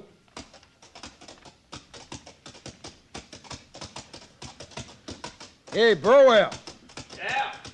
This is Lanigan. I'm coming in. Come on in. Don't sit out there and yell about it. I got me a snooper. Well, that's different. Here he is, Burwell, riding in like he owned the camp. Yeah. Now, we ain't much for visitors when they come at us in the dark, mister. What you want? Some information. What kind? How many people in your train? Where you're headed? Where you camped last night? And where you were on the trail the day before that? Nosy, ain't he? Maybe you gents ought to know my name. Well, what is it? Slaughter. Luke Slaughter. He ain't Luke Slaughter, Shut Burwell. up, Lanigan. I'll handle this. Just who did you think I was, Lanigan? Why, We're pleased to make your acquaintance, Slaughter. My name is Burwell. Why don't you light and enjoy the fire? Thanks, Burwell. How about those questions of yours? Why do you want to know about us? For your own protection. There was a murder 10 miles east of Tombstone early last night. We haven't found the killer yet. A bushwhacking, huh? Yeah. And whoever did it got away with several $1,000s in gold. Oh, say, that's too bad. There's a couple of other things, too. Just after you passed through town before sunset, there was an attempt to rob the bank. You don't say. And a good friend of mine named Wichita got pistol whipped while that was happening. What the hell? Things are kind of active in Tombstone, ain't they? Well, now, you don't think that my little outfit... I think that your outfit might be in for trouble if it met up with any of these lawbreakers. Oh, I see. Those questions, Burwell. Oh, sure, Slaughter. Well, there's 11 of us. There's 8 men, 3 women. We left Dodge City several weeks ago, headed for the ocean. Camped on the trail last night, no special place. Have you seen anything or anybody unusual? No, can't say I have. Well, keep your eyes open, Burwell. I wouldn't want to see an innocent wagon train get dry gulched. Oh, we'll do that, Slaughter. Mighty nice of you to ride out to tell us. Friendly thing to do, I figure. We ain't got much by way of hospitality, but I could lay the dust a little for you. Well, now, that'd go down real good on a night like this. Molly. Yeah, Hank. Bring the whiskey. A man's kind of apt to forget his manners out on the trail, Slaughter. Here's the jug, Hank. Yeah. Well, this here's Luke Slaughter, Molly. Here's my wife. Howdy, ma'am. Pleasure to meet you, Mr. Slaughter. Why don't you try this for size? Thanks. Just right. Well, it's turning into a cold night. Have another. No, thanks. That does it. It's time I got back to town. Oh, by the way, Mrs. Burwell, one thing has me curious. What's that, Mr. Slaughter? Every wagon train I've ever seen carried at least half a dozen kids. You don't seem to have any. Some people don't have children. I guess that's right. It was just a thought. Well, you're being pretty personal, ain't you, Slaughter? I didn't mean to be. So long, Lanigan. Maybe we'll meet up again sometime. Yeah, sure. Like I said, Burwell, be careful. Adios.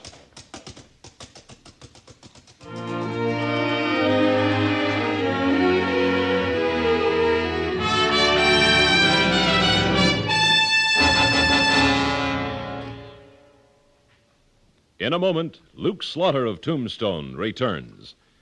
On CBS Radio's Gunsmoke today, a colorful character named Livy learns that arson is a crime, no matter what the motive. Livy doesn't want her son to grow up like his alcoholic father. Her notion of how to keep the boy from drinking is set afire to every saloon in Dodge City. When she threatens to act on her idea, however, she lights the fuse on an explosive situation for Marshal Matt Dillon, as well as for herself. For adventure in the West, as our pioneers knew it, hear this thrilling episode of Gunsmoke later today on CBS Radio.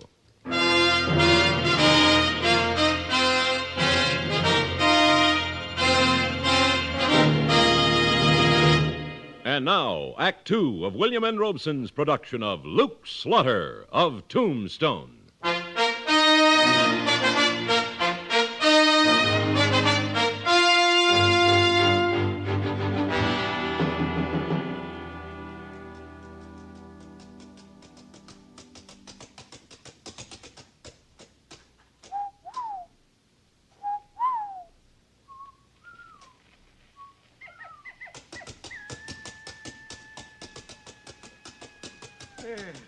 About time you was getting back, Luke.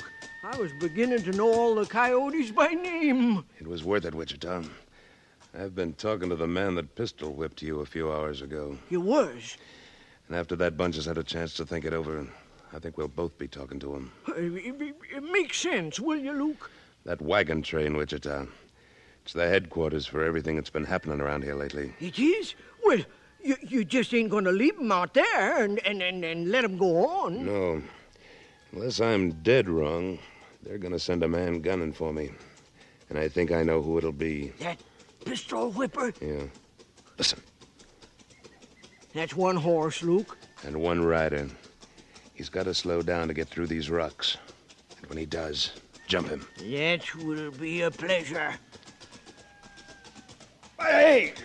Don't reach or I'll drop you. What is this? Get his guns, Wichita. Already got him, Luke. Slaughter. Yeah, Lanigan. Slaughter. Can a man ride into town for a peaceful drink without being ambushed? Light. But I don't see why... Get off that horse. Yeah. Sure. Lanigan, I want you to meet a friend of mine. Wichita, this is the man who laid that gun barrel alongside your ear this evening.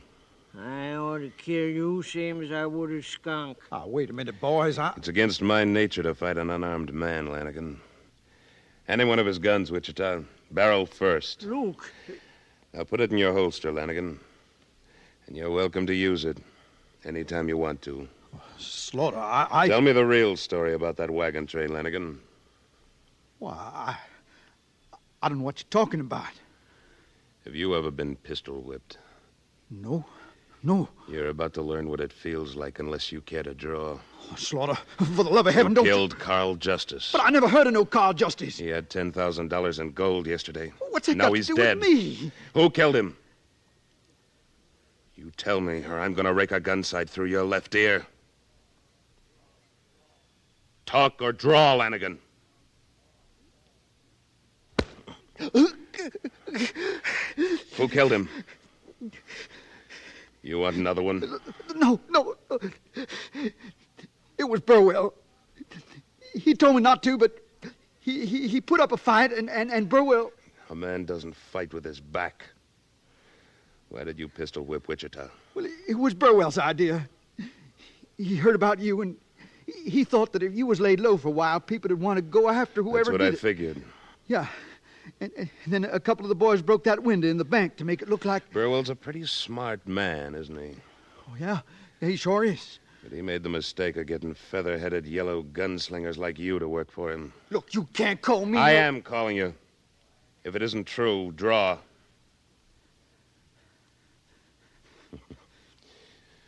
Take his gun, Wichita. He won't use it. Oh, Slaughter, please give me a chance. Just let me go, and I'll go back to Dodge, and I'll never come out this way again. Wichita, head his horse back toward camp and give it a slap. Sure, Luke. Oh, what you gonna do, Slaughter? I'm gonna use you for bait. Wichita, you walk him back into town. Well, where are you going? I'm not through here yet. Oh, and get a message to Sutton. Tell him to wake up the posse and spread him around the cattleman's office, ready to shoot. Well, you can't face that whole wagon train by yourself. I won't have to, Wichita. When Lanigan's horse gets back to camp, they'll know something went wrong, and most of them will go to town looking for me. That's why I want that posse standing by. Well, what do you want me to do with this here tail-dragging specimen when I get him back to town? Tie him up in the back room of the cattleman's office and wait for me. Oh, and don't light any lanterns. You don't have no objections if I have to ruffle this waddy up some, do you? None at all. Well, come on, you. Walk!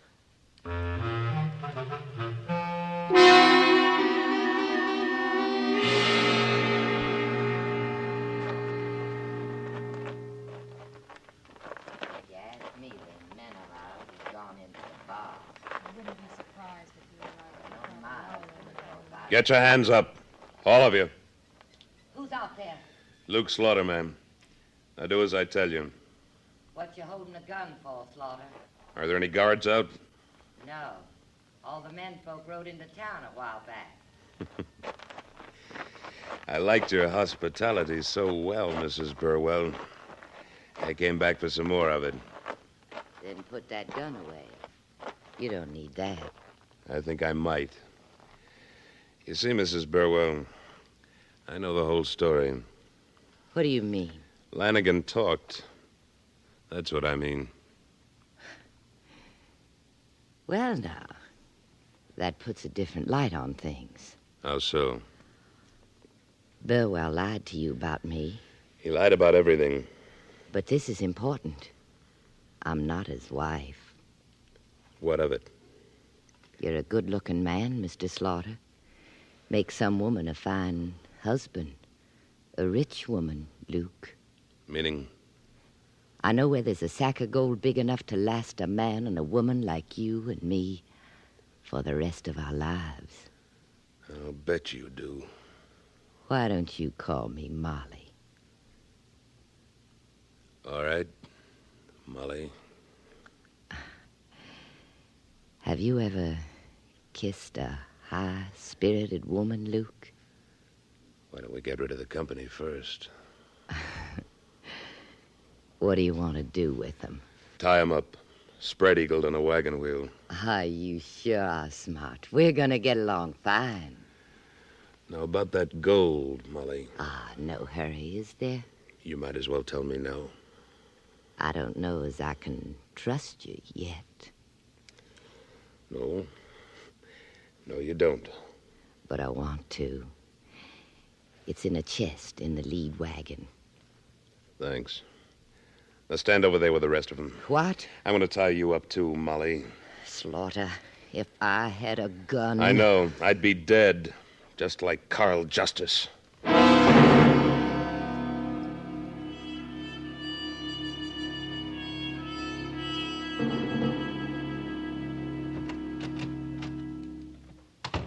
That you, Luke? Yeah. Well, what's that sack you're carrying? The gold that belonged to Carl Justice. Burwell show up? Yeah, with 6 of his partners. Come up on the boardwalk out front. Thought they was going to break in for a minute, but they decided against it. Heard one of them say it'd make too much commotion. Where'd they go? Right across the street there to the Oriental. That means when we fire up some lanterns, we'll have visitors. Is the posse spread out? Just like you said. On the roof of the Oriental, on top of the bank, the dry goods store and the express company. Good. How's Lanigan? Well, he's going to have a sore head before he hangs. I had to persuade him just a little before he'd go to sleep. Too bad. Yeah. Well, let's get this over with. I'm going out the front door. You light the lamps in the office. By jogies, this does my old heart good. There he is now, boys. Come on. Stay where you are, Burwell. Now, Slaughter, boys and me just want to talk to you. Do you talking from right there? I don't like to shout up and down the street. I do. Before you say anything else, I think you ought to know that you're covered by 18 guns, 20 including mine. And in case you think I'm not telling the truth, I'll ask the men on the top of the bank to speak up. Now, just what did you want to talk about, Burwell? Let's forget it, Slaughter. Me and the boys will be moseying along now. No, you won't. I've got some talking to do. Your women folk are tied up to the wagons out at your camp. One of your gunslingers is tied up in the office behind me, and he talked. And this, Burwell, this is $10,000 in gold that I got out of your lead wagon. It belonged to Carl Justice before you killed him. You got anything to say now, Burwell? I reckon you said it all. Then drop your guns and step forward. All of you. All right, men. Close in and take them. Luke, that is the dangest thing I ever seen. Got every single one of them and didn't smoke up the town a bit. Sometimes you're lucky, Wichita. But don't fool around with a red-hot branding iron until you're ready for the roundup.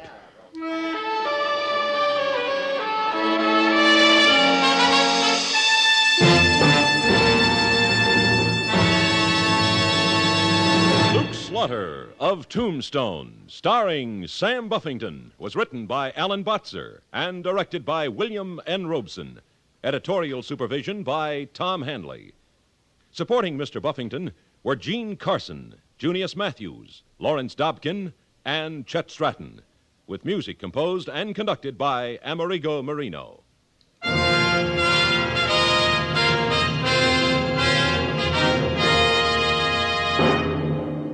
Next week at this time, we return with...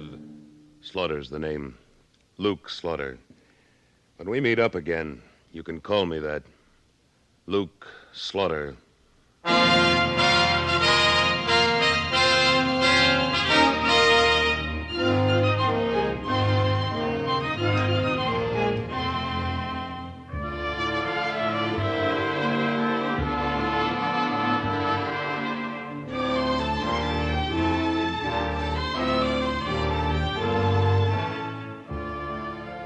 This is the CBS Radio Network.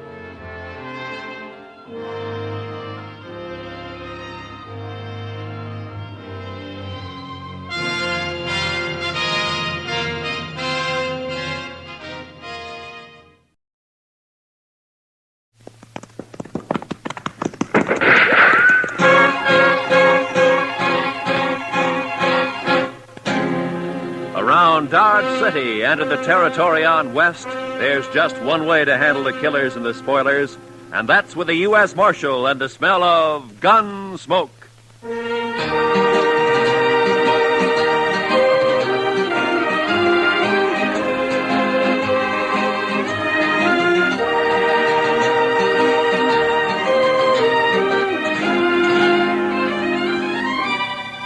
Gunsmoke, starring William Conrad. The story of the violence that moved west with young America. The story of a man who moved with it. Matt Dillon, United States Marshal.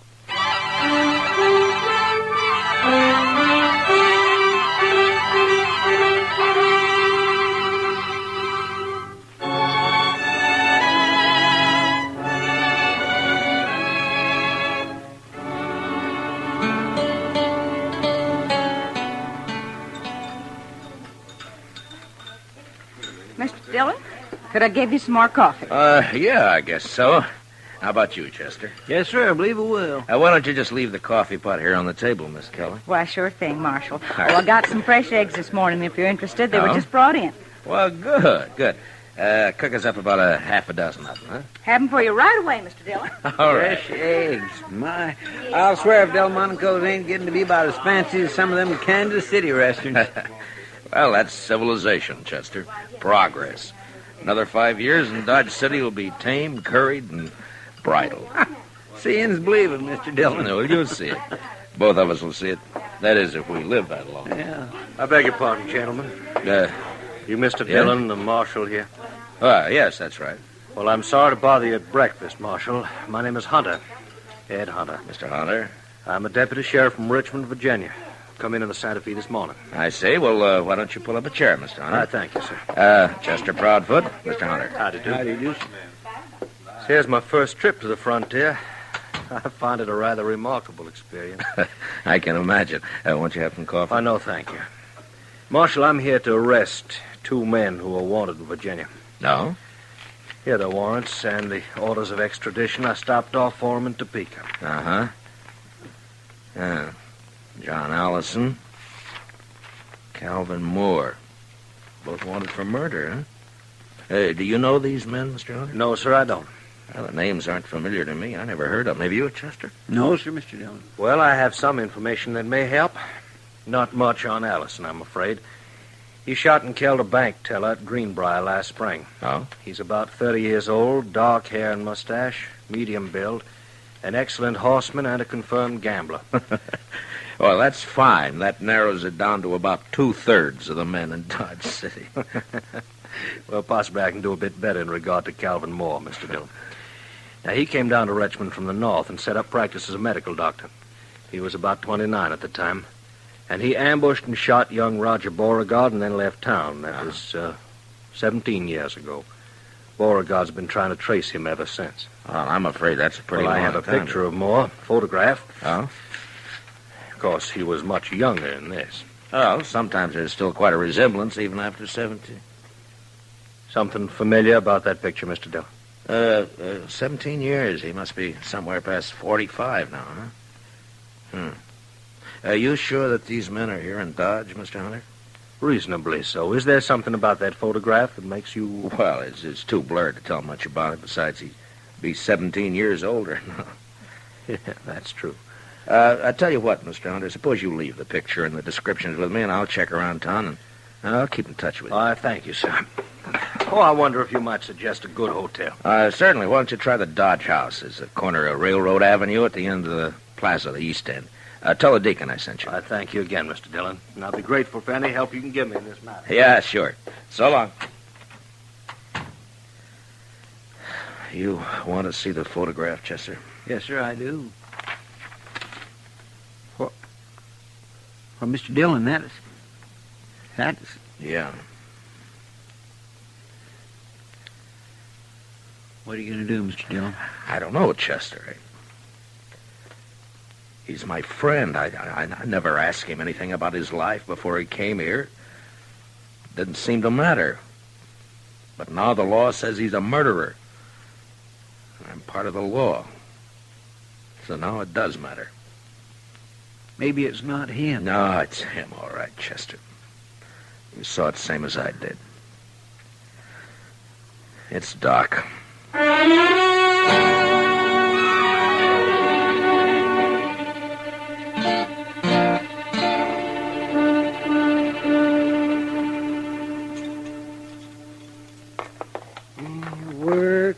Work.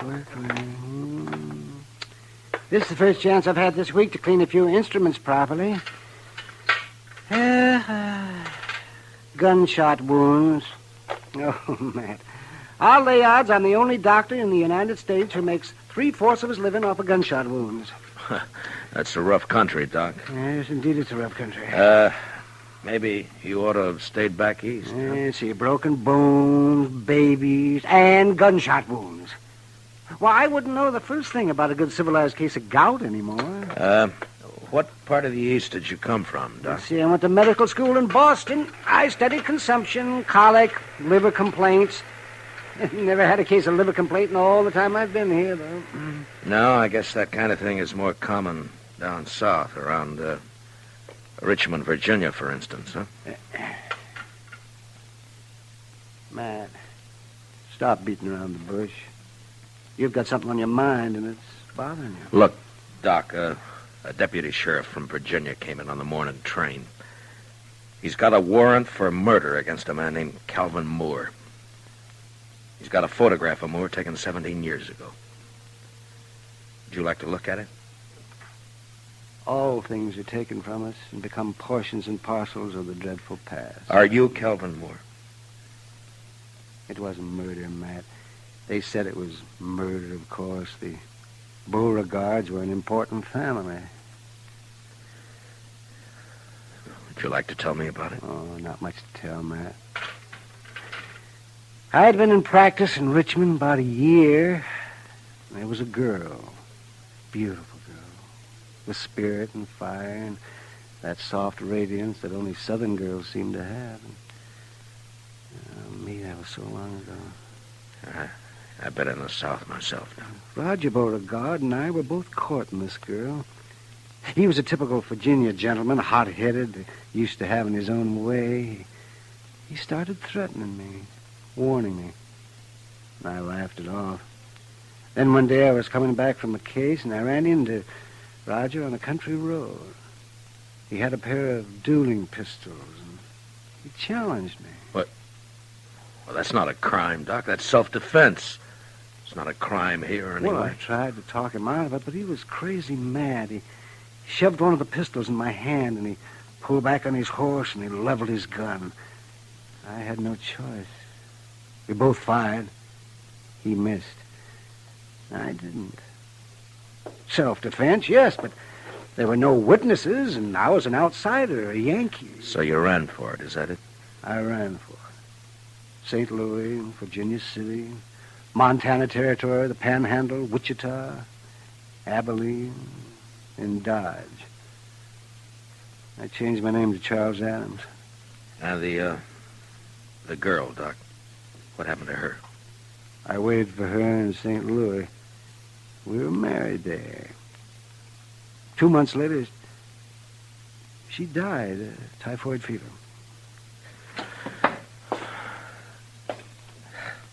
Well, you never know. No matter how much you figure you understand somebody, you just quite never know. I can't go back there, Matt. I've got no defense. Well, I'd mean prison. I'd rot in prison. I won't go back, Matt. Now, Doc, look, Hunter is here after 2 prisoners. I got no right to my own rules, to go after one man and keep the other one covered.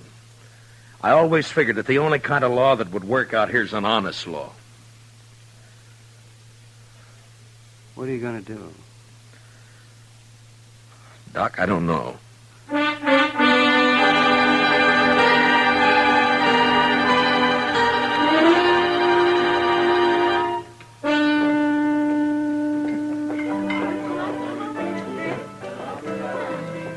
You're late, Matt.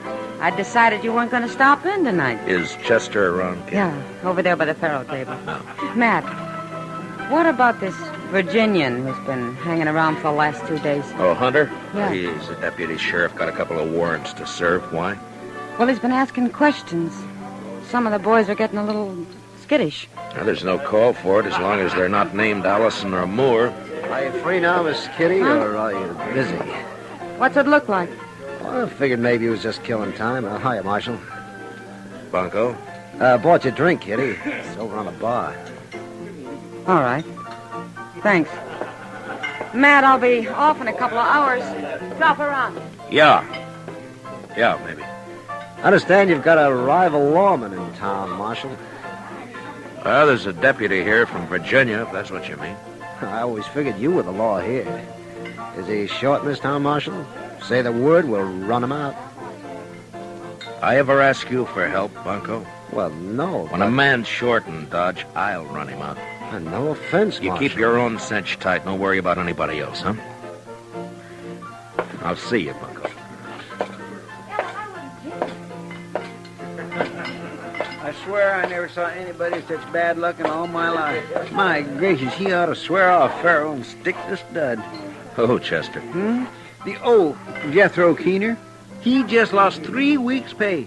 And Bunko Benson, sitting right there beside him, mind you, picked up $230. So that's why he's feeling big. Come on, Chester, let's take a walk. Huh? Yes, sir. 3 weeks' pay. Mercy, I never saw such luck. What about Doc, Chester? He turned in a couple hours ago. That's when I came on over here. How's he acting? About as usual. No signs of planning to run out, if that's what you mean, Mr. Dillon.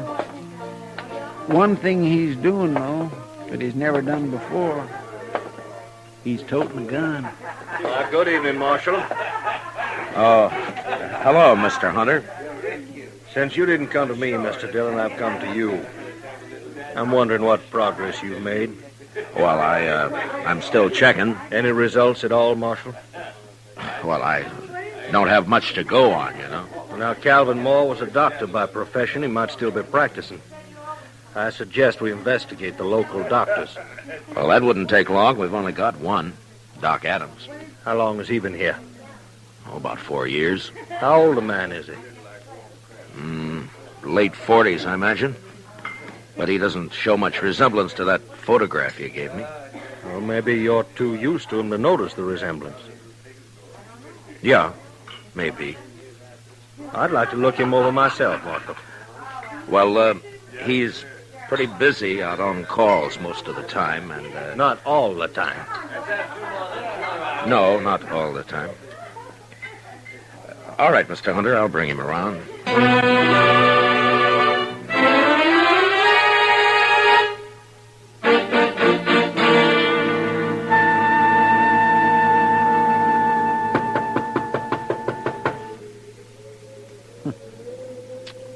That's funny, Mr. Dillon. Yeah, he should have answered by now.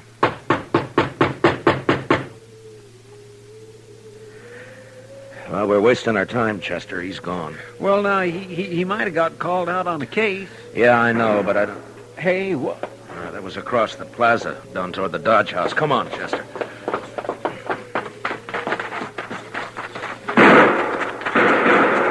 Somebody sure is stirring up smoke. Yeah, it's across the street. Edge of the railroad yards, I think.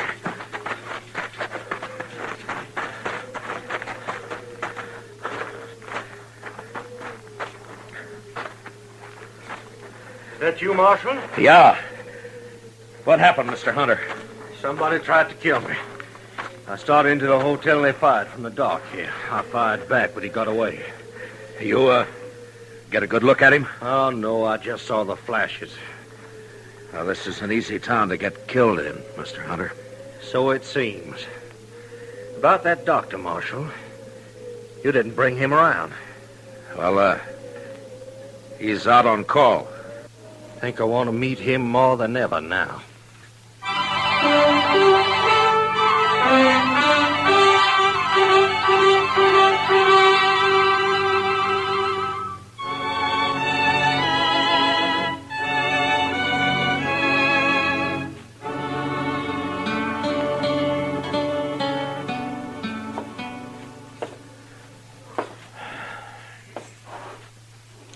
What time is it, Chester? 2:15 a.m., Mr. Dillon. Yeah. I sure hope we don't have to spend the whole night waiting here.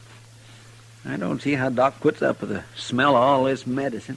He's used to it, I guess. Yeah.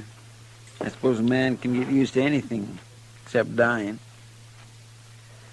You think it could have been him that fired those shots, Mr. Dillon? Chester? There's somebody coming.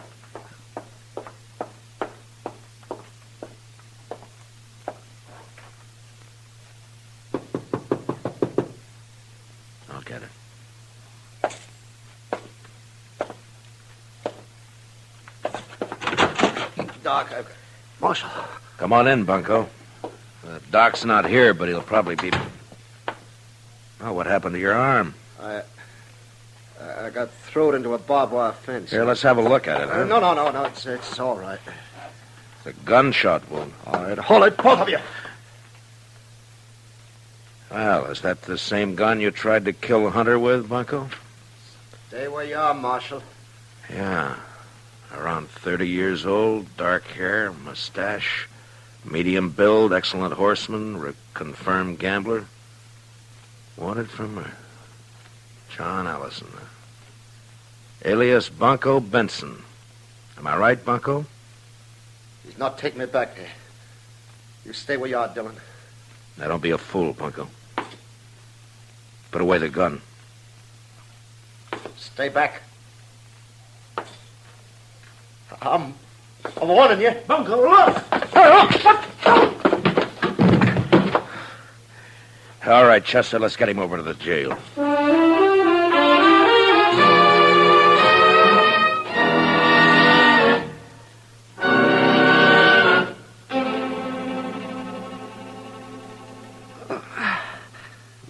Just hold still now, Bunko. Just one more second. I'll have hold that bullet now, and then we'll just... Now, add that one to your collection, Matt. Well, I'll make Hunter a present of it. It wasn't bad shooting to be firing in the dark at a gun flash. He'll never get me back to Virginia. Now, hold still, Bunko. I'd expect a man to tie a bandage with your arm waving around like a mare's tail in fly time. See, how'd you know he'd come to my office, Matt? I didn't, Doc. We were waiting for you. Oh, I see. There we are. No. That ought to stop the bleeding. And don't loosen it up any. And you'll live to hang yet. Don't worry about my hanging, Doc. I'll outlive you. Well, in view of the circumstances, I'd say the odds are about even. Well, Matt, shall we adjourn to the front office? Yeah, come on, Doc. Lock the cell, will you, Chester? Yes, sir. Well, I turned in at 10 o'clock tonight. Got 1 hour's sleep. They called me over to Mrs. Behan's. She thought her baby was on the way. False alarm, of course. Usually is the first time. And I got back and I came straight over here. Doc, you were wearing a gun earlier today. What'd you do with it? Oh, I put it back in the drawer where it belonged. I realized I was acting like a fool. Was that where you were waiting in my office? Somebody had tried to kill Hunter, and you thought... Look, Doc, I've tried to think of some way out of this. A way out for both of us.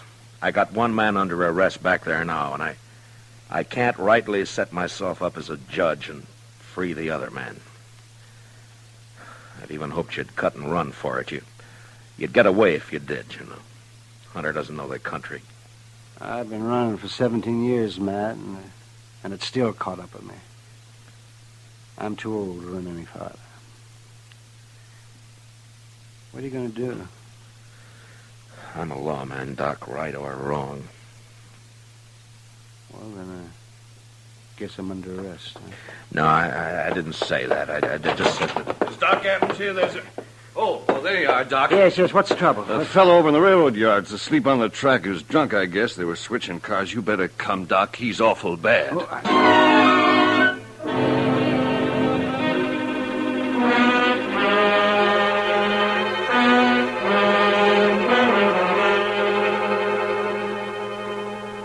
got 2 lanterns, Mr. Dillon. That ought to be enough. Good, Chester. You ready, Doc? You're ready as I'll ever be. All right, let's go, then.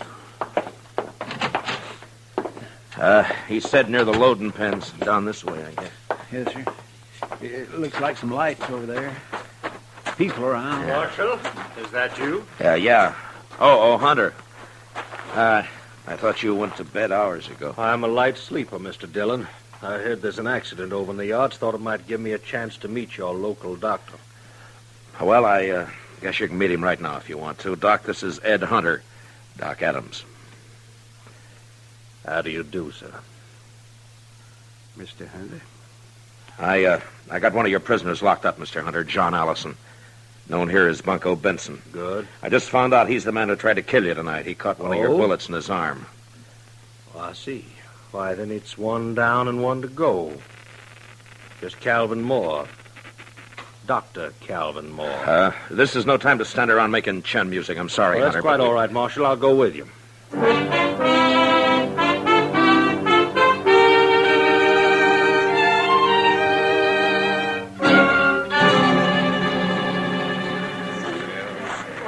Will you pardon us, please? All right, will you move back and let us through here, please? Here, Doc, this way. Yeah, I'm right with you, Matt. Please stand back now, will you? Give Doc a chance to work. Yes, please, if you please, just stand back. Bad is right. Well, we'll do what we can. Come on. That man who's hurt, Marshal, who is he? Oh, just a drifter. Been around Dodge a couple of years. Calls himself Texas Joe. No friends or family. Nobody knows where he came from. It's the usual story. Easy now, Tex. We'll have you fixed up here in just a couple of shakes. Is that you, Doc? That's right. I told him, be all right if you got here. Why, sure, it'll be all right. You just lie still now. Yeah. Certainly has to work under primitive conditions. Doc? Yeah. Chester, will you get those lanterns going and give Doc some more light? Yes, Mr. Dillon. Yeah, he's the only real doctor this side of Abilene. Mr. Dillon, is there anything I can do to help? I guess not, Miss Kelly. Thanks anyway. Poor old Tex. Why, he stopped in the restaurant not more than 4 hours ago. I fixed him a meal. You never know. Well, Doc can pull him through if anybody can. Sure he can. Put one of those lanterns on the other side there, Chester. Yes, he You does. seem to have a lot of faith in this Dr. Adams. They've got reason to, Mr. Hunter. Matt, could you give me a hand here? Oh, yeah. Yeah, sure, Doc. Lift his head up just a little bit there, Matt. Yeah, all right. Not much of a chance. All I can do is make him comfortable. Marshal Dillon. No, don't try to talk, Texie. You're going to be all right. You've been decent to me, Marshal. Just a bum, but you treated me square. You and Doc, only friends I got. Sure, Tex. I got one more favor to ask. Could someone read me some scripture? Well, Tex, I just don't recall any of Marshal, I know some. Mrs. Kelly, I doubt if you can hear. I can hear. Please. The Lord is my shepherd. I shall not want. He maketh me to lie down in green pastures. He leadeth me beside the still waters. Mrs. Kelly. He restoreth my soul. Mrs. Kelly. I think that's enough. Poor soul.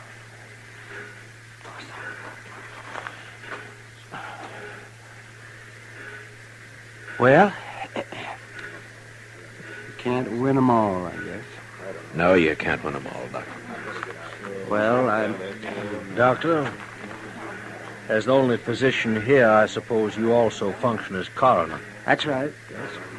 This man will be buried in the name of Texas Joe. Don't you worry about that. Boot Hill is full of men buried under nicknames. In this country, we... Doc! Doc, I just came to... Oh. What, Kitty? Oh, Doc, I've been sitting up with Mrs. B, and you left too soon. She needs you over there right away. Well, then it wasn't a false alarm. No. All right, Kitty, I'll be there just as quick as I can, but... Well, as soon as I... Kitty, you go on back over and do what you can for her, huh? Doc will be along.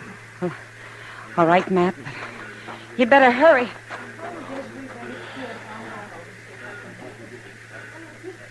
Well, Mr. Hunter, Gentlemen, this seems to have been my lucky night. Both my fugitives located within an hour of each other. I guess there's nothing I can do. One of them safely in jail and one of them dead. What? Didn't you notice the resemblance, Marshal? That Texas Joe there, he's obviously the man in the photograph. I saw it immediately. Well, Mr. I hope Hunter, you'll take all the necessary steps to see that he's buried under his real name, Calvin Moore. His death, of course, closes the case, and I'll be leaving for Virginia with my other prisoner tomorrow. Well, Mr. Hunter, I just don't know what to say. Now, I'd say it's no time to stand around making chin music, Dr. Adams.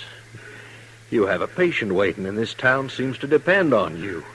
Well, of course, but... Hey, you got work to do, Doc. And, Doc, make sure it's a boy, huh?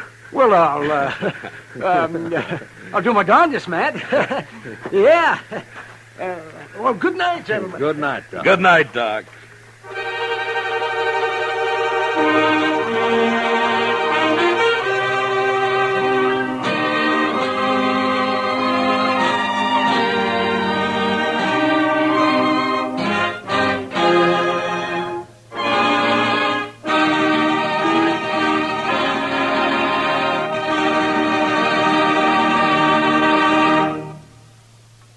Gunsmoke, under the direction of Norman MacDonald, stars William Conrad as Matt Dillon, U.S. Marshal. Tonight's story was specially written for Gunsmoke by Les Crutchfield, with music composed and conducted by Rex Corey. Featured in the cast were Lawrence Dobkin, Lou Krugman, Paul Dubov, and Vivi Janis. Parley Bear is Chester, Howard McNear is Doc, and Georgia Ellis is Kitty. Gunsmoke is heard by our troops overseas through the facilities of the Armed Forces Radio Service. Join us again next week as Matt Dillon, U.S. Marshal, fights to bring law and order out of the wild violence of the West in Gunsmoke.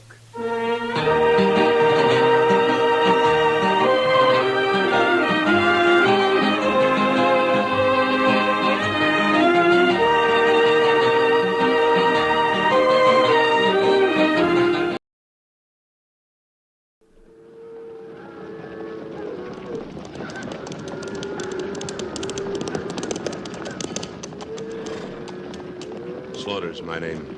Luke Slaughter. Cattle's my business. It's a tough business.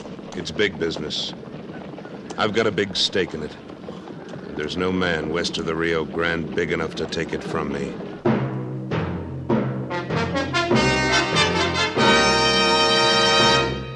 Luke Slaughter of Tombstone.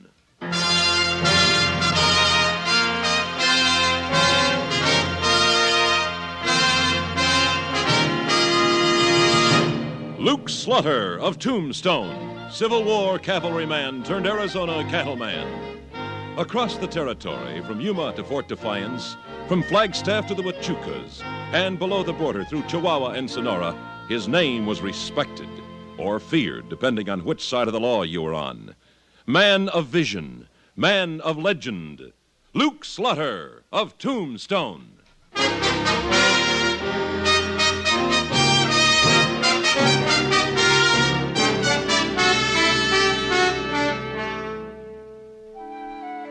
The bunkhouse had quieted down an hour before, and I should have been in bed myself. But I stood on the veranda watching the heat lightning play around Apache Peak. It was quiet. Too quiet. Then I heard a single rider coming into the ranch, hell-bent for leather. I sensed trouble. I was right. Luke, that you? Yeah, Wichita, what'd you hurry? That little bunch that we cut out for breeding and took to the upper mesa this morning. What about it? Well, them critters is gone. What? Yeah. There's only one trail leading up there. Yeah, and all the tracks on it are pointed downhill. At the bottom, they fan out toward the border. How much of a head start have they got? Well, Pete Packer come in for supper, and I went out night herd after about 3 hours, I reckon. Get Pete and Inky from the bunkhouse. Saddle up my night horse. We've got some riding to do.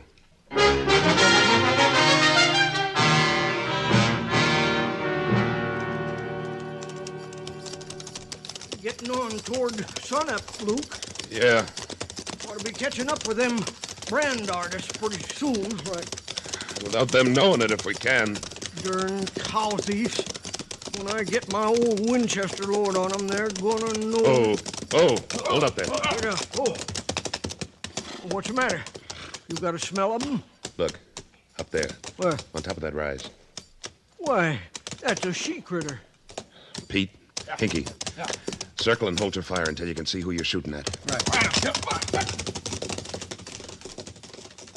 1 foot from here, Wichita. Sure.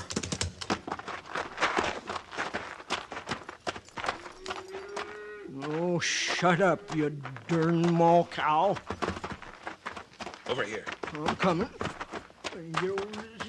Oh. There's the herd. But I don't see any riders. Oh, that wasn't no cow.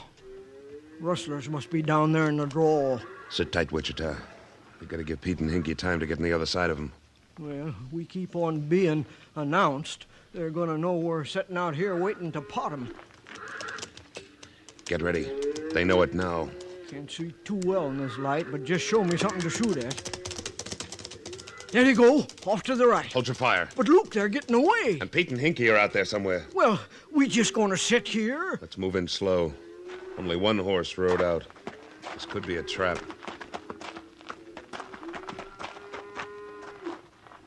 We're coming in. Throw down your guns.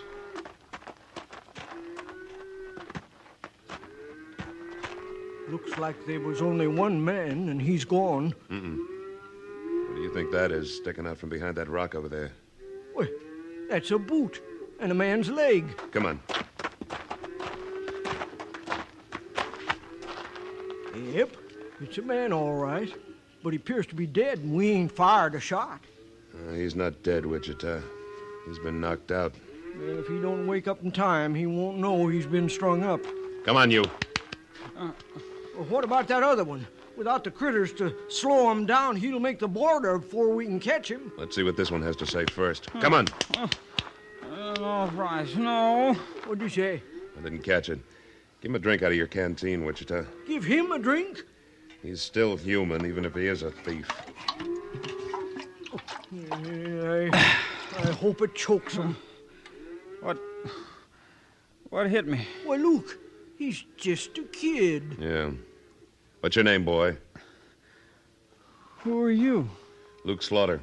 These are my cattle you're trying to steal. Let me go! Easy now. I'll ask you once more. What's your name? Rainier. Buck Rainier. Rainier. Oh, yeah. You know this hombre, Luke? Yeah, I think I do. What you gonna do with me? We're gonna hang you up to dry on the nearest tree. I ain't done nothing. Ain't done nothing. You was trying to make off with 50 head of cattle, that's all. Hold it, Wichita. Ain't done nothing. Wasn't your father Buck Rainier, the shotgun messenger who was killed last year on the stagecoach run to Prescott? What of it? How about your mother, Buck? What became of her? Well? You just leave her out of this. Luke, that other one's 2 miles away by now. Let's string this one up and get after him. We're going to let him go, Wichita. Let him go? We got our cattle back, didn't we? Yeah, and one pip-squeaking kid. You going to be satisfied with that? Yes, Wichita, I am. It's getting light now. You find Pete and Hinky and round up these critters. Buck and I'll locate his horse. Well, what are you going to do with him? Take him back to the ranch with us. I don't want to go to no ranch. Doesn't look to me like you've got much choice. By the way, why did your partner put you to sleep? I ain't gonna say. Suit yourself. All right, let's go.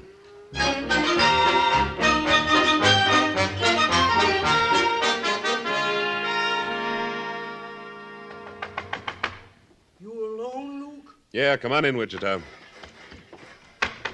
How's the boy doing? Didn't eat no supper. None of the hands will talk to him. Poor kid.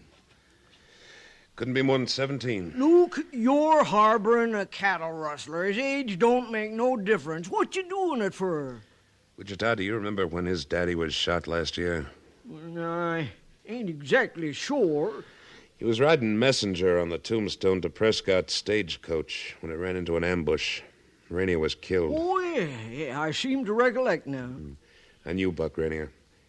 He worked for me several years ago when I brought a herd up from Sonora. He was always talking about this boy. Proud of him. Said he was going to build up a stake for him. Well, can't be much of a daddy when you're dead. Last I heard, he was living with his mother over in Prescott. Well, he sure ain't now. Appears to me he's made up his mind what trail he wants to ride. With a little help, he might change his mind. Luke, you ain't figuring on keeping him here at the ranch. Why not? Why, he's liable to stab you in the back and make a run for it. I've never had a son, Wichita, but I don't think there's any such thing as a bad boy. Men make 'em look that way. You picked a good one to prove that. It's open. Come on in. Look here, Slaughter. I want to know what you're aiming to do with me. Dang it, you speak when you're spoken to. Now, You turn around and march out of here before I blow a hole in your pants. Put away that gun, Wichita. Luke, you going to let him talk to you that way? You go on back to the bunkhouse. I'll send him down in a few minutes. All right, Luke. Things is coming to a purty pass when you treat rustlers like they was visiting neighbors. Sit down, son. I don't want to sit down. You smoke? Sure I do. Here's the makings. Thanks. Wichita tells me you didn't eat any supper. Wasn't hungry. I was just about to sit down myself. You join me? You want me to eat with you? Well, now, I don't see anything wrong with a couple of men sitting down to a meal together. Do you? Well, no, I... Sit down. What have you been doing since last year, Buck? Odd jobs. Been a cook's helper lately on a wagon outfit working out of Prescott. That's an honest job. Why'd you decide to become a rustler? I didn't decide to... I ain't going to tell you nothing. I should turn you over to the sheriff. You know that, Buck. Then go ahead and do it. You admired your father, didn't you? He was a good man. I know, Buck. But since he's dead, you're trying to prove in your own way that the name Rainier means something, aren't you? Yeah, and I will, too. By cattle rustling? Oh, you wouldn't believe me if I told you the truth. Nobody would. Why don't you try me? I'll handle this in my own way and in my own time. Why won't you tell me anything about your mother, Buck? Did she remarry? No. I don't want to talk about my mother. I see. Well, let's eat. Then you get down to the bunkhouse and get some sleep. You've got work to do tomorrow. Work? Starting right now, you're one of the punchers on this spread. 40 a month and keep. And you're equal to any man in the outfit as long as you do your work. That is, if you want the job. If I want it? You bet I want it. Wichita, I'll outfit you in the morning. That Sharps you were carrying when we picked you up will do for a saddle gun. And this Smith & Wesson ought to do for holster duty. You're going to let me carry that six-shooter? Every man carries at least one. Mr. Slaughter, I'm going to be the best doggone hand you ever had. You know, Buck, I believe you will. Let's eat.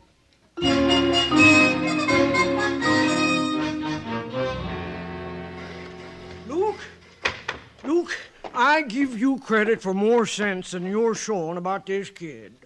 What have I done now? Why, letting him ride out of here by himself at night. You don't expect him to come back, do you? What did you say? Well, you give him permission to take one of your horses, didn't you?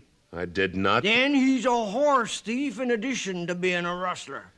Of course, if you want to let him go, well, I'm sorry I bothered you. All right.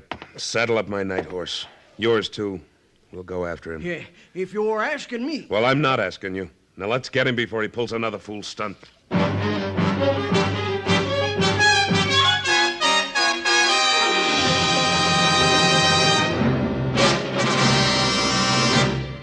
In a moment, Luke Slaughter of Tombstone returns.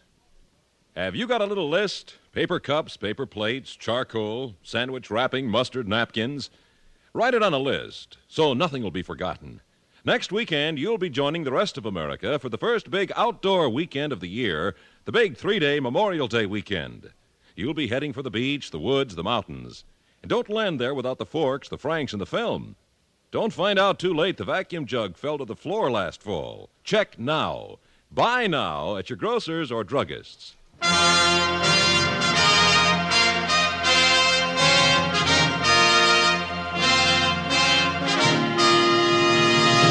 And now, Act 2 of William N. Robeson's production of Luke Slaughter of Tombstone.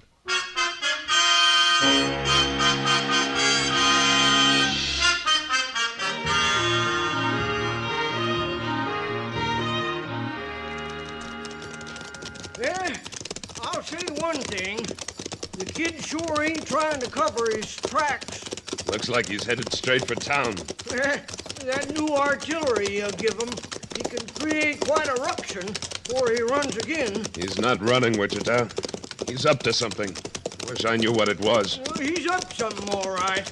Probably going to meet his rustling friend and tell him what an easy mark you are. Wichita, if you'd been kicked around as much as that boy, you'd take a few wrong turns, too.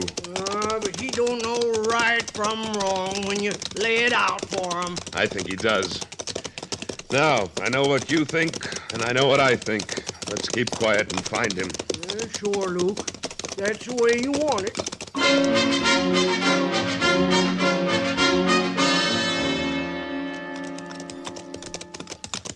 Here's my pieball, tied up in front of the Crystal Palace. You think he's in there? Let's take a look. Oh. What you gonna do if he is in there? Haul him out? No. Let's stop here by the door where we can see. Do you spot him? Yeah, far into the bar. Talking to a man with a black mustache. Yeah. Slick-looking saddle warmer, ain't he?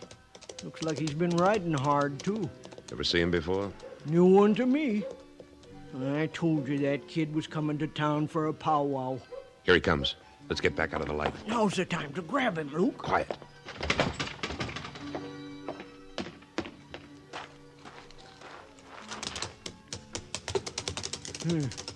Well, he sure ain't looking to be spied on.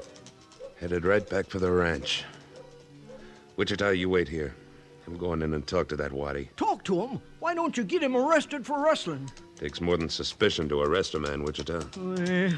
You're sure doing a lot of pussyfooting over one stray kid. We were all kids at one time. I think this one needs a nudge in the right direction. If you don't get your pin feathers singed while doing it.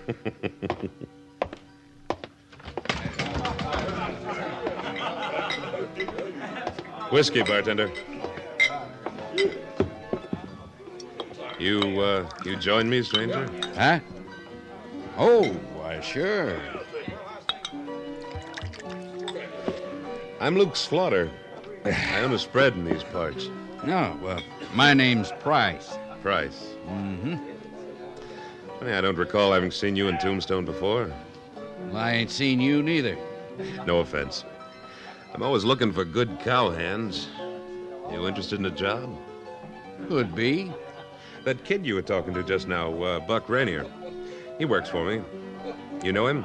This is a public saloon, Slaughter. I was talking to him same as I'm talking to you. Sure. If you want that job, come on out tomorrow. Anybody can tell you where I'm located. Thanks, Slaughter. I just may do that. Good night, Price.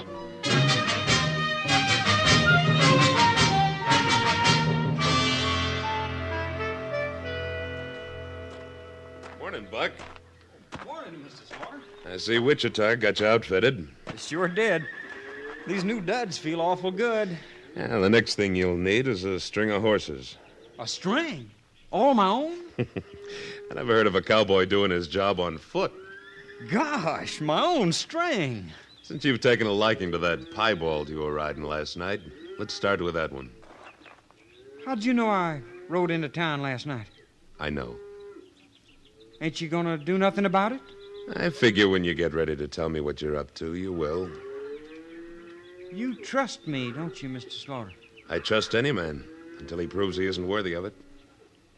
Ain't nobody ever trusted me before. Not like that. It's about time somebody did, then. Oh, by the way, ran into a friend of yours at the Crystal Palace last night. Name of Price. Price? He ain't no friend of mine. Oh, I thought he was. I offered him a job. You offered him a job? Anything wrong with that? Well, it's your spread. Now, I'd like to pick out those horses now, if you don't mind. All right. Let's go down to the corral. Well, looks like Price is going to take me up on that job. I'll go on down to the corral. No, you wait here. Good morning, Price. Morning, Slaughter. Well, hello, Buck. Morning. I thought I'd amble out and see what you had to offer. Glad you did. You want the job? How many head do you run? Around 500 right now. Increasing it gradually. That ought to be enough to keep a man busy. I'll take it. Good. You're obviously an old hand, so I'll pair you up with Buck here. Mr. Slaughter. Well, that sounds good to me. Maybe I can teach the kid a thing or two.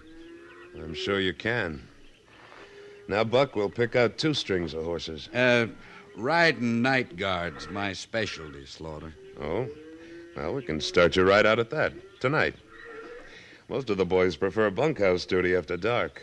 Mr. Slaughter. Yes, Buck. Never mind. Let's get the horses. Dang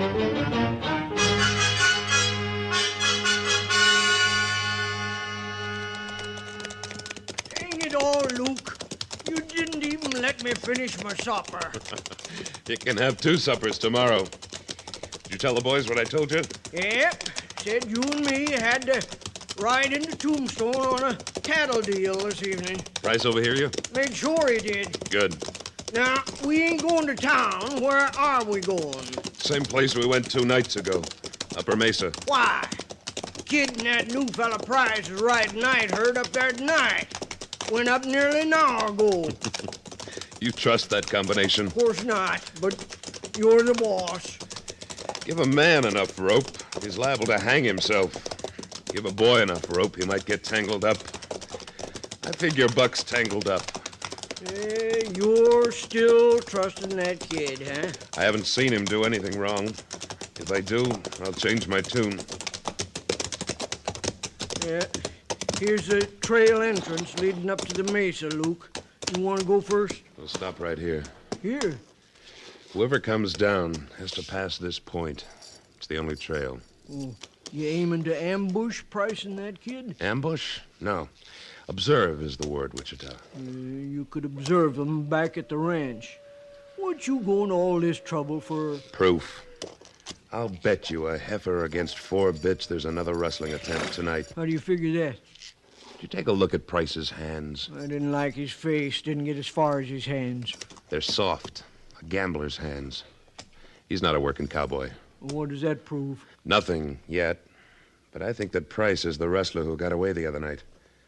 And I think he's forcing Buck to act against his will. Well, if you ask me... I didn't. Oh. Now let's hide the horses and get set. Yeah, but Luke, if the kid helps Price move them cattle out, he's guilty of rustling no matter what you think about it. This time he won't be knocked out. And if he doesn't answer some straight questions, he'll go to jail the same as Price.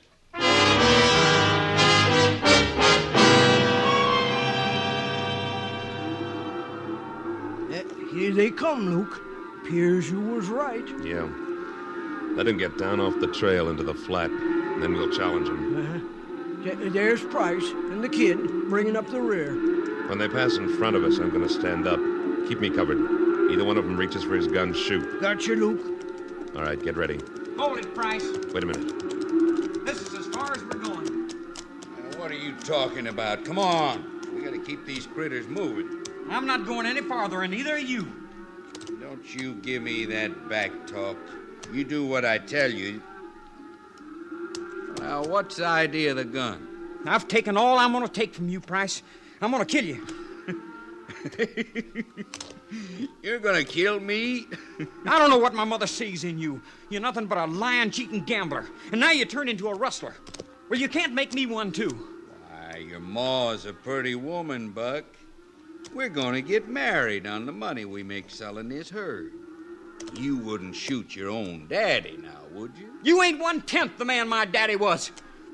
And my mother's had enough grief in her life. You ain't going to add no more to it. You're forgetting that you're just as much of a rustler as I am. No, I'm not. If my mother wasn't mixed up with you, I'd have told Mr. Slaughter who you were the night you knocked me out and left me to take the blame. I don't know why he's been so good to me, offering me a job and all, but I'm not going to pay him back by letting you get away with this. So I'm going to kill you right now. Don't reach for it, Price. Cover him, Wichita. Mr. Slaughter, you shot the gun right out of my hand. I couldn't stand by and let you commit murder, Buck. I've learned all I need to know about Mr. Price and his rustling. Now, just a minute, Slaughter. We're still on your property, and you can't prove a charge of rustling. Price, did I give you orders to move that herd down from Upper Mesa tonight? Well, no. Just who do you think the judge is going to believe? You still want me to work for you, Mr. Slaughter? Of course I do, Buck. And after the trial of this sidewinder here, it might be a good idea if you took a week off and rode over to Prescott to see your mother. I'd like that. Take along a copy of the Tombstone epitaph that tells about Price's trial.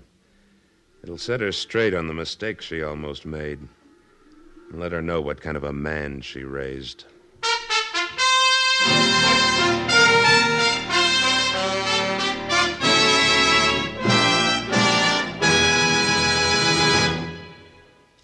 Luke Slaughter of Tombstone, starring Sam Buffington, was written by Alan Botzer and directed by William N. Robeson.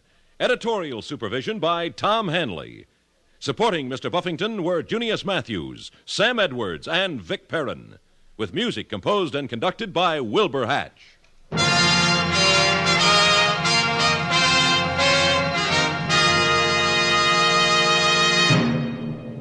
Next week at this time, we return with...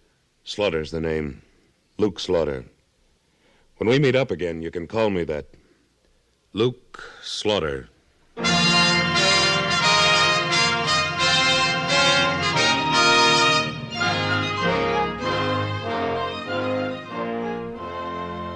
This is the CBS Radio Network.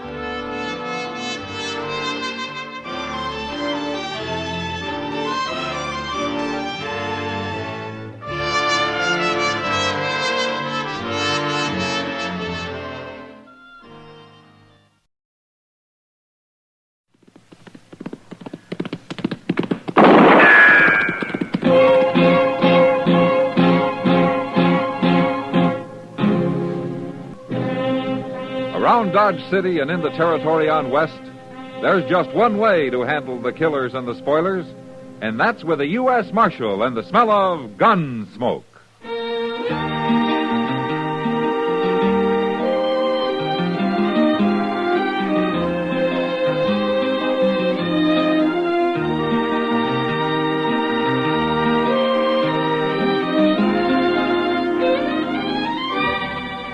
Gunsmoke, starring William Conrad, the transcribed story of the violence that moved west with young America, and the story of a man who moved with it.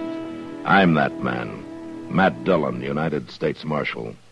The first man they look for and the last they want to meet. It's a chancy job, and it makes a man watchful and a little lonely.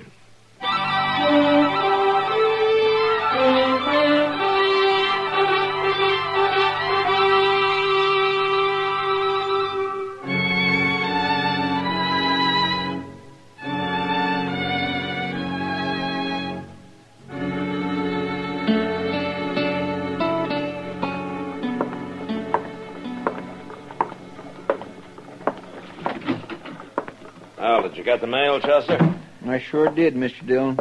And if that railroad gets any slower, yesterday's train's going to start getting into Dodge tomorrow. Well, that's happened a couple of times. Is anything important? I ain't had a chance to look. What? Well, it took Will Borgler so long to get them mailbags sorted. Oh, say, he's coming over here in a little while, Mr. Dillon. Huh? Will is? What for? I don't know. But he's got something on his mind he's about to bust his britches over. He said it had to do with Jim Rankin. Jim Rankin? Well, I hated to bring it up, Mr. Dillon. You and Jim Rankin being close friends like you was. I can't figure what Will Borgler'd know about Jim's murder. He never gets out of that depot except to eat. Well, maybe he's heard something from El Paso, something over the telegraph. There's nothing to hear, Chester, and there won't be. He was killed for that payroll he was carrying. But they never did find the body. Well, they buried him somewhere out there on the desert, more than likely, and then jumped the border. They sure could get a long ways south on $60,000, all in banknotes. Wouldn't be no weight to it. Wouldn't even fill a saddlebag. It's funny, I was always joshing him about that. A full-grown man being a messenger boy for Wells Fargo, going around carrying a little old hand case with him. And being a target for every hold-up man west of St. Louis. I know. I never had no call to be plaguing him. When I think of it now, I could just kick myself. Jim knew you didn't mean it, Chester. Yeah, you know, he was one of the best. I rode a lot of country with Jim Rankin back when he was a lawman. Evening, Marshal. Oh, come on in, Will. What's this news about Jim Rankin? Well, just that you and everybody else is wrong, that's all. Oh, why so? Because all of you figured them killers must have headed south after they murdered Rankin. But they've come north, Marshal. What makes you think so? These. Couple of banknotes, $10 silver certificates, American Federal Bank of Boston. Chester, give me that Wells Fargo list of serial numbers, would you? Yes, sir. Already checked them, Marshal. They're on the list. Where'd you get these, Will? They turned up in my cash box at the depot. Somebody bought a ticket with them. Who? Do you know? It was Miss Lily over to the Long Branch. Lily? That pretty one with the yellow hair. She bought a ticket on the Santa Fe to Kansas City. Said she was aiming to go back there on a visit. Why, them killers might be right here in Dodge, Mr. Dillon. I hope so, Chester. I sure do hope so.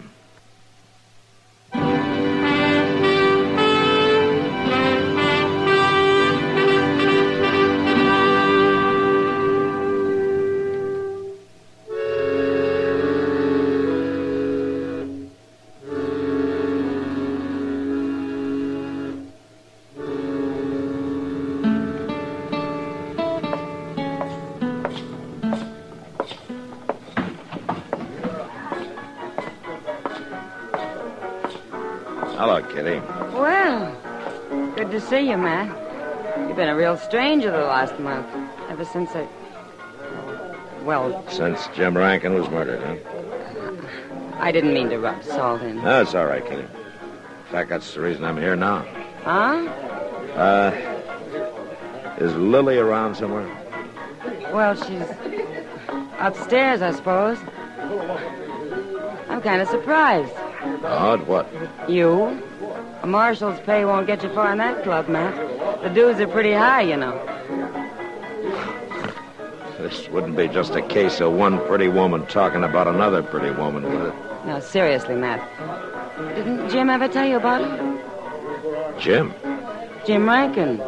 You didn't know about it? About what? I thought you knew he was spending all his time with Lily. No, I didn't. I'll see you later, Kitty.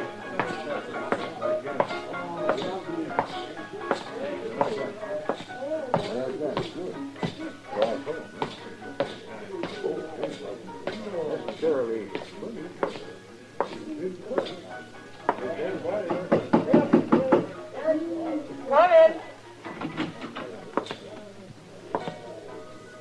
Marshal Dillon. How are you, Lily? Well, this is quite a surprise. I understand you're leaving for Kansas City.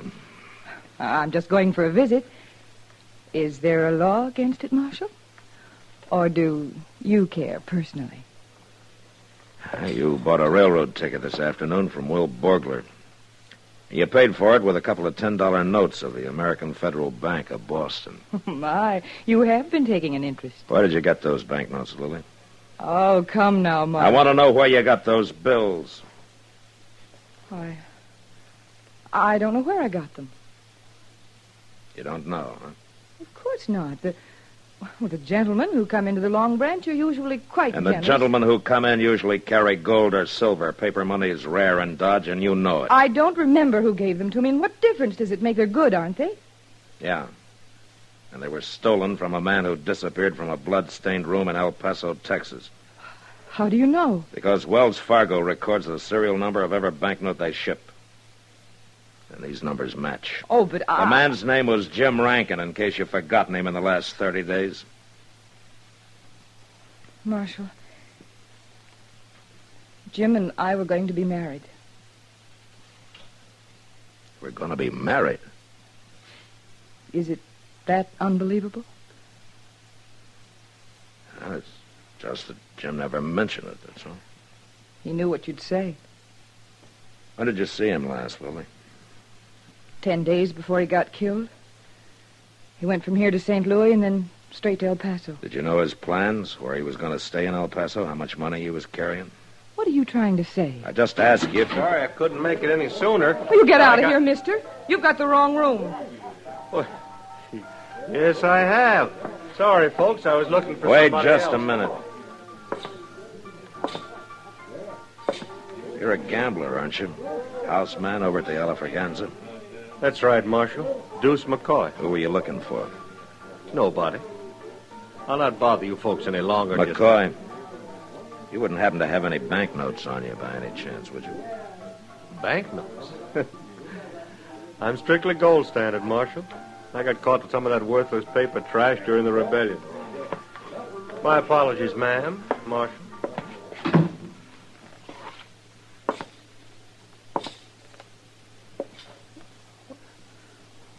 Why are you looking at me that way? I never saw him before in my life. Lily, if you're in the clear, then I'm sorry for misjudging you. Oh, you should be. But if you're not, if you did have anything to do with Jim's murder, I'll bring you in for it if it takes me the rest of my life.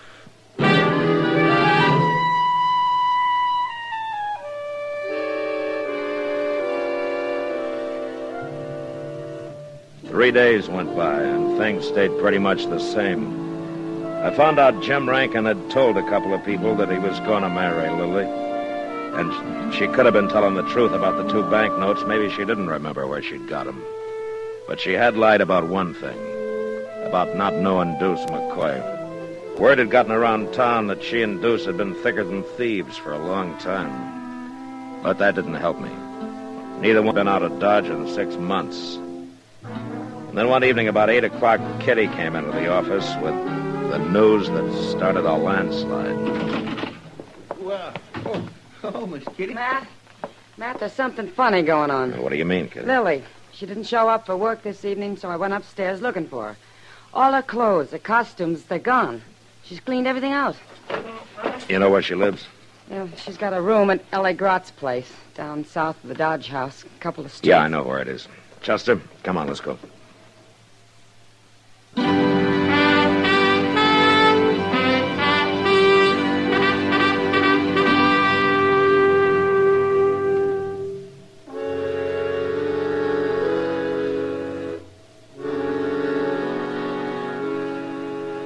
Lily wasn't at the rooming house, and nobody there had seen her since mid-afternoon. So Chester and I went back and took a look at her room in the Long Branch. Kitty was right. She'd cleaned out. Pray to goodness, Mr. Dillon, if this ain't the most upset room. That's kind of a mess, all right. Things thrown around every which way. Looks like a cyclone hit it. Somebody was hunting for something. Well, you'd think Lily'd know where things was at. There was somebody else, Chester, after Lily had gone. Well, where do you think she's gone to, Mr. Dillon? Well, she bought a railroad ticket to Kansas City. Night train leaves in half an hour. Yeah, we better get over to the depot. Come on. You know, it's kindly hard to think ill of a woman as pretty as Lily. Man just can't hardly help believing anything she wants him to. Yeah, I know.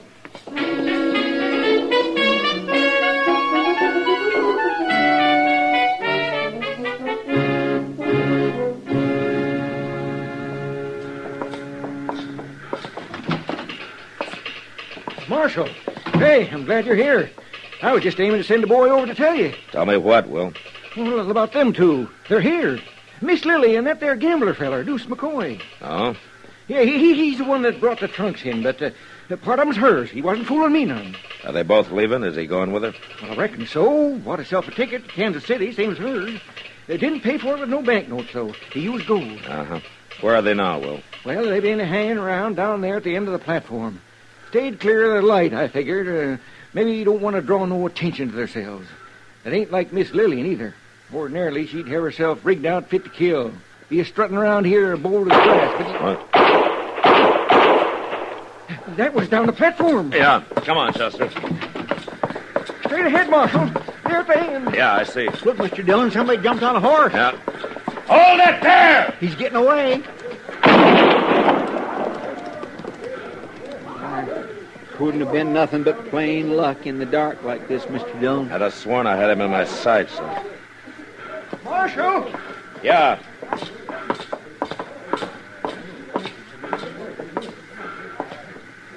It's Miss Lily and that gambler feller. They shot both of them. He's dead.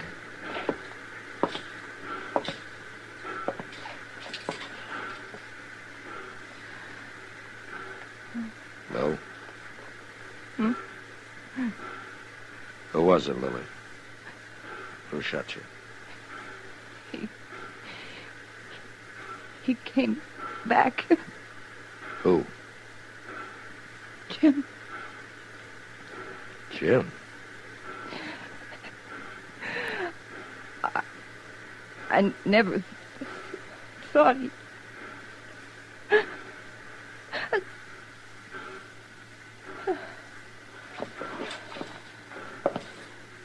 You gonna go after Mr. Dillon? No, we'll wait till sun up, Chester. Sun up? There's no hurry, not now. I got a pretty good idea where Jim will head for.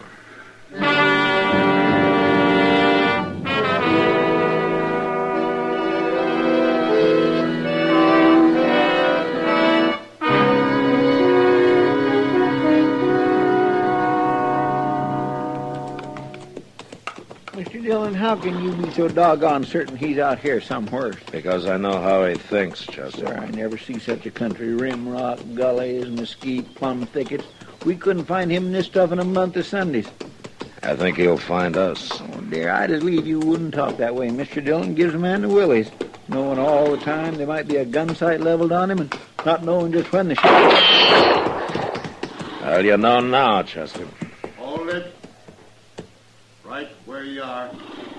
He's just by that point of rim rock. Oh, forget it. He's got perfect cover. Is that you, Matt? Yeah, it's me, Jim. Leave your gun. Come up here. Come alone.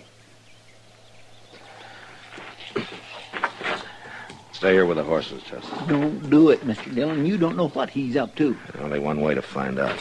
Here, take my gun. Oh, I just don't like this. I don't like it. Over this way, Matt.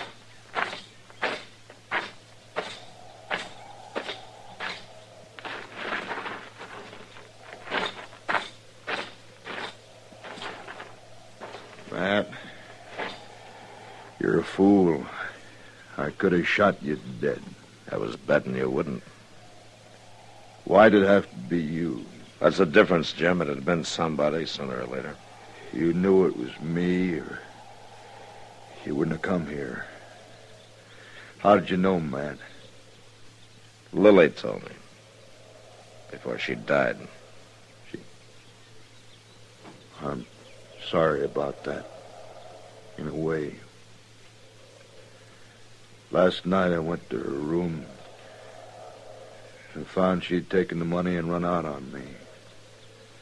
I've been living down along the river bottom since I rode up from El Paso. I was... What's the matter, Jim? It was pretty good shooting last night, Matt. Dark as it was. Well, we better get you in the dock. No. Forget it, Matt. I know how I stand. Lily never did mean to marry me, man. She told me last night there on the station platform. And then she laughed. Take it easy, Jim. She helped me plan that fake robbery in El Paso. She was all for it, I thought. But she was all for the money, not for me. Never known a woman like Lily. All fire and diamonds and soft as a kitten. Yeah. You're funny. I know I'd do the same thing again. If she asked me to, what do you think of that? I'm not your judge, Jim. Matt, remember the time we rode out of San Antonio and we rode from San Antonio? Yeah, I remember, Jim. We were planning to ride down to Laredo and see if we could.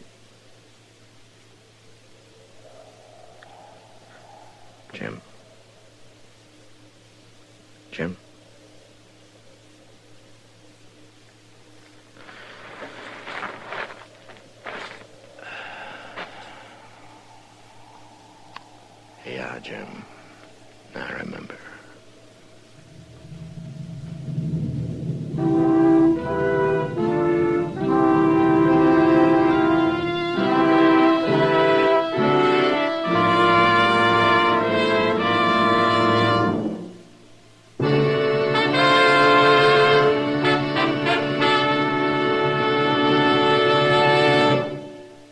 Gunsmoke, produced and directed by Norman McDonald, stars William Conrad as Matt Dillon, U.S. Marshal.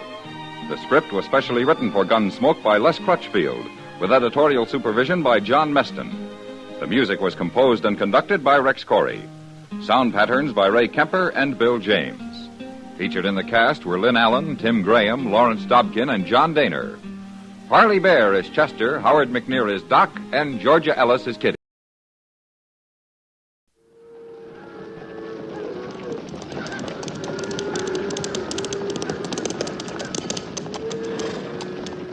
Slaughter's my name. Luke Slaughter. Cattle's my business. It's a tough business. It's big business. I've got a big stake in it. And there's no man west of the Rio Grande big enough to take it from me.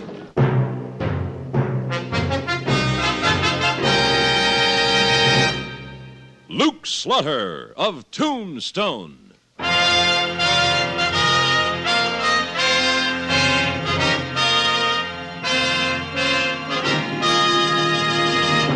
Luke Slaughter of Tombstone, Civil War cavalryman turned Arizona cattleman. Across the territory, from Yuma to Fort Defiance, from Flagstaff to the Huachucas, and below the border through Chihuahua and Sonora, his name was respected or feared, depending on which side of the law you were on. Man of vision, man of legend, Luke Slaughter of Tombstone.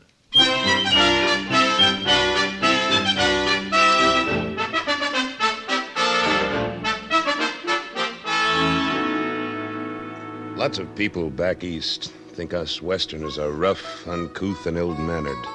Although it might not appear so to a stranger, we do live by a fairly rigid set of manners. For instance, we don't care what a man was, but what he is. All of us have come out to this new country from somewhere else, and why we came is our own business. Of course, sometimes a stranger may drift into town who reminds us of things we just as soon forget. Like the time Wichita and I was sitting out front of the Cosmopolitan Hotel, waiting for the dinner gong to ring. Sure is going to be good to tie on a store-bought feed bag, Luke. Yeah, I'm getting a little hungry myself. Well, I wasn't thinking of quantity so much as quality. I don't trust that pigtailed bean wrangler you got down at the ranch. I swear there was cat meat in that son of a gun stew he made for supper last night. I doubt it, Wichita. The Chinese are supposed to be excellent cooks. Well, somebody should get that message through to Lum Chung. Maybe you ought to bring him up here for a feed sometime so he can learn what a lard-fried steak ought to taste like. Yeah, and mashed turnips, too, without lumps. Oh, when are they going to ring that darn dinner bell? I'm starving myself just thinking about it. Morning, Luke. Howdy, Wichita. Well, Mr. Howdy. Wallace, what brings you down from the mine in the middle of the day? I'm eating the stage, expecting a business associate in from the east. Here you struck water up at the Little Giant, Mr. Wallace. That's right. What's going on up there on the hill? First the sulphurette strikes water, and then contention, and now you. It seems that there's an underground lake at the 500-foot level. Well, we can sure use some more water out in this desert, but it's never going to bring in as much as silver. Well, I don't imagine Mr. Wallace is going to let a little water interfere with his silver production, Wichita. Not for a single minute. We're going to install the biggest pumps west of the Mississippi. Matter of fact, that's why the man I'm going to meet is coming all the way out here from St. Louis. He bringing the pumps with him on the stage? Oh, no, Wichita. But after I've convinced him that we can lick the water, and I will, he's going to put up the money for the pumps. He know that yet? No, but he knows a good thing when he sees it. And believe me, boys, Tombstone's a good thing. $1 invested in Tombstone today will be worth $10 in a year, and $100 by the end of the century. Well, I think I'll hold on to my dollar. I ain't calculating on being around come 1900. Well, here's the stage, and right on time, too. That ought to impress Mr. Albert W. Norton on how we do things out here. Did you say Albert W. Norton? Yes, he's the man I'm meeting. Very important in banking circles back in St. Louis. No, it couldn't be. What couldn't be, Luke? Nothing, Wichita. Just thinking out loud.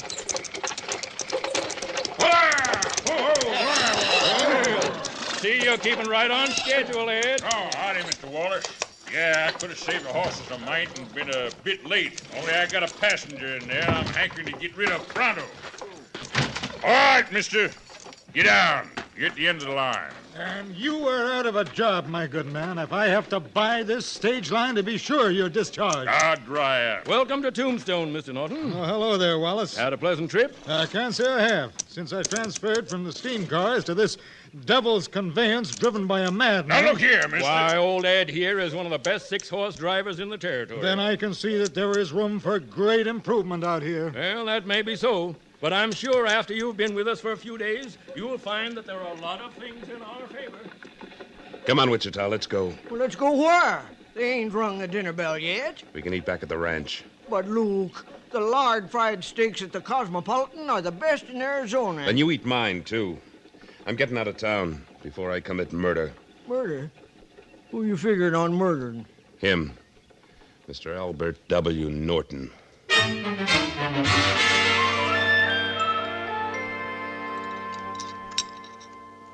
More coffee, Wichita? Thank you, no. I understand they got a new show at the Birdcage. High kickers, they tell me. You feel like riding into town tonight? I don't think so, Wichita. I like it fine right here on the ranch. You must. You ain't been in town for more than a week. That's right. Ever since the day that eastern dude pulled in. Right again. Luke, I'm a patient man. Are you? Well, patient is the next. But my patience is a-running out. And just what are you getting impatient about? Well, Luke, it ain't fair. You ain't never told me why you got it in for that Albert W. Norton friend of Mr. Wallace. That's right, I never have. Well? And most likely I never will. Oh, now, Luke. Wichita, I guess there isn't a single one of us out here that doesn't carry around memories that hurt. Things we'd like to forget. Maybe that's why people like you and me have drifted west. Well, in my case, I know I wouldn't be here if it wasn't for... I don't want to hear about it, Wichita. Well, I don't mind telling you. I got no secrets from you. Yes, you have. And you keep them. Well, all right, if that's the way you feel. But... Oh, appears we got visitors. No, just young Buck Rainier. I thought you'd give him the evening off. I did. He was going into town to spark Ellie Mae Wallace. Well, his spark must have fizzled out. It ain't even dark yet, and he's back home. Evening, Buck. Evening, Luke. Ain't you back a mite early, son? Looks like. Things pretty dull up in town? Yeah, for me, anyway. What's the matter, Buck? You want to tell us? Yes, I do.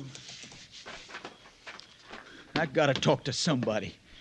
Oh, and you just sit right down here in the stoop and spill it. Well, I guess it ain't any news to you that I've been sweet on Ellie Mae Wallace for a long time. Well, you haven't exactly been keeping it a secret, Buck. No, I guess not, but, well, it's more than just being sweet on her, Luke. I'm in love with her. You sure, son? Sure, I'm sure. Well, you better be. A woman can be as treacherous as a sidewinder. And the younger and prettier she is, the more sidewinding she can be. All right, Wichita. You know, if everybody felt like you do about women, where would the world be? Better off. Don't pay any attention to the old misogynist, Buck. What's that? Woman hater. That's me. How about Ellie Mae, Buck? Does she love you? Yes, Luke, she does. Well, then you haven't got anything to worry about. Oh, yes, I have. She's not allowed to see me anymore. What? That's right, Luke. I called at her house like I do every Wednesday, and her father answered the door, and he told me that Ellie Mae was busy tonight, and she'd be busy every other night, and that if I was smart, I wouldn't come back anymore. Why, the dirty old... Didn't he give any explanation? Or... No, he just slammed the door in my face. But I found out the explanation. It's right here in tonight's epitaph. Look.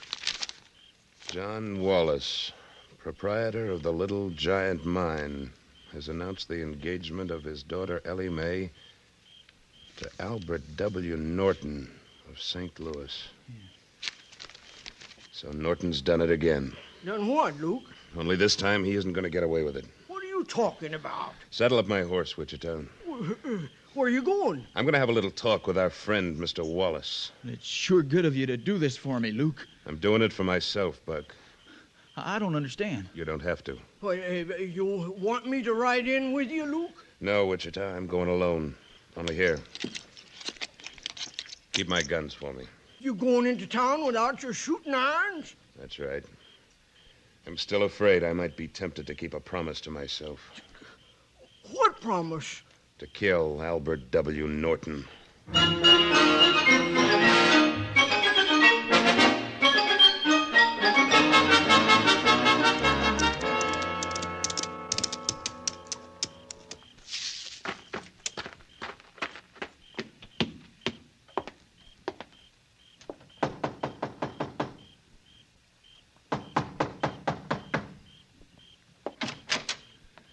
Evening, Mr. Wallace. Why, Luke Slaughter.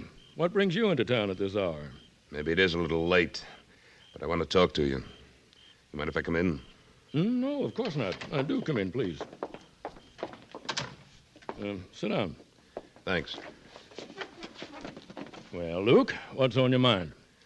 I read in tonight's epitaph that your daughter is going to marry this Norton fellow. That's right. A week from Saturday, in St. Paul's Episcopal Church. Looks like you don't believe in long engagements. Not when it's love at first sight. Is it? Of course. Isn't this a rather late hour for congratulations? I didn't come here to congratulate you. I came to try to talk you out of it. Aren't you sticking your nose into something that is absolutely none of your business? Maybe and maybe not. Oh, by the way, where is your future son-in-law? He might be interested in what I've got to say. I have no idea. He went downtown this evening. Oh, that's right. I heard there was a new troop of high kickers at the birdcage. I wouldn't know. And I don't keep tabs on the comings and goings of Mr. Norton. Maybe you should before you give him your daughter. Just what do you know about this Norton? Enough. He's a highly successful St. Louis financier. And his price for bailing out your mine is a girl young enough to be his daughter. Slaughter, I don't have to sit here in my own house and listen to such dirty insinuations. You don't, but you will. Hold on. I apologize, Mr. Wallace. You're right.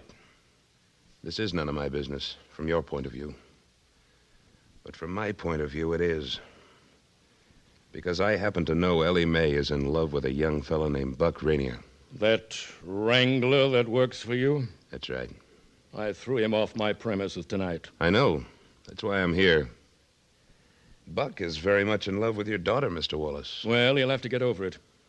I certainly would never permit Ellie Mae to marry a $40 a month cowhand. Mr. Wallace, I've never been married. I've never had any children. But if I ever do have a son, I'd like him to be the kind of boy Buck is. And to back up that statement, when he marries your daughter, I'll make him a wedding present of a couple of sections of land and enough cattle to set him up in business. Very touching, Slaughter. But Norton's holding the high hand in this game. He usually does. But this time I don't think he'll win. I'd like to see what's going to stop him. You will, Wallace, when the hand is played. Are you threatening me? Not at all. But I'm asking you once more to give your daughter a chance to be happy. That's exactly what I am doing. And that's why she's going to marry Albert Norton. That's your final word? It is. All right, Wallace. I tried. I hope I haven't kept you up too late. But you might try to sleep on this. If Ellie Mae were my daughter, I'd rather see her entertaining the boys at the Occidental Saloon than married to Albert W. Norton. Mr.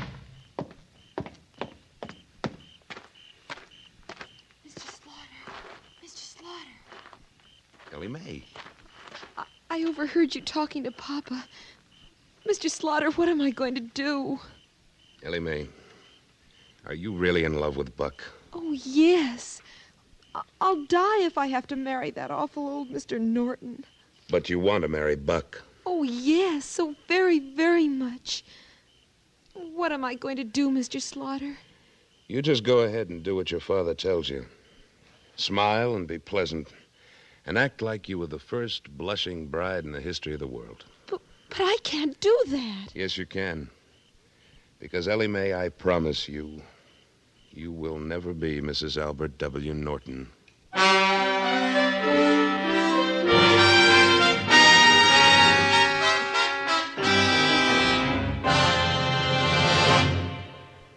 In a moment, Luke Slaughter of Tombstone returns. Tonight, CBS Radio invites you to our Mitch Miller Show. As guest of honor at Mitch's table, you're part of the excitement of show business itself. You meet the most impressive and accomplished people in show business. You learn how they got to the top. And more than that, you make friends with the biggest stars of the moment. Each Sunday night as CBS Radio's Mitch Miller Show comes your way on most of these same stations.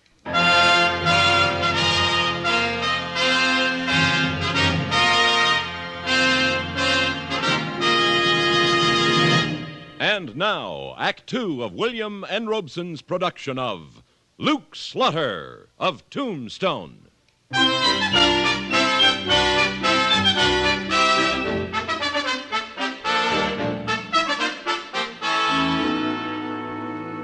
hear the Tombstone epitaph tell it, the wedding of Ellie Mae Wallace and Albert W. Norton was going to be the biggest thing since Queen Victoria took Prince Albert to husband.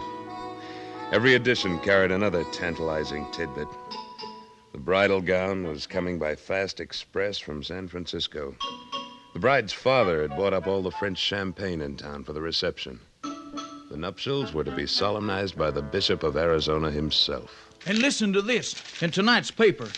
The happy pair will spend their honeymoon in the East, where they will be transported by private railway car provided by Mr. Wallace. Doesn't say anything anywhere about what the groom's providing, does it? No, but he must have something to offer. Sure he does. A line of palaver like a lightning rod salesman. Just the same, it looks like the three of us are the only people in Tombstone who won't be at the wedding. Don't be too sure about that, Wichita. I don't want to go. I don't want to see it happen to Ellie Mae. You don't have to go, Buck.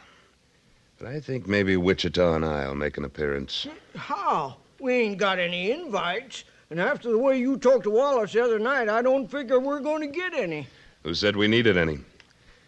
This is a free country, and St. Paul's Church is a house of worship, open to any sinner with a contrite heart. We're going to the wedding, Wichita, but I'm not sure we'll be able to stay for the reception.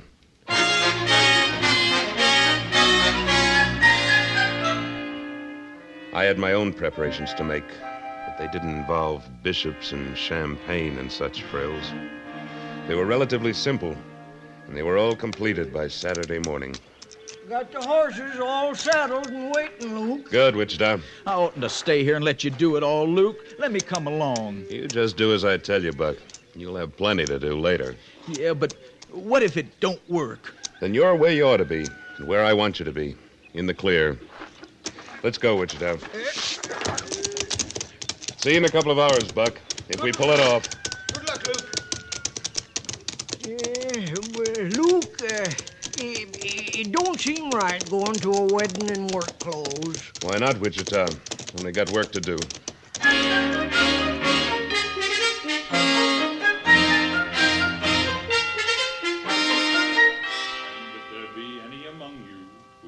Why this marriage should not be performed. This is our cue, Wichita. Let him speak now, or forever hold his peace. Then I guess this is the moment for me to speak, Bishop. What's going on? Wichita. I know plenty of reasons why this wedding shouldn't be held. Slaughter, this is a private ceremony. Slaughter? Not any longer, Wallace. I'm making it public. And Mr. Norton knows why. Oh, Mr. Slaughter, you kept your promise. I don't know what you're talking about. You sure about that, Norton? You sure you don't remember a young lawyer named Lucian Slaughter back in Peoria, Illinois, just after the war? You're not... Yes, I am. A little heavier, maybe, and a little less hair. And the name Lucian was just a little bit flossy for the cattle country. So it somehow got whittled down to Luke. Mr. Slaughter, if you have something to say, please say it quickly. You have interrupted one of the church's most sacred sacraments. I'm sorry about that, Bishop. Folks, I know this man, Norton. He's been married before. What? You didn't tell me that, Norton. What of it? My wife has been dead for years. So I heard. And what did she die of? Well, consumption, I think it was. You think? Didn't she die of humiliation and a broken heart after you deserted her? That's not true. I did not desert her. My business took me to St. Louis and you thought a small-town girl like her would be a drawback. So you never sent for her. I don't see what all this has to do with anything. It has to do with a no-good grifter. will make your daughter's life as unhappy as he did his first wife's. Mr. Wallace, are you going to permit this boor to interfere? I certainly am not. You've had your say, Slaughter. Now get out. All right, I'm going. In a minute. Look out, he's throwing a gun. Cover that side of the church, Wichita. I am, Luke. Mr. Slaughter, you have desecrated the house of the Lord. I'll settle with the Lord later. Come on, Ellie Mae. Yes, Mr. Slaughter. Slaughter, this is kidnapping. Is it? Or is it an act of mercy? Keep him covered till I get to the horses, Wichita. I got him. Come on, out this way, Ellie Mae. Where's he going with that girl? Now, folks, I don't hanker to desecrate the house of the Lord further with gunfire, but I will if you folks don't quiet down and stay put.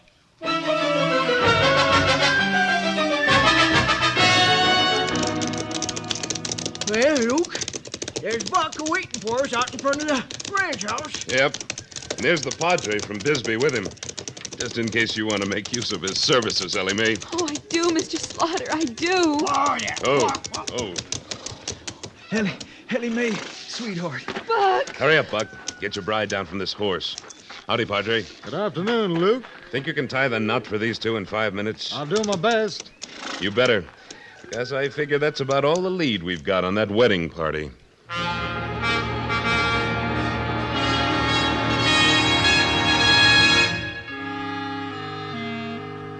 And I pronounce you man and wife. Oh, Ellie. Oh, my husband. My very own husband. Ellie. Now, that can wait until later. You got the rest of your life for smooching. You better get out of here now before your pappy gets here. You got your horses out and back like I told you about? Yeah, Luke. Then you two hit the trail. I'll stall off the angry citizens. Oh, Mr. Slaughter, how can I ever thank you? Don't bother. Ride. And you, Wichita. Well, now, you might name the first one after me. Now, get. Come on, darling. See you later, Luke. Well, Wichita, let's welcome our visitors. All right, Slaughter, what have you done with my daughter? She isn't here, Mr. Wallace. Of course she's here. We followed your trail. Well, she was here, but she just left on her honeymoon. What? Why, you... Yeah, I'm afraid you're too late, Wallace. Ellie Mae has been Mrs. Buck Rainier for at least 5 minutes. I'll have the marriage annulled. I don't see how you can do that, Wallace. The girl's over age, and the ceremony was legal in every respect. Wasn't it, Padre? Indeed it was, Luke. I'd ask you and the losing bridegroom in for refreshments on... Oh, by the way, I don't see Mr. Norton in your party. What happened to him? He fell off his horse. I'm not surprised. Well, as I was saying, I'd ask you in, only I'm sure you have much more adequate refreshments you'll be wanting to consume at what was to have been the wedding reception. So if you'll excuse us, Wichita and I are going to have a bite to eat. We've had a very busy day.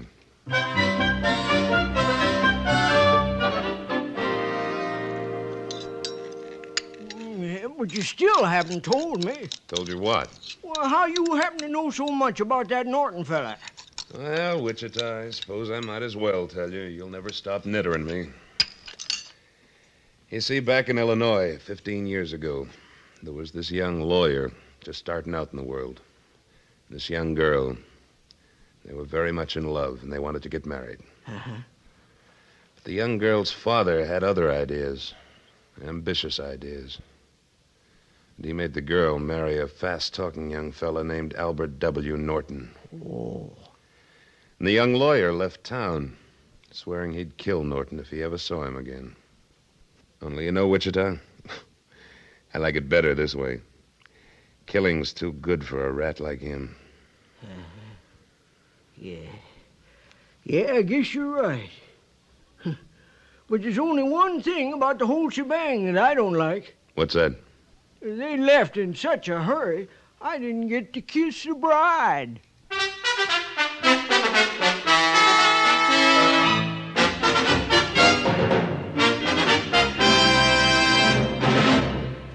Luke Slaughter of Tombstone, starring Sam Buffington, was written and directed by William N. Robeson.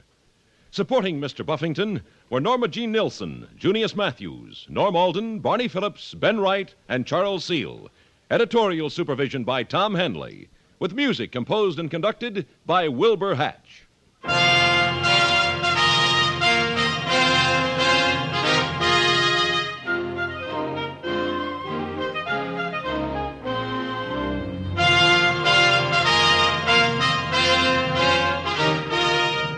This is the CBS Radio Network.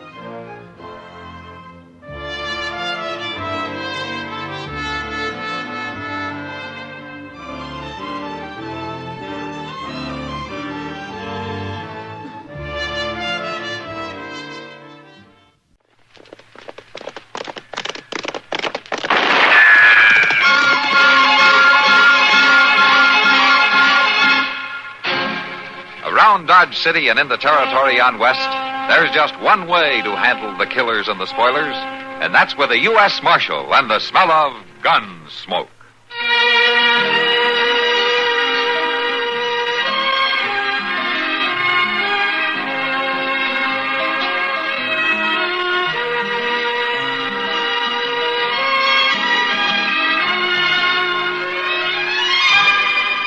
Gunsmoke, starring William Conrad, the story of the violence that moved west with young America, and the story of a man who moved with it.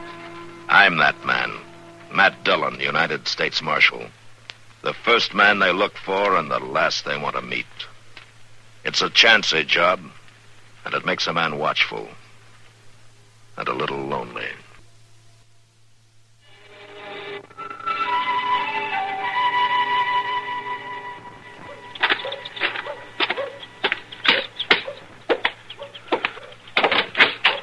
Well, hello, Miss Dillon. I thought you'd be gone by this time. Oh, I'm just about to go, Chester. Just wanted to get through these papers I'm working on here first. Well, I could have stayed and helped you if I'd knowed. No. Oh, that's all right. Say, I sure did meet up with an interesting fellow. Oh? I tell you, Miss Dillon, I counted it a privilege to shake his hand. Oh, that's good. I kindly had to wait my turn to do it, though. What? How's that? Well, there's other folks there wanting to do it, too. I couldn't just push my way in ahead and all that. Push your way in ahead where, Chester? Why, to shake Jonathan Woods' hand, Mr. Dillon, like I've been telling you. And who's Jonathan Wood? He's that hero fellow that's down at the Long Branch. Hero fella? Well, what's he done? Oh, what battle was that? Well, I ain't quite sure about that. He saved his whole company, though. I do know that much. Uh-huh. Oh, you want me to ride out to the Hayes place with you? No, thanks, Chester. There isn't much to attend to. I'll be back by supper time. Yes, sure. Well, that'll be good. Maybe you'll even get to shake his hand, too. Yeah, maybe I will.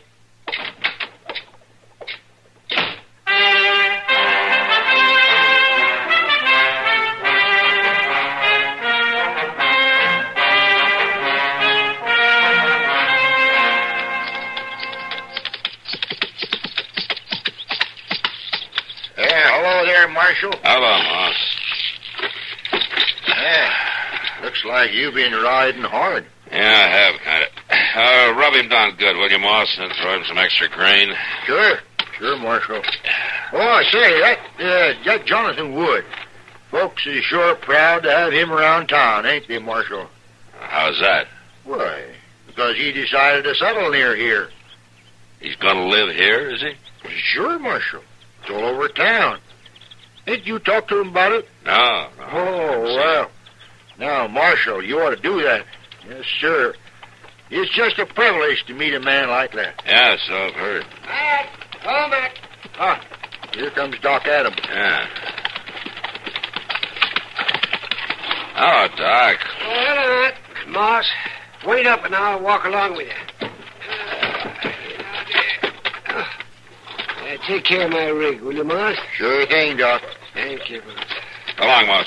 Goodbye, Marshal. Doc. You were coming along at a pretty good clip there, Doc. You must be hungry. Yeah, you have to be hungry to get the food down in this town. You know, if I kept finding as many things wrong with Dodge as you do, I'd move away. Well, I don't know why I don't. Don't know why a smart man like Wood would want to move into this town anyway. Jonathan Wood? Oh, yeah? Why, do you know him? Sure been hearing a lot about him. Sounds like a bigger hero than Molly Pitcher. Yeah, well, I wouldn't laugh about him, Matt. Wood is a fine man. He saved the day at the Battle of the Hogback. No offense, Doc. Chester was raving so much about him, I thought maybe that he'd had the wool pulled over his eyes. No, not this time. He's impressed everybody in town. Yeah. Yeah, it wouldn't hurt you to look him up. I'm bound to run into him sooner or later. Come on, Doc. I'll buy you some supper, huh?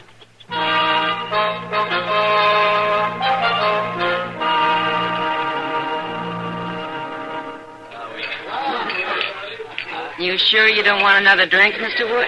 No, thanks, Miss Kitty. You know, if I'd accepted all the hospitality this town offered me, I wouldn't be able to move. Well, people in Dodge respect a brave man. Yeah, well, now there must be a lot of brave men in Dodge. Oh, yeah, but... Oh, Matt? Matt? Hello, Kitty. Matt, this is Jonathan Wood. Marshal Dillon. Wood, I'm glad to meet you, Marshal. Sit down, Matt. Thank you, Kitty. Mr. Wood is thinking of buying a place near here, Matt. Yeah, so I've heard. As a matter of fact, I've heard quite a bit about you. Nothing bad, I hope. Nobody's saying anything bad about you, Mr. Wood. Well, they sure aren't. That's quite a story about you at the Hogback. Oh, I should never have told it, Marshal. It was just one of those convivial times when the whiskey was pouring freely at the bar. Sure. Just that I happened to be in the right place at the right time, Marshal. Any man could have done the same. Yeah, but no other man did. That's the important thing. I hope you'll find a place that suits you. Thank you, Marshal. I'm sure I will. Everybody's being very helpful. Dodge City can use a good man. Isn't that so, Matt? Yeah, sure is. All the good men it can get.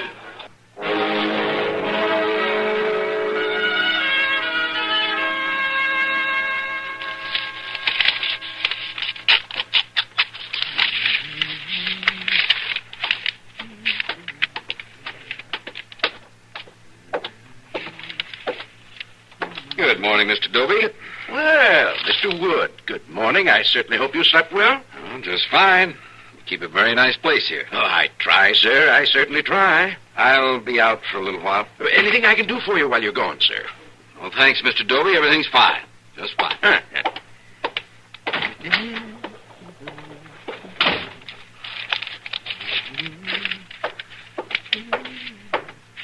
That man who just went out. You mean Mr. Wood? His name Jonathan Wood? Yes, sir, it certainly is. Mr. Jonathan Wood of the Battle of the Hogback. What did he tell you about the Hogback? He didn't tell me anything. It's all over town, though. What's all over town?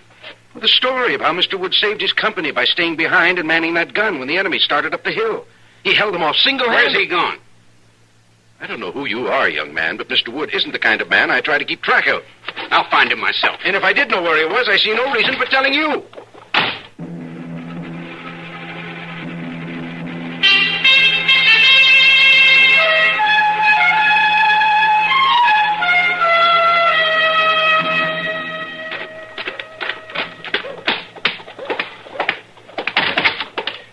Marshal?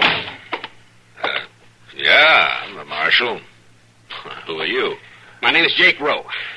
All right, Rowe, what can I do for you? There's a man needs throwing out of town. Oh, what's he done? He killed my pa. What's his name? Wood. Jonathan Wood.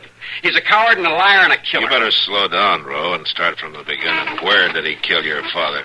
In the war. In that battle he's bragging all over town about. Was your father a soldier? He was a soldier, Marshal. A fighting soldier. When a soldier dies in the war, it's not murder, Rowe. That depends on who kills him, don't it? You telling me that Wood and your father were on the same side? They were. And that coward fixed it so my pa would die. He killed him as if he'd aimed the gun. How did he do that? He stood up and he run off, Marshal. He and my pa were holding him off, covering a retreat, like he tells the story. Only he couldn't stand it no more. He broke away, howling for the shooting to stop. It led him right to my pa. They killed him like he was a rabbit in a snare. Did the company get away? Well, they got away all right. But it wasn't this Woods doing. It was my pa's. Uh-huh. And it ain't right that he's bellying around telling the story, Marshal. Maybe not, but telling the story isn't breaking the law, Rowe. He ain't fit to have around, Marshal. That may be, but he hasn't done anything to make me throw him out yet. You mean you ain't gonna do nothing? There's nothing I can do. All right, then, Marshal, I'll have to do it. If your story is true, I don't blame you. But it's not going to help any for you to do anything crazy. If the law won't move in... You're likely to fix it so that the law has to move in, and it might be against you. Now, you'd better forget it. Forgetting it is just one thing I ain't ever gonna do, Marshal. Not ever.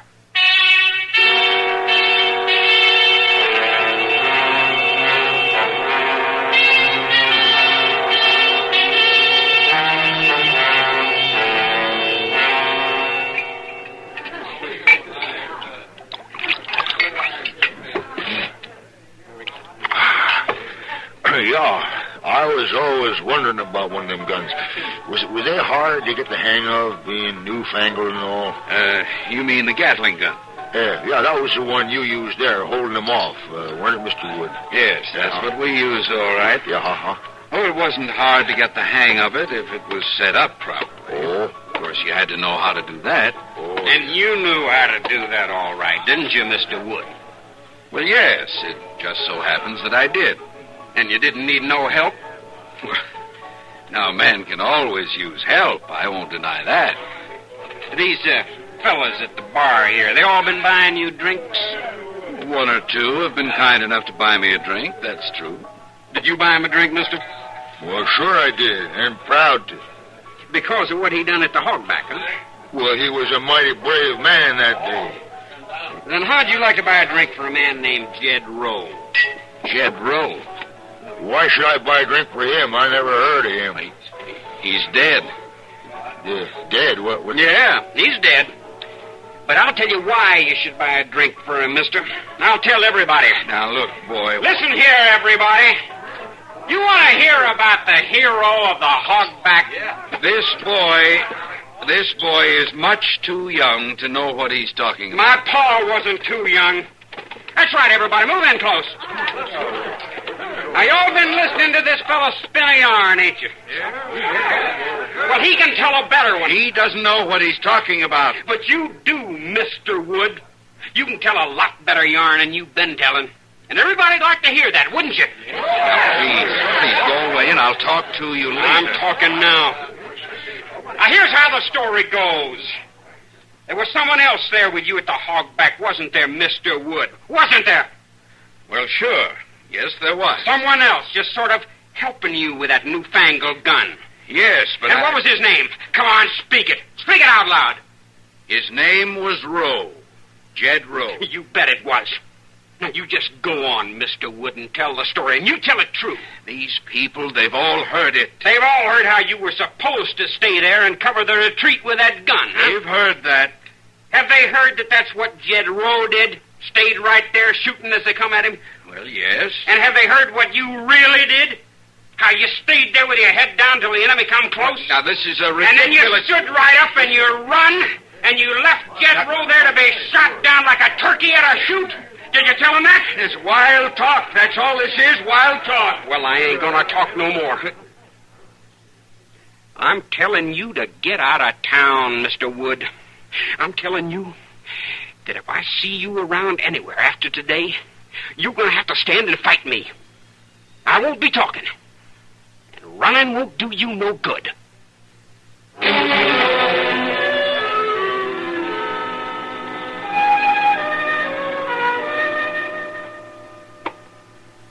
Now, it isn't that I want you to do anything to the boy, Marshal. I realize that, well, he'd had too much to drink. But well, I thought it might spare us all a lot of embarrassment if you suggested to him that he leave town.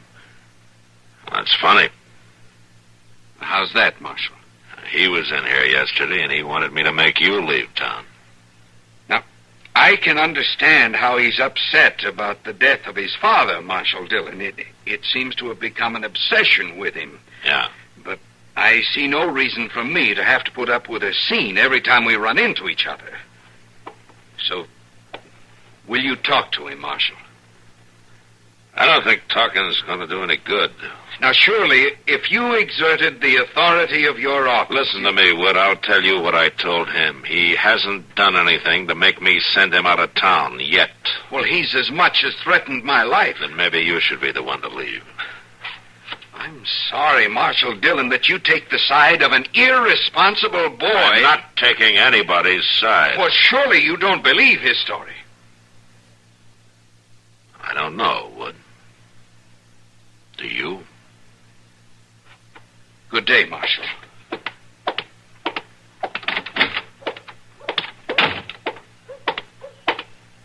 Stop right there, Wood. Well, now, wait, boy. Stand and fight. I'm not armed. Marshal, he's after me, Marshal. Chester, stay with him. All right, Rowe. Put up your gun. He run for cover again. You saw him, Marshal. Yeah, I saw him. Now, why don't you go on about your business, Ro? I'll handle this. Ain't nobody gonna handle this but me now, Marshal. Come on, Wood. Come on out of there and stand up. Why don't you move on, Ro, before somebody gets hurt? If you don't come out, Wood, I'm coming in after you. You're not going in anywhere. Now, you ain't stopping me, Marshal. Taking sides with him won't stop me. Put up your gun. I'm going in.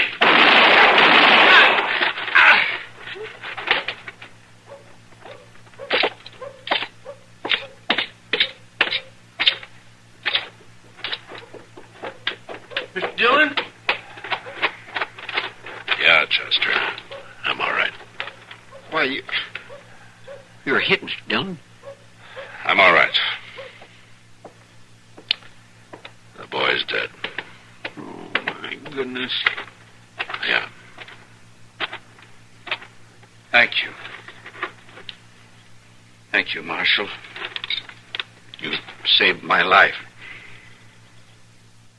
Yeah. I saved your life. The boy just wouldn't listen to reason. Why don't you shut up? What do you mean, Marshal? I mean, the boy's story was true, and you know it. Marshal... You've been living on the lies you tell. Isn't that right?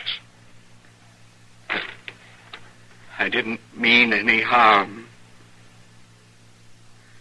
Well, the boy just died.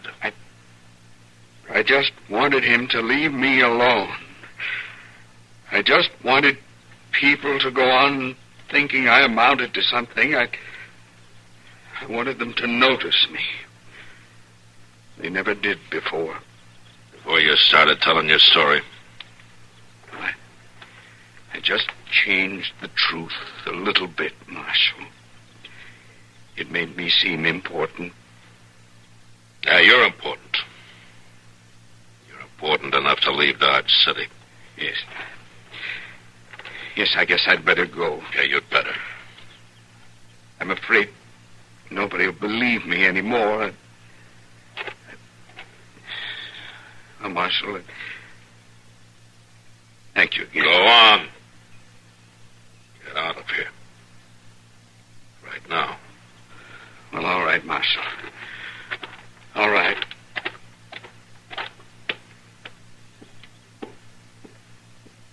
It's a funny thing, Mr. Dillon. It's more like he killed this boy than you did. It's his fault the whole thing happened. Yeah, Chester, it's his fault. Seems like he'd ought to have to pay for it somehow instead of getting off scot-free. Don't worry, Chester. He's paying. He'll be paying the rest of his life.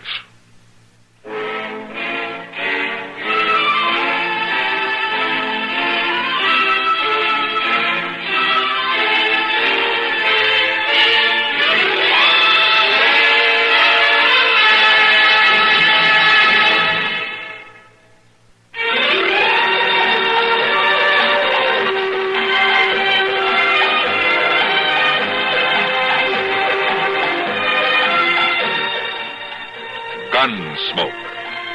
Produced and directed at Hollywood by Norman Macdonald, stars William Conrad as Matt Dillon, U.S. Marshal. The story was specially written for Gunsmoke by Marion Clark, with editorial supervision by John Meston. Featured in the cast were Vic Perrin, Sam Edwards, Jack Moyles, and John Daner. Farley Bear is Chester, Howard McNear is Doc, and Georgia Ellis is Kitty.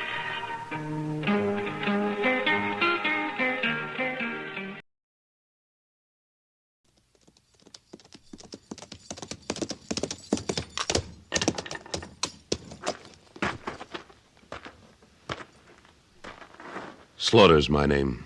Luke Slaughter. Cattle's my business. It's a tough business. It's big business. I got a big stake in it. And there's no man west of the Rio Grande big enough to take it from me.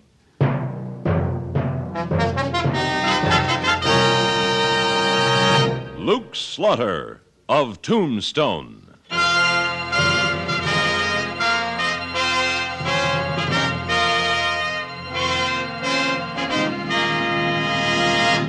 Luke Slaughter of Tombstone, Civil War cavalryman turned Arizona cattleman. Across the territory, from Yuma to Fort Defiance, from Flagstaff to the Huachucas, and below the border through Chihuahua and Sonora, his name was respected or feared, depending on which side of the law you were on. Man of vision, man of legend, Luke Slaughter of Tombstone.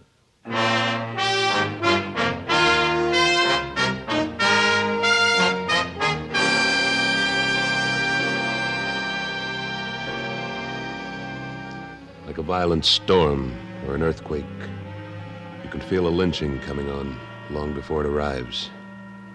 And there was lynch in the air that afternoon in Tombstone.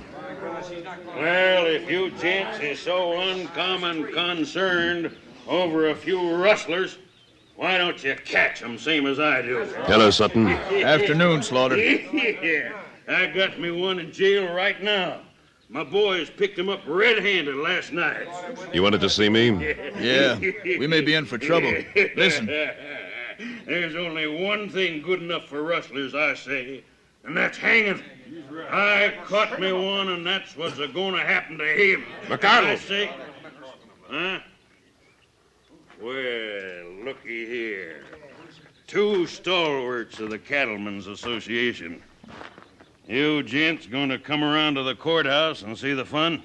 What fun, McCardle. What fun? Why, ain't you heard?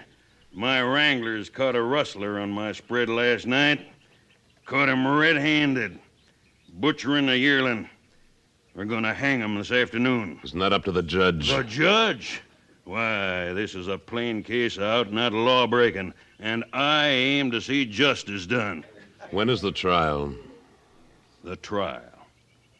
Oh, yeah. The trial is going to be at 2 o'clock. And all you gents is invited. Come on, everybody. Let's go to the trial. See what I mean, Slaughter? Yeah, I do, Sutton. We'd better go to the courthouse. See to it that McCardle doesn't do something we'll all have to answer for.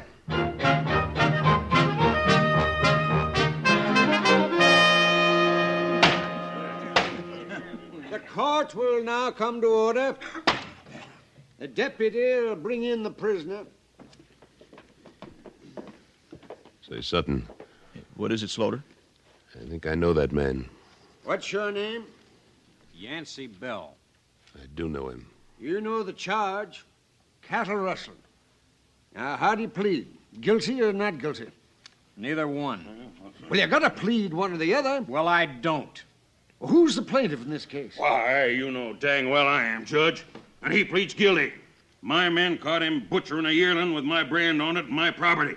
Now, come on, let's get this over with. Hold your horses, McCardle. I ain't holding no horses. You make your decision so us law-abiding people can string this hombre up. Well, a man's entitled to a fair trial. Well, he's getting it. Now, come on, say it.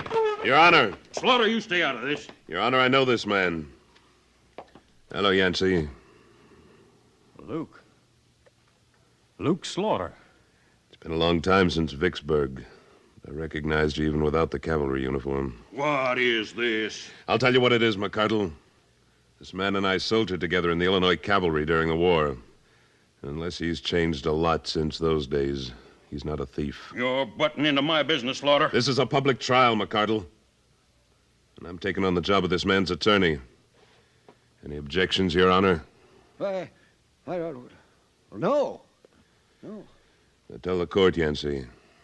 Did you butcher that yearling? Yes. Yes, I did. Why?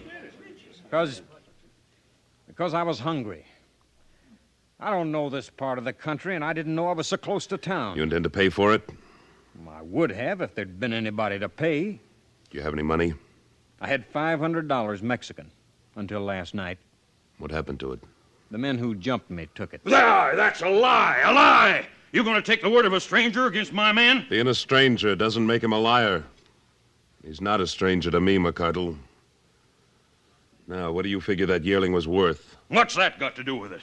I'm going to pay for it and request the court to release the accused. What? $15. That ought to cover it. You can't do that. I am doing it. If the court so pleases. Well, yes. Under the circumstances, restitution having been made and Motive explained. What? Are you going to let this thief and rustler go? Yes. Yes, I am. I put you on that bench, Judge, and I'm going to take you off of it. You can't get away with this. And this is a court of law, Mr. McCardle. You cannot intimidate the bench with threats. Case dismissed. Why, you... Thank you, Luke. Thank you. I'm staying down at the San Jose house, Yancey. Let's get your stuff and go down there so we can talk in private. You'll pay for this, Slaughter. I already have $15. Come on, Yancey.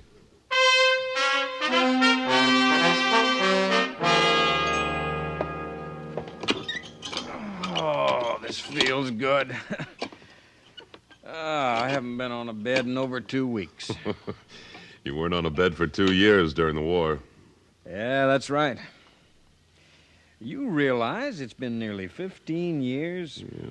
We were kids then, Yancey. Greenhorn kids. What have you been doing since? Went east for a while, New York. Big town was too much for me, though.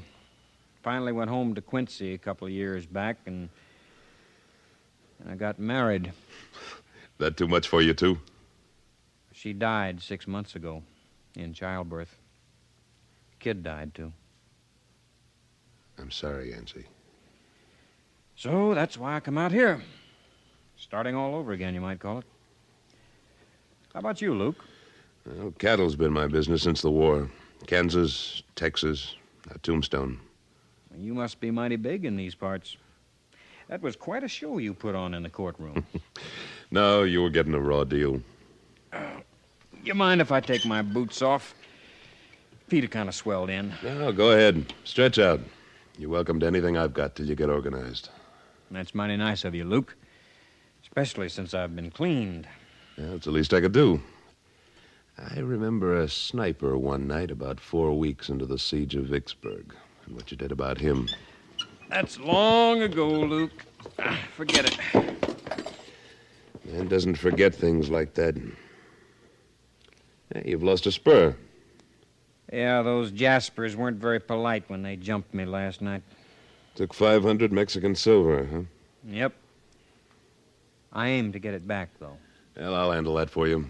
You just take it easy. I got some work to do over at the Cattle Association office. Yancey, you aren't leaving anything out on this yearling butchering, are you? When I get ready to lie to you, I'll let you know in advance, Luke. Yeah. Well, you'll get some rest. I'll be back about supper time.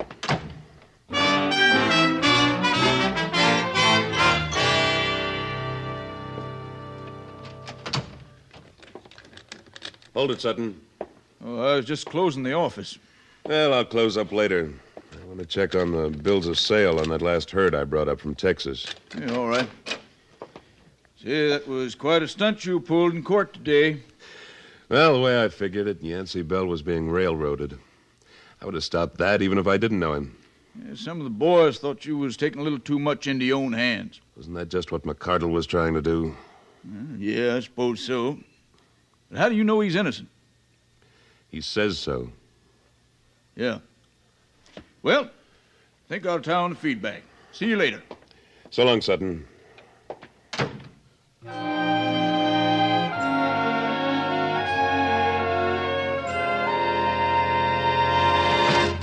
Slaughter! He's Slaughter! Slaughter, wake up! Wake up! Oh, Come on Sutton. I must have dozed off. Say, what time is it anyway? Time? It's almost 8 o'clock. 8 o'clock. I forgot all about supper. Slaughter, listen to me. What are you so all fired upset about? There's been a shooting at the Crabtree Livery Stable, right next to the San Jose house where you're staying. Who got shot? Drake McCardle.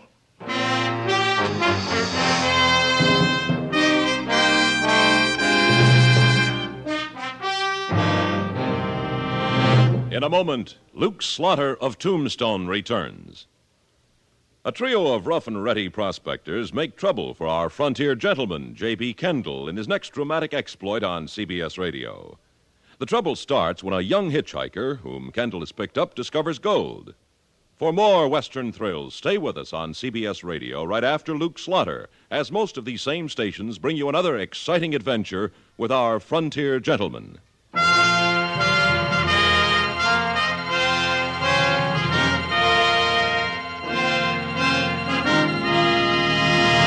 And now, Act Two of William N. Robeson's production of Luke Slaughter of Tombstone.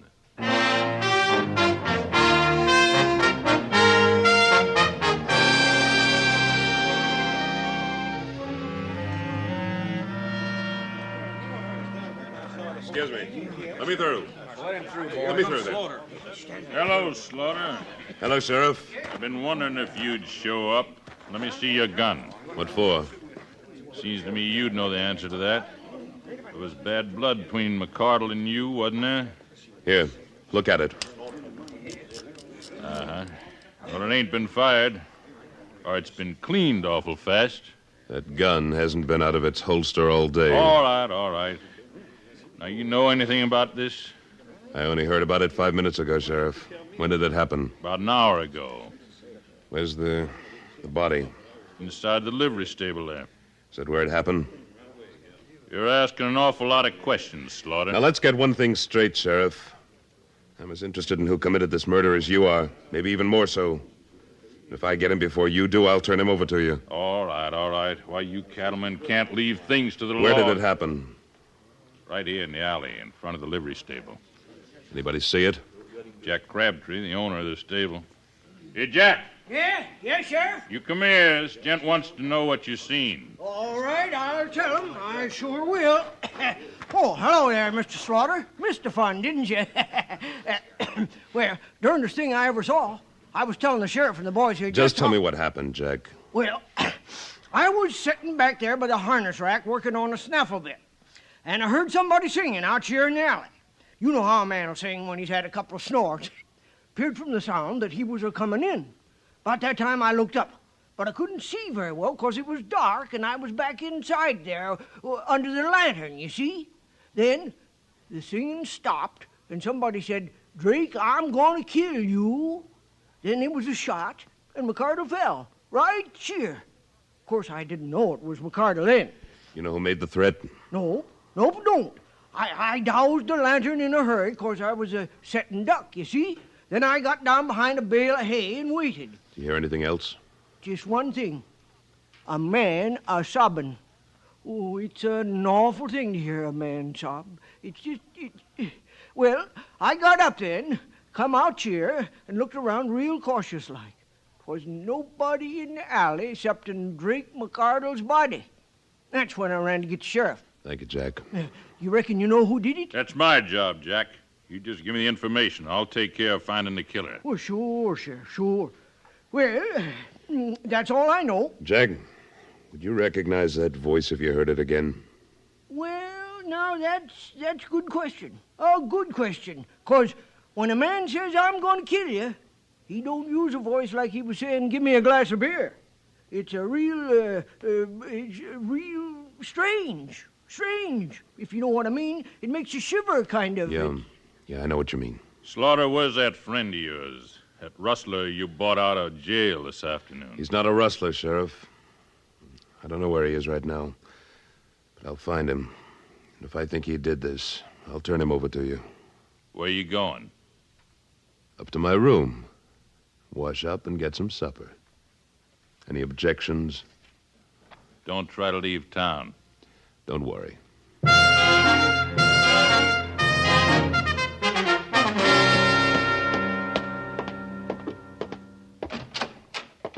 Hello, Luke. You missed the excitement. You know about it. Couldn't very well help it. Quite a commotion out there in the alley. How come you didn't go out and join the crowd? Well, I look at it this way. I'm new here and none too popular with the law and some of the people. Somebody might jump to conclusions. Figured I'd just stay out of it. I see you cleaning your gun, Yancey. Mm-hmm. You mind if I take a look at it? Yes, Luke, I mind. Why? Because a man's gun is his own business. Unless he's done something wrong with it. Have you? Depends on how you look at it.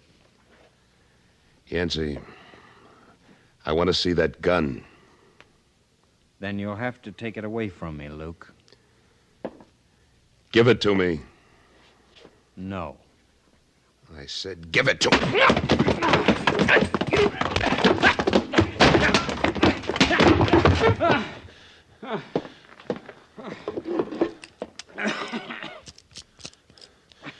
This gun's been fired recently, Yancey. I didn't say it hadn't. Did you kill Drake McCardle? It isn't the question you're asking, Luke. It's the way you're asking it. I'm not going to answer you. I'm trying to help you, Yancey. I'm trying to help you. Then you'll have to find some other way to do it. I told you, when I get ready to lie, I'll let you know in advance. You crazy fool.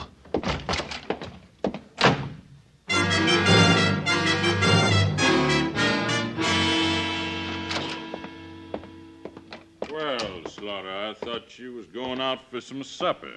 I'm changing my mind, Sheriff. You have anything new on the killing? I'm working on it, Slaughter. I'm working on it. Ain't very much to go on so far. Well, what about McCardle's enemies? Oh, he had lots of them.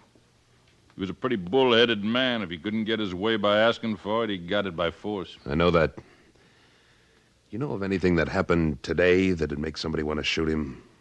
Well, you're about the best man to answer that question.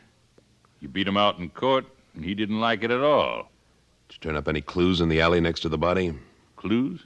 Well, empty cartridges, footprints, anything like that? Yeah, there were some cartridges, but they was old ones. As for footprints, with all them people milling around afterwards, there was lots of them. Nothing at all, One thing. Might not mean nothing at all, and again it might. This. Broken spur. Yeah. Well, I see you got both yours, so that lets you out. But when I find the man who's missing one, I sure want to talk to him. Can I borrow that for a little while? What for? I saw a man with one spur missing today. This might make two missing. Just point him out to me. No, Sheriff. This is my play.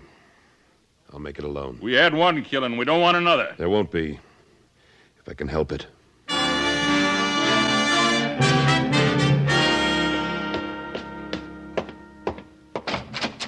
Yancey! Yancey! Now, what?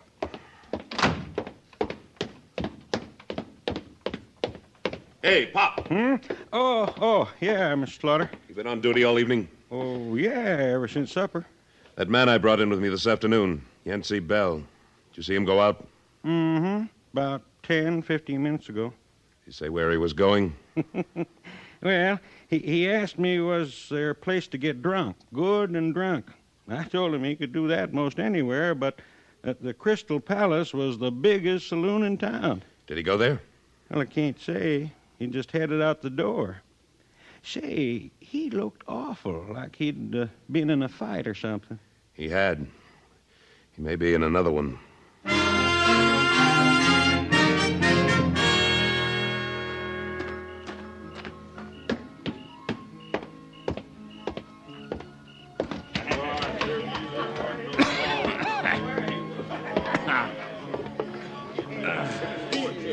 Where'd you get the money to buy that liquor, Yancey? Hello, Luke. Have a drink. Where'd you get the money? I got it. Where? From the people who owed it to me. Here, help yourself. Did you take it by force? You might say that. But it was mine in the first place. Let me see your spurs, Yancey. Spurs? What for? Just let me look. Sure. You were missing one this afternoon. Now you're missing two. Sure am. Does that one fit where the left one's broken off? Can't tell without trying, can we? Let's see. Yeah, it fits. Where'd you find it? In the alley, back of the San Jose house, near Drake McCardle's body. I guess it must have broken off there. Then you were in the alley. Luke, it's customary for a man to put his horse up at the stable nearest to his hotel. Sure, I was in that alley. Yancey, let me have your gun. I'm going to turn you over to the sheriff. You're going too far, Luke. A man's entitled to his privacy and his pride, and you're going too far. I'm taking you in. No, you're not. Drop your gun belt, Yancey. I'm warning you, Luke. I'll shoot. Now make your play. You want to know who killed McConnell? I'll tell you who killed him. It's the judge. Drunker than a hoot owl. You can't push a man around forever, I told him. A man's got some rights. A man can be pushed so far, and I did his dirty work for him. I was covering up for his rustling. And the first decent thing I do, letting that fellow off, he has his riders jump me and beat me. And I told him, I said to him, Drake, I'm going to kill you. And he didn't think I could do it. But I did. I did it. Just like this. He was mean, and he deserved it. I did it. Easy, Judge. It's all over now. I'll take him slow. All right, Sheriff. Come on, Judge. Yancey. Yeah, Luke? I made a mistake. A man can't always be right, Luke. I understand. Thanks. Now, about my gun and this money. No, you don't have to tell me. Like you said, a man's entitled to his privacy. I want to tell you. I was out east of town late this afternoon practicing on rattlesnakes when one of the hands that jumped me last night came along. I guess I got a little mad. He had $20 on him, so I took that on deposit. Why were you practicing shooting? Because no man living can call me a cattle rustler. If the judge hadn't gotten him first, I'd have killed McCardle. Was it that important to you? Pride's a real funny thing, Luke. I guess I don't have to tell you that. No, I guess not. Can I buy you a drink, Yancey? Now, that would make me right happy, Luke. And then I'm going to buy you one.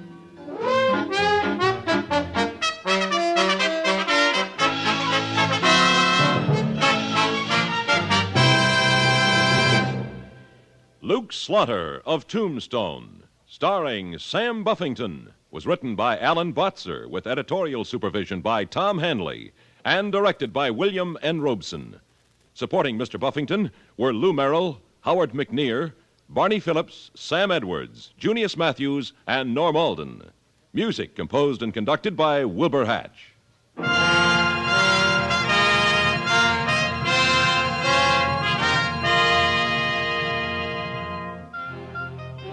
Next week at this time, we return with... Slaughter's the name. Luke Slaughter. When we meet up again, you can call me that. Luke Slaughter.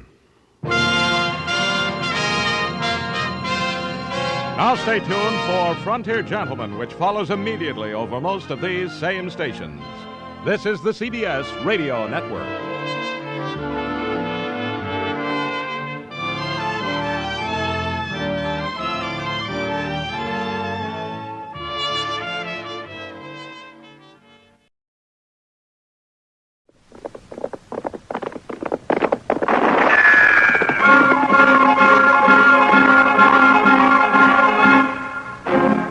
Around Dodge City and in the territory on West, there's just one way to handle the killers and the spoilers, and that's with a U.S. Marshal and the smell of Gunsmoke.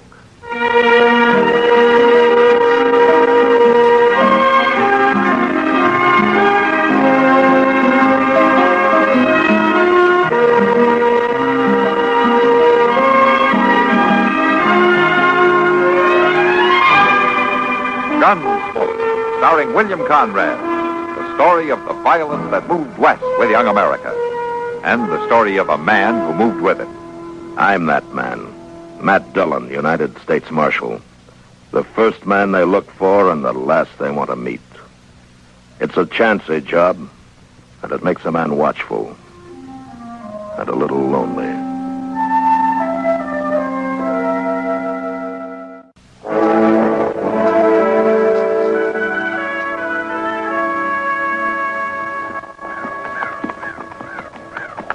You know, Mr. Dillon, a man can get mighty hungry when he don't eat. 30 more miles and we'll be in Dodge, Chester, then you can eat to your heart's content. Yes, sir. But that wind comes up again and freezes us to death. Well, that didn't freeze us to death last time. Well, that was just 'cause we was lucky enough to find that sodbuster shack. I couldn't have stood another 2 days of wind and cold like that. It aged me something awful. Aged you? Well, freezing's supposed to keep you the way you are, isn't it? I'm too wore out to joke. Well, I'll admit that was about the worst blizzard I ever saw. But it's behind us now. We can forget about it. Forget about it. Still starving, man. Hey, look yonder, Mr. Dillon. Yeah. Looks like a hunter's camp. Conestoga wagon, couple horses picketed by them trees. Don't see much sign of life, though. No. But with them horses there, there's got to be somebody around. And it's been 20 below for 3 nights now. They could have frozen to death.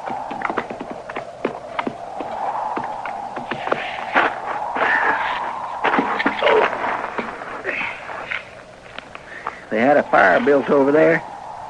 Yeah.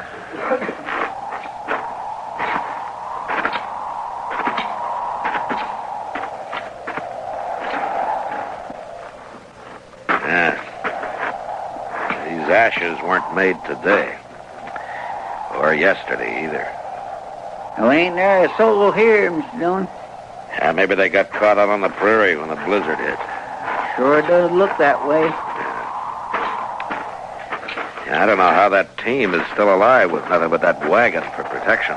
Poor old things don't look none too lively. Well, you can't blame them. Get your hands up. Both of you. We better do what the old man says. He must have been hiding in the wagon. Come over here closer.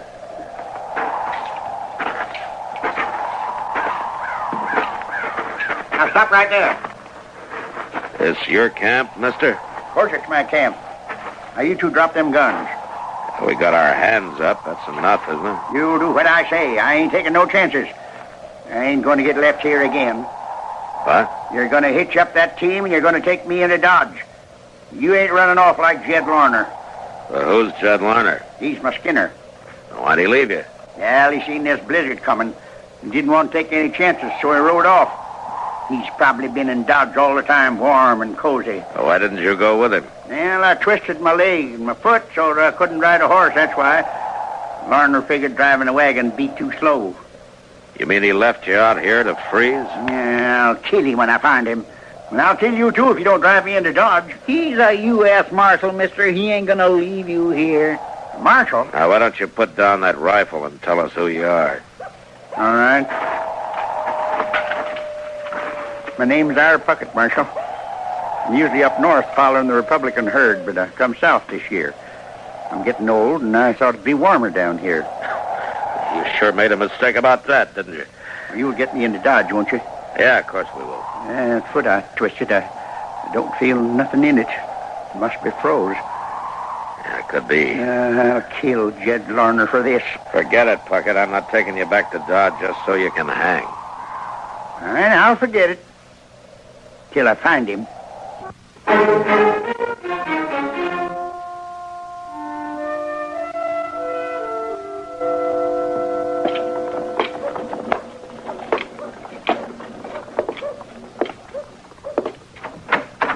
Oh, hello, Matt. Come in. Come in. How is he, Doc? Pucket? Oh, he'll be all right, man. In time. Oh, then his foot wasn't so bad after all, huh? Yeah, didn't have much foot left when I got through him. Oh. Yeah, but he'll be able to walk with a cane. But his buffalo hunting days are over. Uh-huh. Does he know that? I told him. You know, Ira Pucket's a proud man, Matt. He's a little too proud. Now, what do you mean? Well, what he hated most about this Jed Larner leaving him on the prairie wasn't the fact that he might have died, but that he was helpless. And a man like Pucket can't stand being helpless. I see. And now, all crippled up, he's a better man, Matt. Well, he'll get over it. Man can get used to most anything in time. Yeah, no, I got my doubts about Pucket. He won't even admit to how old he is. Yeah. What would you guess, Doc? Well, he's past 70 anyway. He's in the back room there, Matt, if you want to see him. All right. I'll come with you.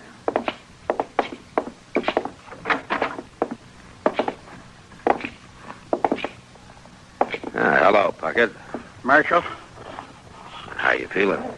Doc tell you what he done to me? Yeah? He ruined my foot. I saved your life, Pucket. And I ain't sure I'm grateful, Doc. You're gonna be all right, Pucket. You'll be able to get around. Yeah, like an old woman. What am I going to do for a living? I ain't one of you city people. I live off the country. I always have. I'm a man, not a dude. Yeah, you'll get used to town life. And you'll find men here, too. Yeah, but what kind of men? Walking around all slickered up, parting their hair in the middle, bowing to the ladies. Well, there ain't one of them could do half the things I done. Well, I was living with Comanches when most of them was sniveling in their mother's aprons. Yeah, I know, but you'll find something to do. I'll help you. You will? Sure. Then help me find Jed Larner. Bring him in here so that I can kill him with my bare hands. What does he look like? Oh, he's tall, black hair. He got a big scar running across one eye and halfway down his right cheek. Good. I'll try to find him. And if I do, I'll run him out of town before you get to him. Huh, I can't even trust you, can I? Not when you want to murder a man, Aaron. I told you I didn't bring you in so you could be hung.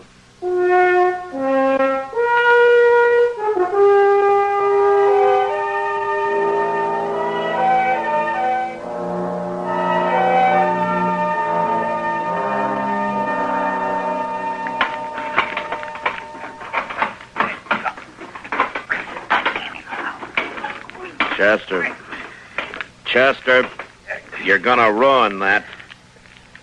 Ruin what? Well, that stick of wood, of course. You're gonna wreck it banging it on the stove that way. Well, it's too big. It don't fit. Well, why don't you forget about it? It's too hot in here anyway. Yes, sir. The cutting stove. You know, Mr. Dillon, I was thinking. Yeah, what? Well, with a whole new year starting, it might be we could maybe get a new stove. You know, like one of them I showed you in the Granger catalog last week. Uh-huh. Oh, just think how fine it'd be to have a stove that don't smoke. Well, if you ever shook that grate down, maybe this one wouldn't. Shake the grate? Well, Mr. Dillon, I carried the ashes out just this morning. Hello, Mr. Pucket. I want to talk to you, Marshal. Sure, Ira. Come on in. Sit down. Sitting down ain't going to help nothing. It ain't rest that's going to toughen this foot up. I can talk standing anyways. All right, stand. Now, where's Jed Larner? Ira, aren't you ever going to forget about him? Not likely. We might as well. He ain't been saw since we brought you in here 6 weeks ago. Well, if you was any kind of a man, you'd go find him for me. Would you like me to cut his throat for you, too? Don't you make fun of me. Now, calm down, Ira. Nobody's making fun of you. If I was 20 years younger, I'd give him a real tussle. I expect you would. I did well enough. I'll do it yet. Doggone it, we're only trying to help you, Pucket. Yeah, well, I don't need any help. Not unless you're going to help me find Jed Larner. I'm not going to do that. Well, shouldn't have expected it from a no dang lawman. I'll find him myself. You wait and see. My gracious. Well, he sure did get upset, didn't he? He's got a lot of pride, Chester.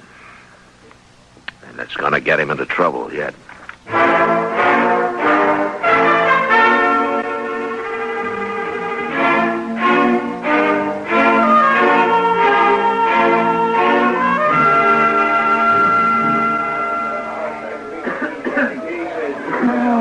This is a great way to start the new year, Matt. Oh? Oh, what do you mean, Kitty? Well, Oh, last year I was hoping maybe I'd be in San Francisco by now. San Francisco? Yeah. You never told me. What would you have done about it? Well, nothing, I guess, but why San Francisco? No blizzard, no dust, no cowboys. Ah, but they got fog. And all those sailors and miners aren't any gentler than these cowboys. Yeah, I know. But imagine going to dinner in a carriage, eating off a tablecloth, dancing on a hardwood floor. You're spoiled, Kitty. Now, how could I get spoiled? Here, in Dodge City. Oh, Matt. Well, I'll tell you what, you save your money. You'll get to California someday. Yeah, sure, if I walk. Well, a lot of people have gone that way. Who do you think I am, Sacagawea? Ah, now there was a woman. Yeah? You know, I always had... What's the matter, Matt? That man at the bar who just turned around. Which man? One with a scar down his cheek. Oh? I'll be back, Kitty. Yeah.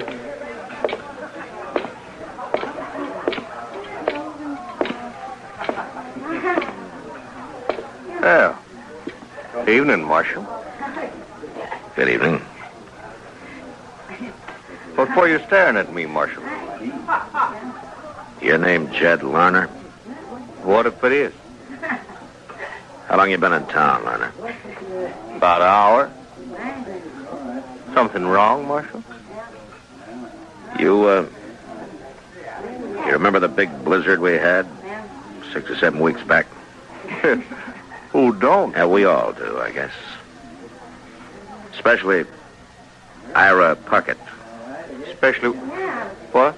He didn't die, Lerner. Well, that's fine. I went back looking for him.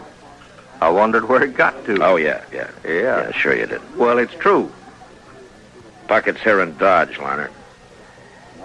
He is? And if he finds you, he'll kill you. But he isn't going to find you because you're leaving right now. And don't show up anywhere around here again. Now, wait, Marshal. I can't arrest you. I can't put you in jail. But I'll tell you what I can do. What? Suppose I just let everybody here know that you're the man who ran off and left Ira Pucket to die. Oh, no. They'd tear you apart, Lerner. No, don't say nothing, They'd Marshal. set you on fire. Don't tell him. I leave, Marshal.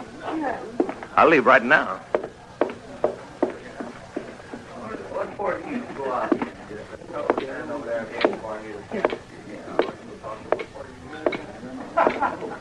Well, you got rid of him in a hurry. Well, I just saved him from being shot and Ira Pucket from hanging for it. Oh, that was Jed Lerner. Uh-huh. He's the one that ought to hang. He didn't mean to kill the old man, Kitty. Well, what's the difference? Well, legally there's some. Enough to give Ira his foot back? You're kind of hard to argue with, aren't you? Why? Because I think straight? Why don't we talk about San Francisco, huh? No, I've changed my mind. I think I'll go to New York. I don't think I'd... I got to talk to you. Yeah, He looks awful mad. Good thing he isn't armed. you can always find a gun. You done it, Marshal. It was you, wasn't it? You saw Jed Lerner, huh? Yes, he jumped on his horse and rode out of town before I could stop him. And I had to stand there and watch. I didn't even have a rock to throw at him. Why'd you do it, Marshal? What'd you run him off for? To save you from hanging? Well, I'd rather hang and live this way. I wasn't born to become a helpless old man. The least you could have done was let me fight my own battle like I always did on the plains. You took my manhood away from me, Marshal. Oh, Ira, you're living in town now among people. Why don't you get used to it? All right. All right, I will. I'll start living like you town people. Are you going to get a job? You bet I'm going to. I sure am. And it's going to pay me a lot of money, too. What do you mean? You will find out, Marshal, when it's too late. Good morning, ain't it, Mr. Dillon? Yeah, thanks to that wind we had last night. Well, it kept me awake. Uh-huh. All night? No, sir, I wouldn't say that. Not all night. Hey, look over there by the bank. Ain't that old Larry Pucket? Yeah. That's the first time he's had his team and wagon out. Where do you suppose he's going? Right now, he's gone into the bank. What's he carrying that shotgun for? He can't go hunting in the bank, can he? Yes, he can, Chester. Hmm? Come on.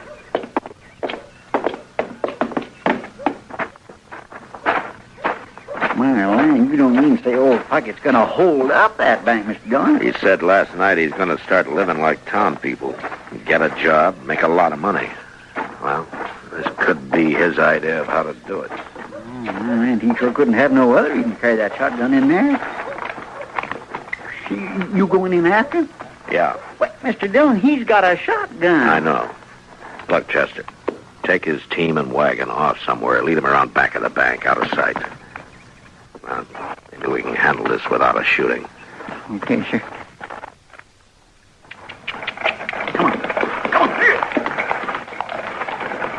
Hurry it up, Chester. He's coming out. Yes, sir, I'm long gone, Mr. Dillon.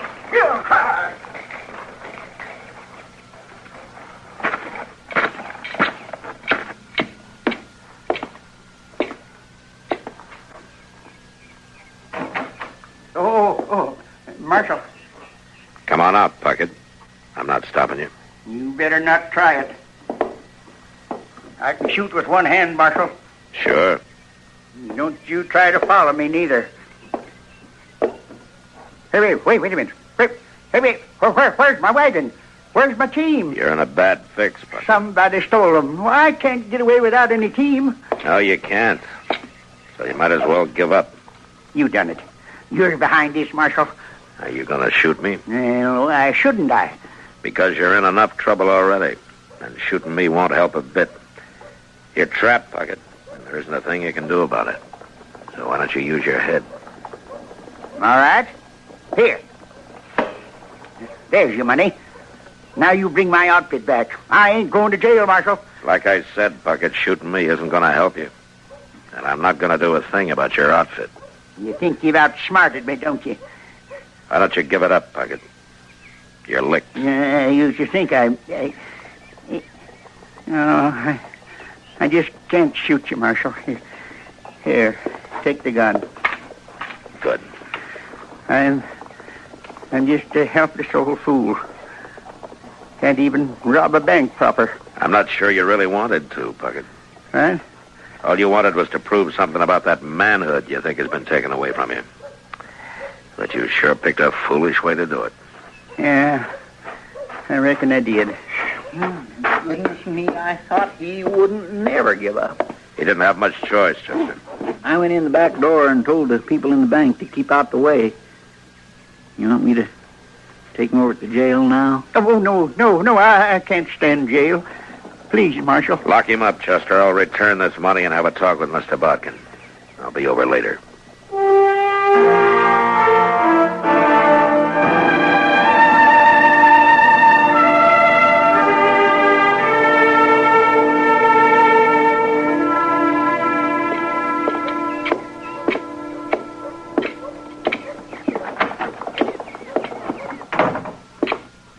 I thought I told you to lock him up, Chester. Well, I started to, Mr. Dillon, but I just couldn't stand the look on his face after I put him in the cell. You know, Ira, seems to me everybody treats you pretty well. Yeah, everybody but Jed Larner. That's true. But Chester and I bring you in. Doc saves your life. I keep you from hanging, and if I hadn't outsmarted you at the bank, you'd probably be lying dead somewhere now. It seems to me that everybody's gone to a lot of trouble for an old man full of a lot of foolish pride. Now, what do you think? Yeah, I've been thinking, Marshal. Sitting here thinking. And you know what? You're right. But I'm afraid it's too late now. No, it's not. What? I explained everything to Mr. Bodkin at the bank, and he's willing to drop any charges against you, but on one condition. What's that? Well, to be honest with you, it was my idea, but Mr. Bodkin agreed.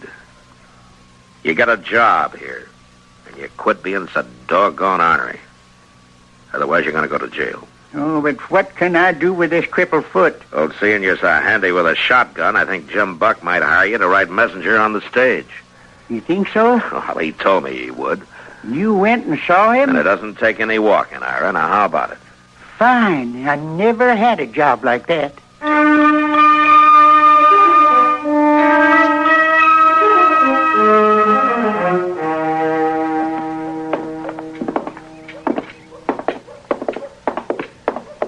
There it is, Mr. Dillon. 12 stage, all ready to pull out. Yeah. And look at there, old Pucket sitting up there on the box, proud as a banty rooster. Hello, Marshal. You got business with me? No, Jeff, just came down to see you off. You about ready to pull out? Yeah, just as soon as I check the harness on that lead horse. Hello there, Marshal. Oh, Pucket. First time I ever rode shotgun in my whole life. I sure hope we get held up. Well, I hope you don't, for the outlaw's sake. That's a pretty fair shotgun you got there, Pucket. Don't go shooting just anybody now. I know what I'm doing. Well, we're off, Marshal. Good trip, Jim. Thank you. Now then, you all set, Pucket? I sure am. And say, Marshal, you know something? Ah, what's that? This ain't a bad way to start the new year. No. Man's got to make a change once in a while. Sure. All right, Jim, let's go. We're behind schedule already. Hang on, Pucket. Here we go. Yeah!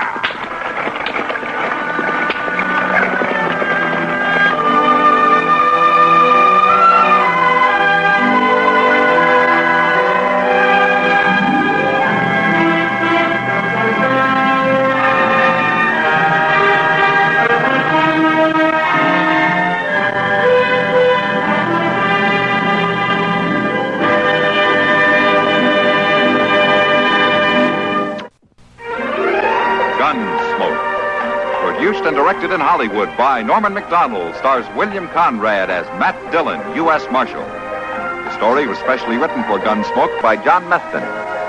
Harley Bear is Chester, Howard McNear is Doc, and Georgia Hawkins is Kitty.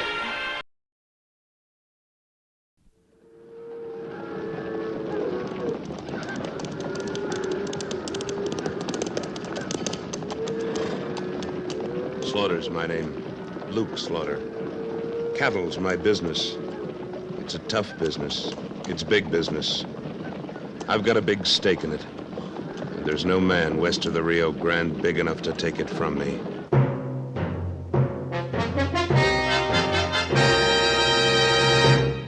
Luke Slaughter of Tombstone.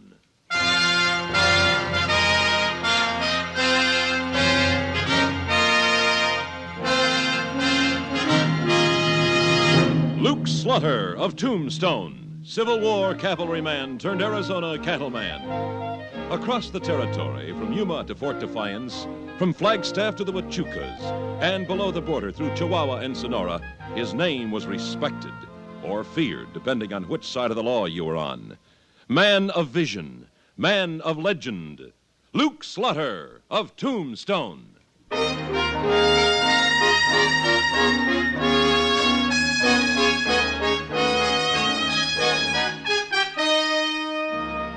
It was early when Wichita and I started out for Fort Huachuca. Too early. But an Apache runner had come to my ranch in the night with news I didn't like. And I had to see Colonel Nickerson right away. Hey, listen to that, Luke. Them soldiers are still wrestling their blankets. And here you've had me up for 3 hours already. Well, now that's too bad, Wichita. If anyone was to ask me, I'd say the life of an army man would be a gold-braided snap compared to traveling with Luke Slaughter. Now, did I ask you to come out here this morning, Wichita? Well... Oh, now, did I? Well, I thought you did. Well, think again. Well, might be Colonel Nickerson will throw you into the guardhouse for waking him. You hope. Here's his quarters. Oh, hold it. there. Oh. You wait here, Wichita. If you're in there too long, I might join up with this outfit for a rest. Suit yourself.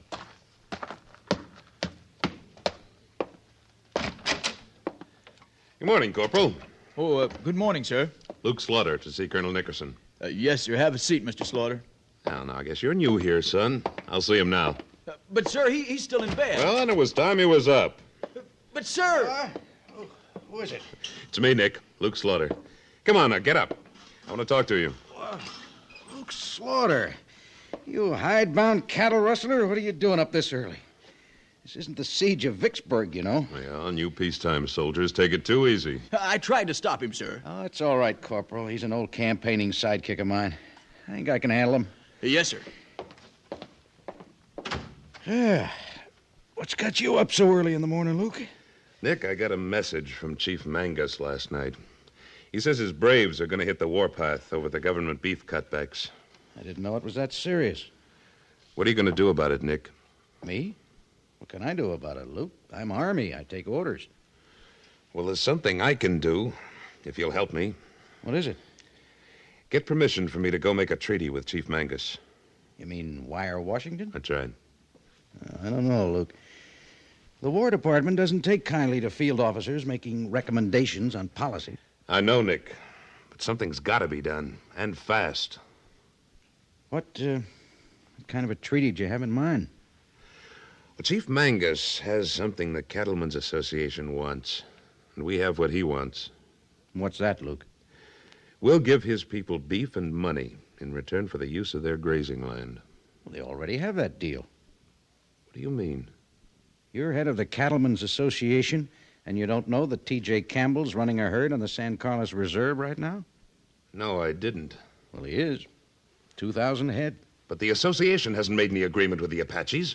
I don't know about that, but according to Campbell, he's got an agreement with an Apache named Lona. Lona. I know him. He can't make treaties. Only Chief Mangus speaks for the Apaches. This whole thing's illegal. Of course it's illegal. That's why I'm sending a detail up to the San Carlos today to run the cattle off. You'd better hurry. If Mangus hears about this, he's sure to hit the warpath. Who's in charge of your detail? Lieutenant Baker. Why? Mind if I go with him? What for? Before I deal with Mangus, I'd like to set this Lona straight. Luke, I don't like this. Why not? Because you're mixing in something that's Apache against Apache. You might set off a full-fledged Indian war. Nick, that'd be better than what Mangus wants. What's that? Apache against white man. I'll go with Baker. Luke. Yeah, Nick. Make it unofficial, will you? Yes, Colonel. Wichita and I'll just happen to run into the lieutenant and his men. Good. Oh, and, Nick, you can do something for me. What's that? Send that wire to Washington. It'd be nice to have their blessings on a treaty with Mangus. Stubborn cuss, you're going ahead anyway, aren't you? Sure. What did you expect? For you to go ahead. Good luck.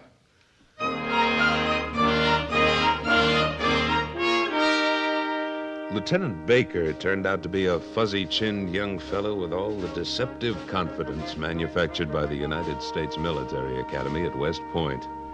Apache country was no place for him. I found myself wanting to turn him back.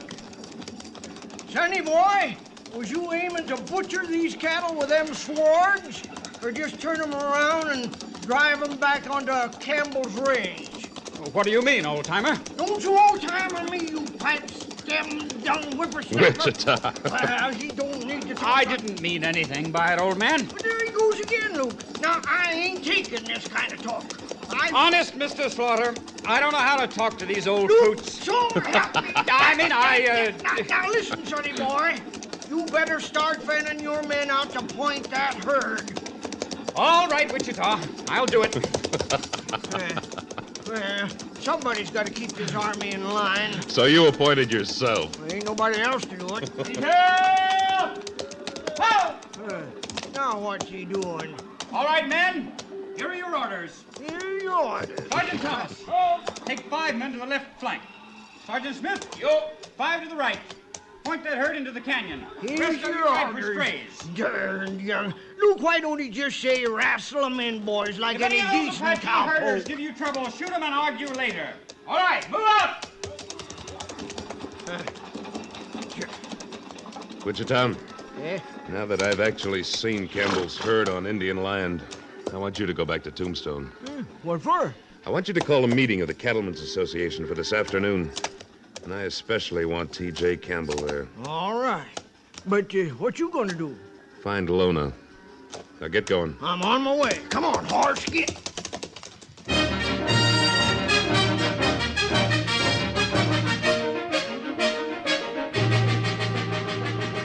I rode into the rock-strewn foothills of the San Carlos Reserve. I dismounted and studied the cliffs above me for the logical place to watch the action below. I knew that when I found it, I'd find Lona. I decided to take the long chance and approach him unarmed, so I left my guns in my saddlebag and started climbing quietly towards the craggy site. He was lying face down on the edge of the cliff, watching Baker's men work the cattle below. Lona! Hayamokata. No, put the knife down. I didn't come to fight you. I'm unarmed. Lona not put knife down. Lona kill Slaughter. I'm friend of the Indians. Slaughter come with soldiers. Soldiers steal cattle. Lona watch them. No, they're not stealing them, Lona. Those cattle are not allowed to graze on the reserve. Lona let them. Lona make rules here. Mangus is the chief. He makes the rules for the Apache tribe. Mangus old man. Mangus brain like little child. Make bad treaty for Apache. Lona make good treaty with Mr. Campbell. Lona soon be chief. Campbell cannot make a treaty with you. Only the Cattlemen's Association can make a treaty. Lona tired of talk. Lona kill Slaughter. Cut you up good with knife. You missed, Lona. Don't try it again. Your tribe wouldn't think much of you for killing an unarmed man. Lona tell it different. Lona kill Slaughter now. No. Take that knife. The knife. Drop it. Drop it, I said.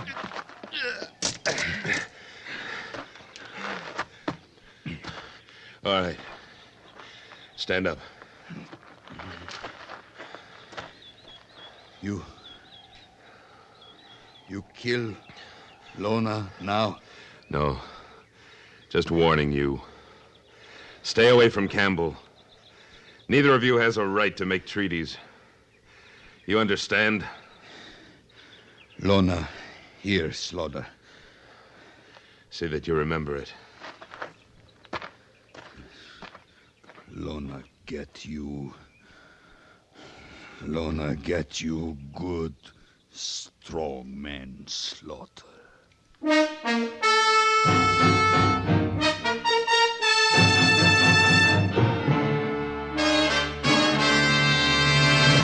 In a moment, Luke Slaughter of Tombstone returns. What lies ahead for a brand new American? How does the future look for the 11,000 new Americans born every day? Well, it couldn't look better with more factories producing more goods for our mushrooming population. America is going places.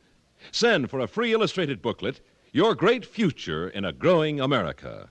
Drop a card to Box 1776, Grand Central Station, New York, 17, New York.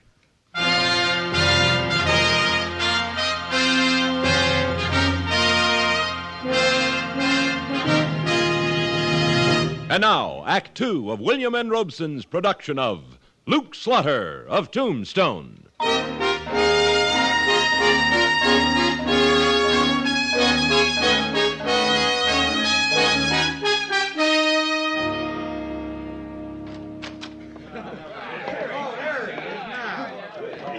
I see you found everybody, Wichita. Yeah, Luke, all of them, but I've been having a hard time holding them. Campbell?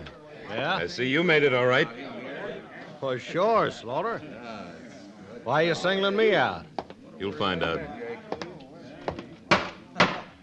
Gentlemen, I'm calling this meeting of the Cattlemen's Association of Arizona for one purpose.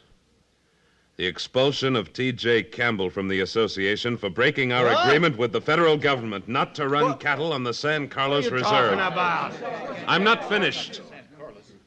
Also, because T.J. Campbell is guilty of making a private arrangement for his own personal gain. Well, wait up now. Sure, I made a deal, but it was fair and square. Gentlemen, this was done at the worst possible time. You all know that the government has just cut back the beef allotment to the Apaches.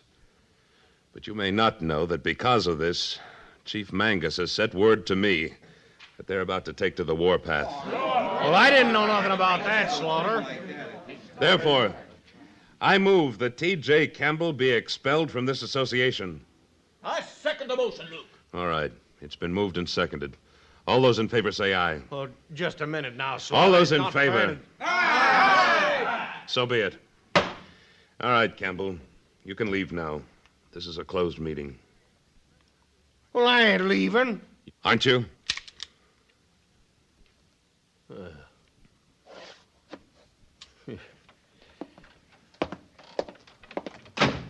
You want me to follow him, Luke? No, Wichita. Gentlemen, I'm sure you realize that we must act as an organized group in this matter, not as individuals. We need the Apaches' grazing land, but we must be prepared to pay for it. Good. Wichita and I will go out to the reserve and try to contact Chief Mangus, providing you men agree to honor whatever arrangements I make. Then the meeting's adjourned. Now, Wichita, you ready to travel? Sure, Luke. I gave up sleeping the day I hired on with you. Lead me to my horse.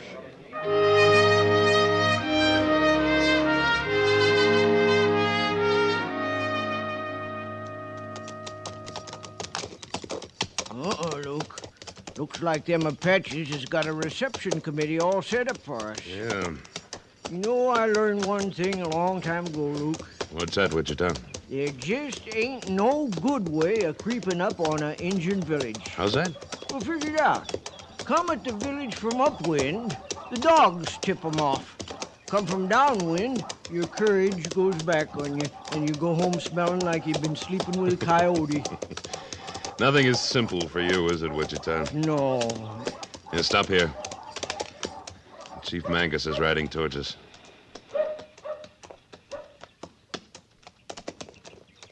White man brave to come to Apache village.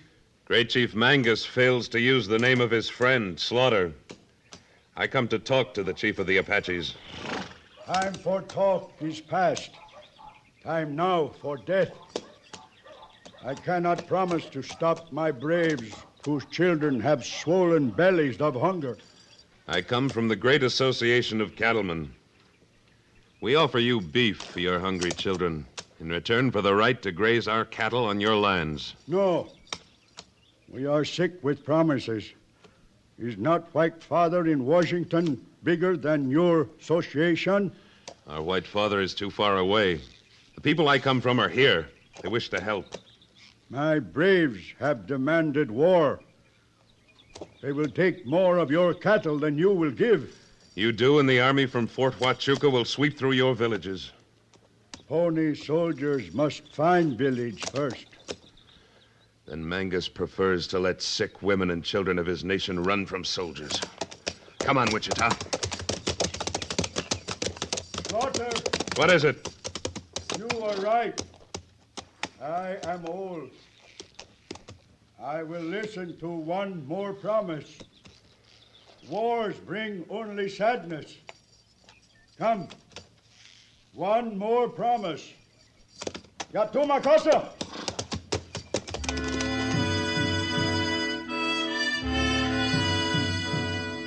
We powwowed for hours. First Mangus and I, then Mangus and his braves.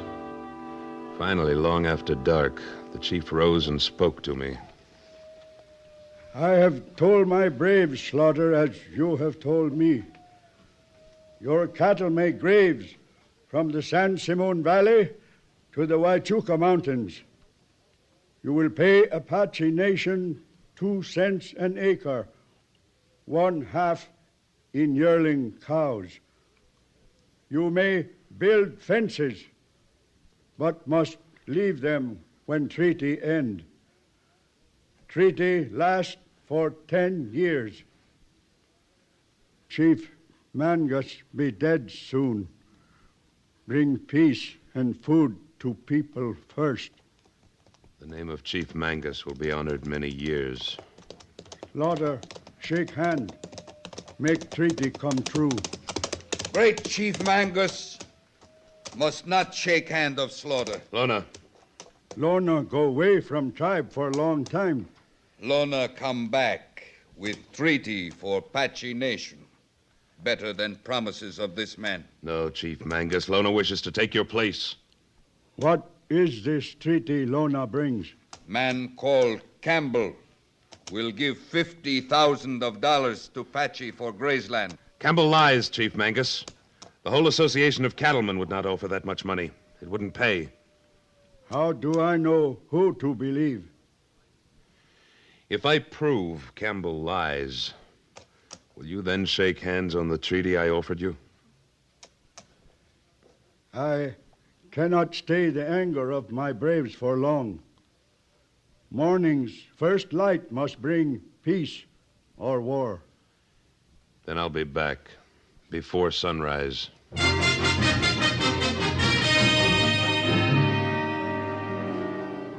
that's right, boys.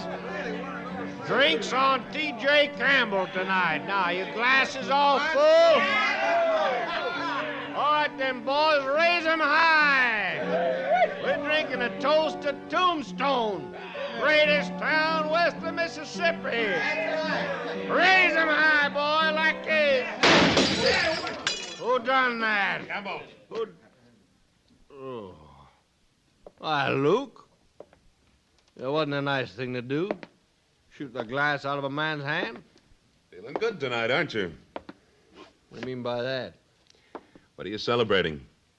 Nothing. Just buying the boys a drink. That can wait, Campbell. Huh? You're coming with me. With you? Where are we going? To the Apaches. They're waiting for you. Oh. Hey, Luke, come on. Have a drink. Tell the boys you're just joking. I'm not. Get outside and get on that horse. Boys. Boys, you gonna let Slaughter get away with this? Are you? All right, Campbell. You had your answer. Move.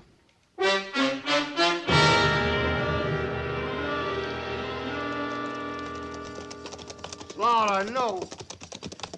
Slaughter, you can't do this. Just keep going, Campbell. Them Indians want to talk to you, Campbell, about that $50,000 you offered them. That's right. Seems that Lona told them you'd have the money with you this morning. That's a lie. I never told him such a thing. Well, they're expecting the money today, Campbell. I ain't going in there.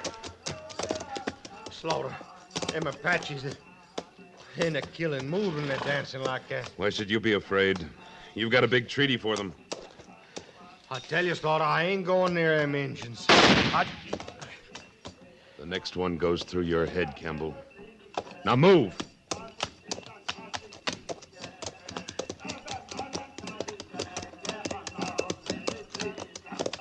Come on. Get off your horse, Campbell. Yeah.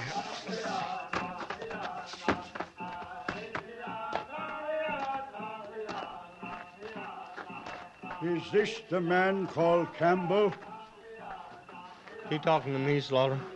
I'd say he was, Campbell. Did you bring money for the treaty? Slaughter, you know I haven't got that kind of money. It's out of my hands, Campbell. Then you cannot make treaty now? It was all a lie. Yeah, it was a lie. Chief Mangus, will you now shake hands on our treaty? I believe my friend, Luke Slaughter.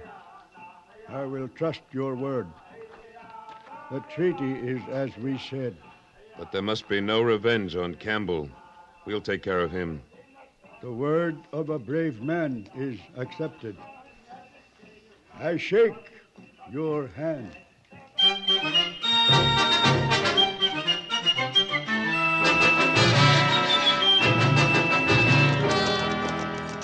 Well, look there, Luke. Colonel Nickerson's horse outside the association office. Yeah. What are you aiming to do with me? I've done it, Campbell. You're out of the association. Every cattleman in the territory will know what kind of an operator you are. Whoa! Oh. Slaughter, that's just the same as putting me out of business. It's a little late to worry about that, Campbell. Come on, Wichita. Let's see what's on the Colonel's mind. Hiya, Nick. Morning, Luke.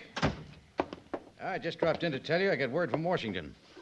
They say it's all right for you to make whatever arrangements you can with Chief Mangus. Well, we just come to... Wichita. Thanks, Nick. That's good to know. I'll have to get started on that one of these days. Yeah, you do that, Luke. If you haven't already.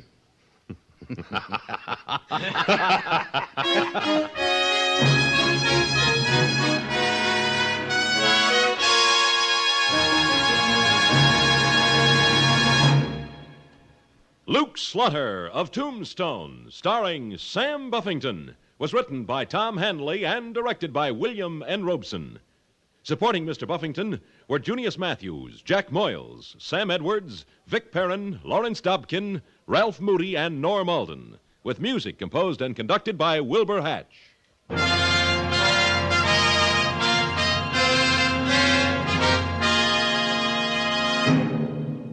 Next week at this time, we return with... Slaughter's the name. Luke Slaughter. When we meet up again, you can call me that. Luke Slaughter.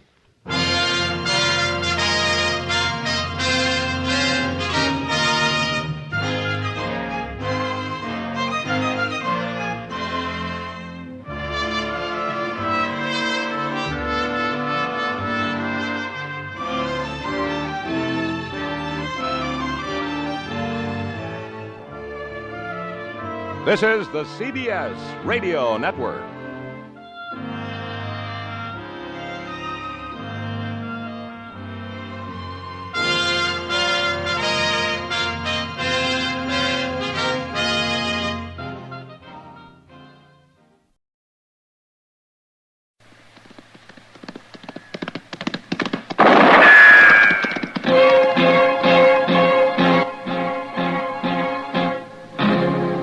Around Dodge City and in the territory on West, there's just one way to handle the killers and the spoilers, and that's with a U.S. Marshal and the smell of Gunsmoke.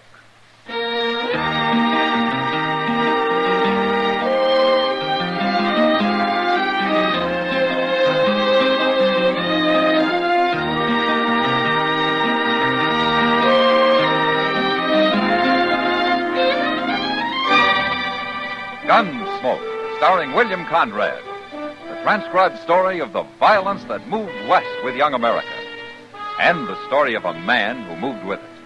I'm that man, Matt Dillon, United States Marshal. The first man they look for and the last they want to meet. It's a chancy job, and it makes a man watchful and a little lonely.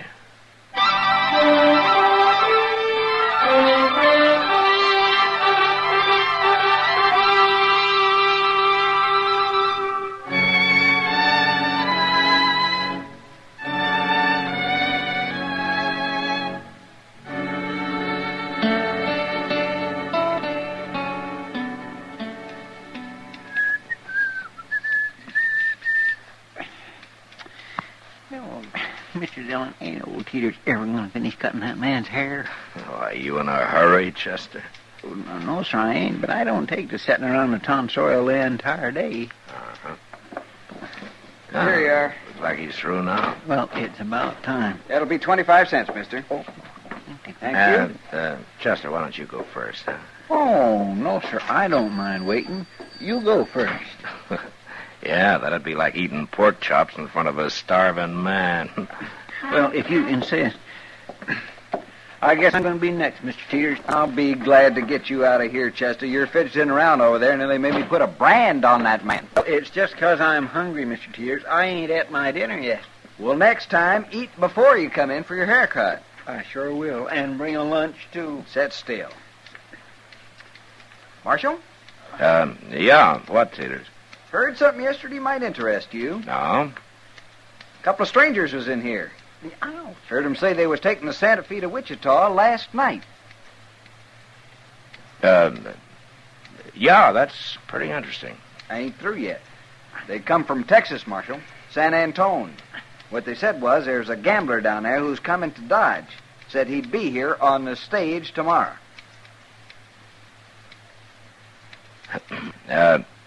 Teeters, if you cut hair the way you tell a story, you'd go broke. Put your head down, Chester. What, my? This particular gambler, Marshal. Well, they said he's real clever. And also the biggest crook they ever knew. Oh, is that so? They said he could outsmart anybody. Well, did they say his name, Mr. Teeter? Yes, they did. Remembered it. It's Search. Nick Search. Nick Search. You sure, Teeters? That's what they said, Marshal. Well, maybe they were just talking. Now, how do you mean? Well, any man's got enemies, especially a gambler. You sound like you don't believe him, Mr. Dillon. Well, I don't want to, Chester. You don't? Why? Nick Search isn't only a gambler. He's also about as handy with a gun as anybody I ever knew. Now, Marshal, you don't mean you're afraid of him. We were friends once, Teeters. Real good friends.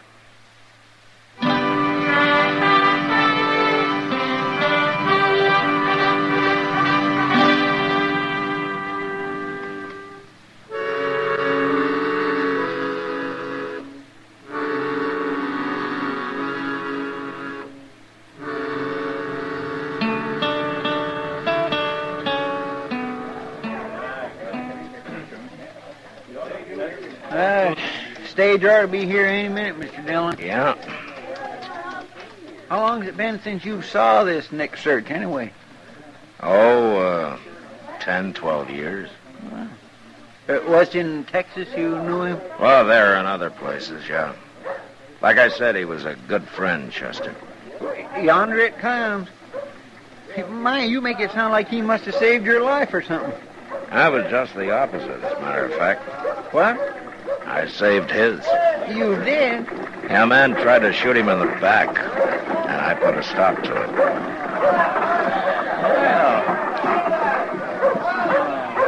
Oh, there he is. Hey, Nick! Nick Search! Hey! He sees you. Yeah. Hey, Matt Dillon. Nick, how are you? Well, I heard down the trail you was Marshal here. And I heard you were on your way. Did? Who told you? Oh, it doesn't matter. Nick, I want you to meet Chester Proudfoot. Where? Chester? Well, I'm glad to know you.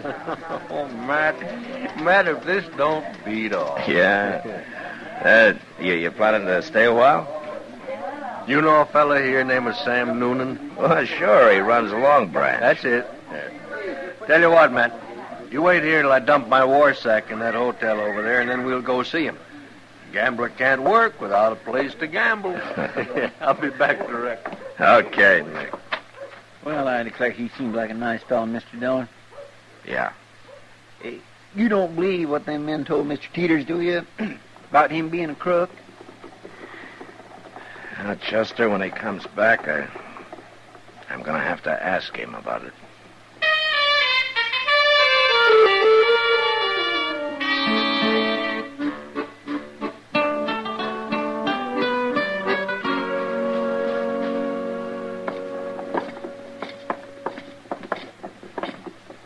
Oh, that's the Long Branch, man. Yeah, that's it.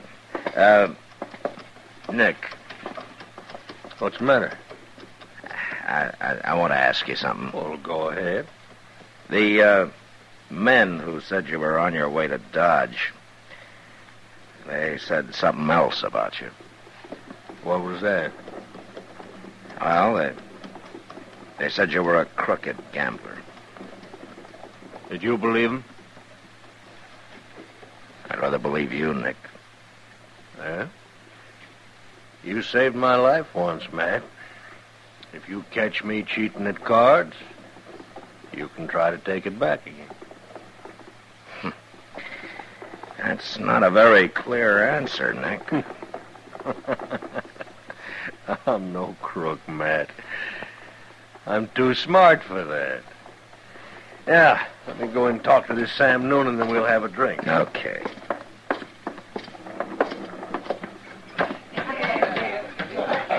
Nice place. Oh, that's Sam behind the bar there. I'll introduce you. No, Matt, no. Never mix friends with business.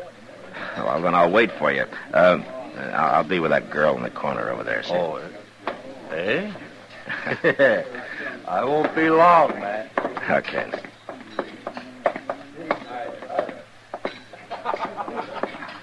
Hello, Kitty. Hello, Matt. Who's your friend? His name's Nick Search, Kitty.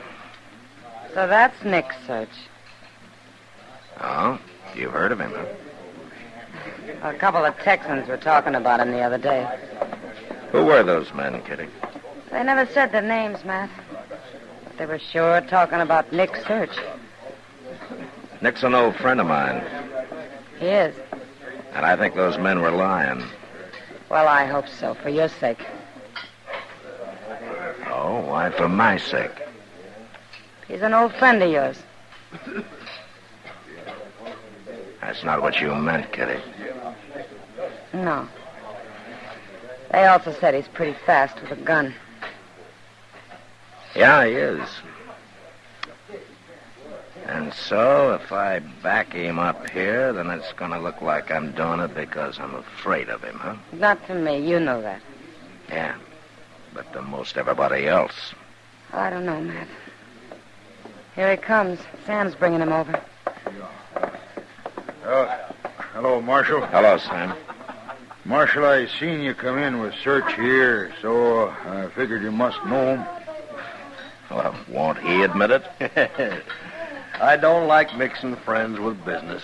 You don't have no choice this time, Search. Not if you want to deal in Long Branch. What is it, Sam?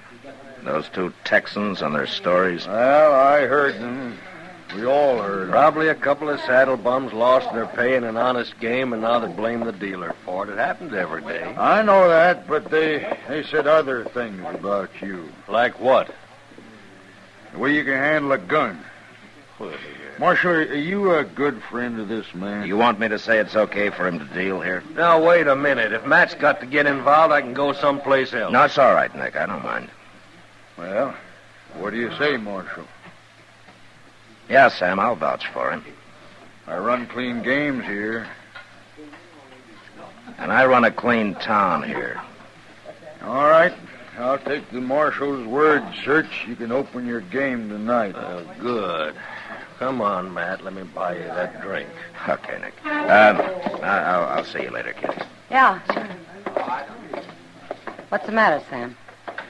Oh, it's nothing, Kitty. Why, it's just I hate to think Marshal Dillon's standing up for that fella for the wrong reason.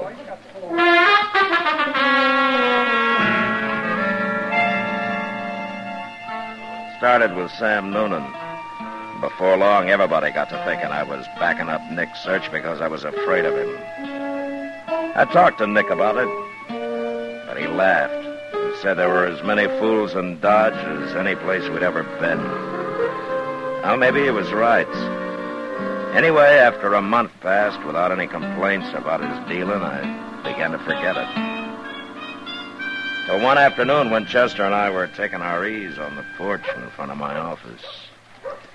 Mr. Dillon, did you ever know any Irishmen? Well, of course I have, Chester. I mean, do you know much about them?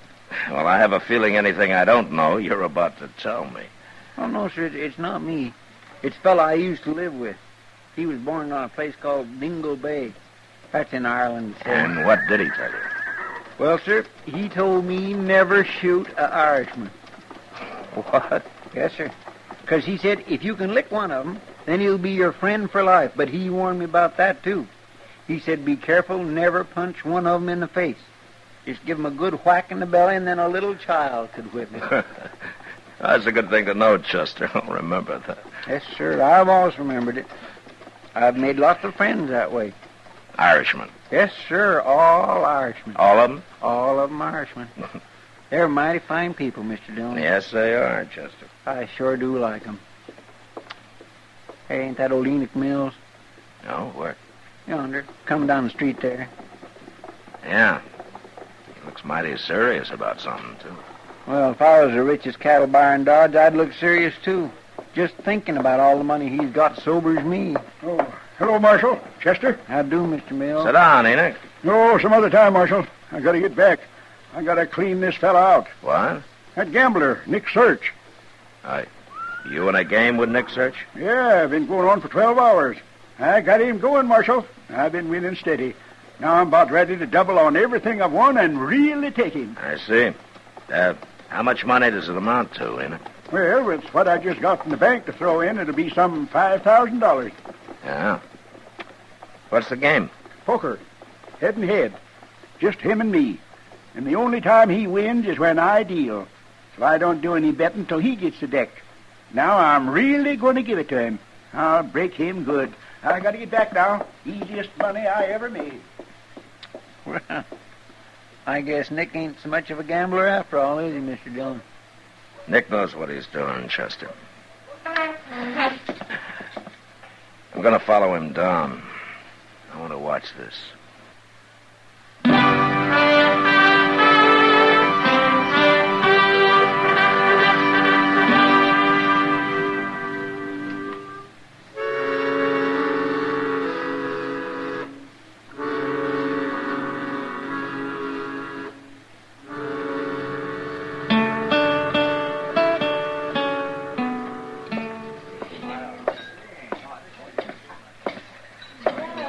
Hello, Nick.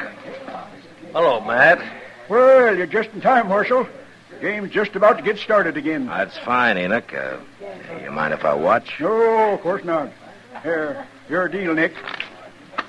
There's the deck. Well, pick it up and deal. What are you waiting for, Nick? Makes me nervous to have people watching, Enoch. I told you that. Oh, Marshal ain't people. Go on, deal. I'll join you later for a drink, Matt. You mean I'll spoil the game if I watch? Maybe that's what I mean. Well, let him have his way, Marshal. Don't bother him if it makes him nervous. I'm sorry, Enoch. I'm staying. Oh, you're not, Matt. So you lied to me, Nick. And now I'm warning you. You're through here, Nick. Am I? No, don't do it! My hand! Look at my hand! You busted his hand, Marshal. He'd have killed me if I hadn't. I'll kill you yet. Yeah, sure. But first you better let Doc fix that hand. Come on, I'll take you up to him.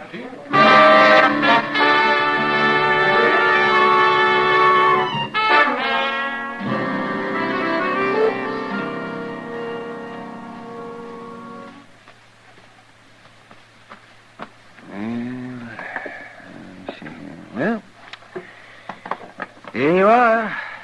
That's the best I can do for you. Here, Nick, have another drink.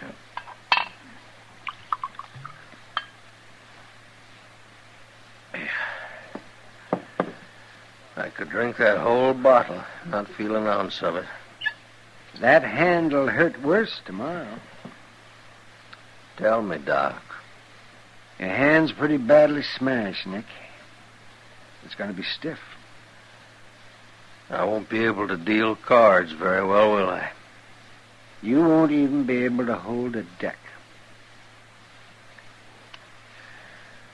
Well, Matt, I guess that does it. No more taking my time setting up suckers like Enoch Mills for one big stake and leaving town fast after it's done. I guess that's all over.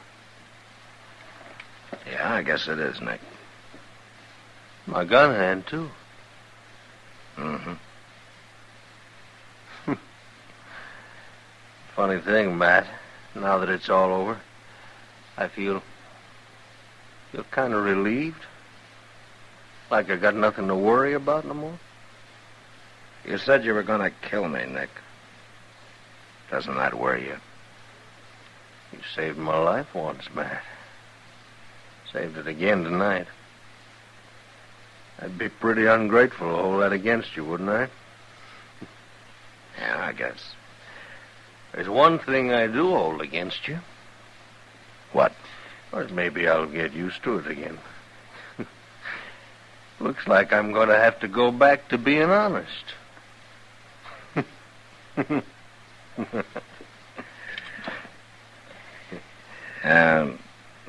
Doc. Yes, man?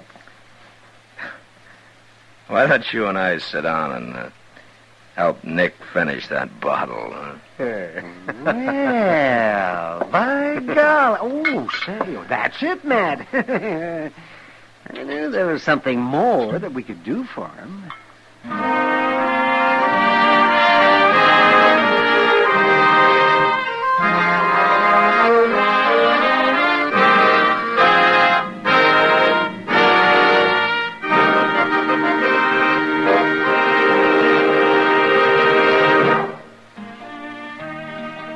Gunsmoke, produced and directed by Norman McDonald, stars William Conrad as Matt Dillon, U.S. Marshal.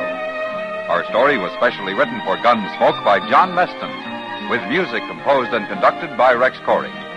Sound patterns by Tom Hanley and Bill James. Featured in the cast were Lawrence Dobkin, Harry Bartell, John Daner, and Ralph Moody. Parley Bear is Chester, Howard McNear is Doc, and Georgia Ellis is Kitty.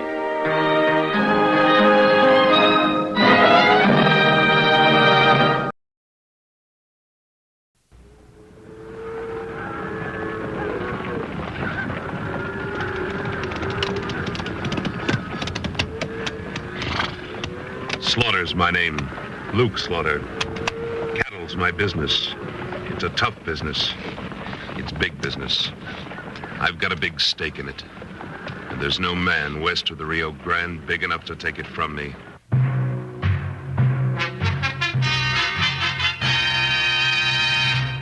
Luke Slaughter of Tombstone.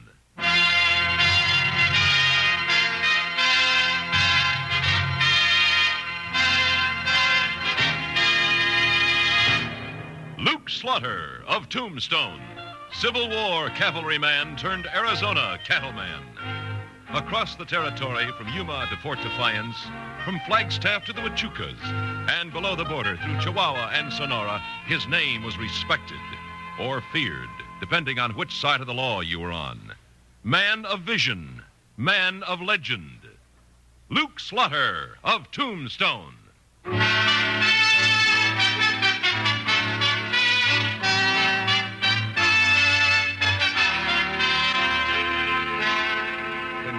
Became the seat of the newly formed Cochise County in 1881, the old town marshal became the new county sheriff. And he discovered that it's hard sometimes for a man to assume added responsibilities. Hey, Luke, here comes the sheriff. He's sure scally-hootin'. Well, what kind of trouble you got yourself in now, Wichita? Why, I ain't in no... I'd have your advice, Luke. Howdy there, Sheriff. Can I wait till we say good morning? No? Well... yeah, I guess it can. Good morning. Morning, Sheriff. Now, Luke, they're holding 4 renegade Apaches over at St. David. Burned a farm, murdered a man and a woman. Oh, I'm sorry to hear that. Yeah, but the posse ran them down all right. Well, that posse better string them engines up just... Yeah, that's why I came out here. Instead of letting the posse let justice take its course, the law says I got to haul the 4 of them into Tombstone to stand trial. That is justice, Sheriff. If the Apaches can be identified in court, they'll hang legally. Yeah, they got identification. Them 4 redskins was born bad. I don't think anybody's born bad, Sheriff. Well, I haven't time to debate the point. What I want to know is, how am I going to get the 4 of them into Tombstone? Well, it's a full day's ride each way. I got 1 regular deputy, Clint Wallace. One of us has got to be in Tombstone, and the other'd be dead if he tried herding them 4 killers here by himself. Well, why don't you shackle them and bring them in by stage? The stage line through St. David went broke, you know that. Yes, and there's a Concord wagon gathering dust over there, and there's 6 stage horses eating county oats till they're sold at auction. Hey, there is that. Only it's too dangerous for one man. All right, Sheriff. Deputize me for a couple of days, and I'll go with you. Now, if you need I was hoping you'd volunteer, Luke. We leave early tomorrow morning. Say, can you handle a 6-horse hitch? Well, I never drove a 6-horse hitch, but there's a couple of men in Tombstone you could get. Can I get just one measly word in edgewise? Well, sure. Just say it. Well, I've drove stage for Birch and Holiday and Butterfield. And if I can't drive 4 ratty Apaches from St. David to Tombstone, Hank Monk himself couldn't do it.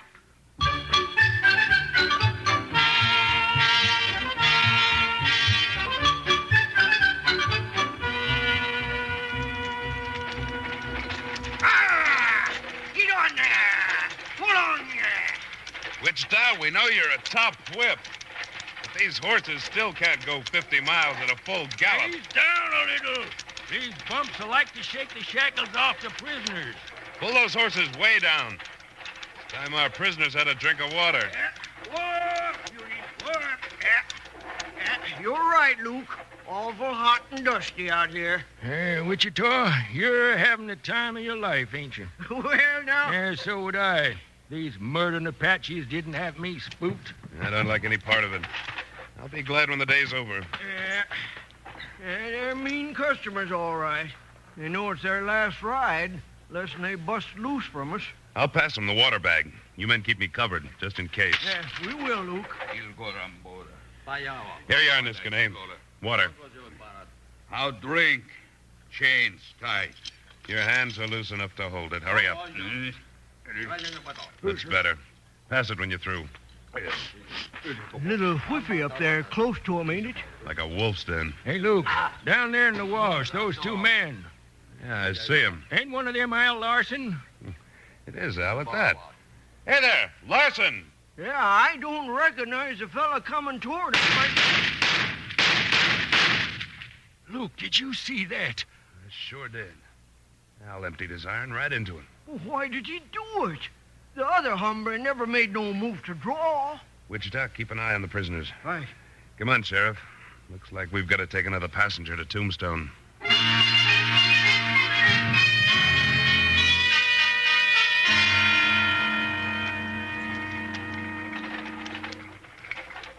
Al, you must have had a reason. You've lived in these parts better than 10 years. I don't think you've ever had an argument before that I heard about. I can't talk about it, Mr. Slaughter. I shot him, you saw that, and that's it. You'll have to stand trial, you know. Just take me before a judge and I plead guilty. I don't want to put anyone to any trouble. You're putting us to a powerful lot of trouble. Wichita and 2 horses had to take the body back to St. David, and I got to drive this rig myself. Come on, Al. Who was he? Don't know what he called himself. Nobody in St. David will identify him either. I've seen that face somewhere, I'm sure. No, there wouldn't be a chance in a million of that. I'm willing to take my medicine, so forget it. We want to do you a favor, don't you see? Give us a reason you shot him. Maybe we can get you off. I would like one favor. We'll try, Al. When we get to my place, let me go in and say goodbye to my youngster. Well... I think we could do what Al's asking, Sheriff. We've both known him for a long time. If you say so, Luke. Al, little Barbara's going to find out you killed that man. There's no way out of it. Well, I was thinking if I plead guilty without a trial or anything, then you could keep it out of the newspaper. I don't think we can.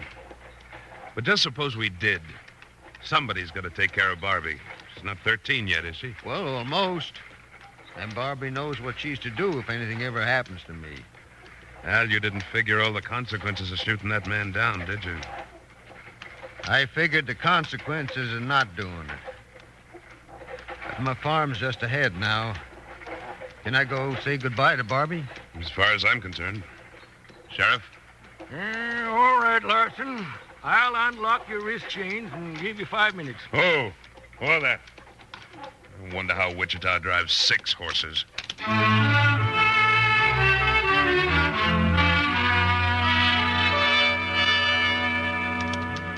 wish he'd hurry up. Sheriff, he hasn't been in there much more than a minute. Oh, this whole mess makes me almost sick. I know, Luke. Me too. The face of the man he killed. If I could only remember where I've seen it. Why we stop? Wide-eyed. Never mind. Just be quiet down there. We got to make Tombstone before dark. Can't trust an Apache any further than you can throw. Sheriff, they're chained. Who's that? It's Al. Al! Come back here! All right, Slaughter. Letting him say goodbye to his kid was your idea. I can't believe I could be so wrong about him. I can't believe anything that's happening today. Now, what do we do? Get the Apaches to Tombstone as fast as we can, organize a posse, and go after Al. Well, where are you going now? Have a quick talk with Larson's daughter. Just watch these prisoners. He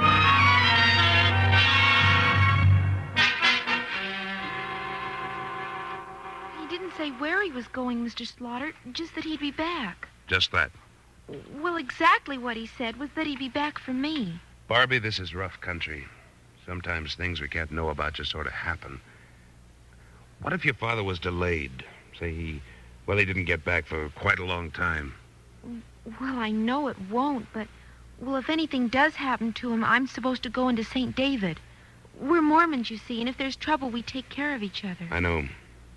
You're not worried about the Indians? Oh, no. They come here for food if they need it, and, well, of course, we always share what we happen to have. If more people acted that way, there'd be less trouble with the Indians. Barbie, you're getting to be a fine-looking young lady. You favor your mother, do you? Father says not too much. No, kid, move on.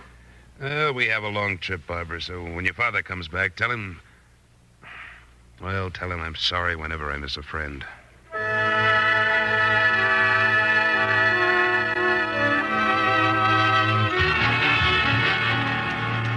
I guess we'll make it before dark. About 10 miles yet. It'd be a cinch if it weren't for this hill. Whoa! Hold up. With this loaded, it'd finish the horses. We'll have to take the leg irons off the Apaches and all walk up. Yeah, I reckon you're right, Luke. All right, Niskane. You and your friends can stretch. Out with you. Want water. You'll get it. Sheriff, you got the keys? Of course I have.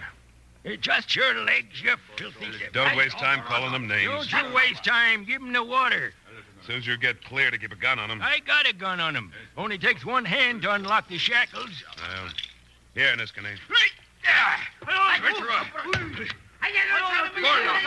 Lawman's gun. I trample white-eye slaughter. Niskane, you'll never... Gola, take keys, make hands free. Lawman die fast from own gun. Slaughter die slow from Niskane's knife. An Apache foot on my throat. Apache knees pinning my arms and legs. Niskane leering over me as he grabbed my hair. And then, from a rock cover somewhere on that hill...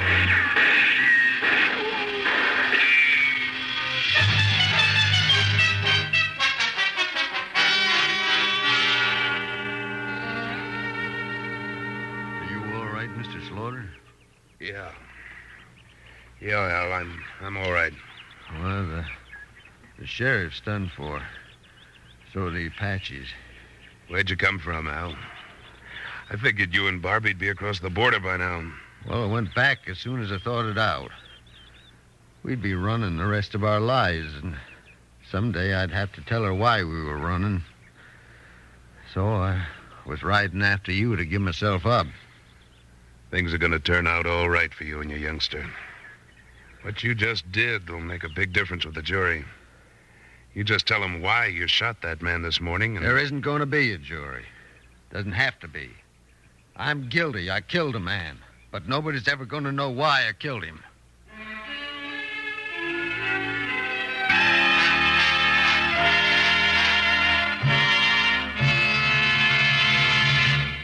In a moment, Luke Slaughter of Tombstone returns. A big slice of the American dollar goes for research. And because we endorse the American system, the money devoted to medical research comes from voluntary gifts.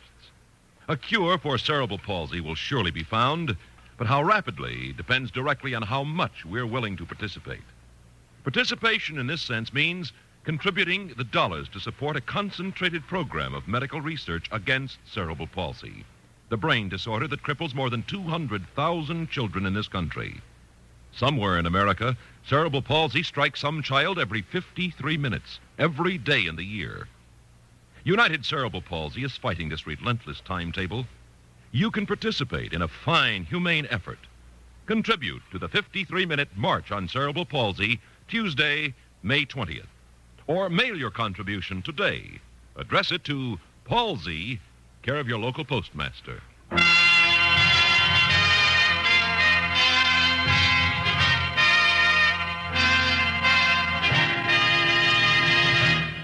Now, Act Two of William N. Robeson's production of Luke Slaughter of Tombstone.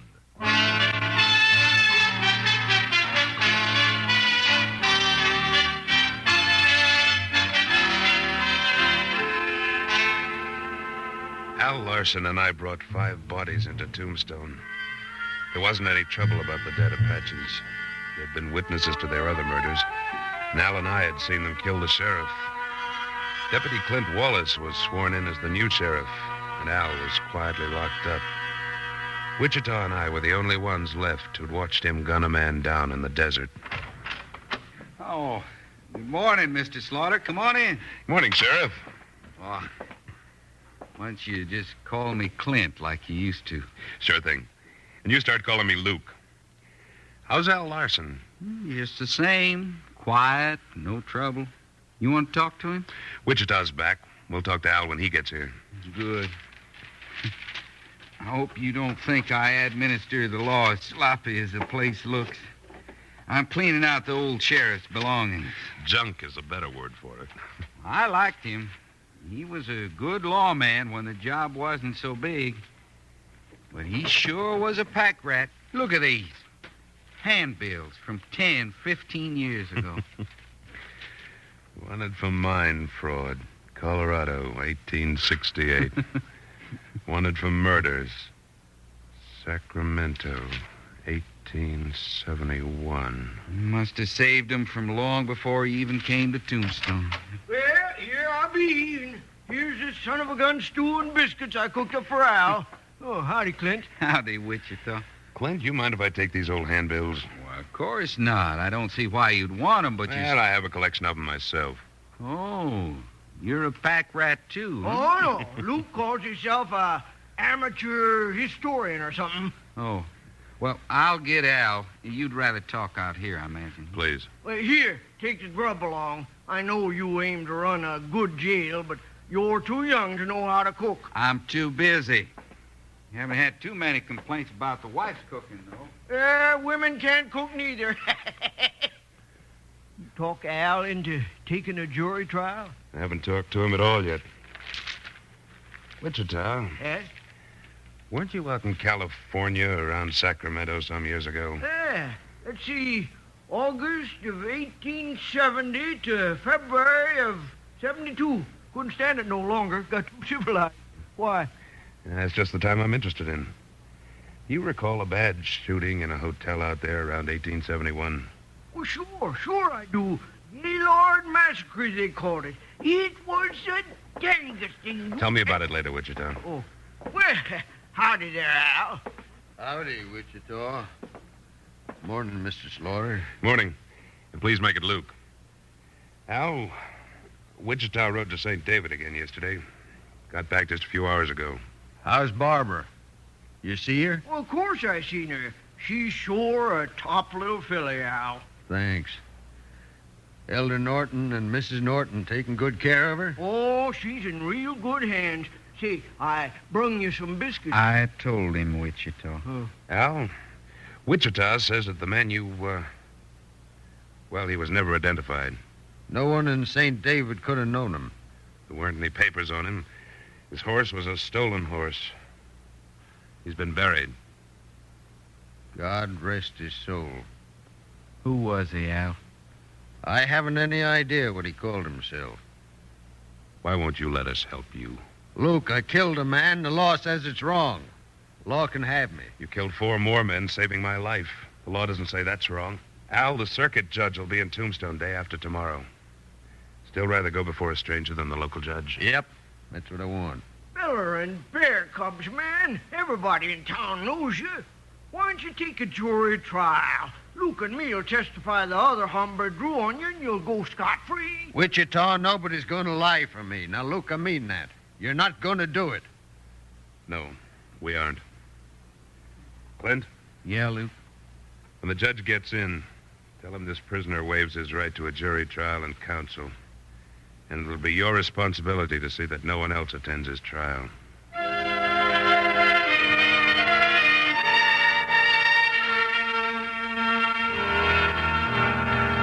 Albert Larson, you are charged with shooting to death an unidentified man in this county of Cochise on May 11th, 1882. How do you plead?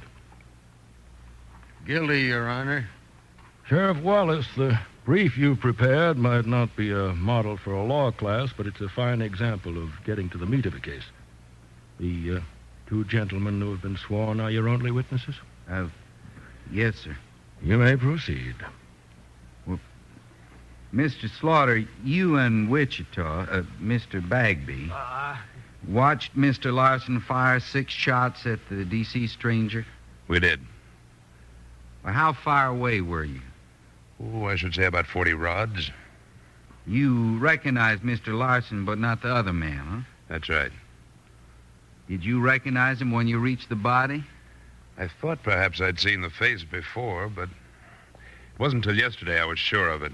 Luke, you didn't know him. The defendant will remain quiet, please. Then I found this old handbill issued by the California State Marshal in 1871. I will swear that the face drawn here is the face of the man Mr. Larson shot. I'll swear, too. It's either him or that artist fellow was a mighty lucky guesser.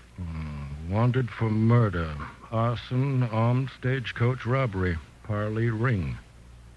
Well, I was in California myself when young Ring was terrorizing the whole state. So was I, Your Honor. Everybody figured Ring got wounded so bad in that bloody Sacramento mess that he must have died.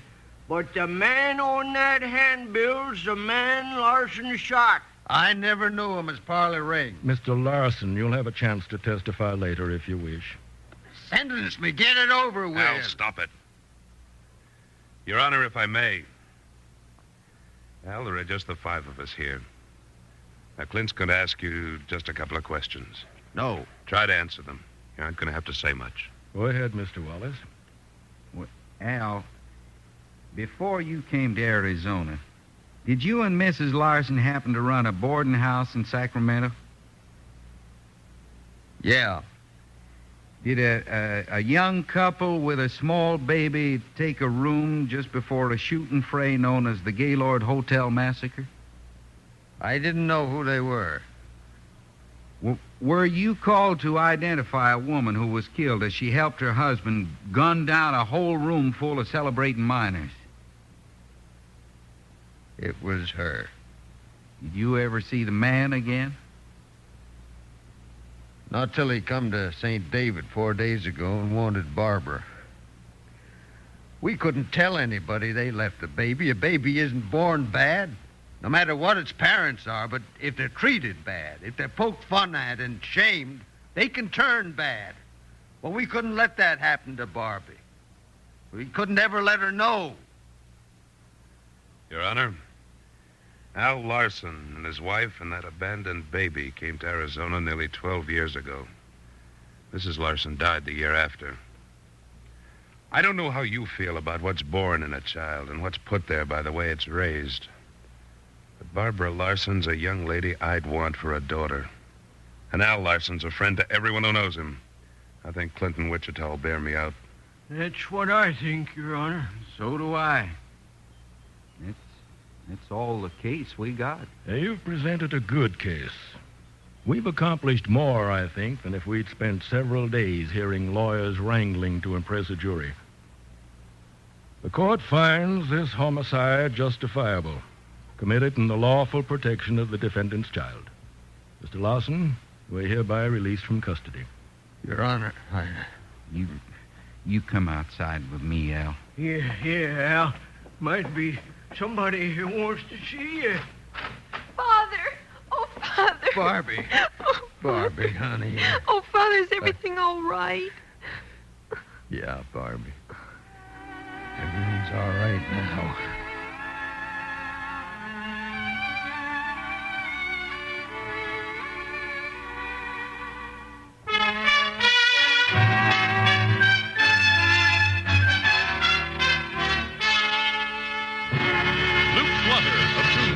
Starring Sam Buffington, was written by Fran Van Hartisveld and directed by William N. Robeson. Editorial supervision by Tom Handley. Supporting Mr. Buffington were Norma Jean Nilsson, Junius Matthews, Charles Seal, Carl Swenson, and Vic Perrin. with music composed and conducted by Wilbur Hatch.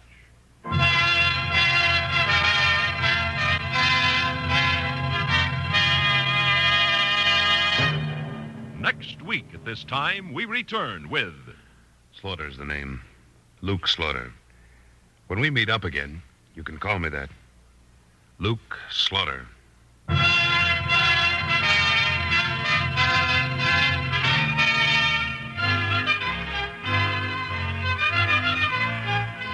One false move can lead Detective Johnny Dollar to disaster.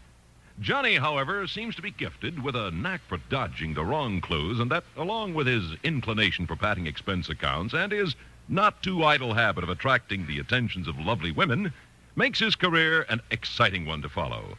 For the next thrill-laden episode of his story, hear yours truly, Johnny Dollar, later today on most of these same stations.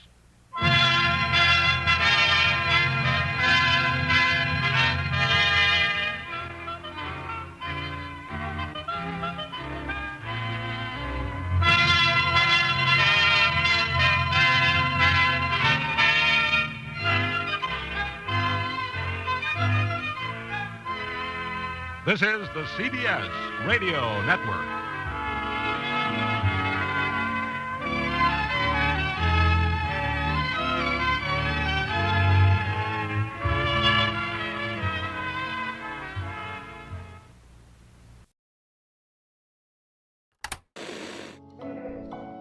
Relax, unwind, and step into the golden age of radio.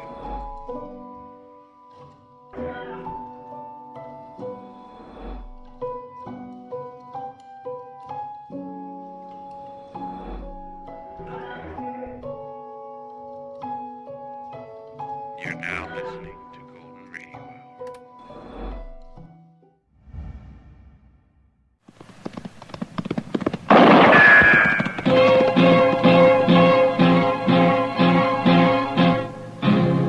Hour. Around Dodge City and in the territory on West, there's just one way to handle the killers and the spoilers, and that's with a U.S. Marshal and the smell of Gunsmoke.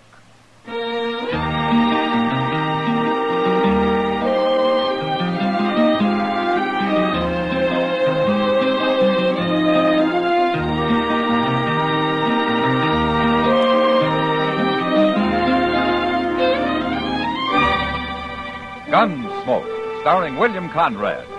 The transcribed story of the violence that moved west with young America. And the story of a man who moved with it. I'm that man, Matt Dillon, United States Marshal. The first man they look for and the last they want to meet. It's a chancy job, and it makes a man watchful and a little lonely.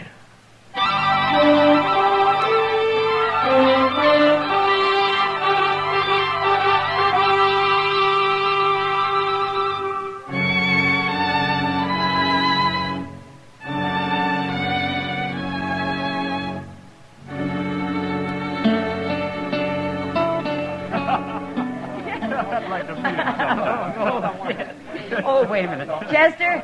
Chester! Evening, Miss Kitty. You were going straight to the bar without even saying hello. Well, I figured you was kindly busy. I'm busy telling Andy here about Dodge. Andy, this is Chester Proudfoot. He's one of the people you ought to know. This is Andy Hill, Chester. Pleased to meet you, Chester. Well, sit down. Thank you. Chester works for Marshal Dillon, Andy. Well, that ought to be a good job. Oh, it's a fine job. If you like long hours and poor pay. He spends quite a few of those long hours sitting around the depot waiting for the Santa Fe to come in, Andy. Well, that's just so Mr. Dillon will know where I'm at if he wants me for anything, Miss Kitty. Your name, Kitty? I'm busy, mister. They told me your name. Now I'm going to buy you a drink. Come on over to the bar. Back to your hogs, mister. You're spoiling the air. I'll have no talk from a woman of your kind. All right, you get out of here, mister. Get out. You putting me out? You ain't even armed. Well, I'll find me a gun quick enough. Hey, mister. How about me? I'm armed. You're too young to be wearing a gun. Take it off. You do it. You take it off. I sure will. From there. You want to die, don't you? No. I don't want anybody to die. Now, you get out of here. I'm going to put a bullet in you. You can't do it, mister. Don't try. I'll show you. I told him he couldn't do it. You killed him, Andy. He was looking for a fight. I don't even know who he is. I never seen him before. Oh, there's Matt. Who? Marshal Dillon, Andy. Oh. Did you kill this man? I did it. It was self-defense, Matt. Andy had to shoot him. That's the truth, Mr. Dillon. If that man was treating Miss Kitty awful bad and I didn't have no gun and Andy stood up to him. Get some help and carry him out of here, Chester. Yes, sir. A couple of you men give me a hand here. Kitty, let's step over here. Yeah. You and Andy, is it? Andy Hill, Marshal. You should have seen it, Matt. That man had his gun almost out before Andy even started to draw. So you're pretty fast, huh, Andy? I'm alive. Where you from? I told you my name. It don't matter where I'm from. What are you doing in Dodge? Marshal, I come here looking for a job, an honest job. He told me the same thing, Matt. I believe him. Why would I be lying? Well, the way Kitty described it, you're mighty handy with a gun for a man who's looking for an honest job. All right, I'll move on. I wouldn't have a chance here with you against me. Matt. Don't worry about it, Miss Kitty. I'll make out someplace else. Wait a minute, Andy. Yeah? Go over to the stage office. That's for Jim Buck. What for? He's a driver. He's looking for a man to ride shotgun. Tell him I sent you. Thanks, Marshal. I'll go over right away. So long. You see, Matt? He did mean it. Yeah, he wants a job, all right. But he's hiding something, Kitty. When a man hides something, it's usually bad. But I got a feeling about him, Matt. I think he's all right. Well, I hope so, Kitty.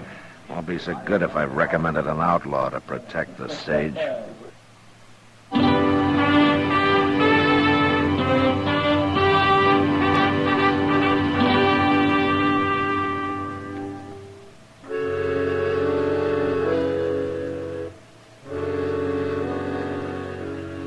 I didn't see Andy again that night, but I ran into Jim Buck, and he told me that he'd hired him and that they were leaving for Hays City the next morning. It was 2 days before they were due back, before I'd find out if I'd made a mistake or not. And I waited. In the evening they were due, I was over at the stage office. Of course, the stage was late, over an hour late, but it finally came. And Andy was up on the box next to Jim. They pulled up, and Jim jumped down and ran over to me. Marshal, you arrest him. Arrest who? Andy Hill, that's who. If I hadn't heard how good he is with a gun, I'd have taken him myself. I'd have shot him dead. Now, wait a minute, Jim. What's the trouble? He's mad at me, Marshal. Mad at you? You ought to be tarred and feathered. Why don't one of you tell me what this is all about? We was held up, Marshal. Held up, by heaven, and this so-called shotgun man sat there like a owl on a rafter. Sat there and did nothing. Is that true, Andy? Why kill a man for nothing, Marshal? For nothing? The treasure box was empty and we carried no passengers this trip. He didn't get a thing. You didn't know that box was empty till I told you afterward. I knew it before we left Hays City, Jim. I figured I ought to know what I was guarding, so I found out. Sure. And for all I know, you was in cahoots with that bandit. Maybe you and him were partners. There's no proof of that, Jim. Well, I ain't hiring a man who won't fight. You're fired, Andy. I never want to see you again. I'm sorry, Marshal. I guess I've disappointed you. Because you didn't want to kill a man for nothing. That's right. There, wasn't any other reason, was there, Andy? You think I was in on it, too. I didn't say that. Good night, Marshal. Andy. Andy. Yeah, maybe I did make a mistake.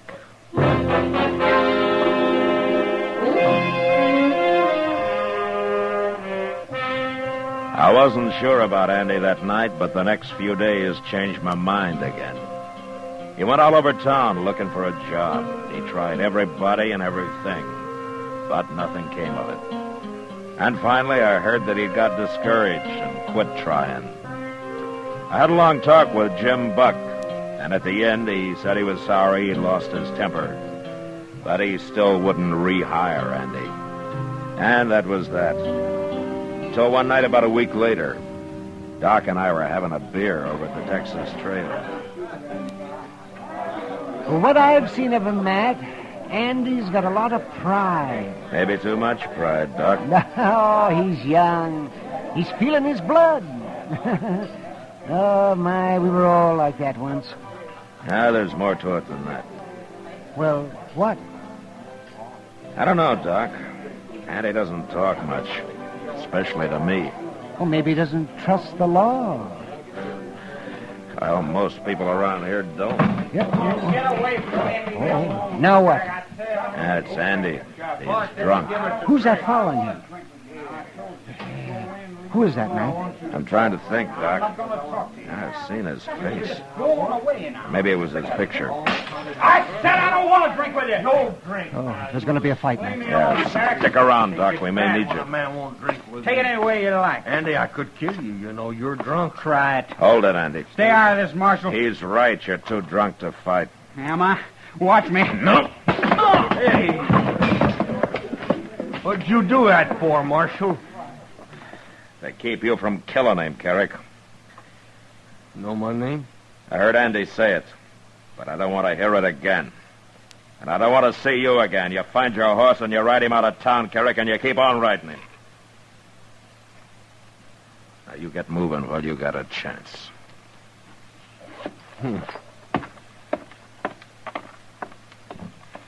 Now, Chester. You should have arrested him, Mr. Dillon. He started the whole trouble. Yeah, maybe. But right now, get Andy's gun and take him to jail. He can sleep it off there. Yes, sir, I will.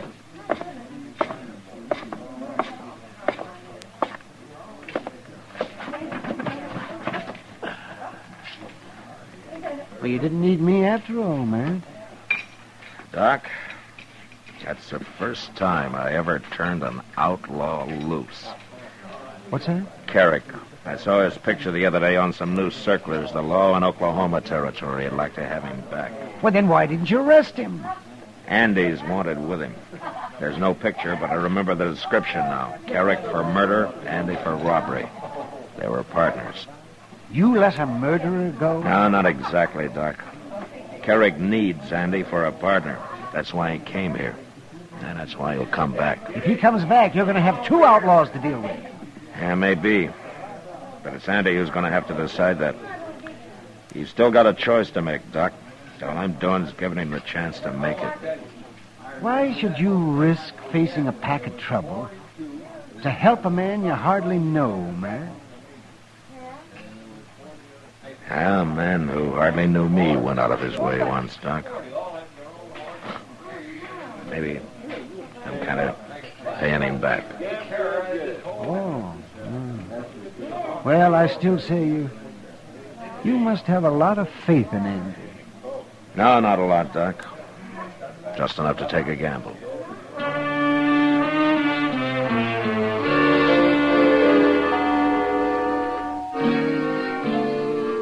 The next morning, it looked like a bad gamble. Andy came out of his cell sullen and angry.